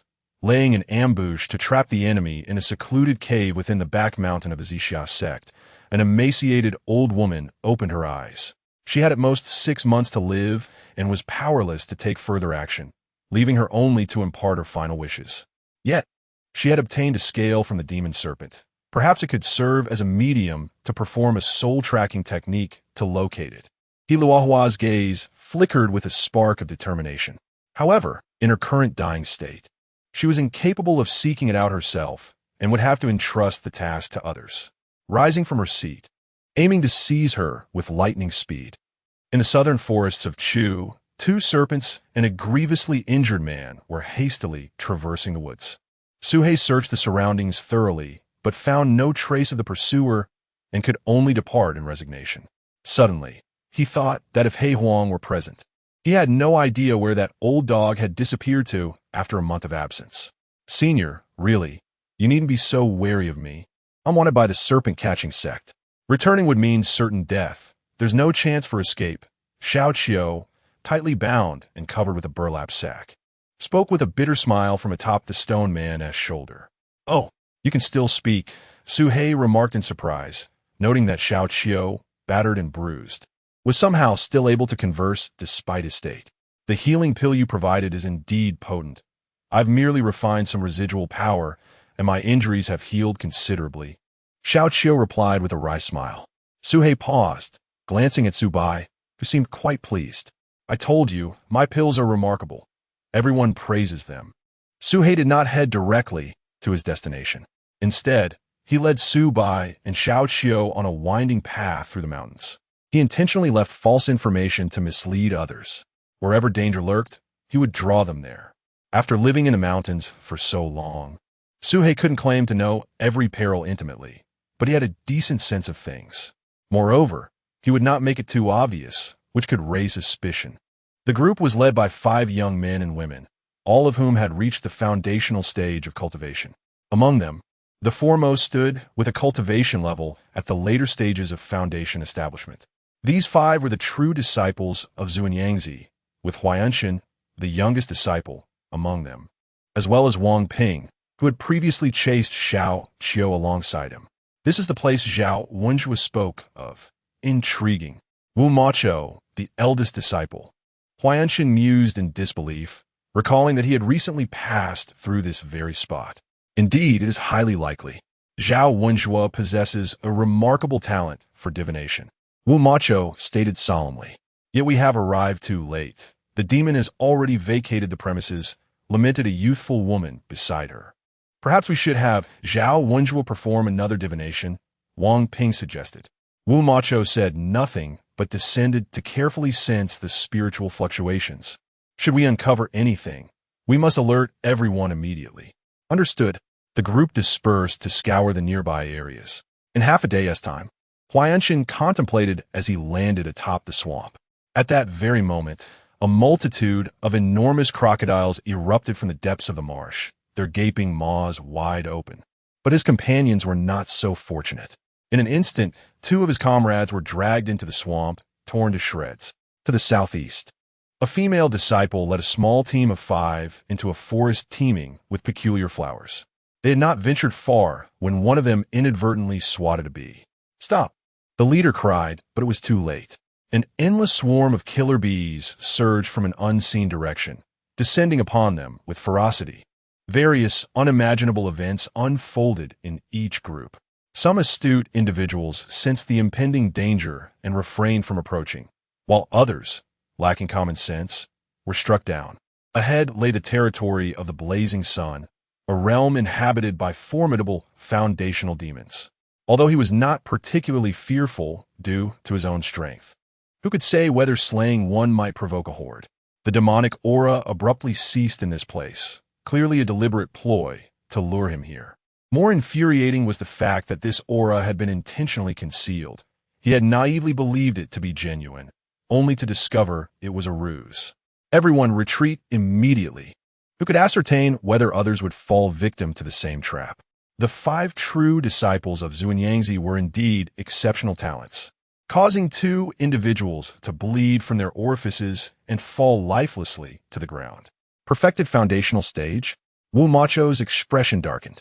Throughout this journey, they could yield remarkable effects on certain individuals. Let it be for now. Any delay is a boon, Su He mused inwardly. Xiao Qiu, having witnessed Su He's cunning maneuvers, was momentarily at a loss for words. How insidious could one be to orchestrate such schemes?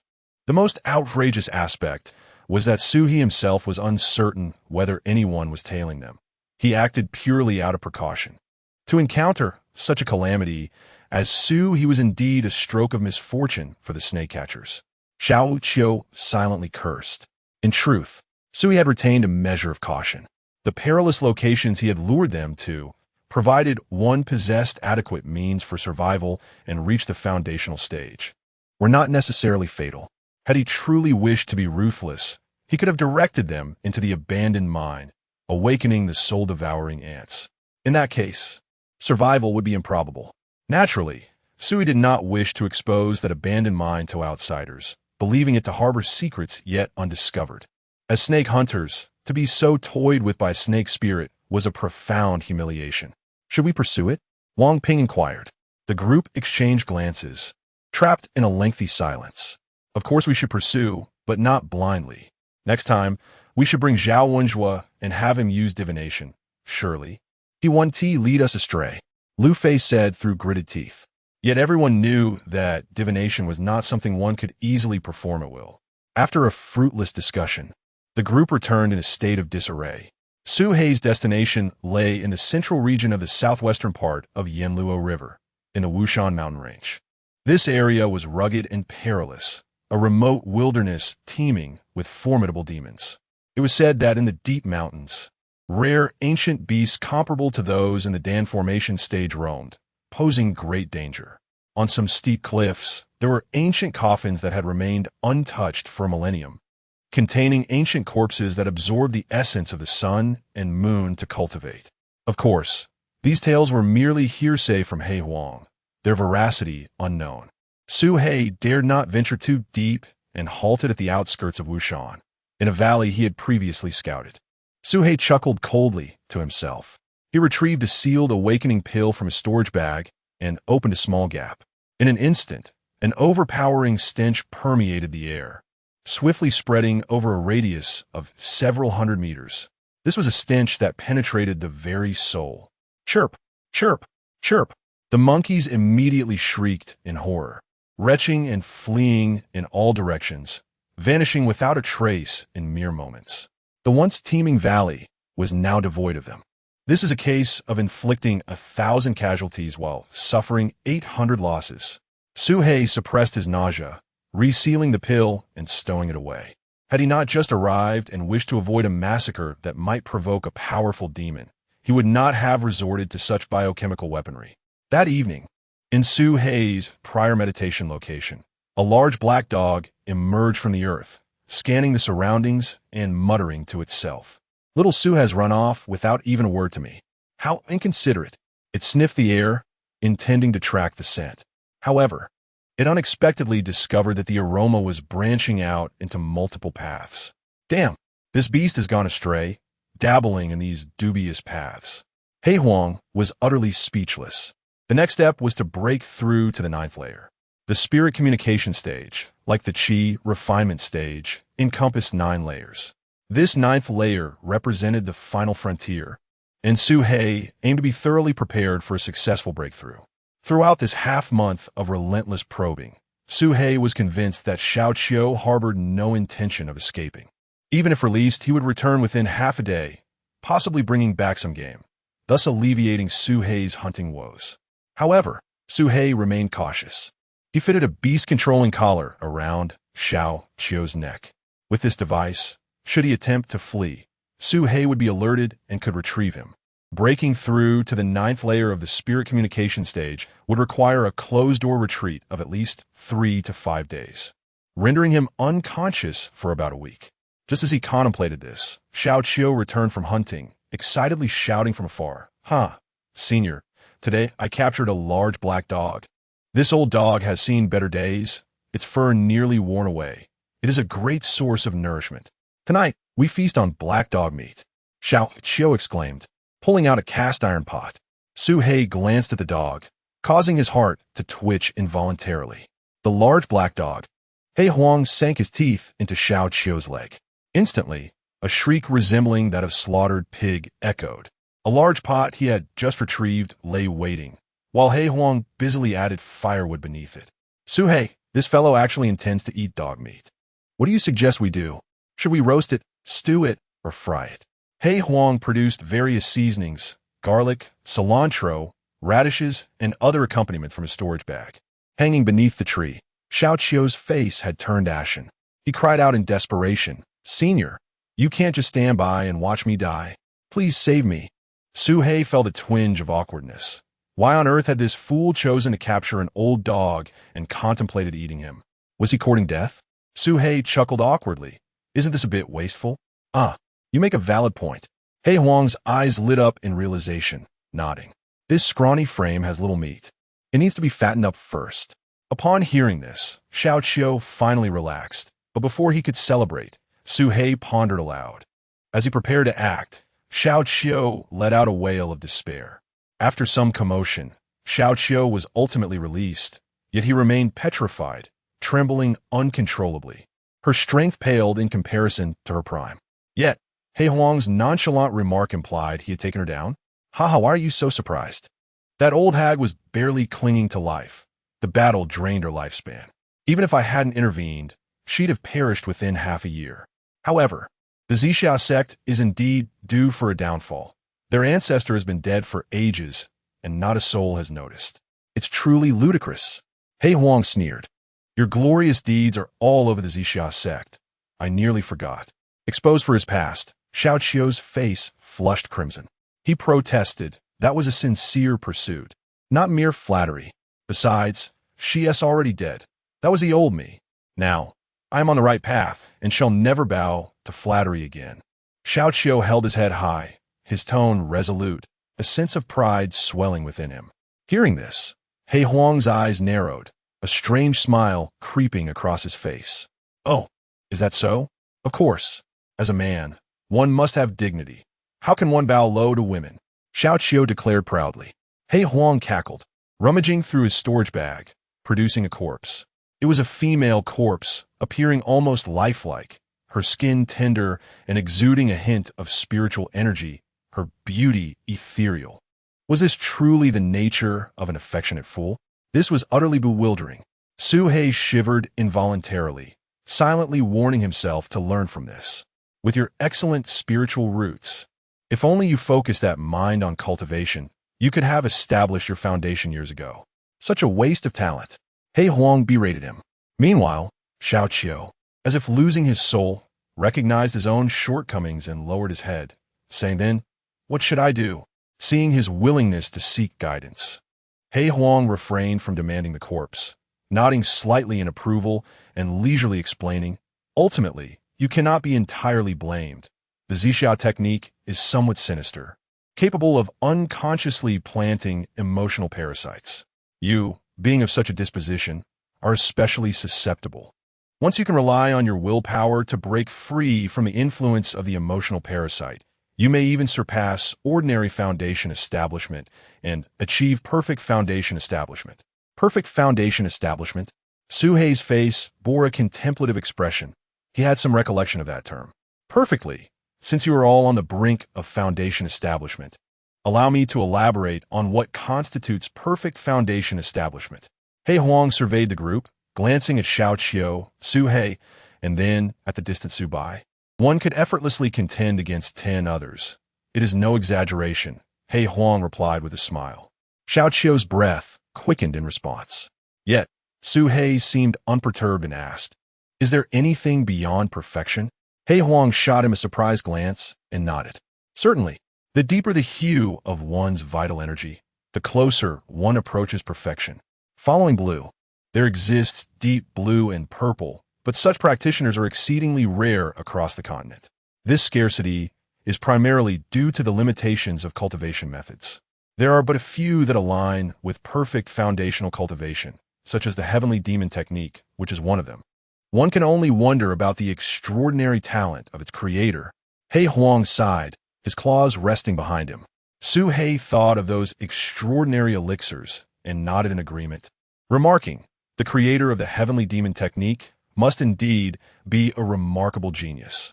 His words were heartfelt. Such elixirs were not concocted by ordinary individuals. That is true, but one must remain humble. It's merely average. He Huang chuckled, his mouth crooked in a grin.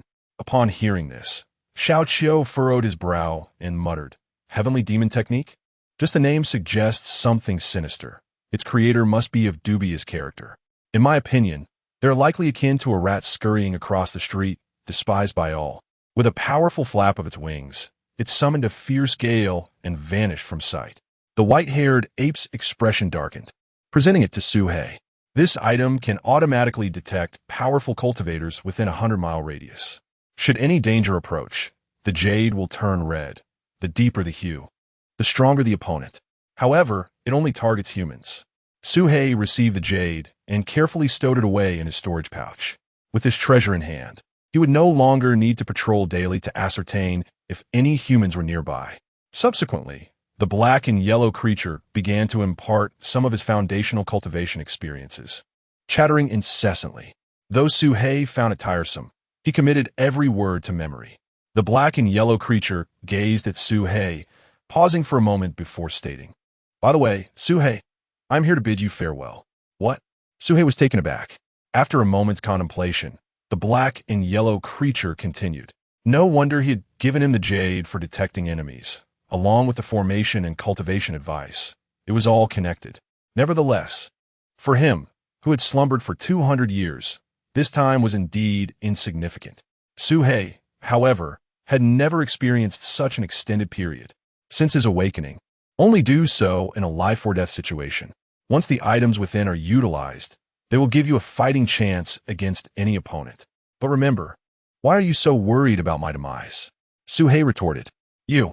The black and yellow creature fell silent. "All right, I shall take my leave. I hope the next time we meet, you will have become a formidable foundation-building demon." With that, the black and yellow creature ceased his chatter. Suhei watched the black and yellow creature depart, pondering what their next encounter might entail. Finally, that calamity has left, Xiao Cho sighed in relief, as it at least did not bite indiscriminately. It dawned on him just how docile Suhei truly was. Once the black and yellow creature had vanished, feeling an urge to open it, a chance against any opponent, even a core formation cultivator, he instinctively reached to open it, but hesitated, fearing a fearsome creature might spring forth. Wait, I almost forgot something. Suhei suddenly froze, recalling an important matter. The old dog had yet to deliver the puppet he had promised him. High above, in the azure sky, clouds drifted lazily, and amidst them soared the golden-winged eagle. Eagles were the natural foes of serpents, making the task of dispatching them straightforward. As for the human cultivator, the old ape would deal with that. If it could devour 2 serpent demons, it would certainly not be a wasted trip. Time to strike. The golden-winged eagle flashed downward, diving toward the earth below. Its speed was akin to lightning. An eagle's dive could reach 1,000 meters in a single breath, and in the blink of an eye, Suhei felt a prickling sensation on his scalp. Without a moment's hesitation, he burrowed into the ground, activating his earth escape technique. Crash! A pair of enormous eagle claws struck the ground where Suhei had just been, tearing the rock apart and sending shockwaves through the earth, directly aimed at Suhei's back. Without a moment's delay, Suhei turned to face the oncoming force, simultaneously activating his golden shield talisman. The talisman shattered instantly, yet the powerful force still latched onto Suhei's rear. His back, covered in dark golden scales, emitted a metallic clang as shards flew, yet he remained unscathed. Now that he had not been struck by a decisive blow, it indicated that there was room for maneuver. Facing such a creature capable of soaring into the skies, this encapsulated the essence of a natural enemy. Xiao Qiao, can you contend with this great bird? Suhei Ingui, Senior, this is a foundational demon. How could I possibly be its match? Xiao Qiao promptly shook his head. Yet, Huayan Tian is also at the foundational stage. How were you able to defeat him so decisively? Suhei pressed further. Xiao Qiao was momentarily at a loss for words. He certainly would not admit that it was for Yinling's sake that he had unleashed such formidable power, instead offering an awkward smile and redirecting the conversation. Senior, if we join forces, there may be a glimmer of hope. After a moment of contemplation, Suhei nodded. Joining forces sounds feasible. How about we use you as bait? Suspended from a tree? Xiao Qiao immediately fell silent.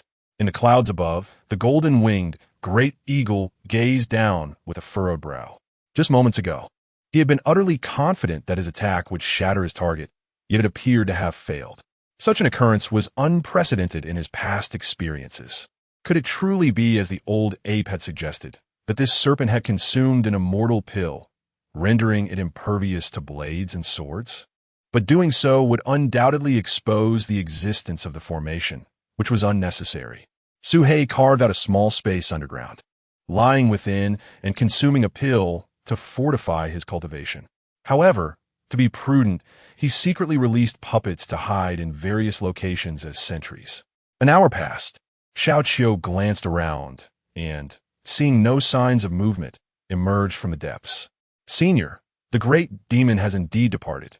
There is no activity.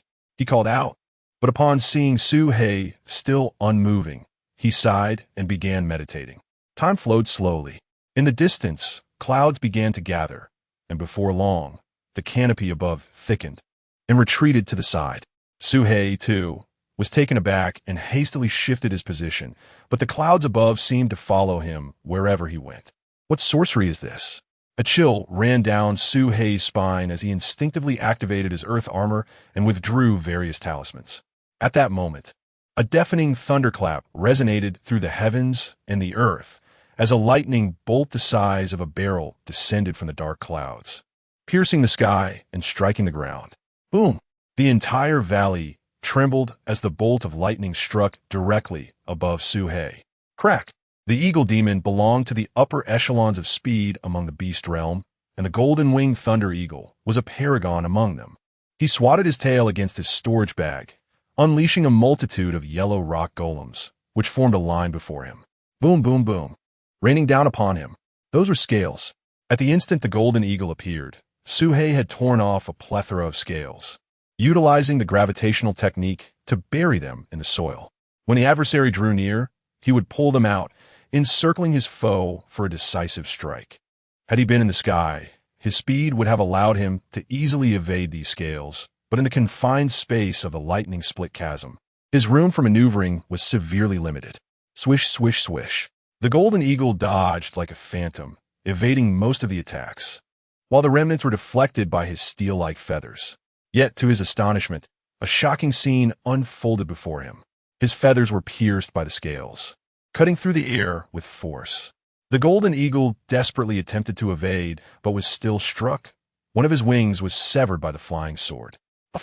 He had captured no less than 10 spirit snakes of the late stage, always succeeding, yet he had never faced such a formidable adversary. Did it think it could escape after arriving? Suhei's gaze flickered, and he suddenly observed countless rocks descending from the fissure above, plummeting into the crevice, crashing down upon the golden eagle. This was a puppet array Suhei had meticulously arranged outside.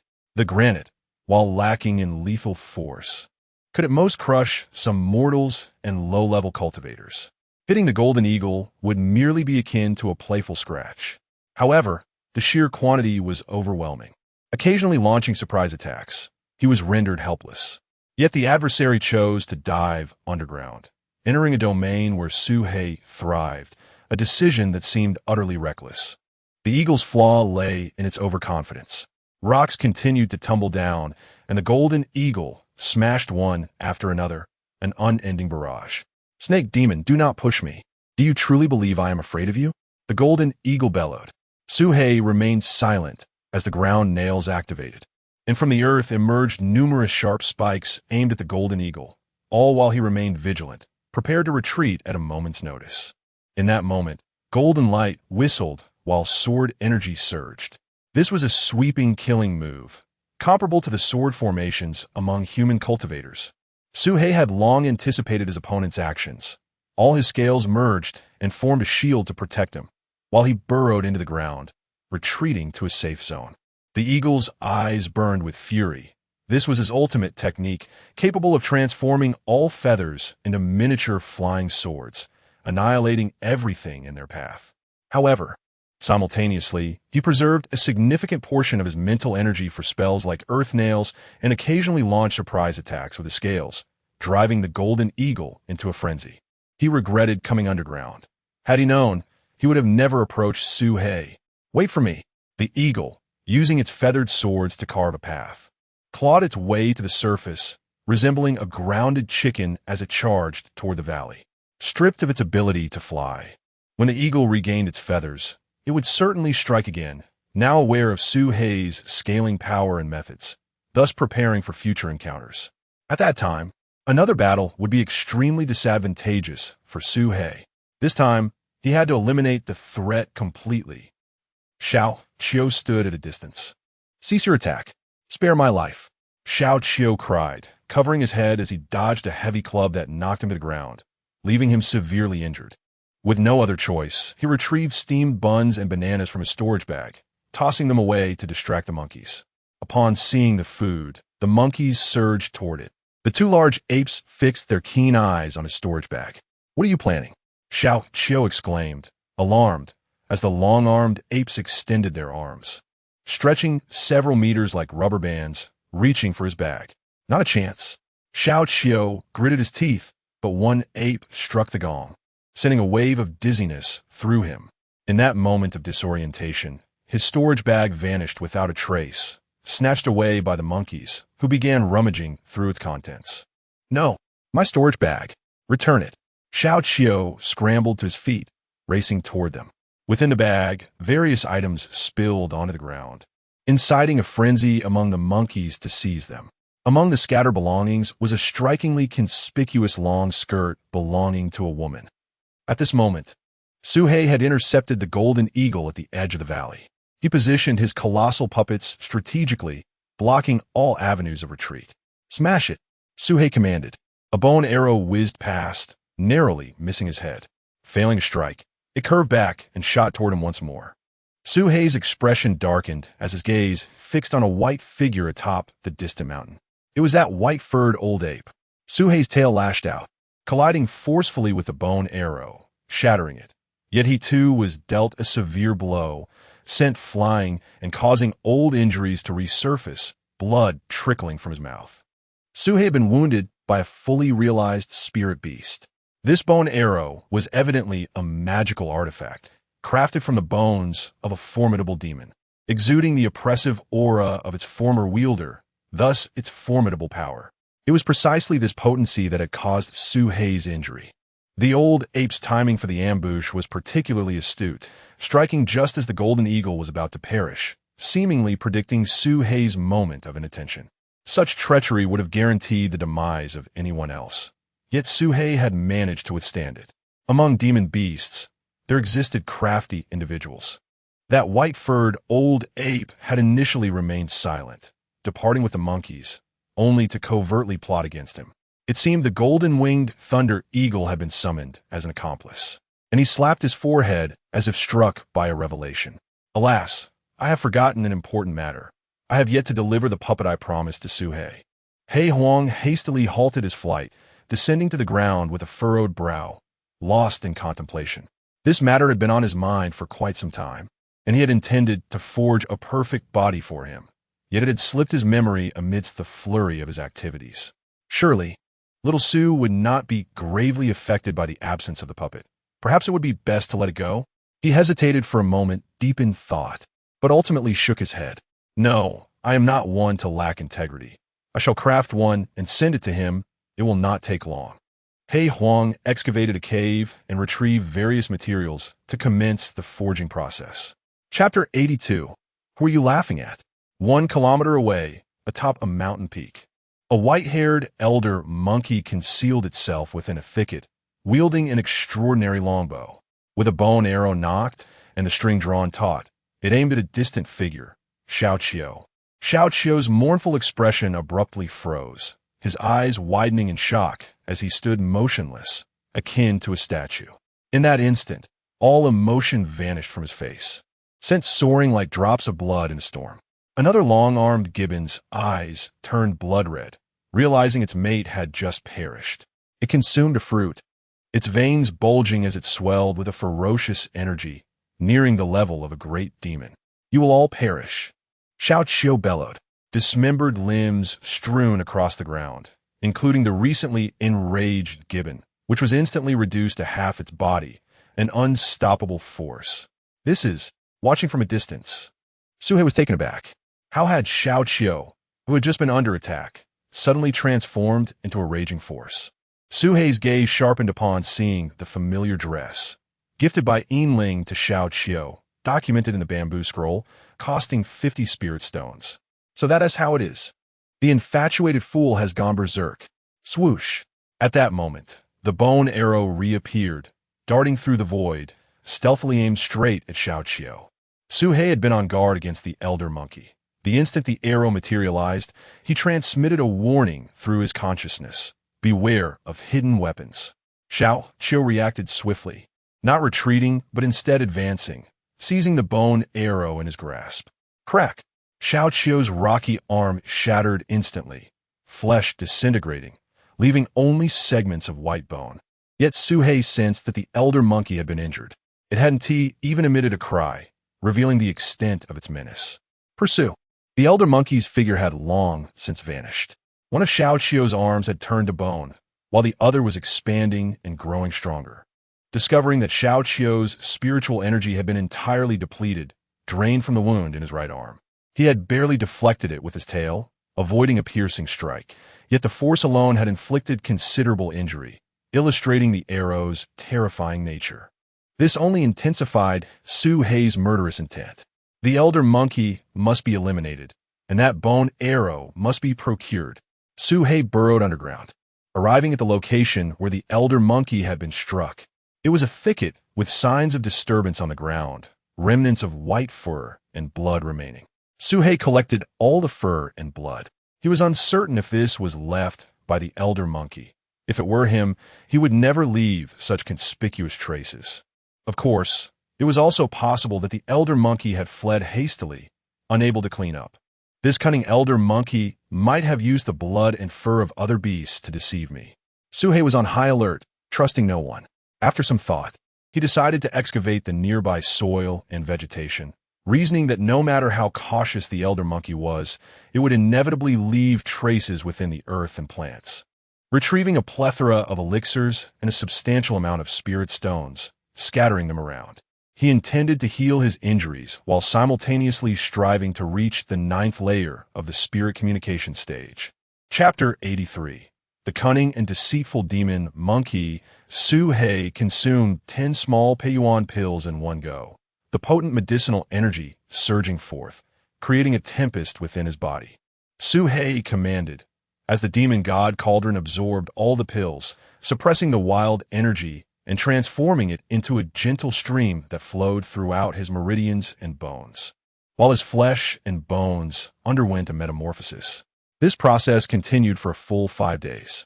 After 5 days, Suhei's bones emitted a series of cracking sounds, the spiritual liquid in the cauldron coalescing into a small orb, now deeper in color and more viscous, transitioning toward the solid state. He would step into the foundation establishment stage. Foundation establishment is further divided into ordinary and perfect foundation. According to He Huang, a perfect foundation requires impeccable cultivation methods, spiritual roots, and unwavering will, allowing true energy to manifest as a pale blue hue, increasing combat prowess several-fold beyond that of an ordinary foundation. Suhei examined the shattered bone arrow closely. Despite its fragmentation, it still radiated traces of spiritual power, and the remnants of bone were extraordinarily resilient, akin to diamond. Only his scales could sever it. This arrow was no ordinary object, but what kind of bone could it be? Yet, he felt a strange sense of familiarity with it. Materials suitable for crafting second-tier magical artifacts. Suhei intended to integrate them into his puppet to enhance its combat capabilities. At that moment, a cacophony erupted in the valley.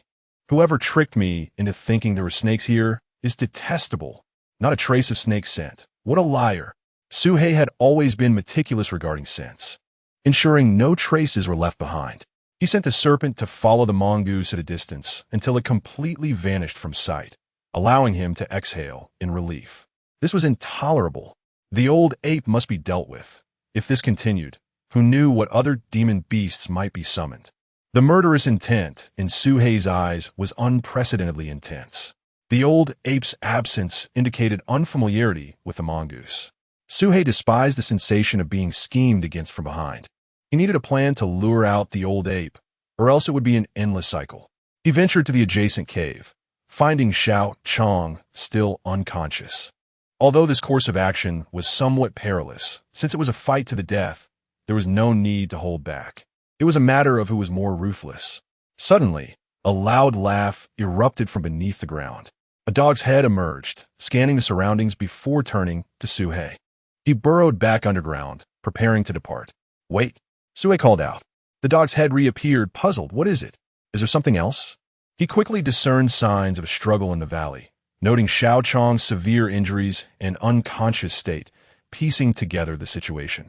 However, its strength should be at the late foundation stage. The blood is also from that bear demon.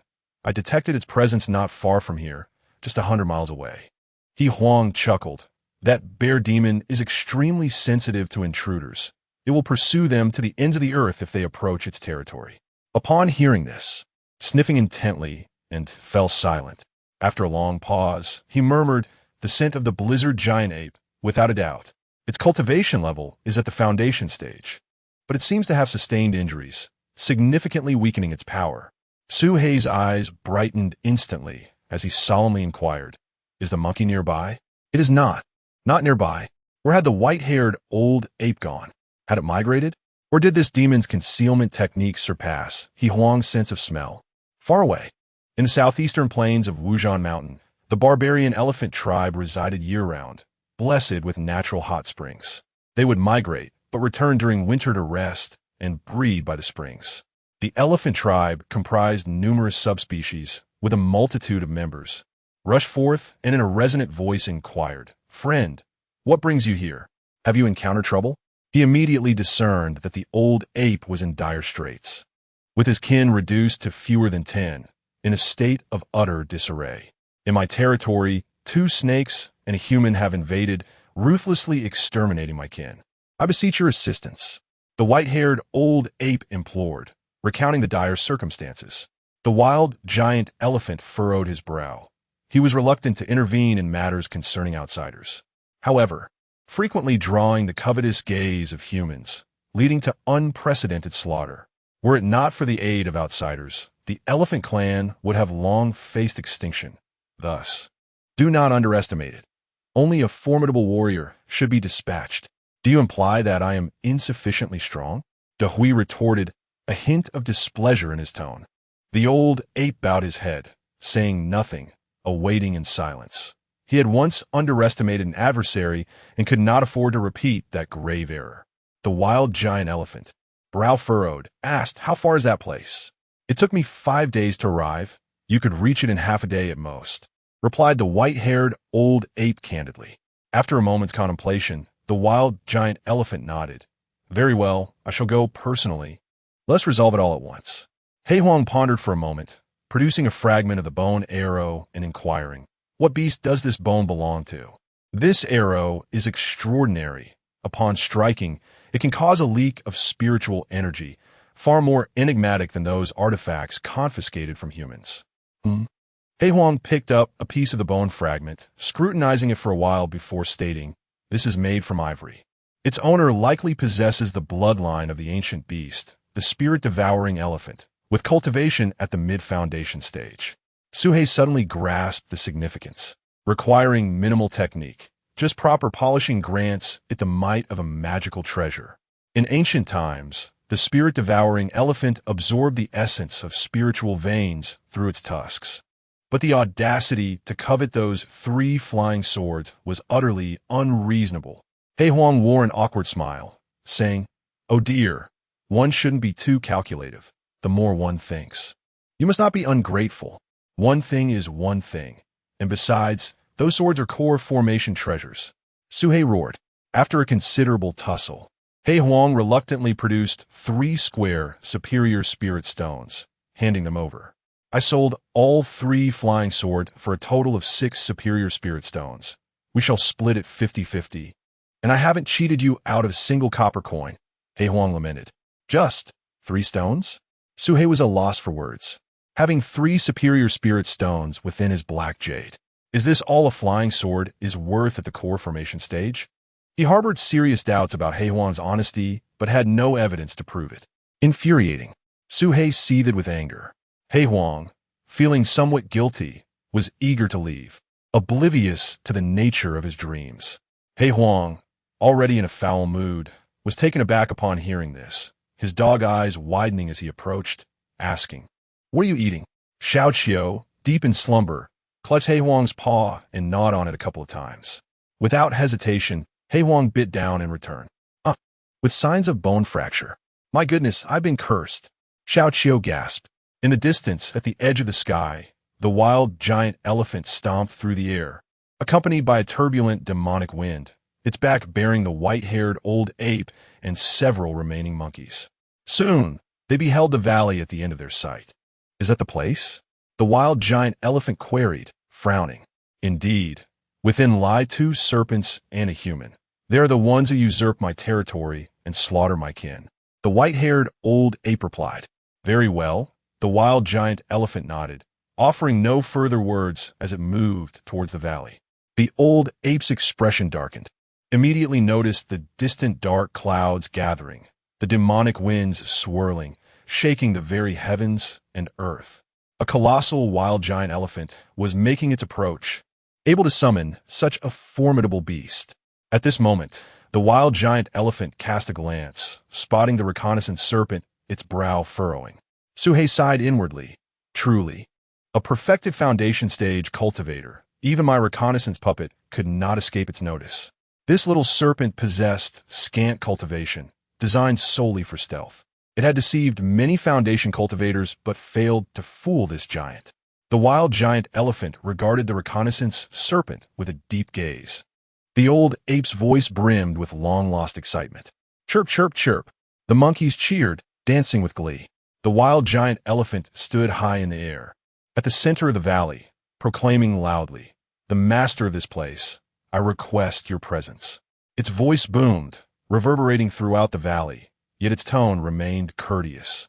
Even its overwhelming aura had diminished significantly, the turbulent, demonic winds dissipating. This unexpected demeanor left the old ape momentarily stunned.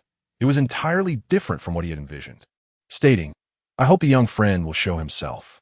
This statement caused the old ape's expression to shift, a foreboding sense creeping into his heart. What does this mean? Does the giant elephant chief have a connection with that serpent demon?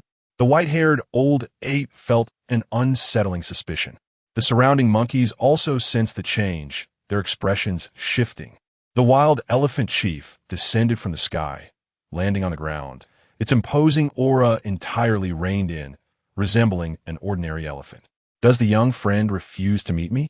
That unseen savior had rescued an entire lineage. Upon spotting the reconnaissance serpent, the wild elephant had only harbored suspicions, but with the lizard's appearance, his thoughts were irrevocably confirmed. "O noble benefactor, I bow to you," the wild elephant exclaimed, lowering its head in a deep reverence, performing the ritual of the beast. Due to relentless hunting by humans, they teeter on the brink of extinction. Each elephant's life is exceedingly precious. It is precisely for this reason that the old ape saved a young elephant, thus earning their profound gratitude, even bestowing a tusk from their ancestors as a token of appreciation.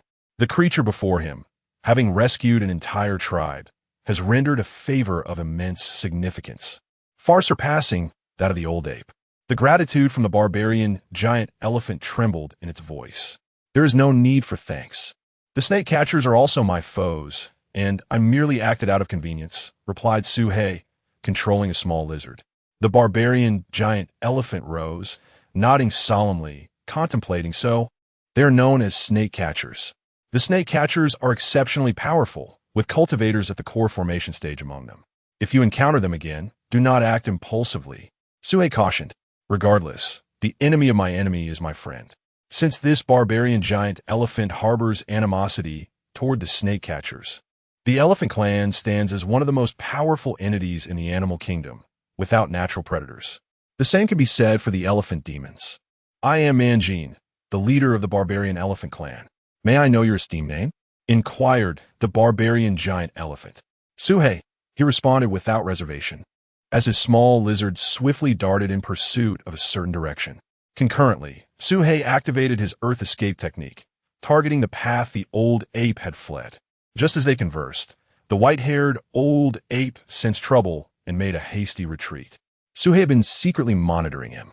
He initially intended to encircle him with puppets, but the old ape escaped swifter than he had anticipated, eluding his grasp before the puppets could close in. "Suhei, I shall remember you," Manji nodded, soaring toward the direction of the old ape's departure. He chose not to intervene, merely wishing to witness the outcome. At that moment, the white-haired old ape, adorned with 2 spirit talismans and draped in a cloak, transformed his body into a transparent state, darting through the forest. He could not concern himself with the monkeys behind him. His only aim was to escape to a volcanic region, where he believed he might find a glimmer of hope. Suhei was unaware of the old ape's destination, but one thing was certain. He must intercept him. A contest of speed, is it? Let us see who is swifter. Seizing this momentum, he unfurled his sails, using a sudden burst of displacement to glide forward at an astonishing speed. The distance between them did not close. Rather, it widened. Suhei was left dumbfounded. Such a maneuver? He had learned to use Earth Spike to halt his opponent from Leaf Hai Chuan, a tactic that had proven effective countless times. Yet now he had stumbled, falling prey to the opponent's cleverness. The remarkable iron pot had indeed withstood the force of the Earth Spike, which was astonishing. Nonetheless, the old ape sustained internal injuries from shockwave. "We shall see how many times you can withstand this." Suhei's gaze turned cold as he prepared to employ Earth Spike again. Yet suddenly, he contemplated whether the blood was genuine or feigned. After a brief reflection, he opted not to use that tactic, continuing his pursuit while gradually closing the distance. Moments later, the gap was once again reduced to within 100 meters. However, upon reaching 50 meters, the old ape's skin flushed crimson, entering a state of frenzy.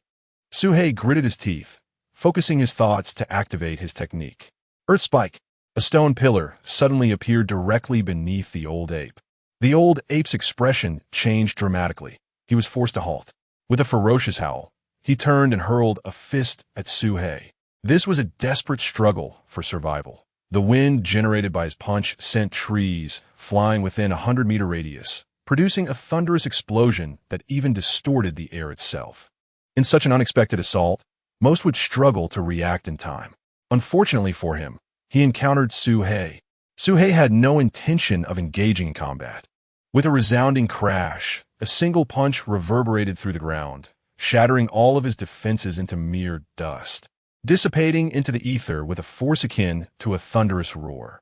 This strike left the sky-bound man, Jean, utterly astonished. The seemingly unremarkable old ape. How cunningly he played the part of a fool to ensnare the wise. Even more astonishing was the fact that Suhei had successfully withstood such a tremendous blow. Inciting his ire, the serpent spirit, I relinquish my claim to that territory. Do not be so aggressive, the old ape spoke in a low voice. Suhei had no intention of sparing the old ape, nor engaging in further trivial discourse. With a piercing gaze, he unleashed his flying sword. The stones were flung in all directions, obstructing any potential escape routes for the old ape.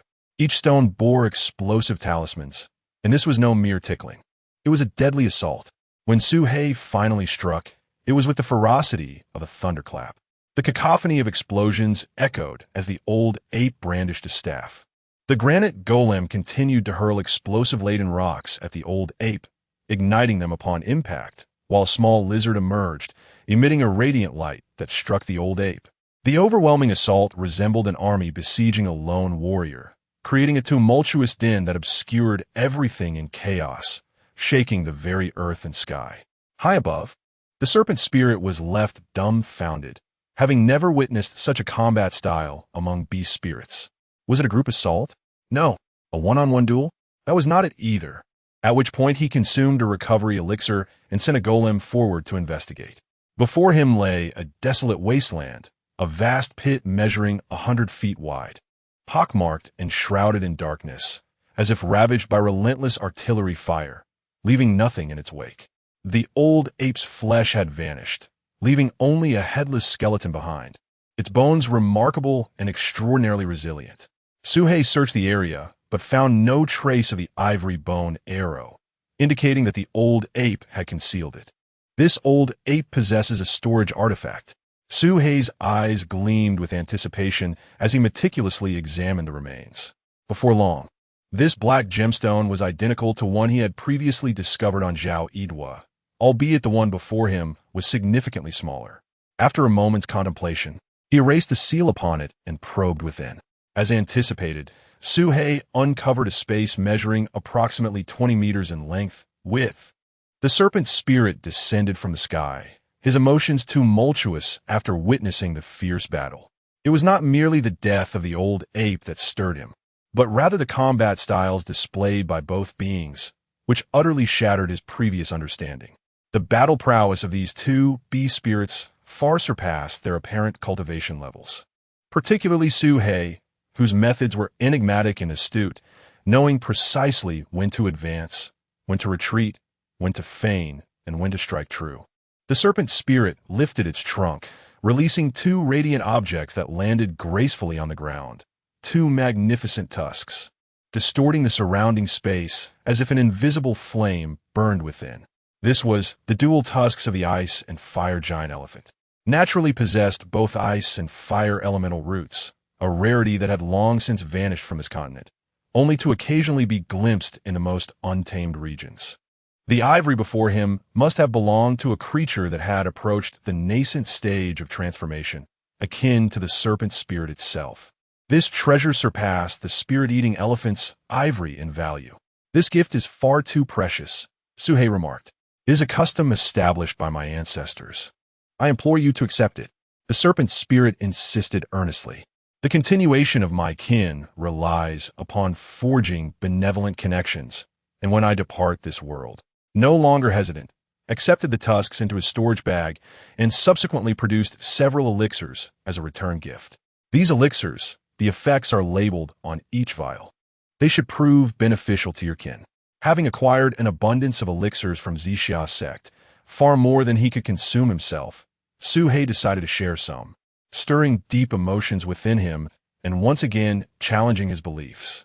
Benefactor, how can I accept this? The serpent's spirit stammered in excitement. When the old ape commanded him to take a life, he did not hesitate to venture forth, traversing great distances without a second thought. If you consider me a friend, whether you call upon me to traverse mountains of blades or seas of fire, I shall not flinch. I have sworn my friendship to you. Su He. After bidding farewell to Man Jin, Su He returned to his cave dwelling. Throughout his life, Su He had always acted with prudence and kind-hearted individuals, of whom Man Jin was one. Ultimately, survival was the motivating factor. Take the old ape, for instance, who had lived for over a century and had once achieved the foundation-building stage. After sustaining severe injuries, he had fallen from grace, and his experiences were far richer than Su He's, as evidenced by the contents of his storage artifact. Su He began to assess the old ape's treasures: a longbow, the iron pot, a sheepskin scroll, and a key. The sheepskin scroll bore a meticulously detailed map of the Wushan mountain range, its intricate lines discernible even when magnified 1,000-fold. This was a map of the Wushan mountain range. Su He concentrated on it, accompanied by 2 serpentine drawings. 100 miles to the north, a bear was depicted with a large red dot, identified as the ice-soul giant bear, leading to the emergence of peculiar forms. Of course, he had yet to encounter a fish with long legs. Additionally, there were areas marked with crosses, the meaning of which eluded Su He. However, one of the crossed areas was a location he had previously visited, the abandoned mine. Did these crossed areas signify extreme danger? Although not a magical treasure, it was exceedingly valuable. Su He took out a jade slip to make a copy, carefully storing it away. As for the iron pot, upon probing it with his spiritual sense, Su He discerned it to be a mid-grade spiritual treasure, suitable for use during the mid-foundation building stage. No wonder the earth spike could not penetrate it. Su He swiftly refined it and stored it in his bag. Ultimately, he was left with a key and a half-piece of ivory. The key, of an unknown material, bore countless intricate patterns. This was the first time he had encountered an object impervious to such damage. The material exceeded that of a foundation-building stage flying sword, and its purpose remained a mystery. The ivory possessed its own spiritual resonance, requiring no advanced refining techniques. Mere polishing sufficed to unleash its potential. After a day of labor, he had fashioned a flying sword. The sword measured 1 meter in length, its body pure white like jade, curving like a serpent, lacking a hilt. A purely personal preference of Su He. Generally, the remnants of the polished ivory were also collected for future use in the refining furnace, allowing for the creation of additional materials, thus avoiding waste. Su He also attempted to polish the other 2 pieces of ivory, but the process proved arduous. He exerted all his strength. Xiao Qiu wailed in sheer desperation, staring in horror at his newly grown arm, his voice shrill and anguished. His right arm was covered in fluffy red fur, long and thick, resembling that of a long-armed ape. "Help! Help me!" Xiao Qiu cried out, rushing to Su Bai's side. Su Bai turned to him with a smile. "Do not panic. This is the latest technique I have developed for flesh transplantation. Your arm will possess the ability to extend like that of the long-armed ape, granting you immense strength." Xiao Qiu's complexion turned pale in an instant. Xiao Qiu was taken aback. He swung his monstrous arm and felt the rush of wind, realizing that his strength had indeed increased considerably. "This is too unsightly. Can you remove this fur? And the length is excessive." In truth, if it meant enhancing his strength, he could accept a bit of ugliness. As a cultivator, such sacrifices were not beyond reason. Su Bai furrowed his brow and asked, "Would you like to change your appearance?" "Exactly. Something closer to that of a normal human would suffice." Xiao Qiu eagerly nodded in agreement. That is not impossible, Su Bai mused. He exclaimed as he watched the red fur on his arm gradually fall away, returning to a normal size. Yet suddenly, a wave of heat surged through his brain. Su Hei gazed out at the silver world, exhaling a breath of warm air before returning to his cave. At present, he had reached the pinnacle of the 9th layer of the spirit communication stage, achieving a state of completion, leading most to choose hibernation and closed-door cultivation. It was time to establish his foundation. Su Hei retrieved a foundation-building pill and set it beside him, his body immediately swelling into a small hill.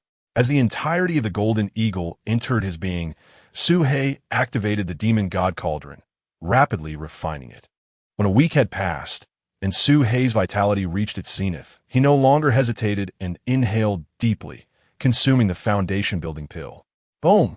A resounding explosion echoed within. None present dared to underestimate him, for he was the Grand Elder of the Heavenly Puppet Sect, Qian Kuei Wang, Qin Xuanji. He alone equated to an entire army. Seated on either side of the hall were a group of cultivators, who hailed from various sects in the Southern Shu Kingdom.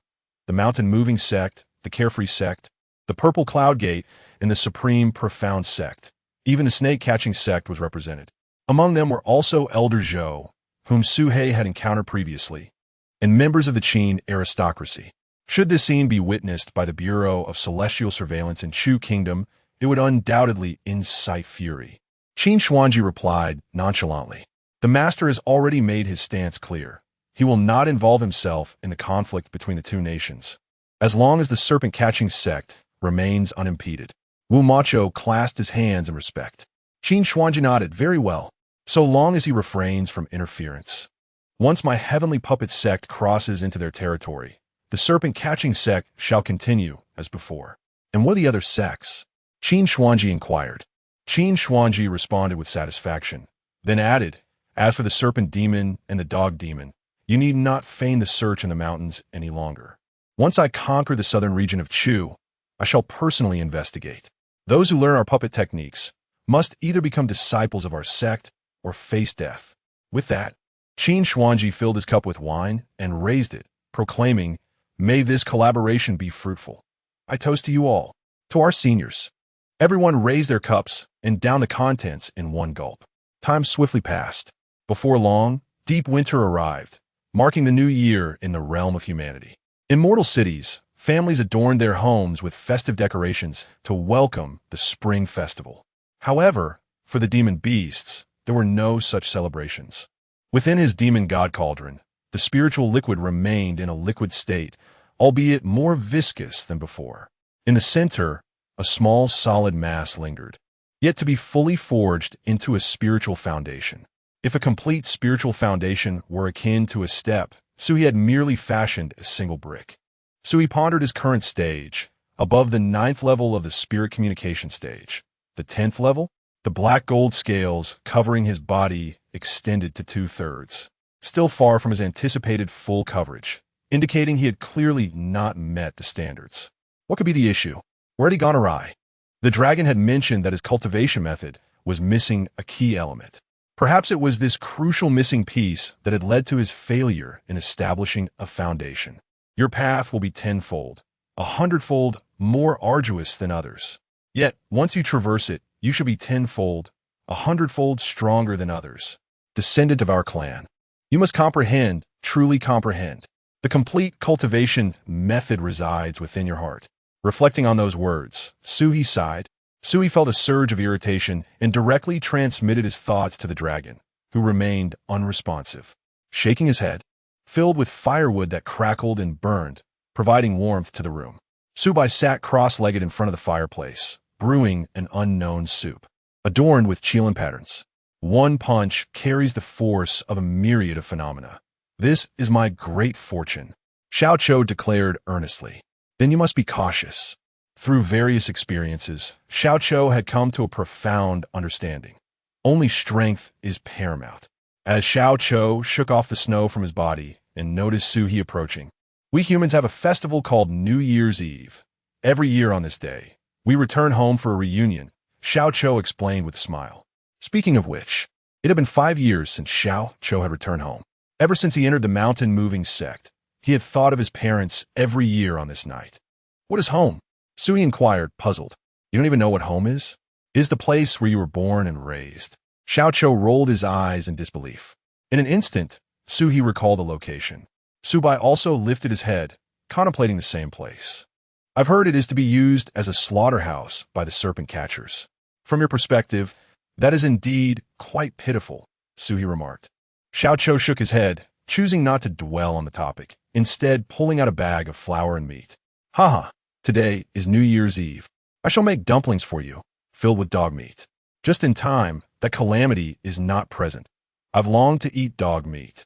Xiaoqiu laughed heartily. He had forgotten to inform Xiaoqiu that He Huang had left a consciousness mark on him, allowing him to hear everything he said. Before long, likely only at the initial stage of qi refinement. What business would such lowly cultivators have in this secluded forest? It was tantamount to seeking death. But soon, Suhi was alarmed to discover that the number of red dots on the jade was multiplying, becoming increasingly dense. 1, 2, 3, 5, 10, 20, 50. Chapter 89. The 12 levels of ancient qi. Refining this jade stone possesses the remarkable ability to detect the presence of human life within a radius of 100 miles. Initially, Su He harbored doubts, pondering whether an entire sect had mobilized, bringing forth their families in an attempt to capture him. However, he soon realized that this group was not pursuing him. They merely swept past at a distance of 100 miles. 300 individuals at the qi refinement stage. Several at the foundation establishment stage. No, this was merely the initial wave, with more to follow. As Su He beheld the multitude of red dots upon the jade, a shiver coursed through him. He had never witnessed such a vast assembly of human cultivators in unison. What was transpiring? Xiaoqiu, having finished his dumplings, cast a curious glance in his direction. Su He pondered aloud. Perhaps a major sect is relocating. The territorial disputes among humans did not pertain to him. He mused silently. At first, the red dots were densely clustered, but as time wore on, with human footprints and wheel tracks leading from south to north, seemingly originating from the direction of Yanluo River. Su He contemplated this, already formulating conclusions in his mind. Just as beasts contend for territory, so too do humans. Yet this particular struggle for land involved thousands of cultivators, a phenomenon seldom seen. For Su He, this was fortuitous news. At the very least, the major sect in the south would have no inclination to target him further. To contend with him, they would need to dispatch foundation establishment cultivators. And a single foundation establishment cultivator could sway the outcome of a small war. How could they spare the resources to capture a mere beast? Splendid. Seizing this opportunity, I must hasten to establish my foundation. Even if I fail, I shall persist in enhancing my strength until I reach my limits, Su He resolved. With such a large-scale conflict unfolding, nearly all sects would be entangled, leaving them little time to concern themselves with him. Yet, he wondered about the fate of the snake-catching sect. If they were annihilated, he would have cause for celebration. Su He returned to his cave dwelling, re-entering seclusion. And within a mere month, they breached 8 main cities, advancing 1,000 miles. By the end of April, life began to stir anew. Hibernating animals awoke from their slumber.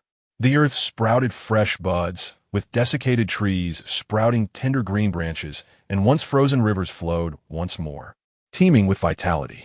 This year, no cultivators ventured into the mountains to hunt, resulting in an increase in the number of wild beasts compared to previous years.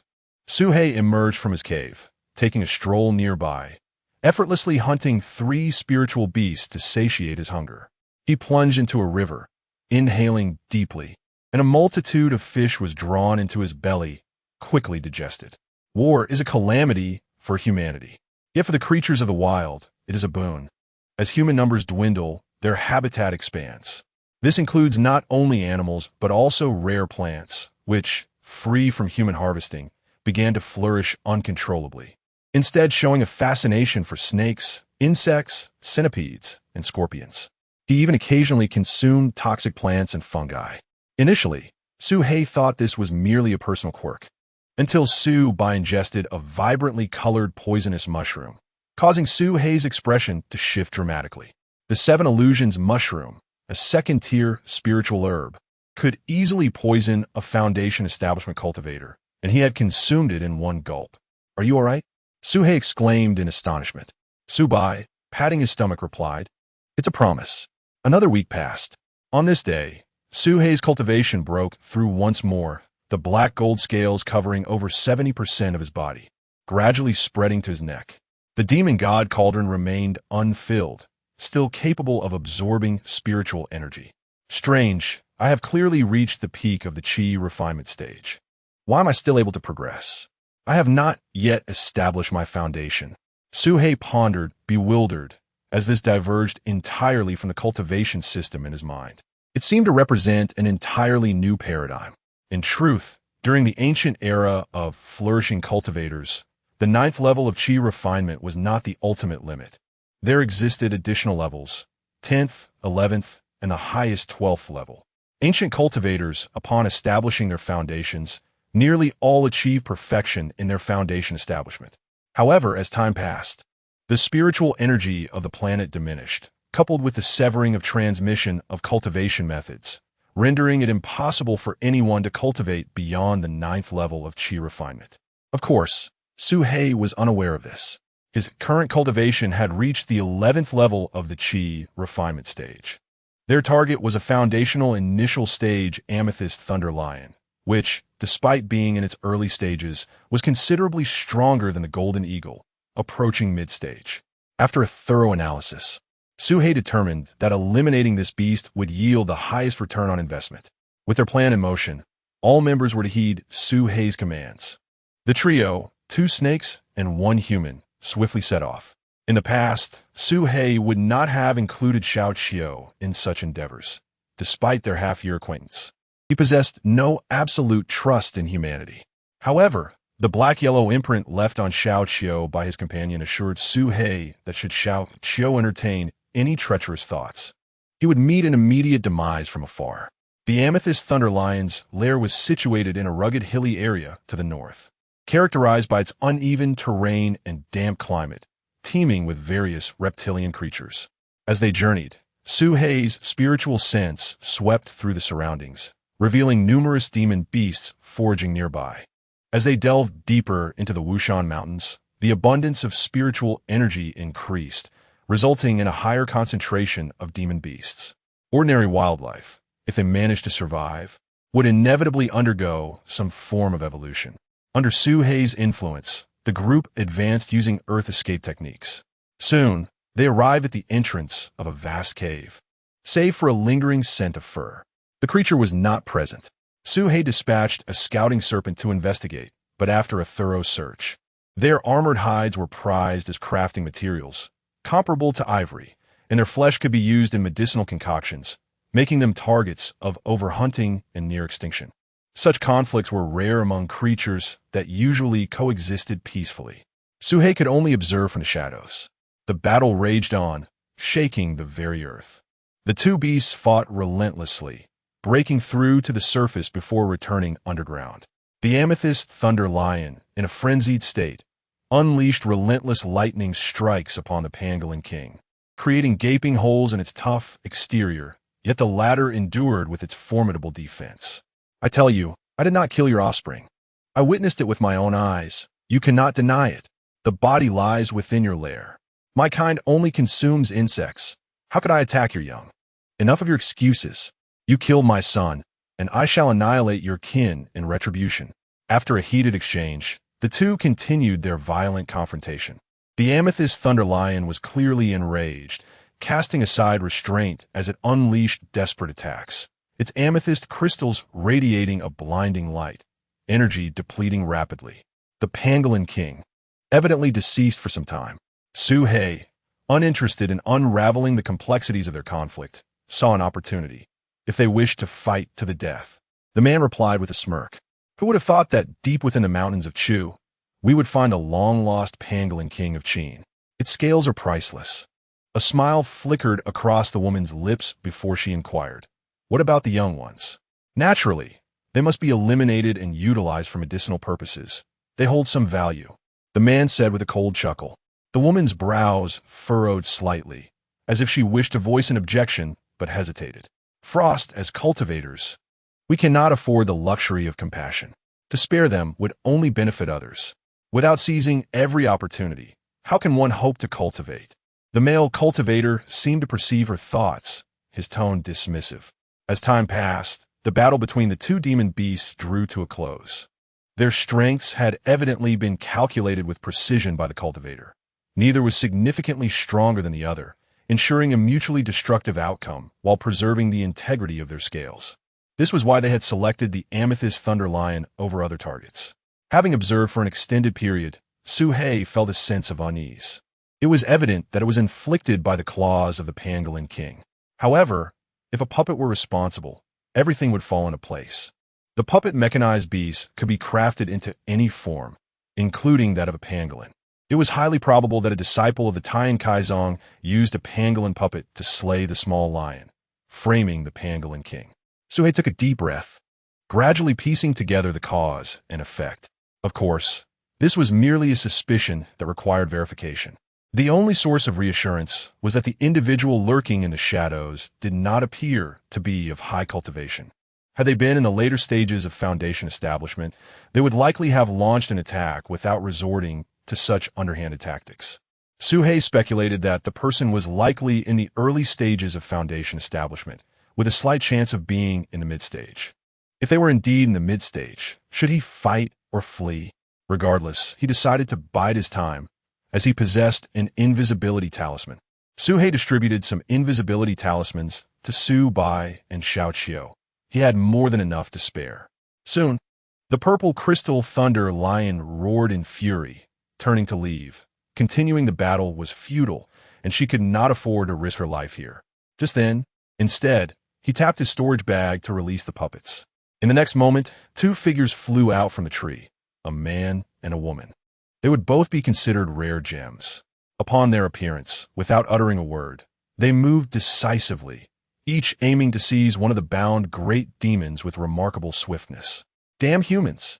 The purple crystal thunder lion seethed with rage, her fur bristling and crackling with purple lightning as she charged at the man.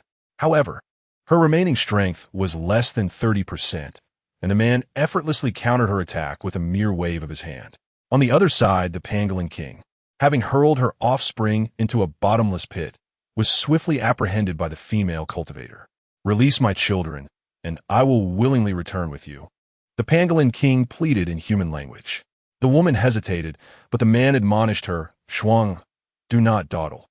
This is your trial." In Qin Shuang'er's eyes, tears streaming down her cheeks as she painfully closed her eyes. The purple crystal thunder lion also reacted, gritting her teeth and asking, "Did you do this to my children?" Looking at the purple crystal thunder lion, she had not been slain completely. It seemed her foe had anticipated this, retaining a portion of their strength and only using a fraction to strike down the beast. Such caution was not something one would expect from an ordinary individual. However, the bone-flying sword, crafted from spirit-imbued ivory, would not be deterred by the wooden sword's temporary obstruction. The spiritual energy dissipated instantly, and the ivory sword shot forth once more. The cold-eyed man maintained his composure, yet internally he was startled. Clearly, the power of this flying sword exceeded his expectations. Could it be a spirit-breaking flying sword? But the opponent's spiritual fluctuations indicate they are merely at the peak of the qi refining stage. How can they wield such a sword? Thoughts raced through Sun Jian's mind. It was common knowledge that only those at the Foundation establishment stage could manipulate flying swords. Positioning it before him. The next moment, a sharp sound echoed as the flying sword struck the shield, creating a hole and piercing through. Sun Jian's heart stirred. This was undoubtedly beyond the power of the qi refining stage. Even among those in the early Foundation establishment stage, few could penetrate his tortoise-shell spirit treasure in one strike. Had the opponent concealed their cultivation? No, while one could hide their aura. He opened his eyes, a look of astonishment flashing within. Demon beasts? To think the rumors in the state of Chu were true. There exists a serpent demon in the deep mountains that cultivates human techniques and wields flying swords. How fortunate I am to encounter it. But in his view, it was merely a display of skill before the master. Sun Jian coldly sneered inwardly. His wariness stemmed from the fact that he had spotted a small scouting snake concealed within a tree. The diminutive serpent may deceive others, but it cannot fool him. Having immersed himself in the art of puppetry for 50 years, he possesses the uncanny ability to discern truth from falsehood at a mere glance. He is merely pretending not to notice. At present, the serpent engages in a tit-for-tat struggle with his puppet, showcasing a commendable degree of skill. It is noteworthy that even his puppet possesses foundational strength, yet the fact that this small demon of the perfected spirit connection stage can overpower it is somewhat unexpected. Suddenly, with a thunderous roar, a colossal, sharp stone pillar erupted from beneath him, causing the tree to shatter instantaneously, before Sun Jian could rise, allowing for seamless shifts between trees, rendering it nearly undetectable. However, Su He seemed to perceive Sun Jian's position clearly. The earth continued to tremble as pillars erupted, piercing through the trees, each strike causing a disheveled shadow to leap forth. Could his opponent truly sense his location? How could that be? Su He accurately targeted the correct tree. Even more bizarrely, it seemed a colossal serpent was pursuing him as well. What then was the other serpent that fought his puppet, leading to his puppet's swift defeat?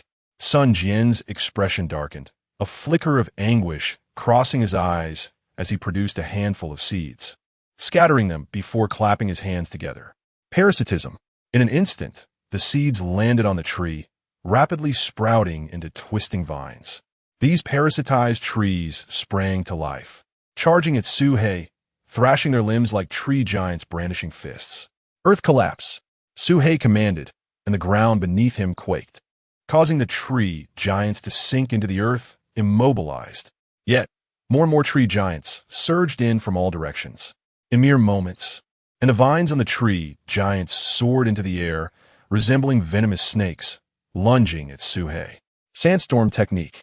Su He decisively consumed a recovery pill.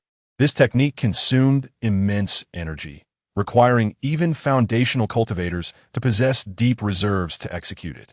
Suddenly, a spark of realization flickered in his eyes. Whoosh! Su He charged forward, a murderous intent radiating as he prepared to deliver a fatal blow. In an instant, Sun Jian's form flickered, and his limbs vanished, his presence extinguished. The master and his puppet had exchanged places. Such a technique was not part of his puppet arts. It seemed this individual had discerned the truth. Unfazed, Su He glanced at the red dot on the jade stone, making a swift decision to dash away. His ability to locate Sun Jian's true form was due to the jade stone gifted by He Huang. For the jade stone had not indicated any red dots, yet the two had been right before him. With keen insight, he noticed a faint red dot 10 miles away and quietly approached to ambush the true body. As for the other serpent, it was a doppelganger given to him by He Huang, nearly indistinguishable from his true form. Aside from the scales, everything else was perfectly imitated, but the speed of the silken thread was too swift. In mere moments, it struck Su He, producing a series of cracking sounds. Su He could distinctly feel his control slipping away. His puppet's body stiffened, unable to move an inch. Whoosh! The ivory flying sword sliced through the air. As Sun Jian landed, he waved his hand, intending to store the flying sword and puppet in his spatial pouch. Just then, a thunderous impact reverberated behind him. An overwhelmingly foul stench surged towards him, one he had never encountered before, causing his vision to blacken and dizziness to overtake him. This stench penetrated the very soul, impervious to mere magical artifacts. What in the world is this? Sun Jian screamed in horror, stumbling backward, while even Qin Shuang'er turned green, retching uncontrollably. Incredibly, Xiao Qiu withstood the foul odor, barreling towards him like a raging bull, his right arm swinging as he delivered a devastating punch to Sun Jian's face. Su He finally arrived, fury coursing through him as he commanded the flying sword, pointing it forward to sever Sun Jian's head. No! Qin Shuang'er cried out in despair. Chapter 93. The affectionate suffer more than the indifferent. Su He extracted the jade stone, observing the crimson dot upon it swiftly fade. As Sun Jian's life ebbed away, the spark in Qin Shuang'er's eyes gradually dimmed. With the master's demise, the puppet too succumbed to silence. Dao friend! Suddenly, Sun Jian's lips parted in a struggle to produce sound, as if he sought to convey his last wishes.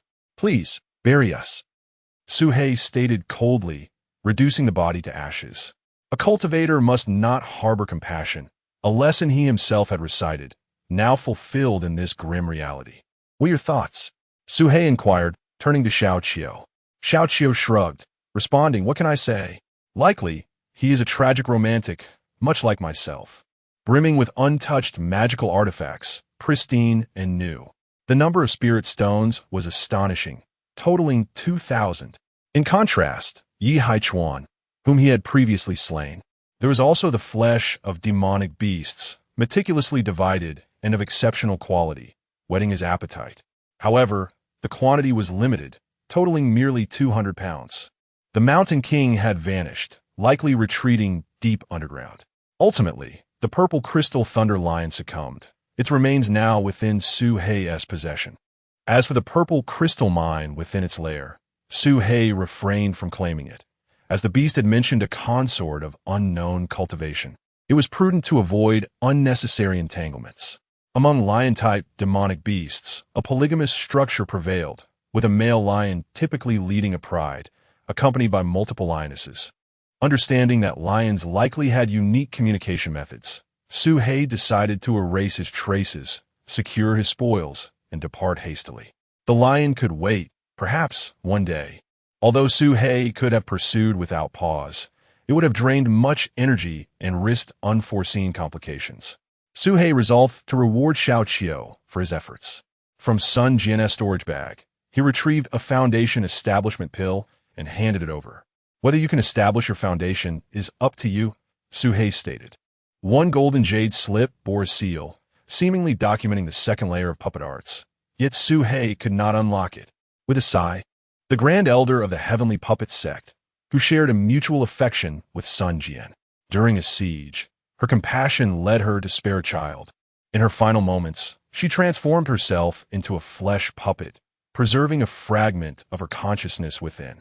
This was her means of enduring, remaining by Sun Jian's side, fulfilling their vows to one another.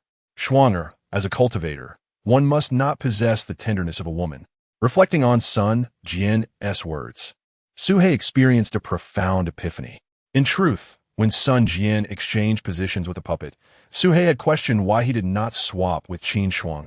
Realizing the stark difference, theirs was a true partnership, while Xiao Qiu's was insignificant by comparison.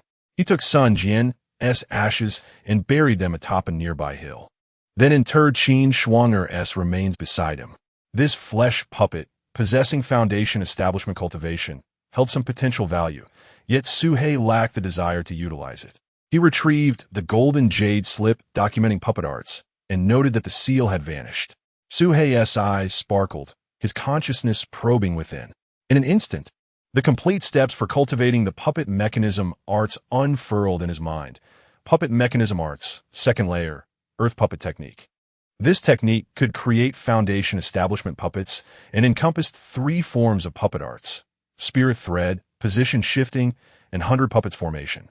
Su He opened his eyes and gazed deeply at the grave mound, retrieving a stone slab to place before it. They act out of a primal instinct for survival and the pursuit of strength. Likewise, demonic beasts are emotional beings. A mother beast would risk her life for her offspring. If one were to speak of true indifference, there exist such entities like stones or lifeless puppets. Su He pondered whether the indifferent could endure longer, yet at present, with the astral monitor relinquishing numerous strongholds to consolidate forces for this pivotal battle. Within the grand tent of the Qin army, Qin Shuangji suddenly opened his eyes.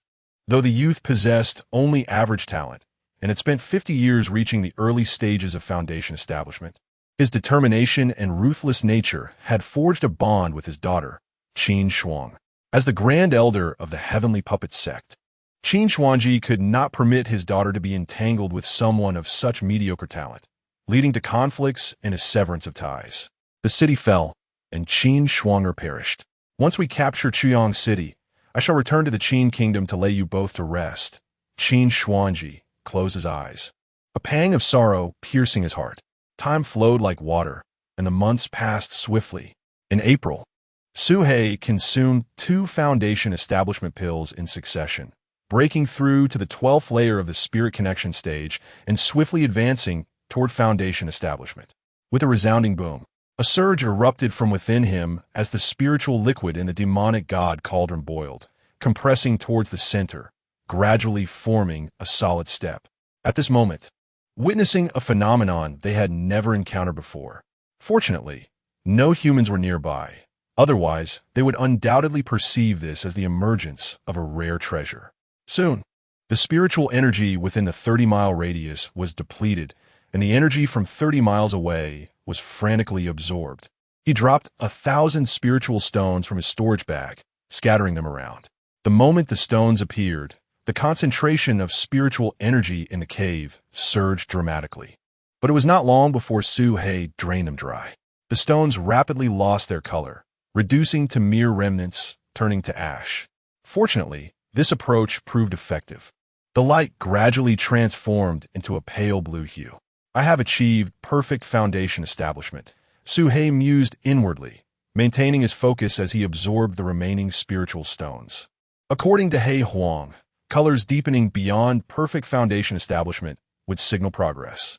3 days passed, and the light morphed into a pale purple.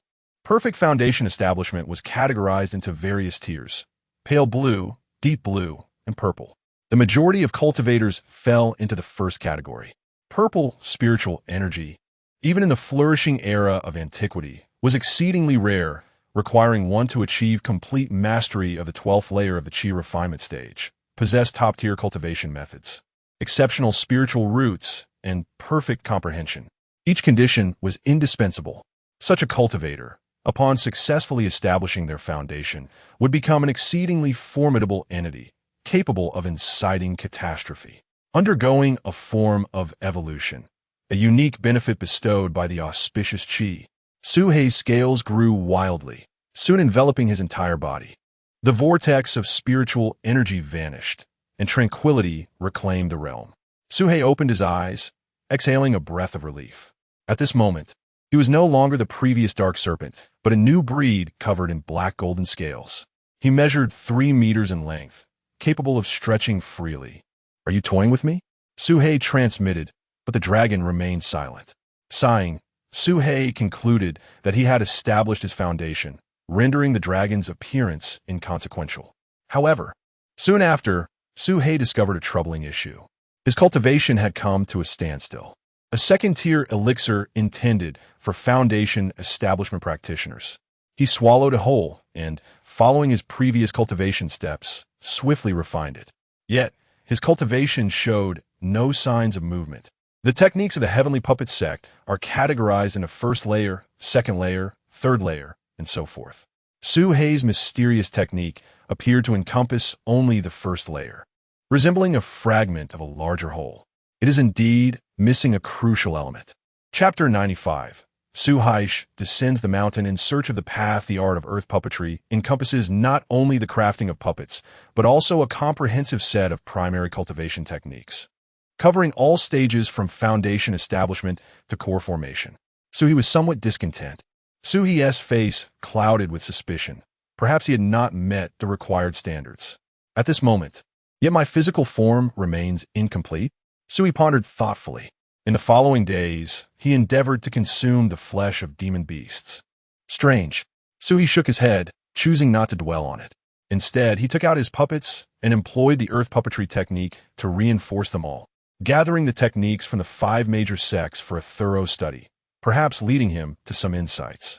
As for the dog, He Huang, it was uncertain when he would emerge, so Suhei could not rely on him for the time being. Now that he had successfully established his foundation, Suhei felt emboldened. With the 2 nations at war, as long as he remained cautious, his safety was assured. In addition to reinforcing his puppets, he aimed to forge 2 flying swords, while also updating the magical artifacts, spirit talismans, and elixirs he utilized.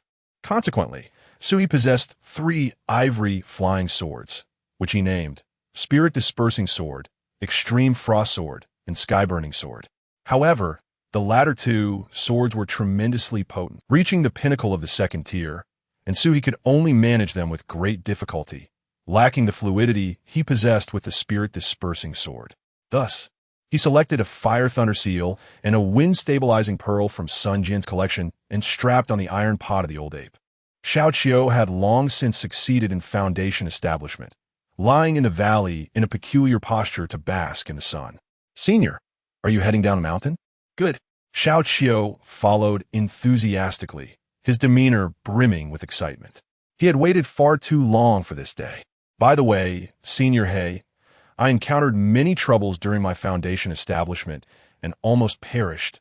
Let me tell you about it." Xiao Qiu chattered animatedly as he trailed behind. Perhaps it had been too long since he conversed with anyone, for he transformed into a chatterbox, speaking incessantly along the way. "Senior, you wouldn't believe it. At the critical moment of my foundation establishment, the surrounding spiritual energy suddenly vanished, leaving not a drop within a 10-mile radius, causing my breakthrough to fail. Utterly infuriating." So he was taken aback. An otherworldly demon? What sort of situation is this? Cultivators defy fate. During a breakthrough, there exists a slight chance of attracting an otherworldly demon, colloquially known as external demons, infiltrating the body. However, this occurrence typically transpires only when a core formation cultivator is about to give birth to their nascent soul. And it must be an extraordinary individual, 1 in 10,000. For instance, that mountain-moving ancestor perished due to an otherworldly demon. Damn. So he could no longer contain his curiosity. "Oh, so you were listening, Senior? I thought you weren't paying attention." Xiao Qiu replied, astonished, slipped back into a spatial rift and vanished.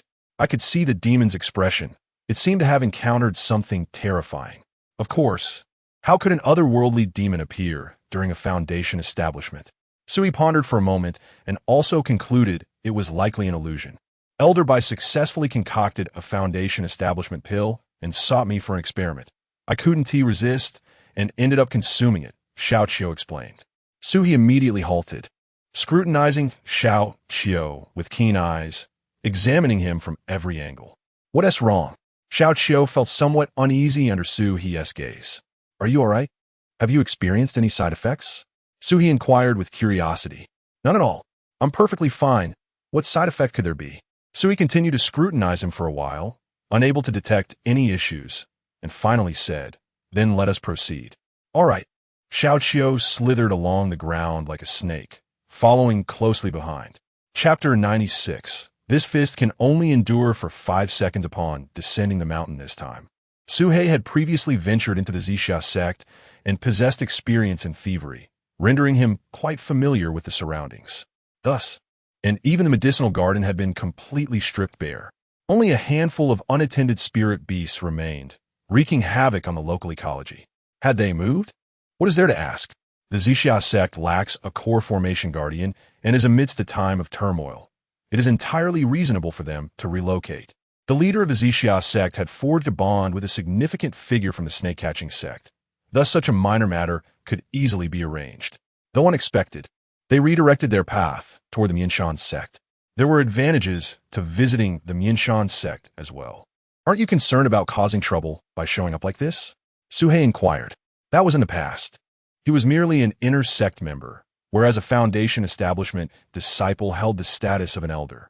Hua Yintian did not possess the clout to demand the Mianshan sect surrender one of its elders. After a moment's contemplation, Suhei resolved to accompany Xiao Qiu to take a look. The Mianshan sect was indeed one of the backup options.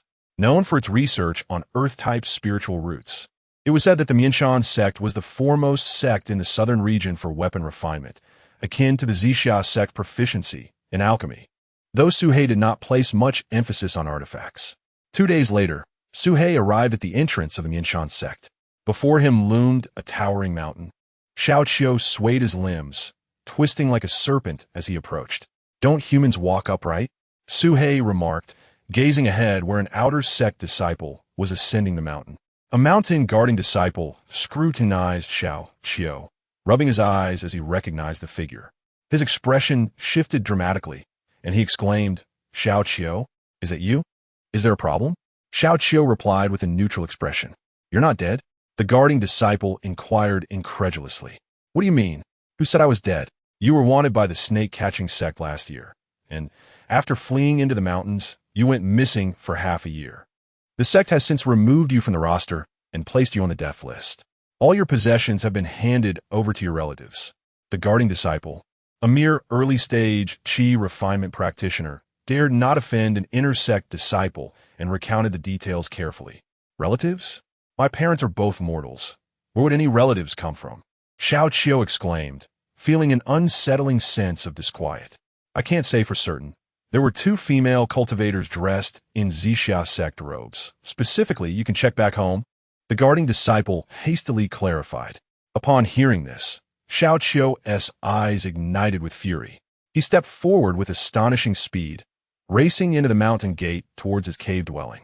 It clearly states that upon Xiao Qiu's death, all his possessions will belong to Yinling. And, as Yinling's sister, I am entitled to inherit, Su Mei declared. Her voice sweet, eyes sparkling with mischief. Ha, well said. I shall open the cave and retrieve that brat's belongings right away. Elder Qiu of the Mianshan sect laughed heartily. Su Mei and Elder Qiu had long been engaged in a clandestine affair, and this action was merely a natural progression of their relationship. Elder Qiu would also occasionally visit the cave for their secret trysts. This time, Su Mei had brought along her close companion, and the 3 engaged in dual cultivation together.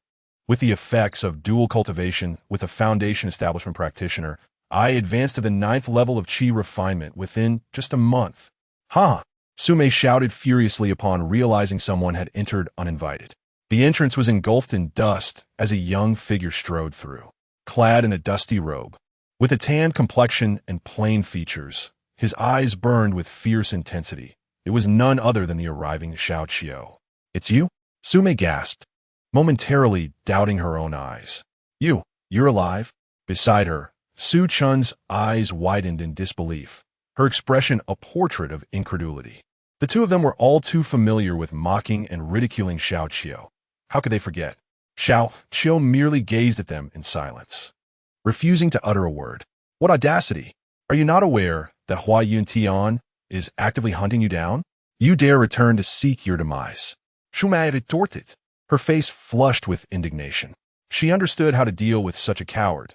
Leniency was not an option. They had to be resolute. Su Chun, standing nearby, threatened, If you possess any sense, you should leave at once. We can pretend nothing has transpired. Otherwise, when young Master Hua arrives, it will be your end. Both women were astute. Since Xiao Qiu had not perished, it was likely that the cave abode would have to be surrendered.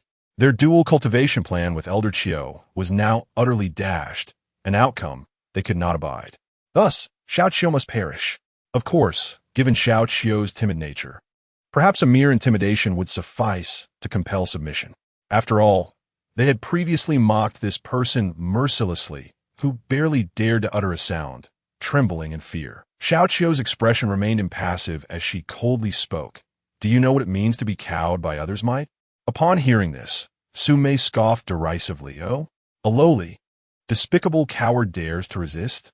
Kneel and lick my toes. Perhaps in my good graces, I might spare you. Bang! In response, a powerful fist struck her. Su Mei was sent sprawling, blood gushing from her nose, her face caving in as she crashed against the stone wall, her head breaking open in a gruesome display. With just one punch, her visage was irrevocably marred. Su Chun's expression shifted instantly, as if she had seen a ghost. Who was this person? Was it really Xiao Qiu? How could this be? Xiao Qiu was clearly a coward, a sycophant, incapable of articulating a coherent sentence in the presence of women. How could she dare to strike one? You, how dare you hit? Su Chun's voice trembled, yet she could not suppress her threat. Bang! Another heavy fist collided with Su Chun's face, instantly sending her teeth flying. This blow twisted her head grotesquely, nearly breaking her neck as she soared upward and slammed into the ceiling. Bang! The entire cave trembled, dust cascading down like rain. Both women lay toppled by a single punch. At this moment, Xiao Qiu appeared transformed, as if she were a different person altogether. This punch, I have honed for 5 long years. Xiao Qiu clenched her fist, her eyes ablaze, gritting her teeth as she declared, but from this moment forth, I shall endure for only 5 seconds. Chapter 97.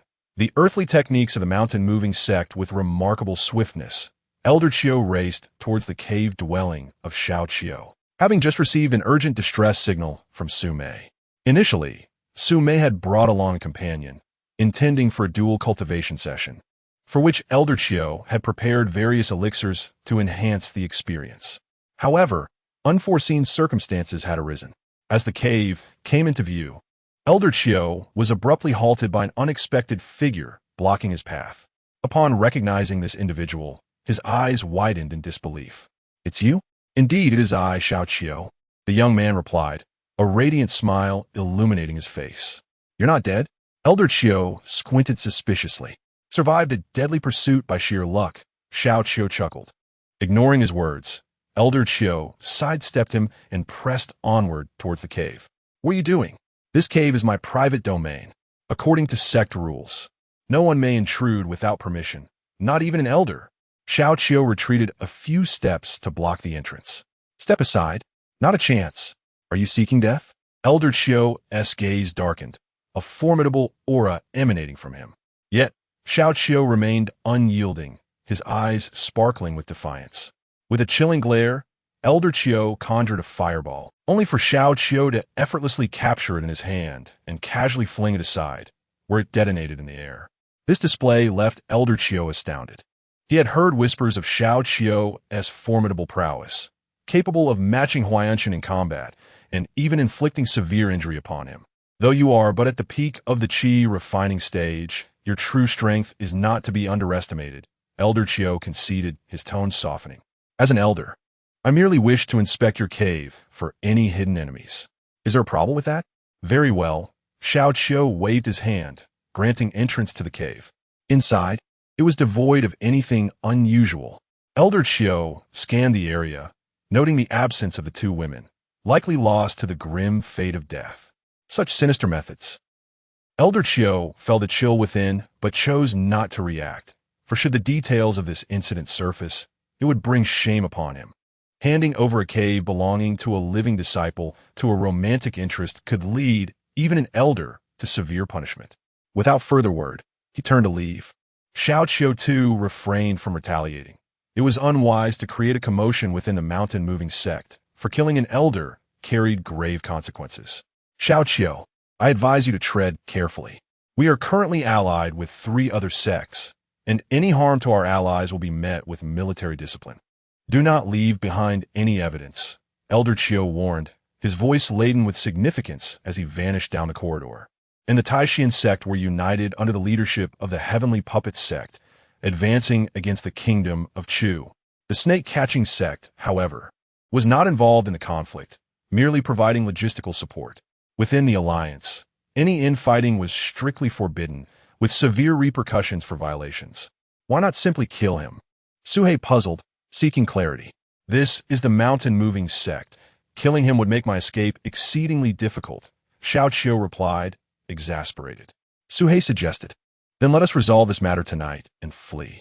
Xiao Qiu fell silent, pondering why such a minor foundation elder warranted death. He posed no significant threat.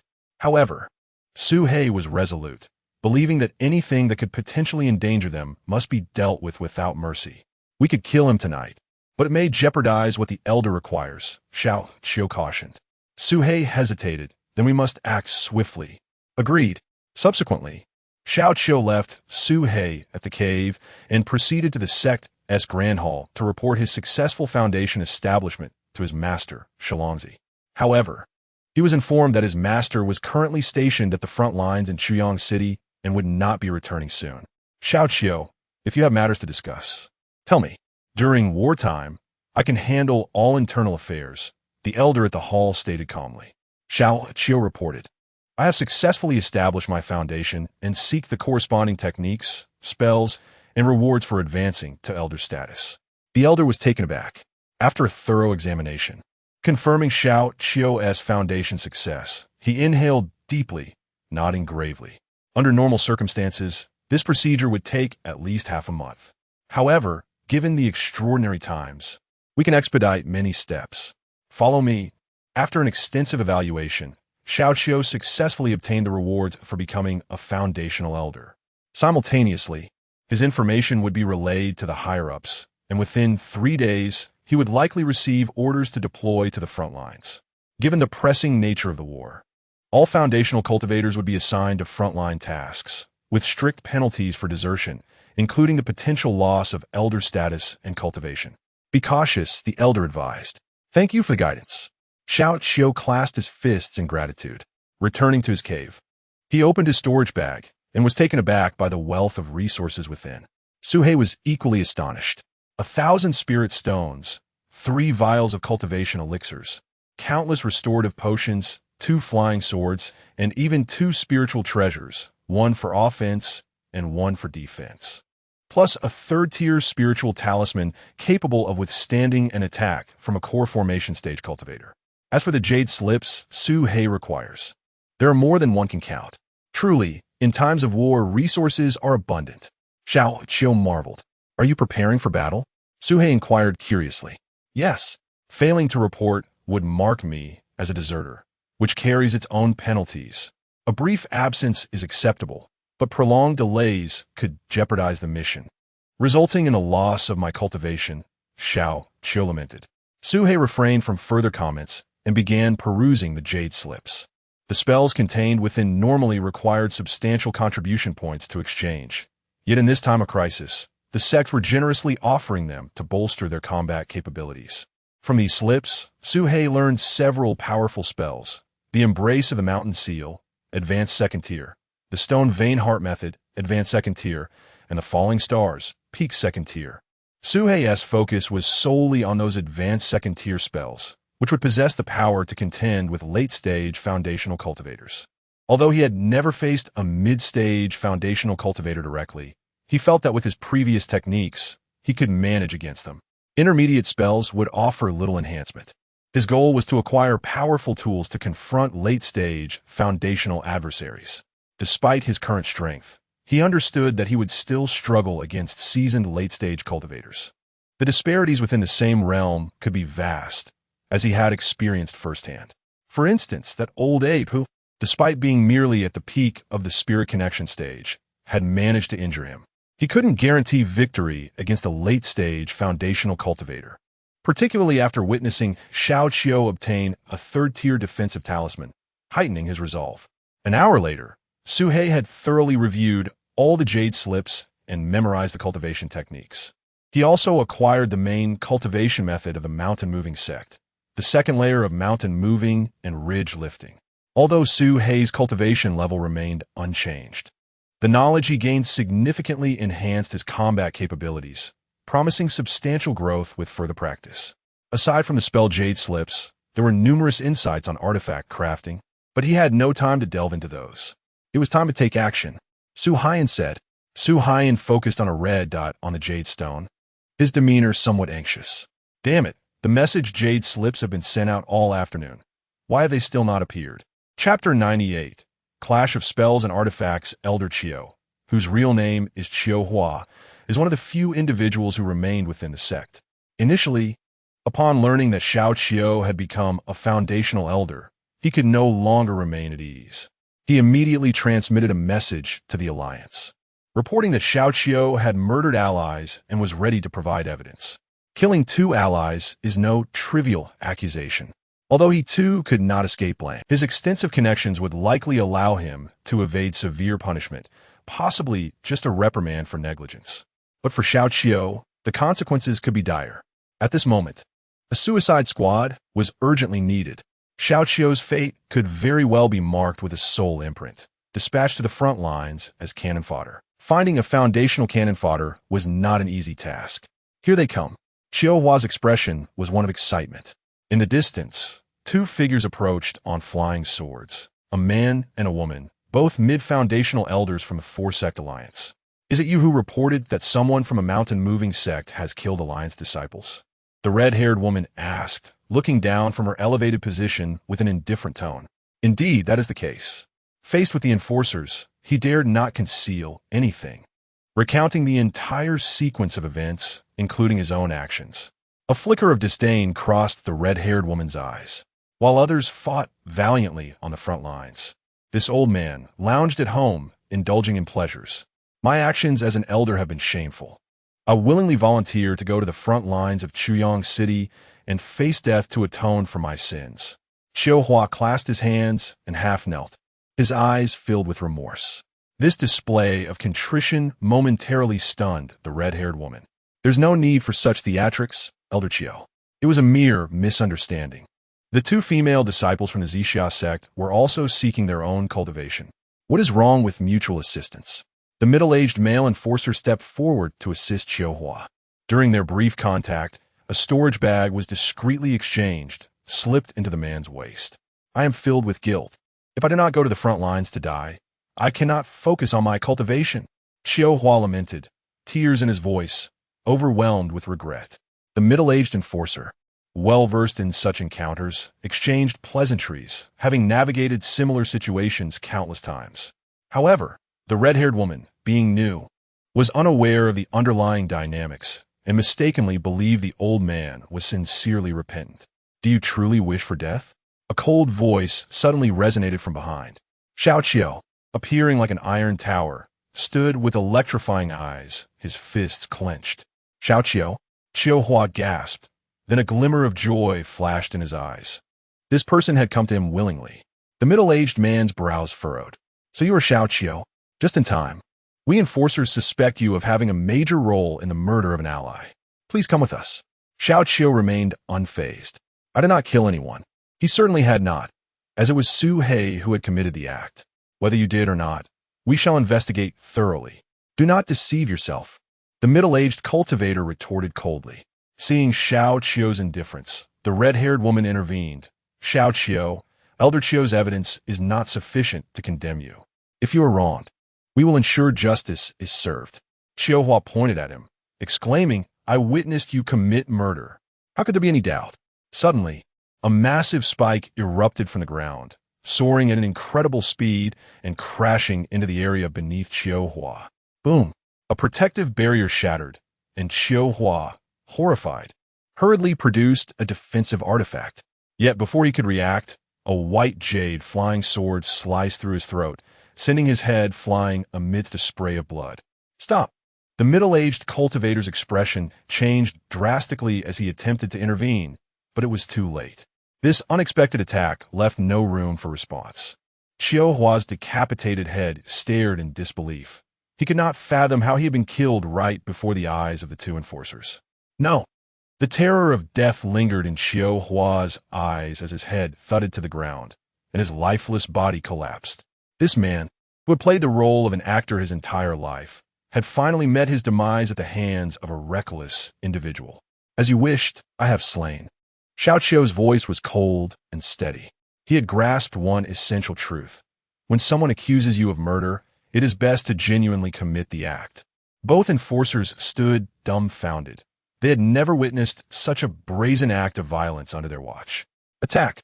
Su He wasted no time, immediately unleashing spells while summoning a giant snake and a massive frog to assault the middle-aged cultivator, while Xiao Qiu charged at the red-haired woman. The middle-aged cultivator, seasoned in battle, reacted swiftly. During his tenure as an enforcer, he had amassed numerous artifacts. He shattered a golden talisman, creating a protective aura that blocked the spike strike, then reached into his storage bag for 2 purple beads, flicking them toward the mouths of the giant frog and snake. Su He was quick to respond, retreating both puppets while activating a gravitational technique to suspend the beads in midair. Boom! The middle-aged cultivator shouted, and the beads detonated. Thunder tribulation beads? Su He narrowed his eyes, then shook his head, realizing they were mere imitations. Thunder tribulation beads absorb the power of heavenly tribulation, condensing it within, capable of rivaling the might of a small heavenly tribulation strike, posing a threat even to core formation cultivators. However, a significant drawback is that they do not distinguish between friend and foe, potentially harming the user as well. He survived? The middle-aged cultivator glanced at Su He in astonishment, then turned to Xiao Qiu, barking, Xiao Qiu, attacking enforcers is a grave offense. Surrender at once. Xiao Qiu had transformed into a combat form, his physique akin to a small mountain, each punch resonating like thunder as he engaged fiercely with the red-haired woman, disregarding the middle-aged man. Whoosh!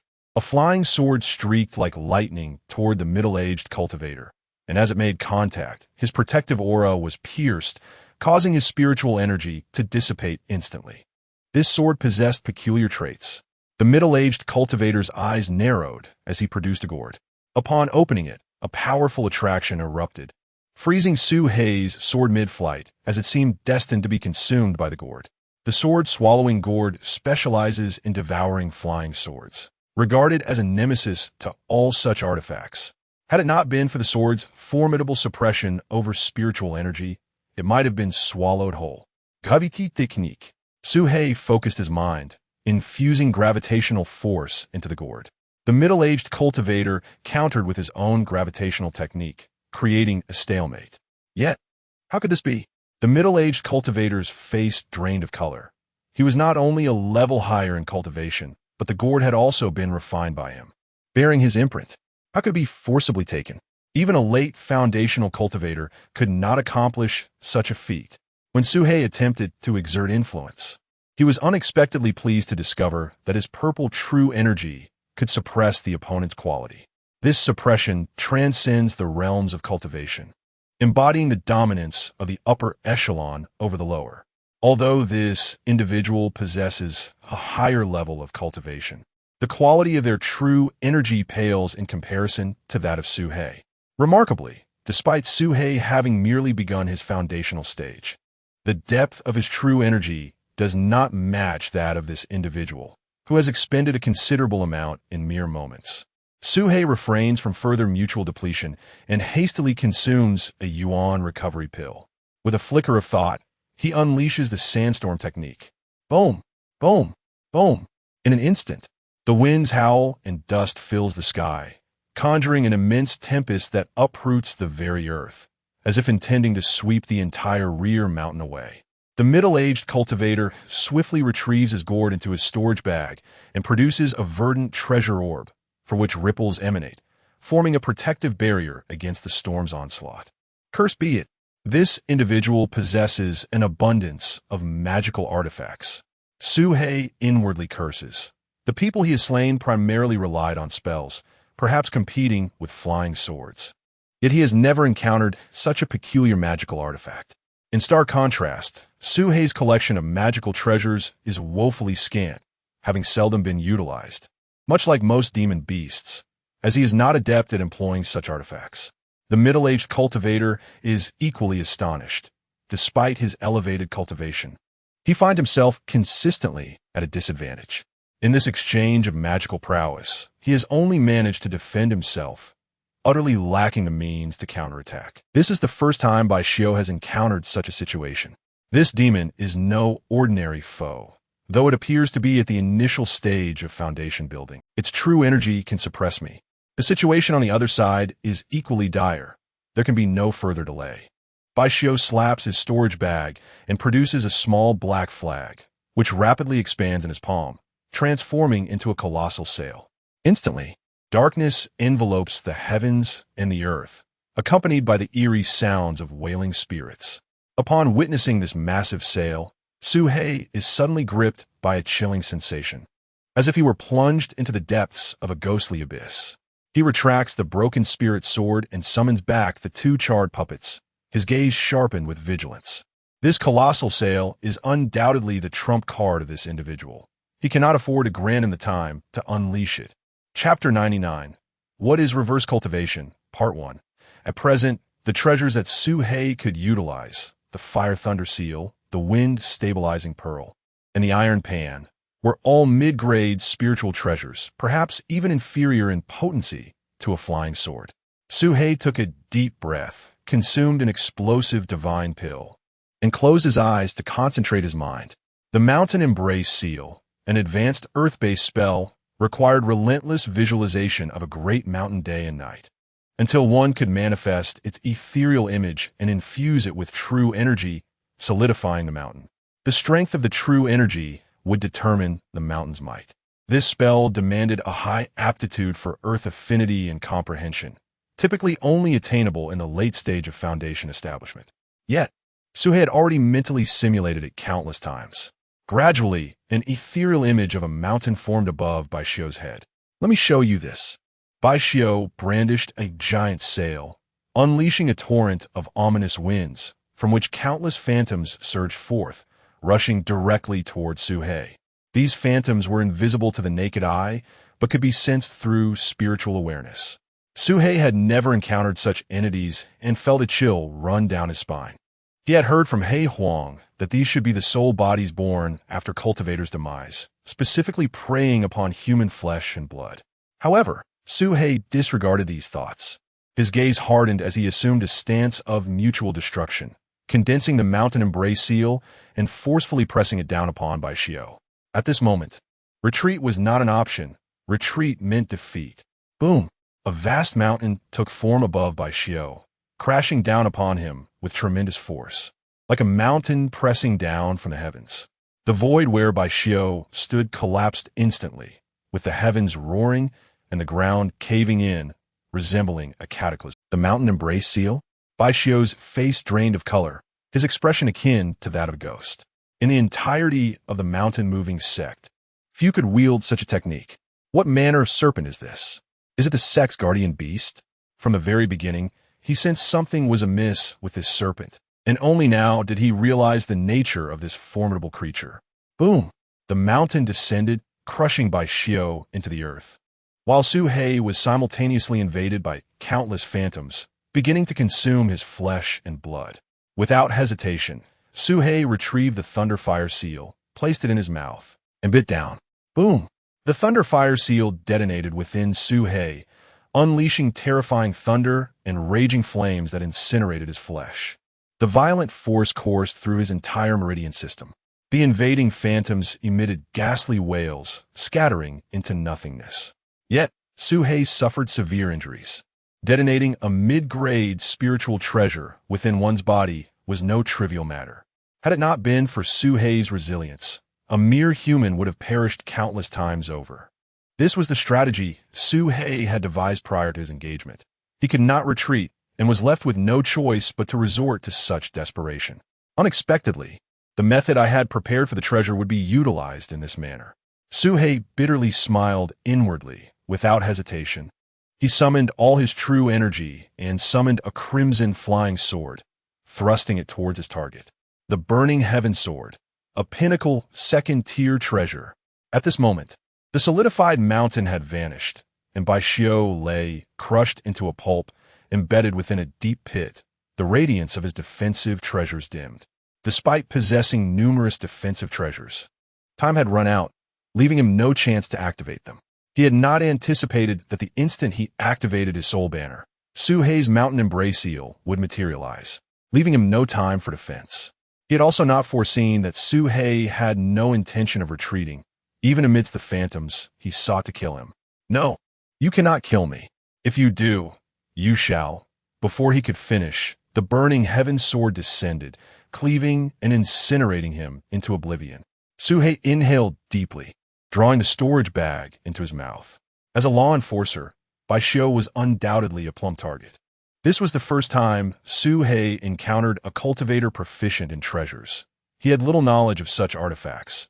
As a beast, he relied more on his innate strength, seldom employing treasures. This had resulted in significant losses during the battle. A Foundation establishment cultivator was never to be underestimated. One must not regard humans as simple beings. Su He mused.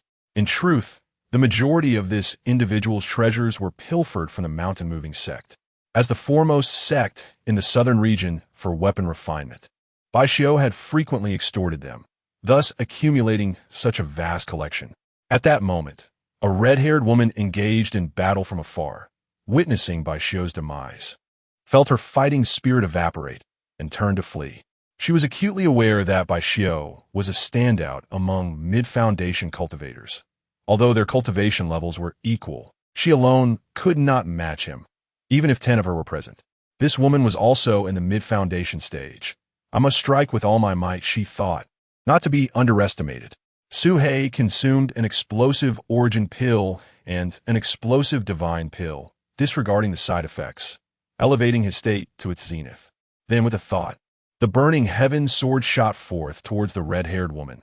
who turned pale with fright and produced a spiritual talisman to activate it. Puffed. The red-haired woman's head flew off, her body instantaneously reduced to ashes. Only after her disappearance did the protective barrier formed by the talisman barely materialize, enveloping nothingness. Suhei Pauset, hastily extending his spiritual awareness to search meticulously, but found no trace. He then took out a detection stone for another check, yet still found nothing. The contents scattered across the ground. He finally recognized the gravity of the situation. She was indeed dead. This was somewhat absurd. He had expected her to be a formidable character, yet she crumbled so easily. The disparity between the red-haired woman and Bai Xiao was so vast that Su He could hardly comprehend it.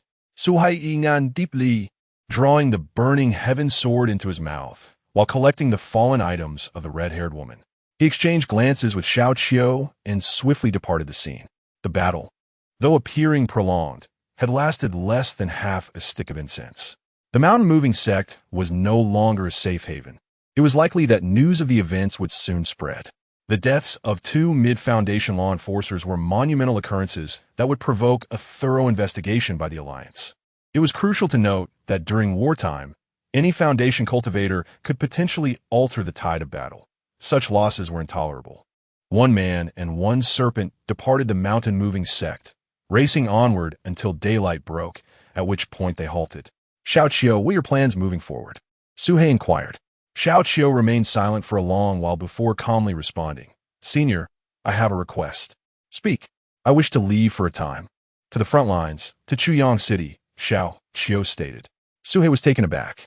The front lines were indeed a viable means to absolve oneself of guilt. For the 4-sect alliance had decreed that regardless of one's crimes, as long as one was willing to act as a vanguard, all prior transgressions would be forgiven. This rule was inviolable, established by the Heavenly Puppet sect. Why is that? Su He was somewhat perplexed. I am a citizen of the Chu Kingdom. My parents and family are all from Chu, residing in Chuyang City. I cannot stand idly by. I must save them. Xiao Qiu's gaze was unwavering, filled with unprecedented determination. Su He fell into a profound silence. He had misunderstood the situation.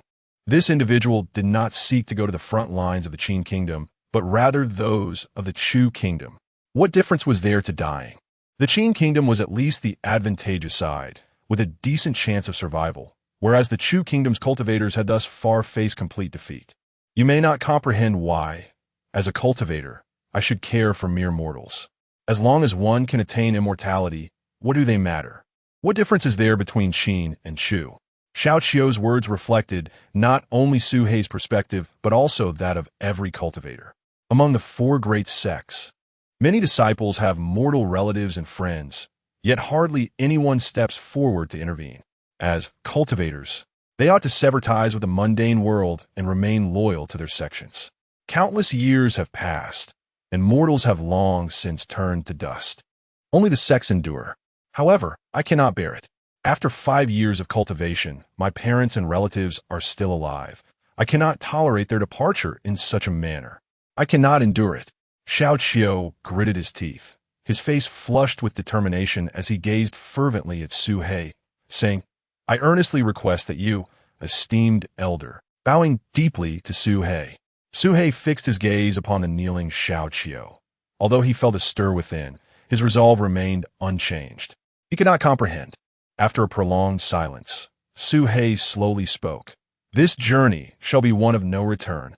Chapter 100. What is reverse cultivation? Part 2. Half an hour later, Xiao Qiu departed, leaving behind a solitary silhouette in the distance. Initially, he crawled across the ground like a serpent, but upon reaching the mountain peak, he stood upright. Su He had no valid reason to dissuade him. This was the path he had chosen, albeit one that led to certain death. Su He refrained from following, instead providing some magical artifacts, talismans, and elixirs refined by Su Bai for his preservation. The chances of survival were nearly non-existent. Aligning with the Qin state offered a glimmer of hope, while heading towards the Chu state was undoubtedly a path to demise. He Yuan had once remarked that the Heavenly Puppet sect was far from simple, supported by a colossal force. Even a single ancient being within could effortlessly obliterate a nation.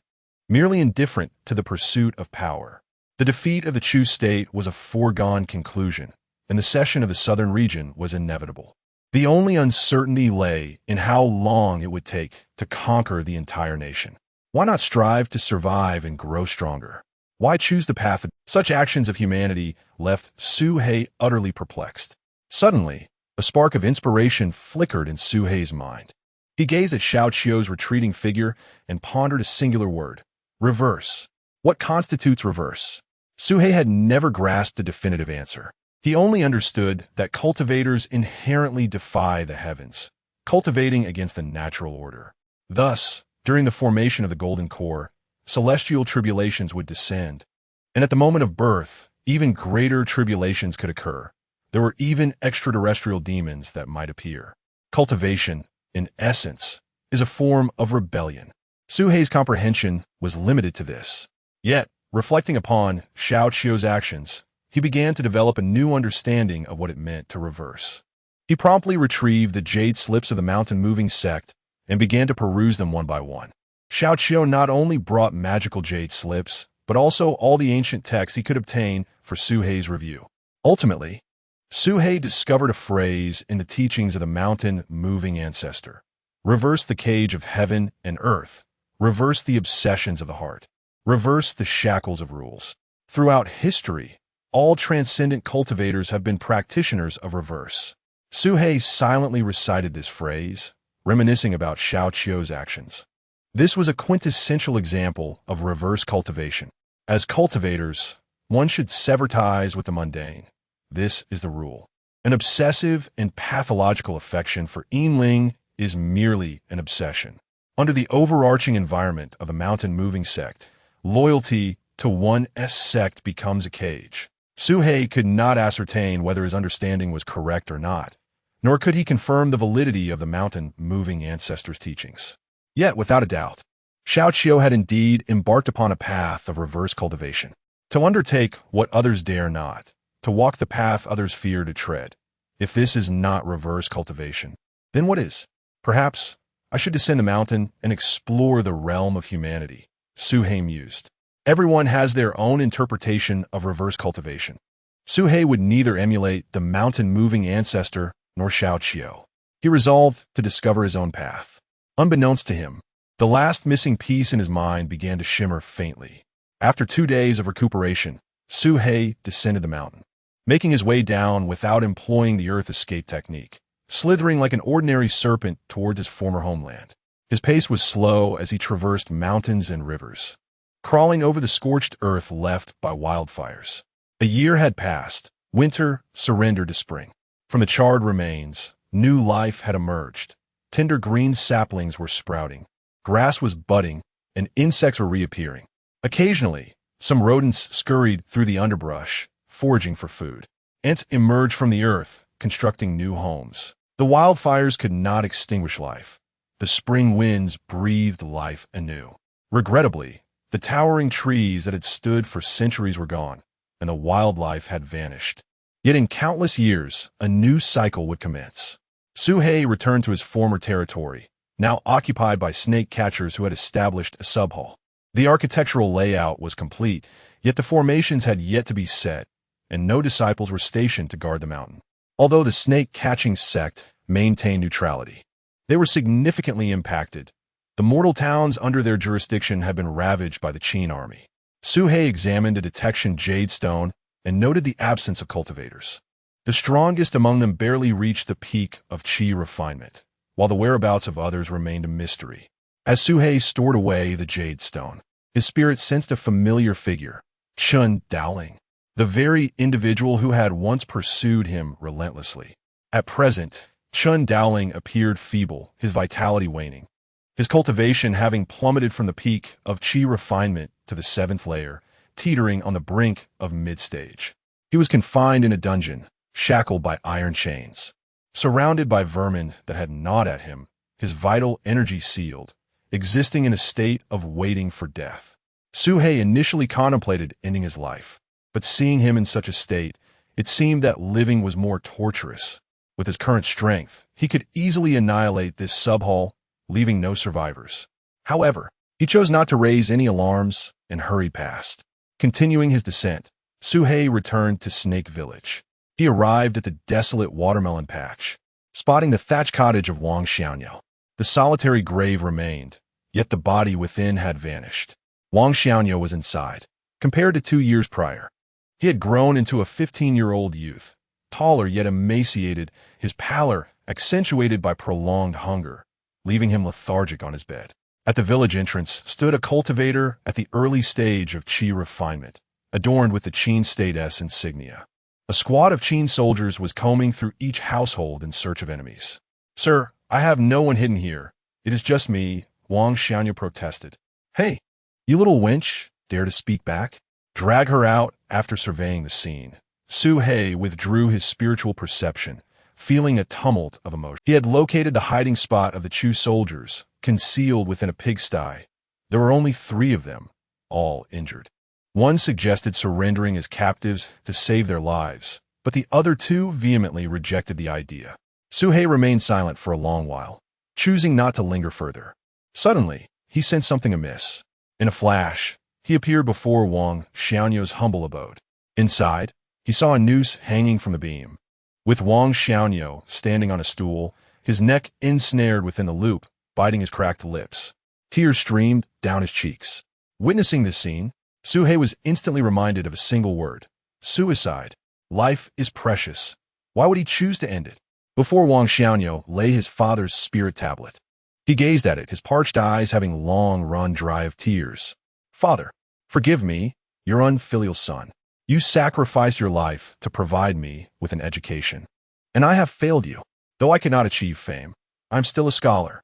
I refuse to become a slave to a fallen nation." With that, Wang Xiaonyao hung himself, kicking over the stool. The noose tightened. He did not struggle. His breath ceased, and in his eyes lingered a mix of resentment and anguish. The once fervent desire for knowledge and hope slowly faded away. Suhei silently watched this scene, remaining unresponsive for an extended period, respecting others' destinies. He had always let go of his inclination to assist, yet this time he acted.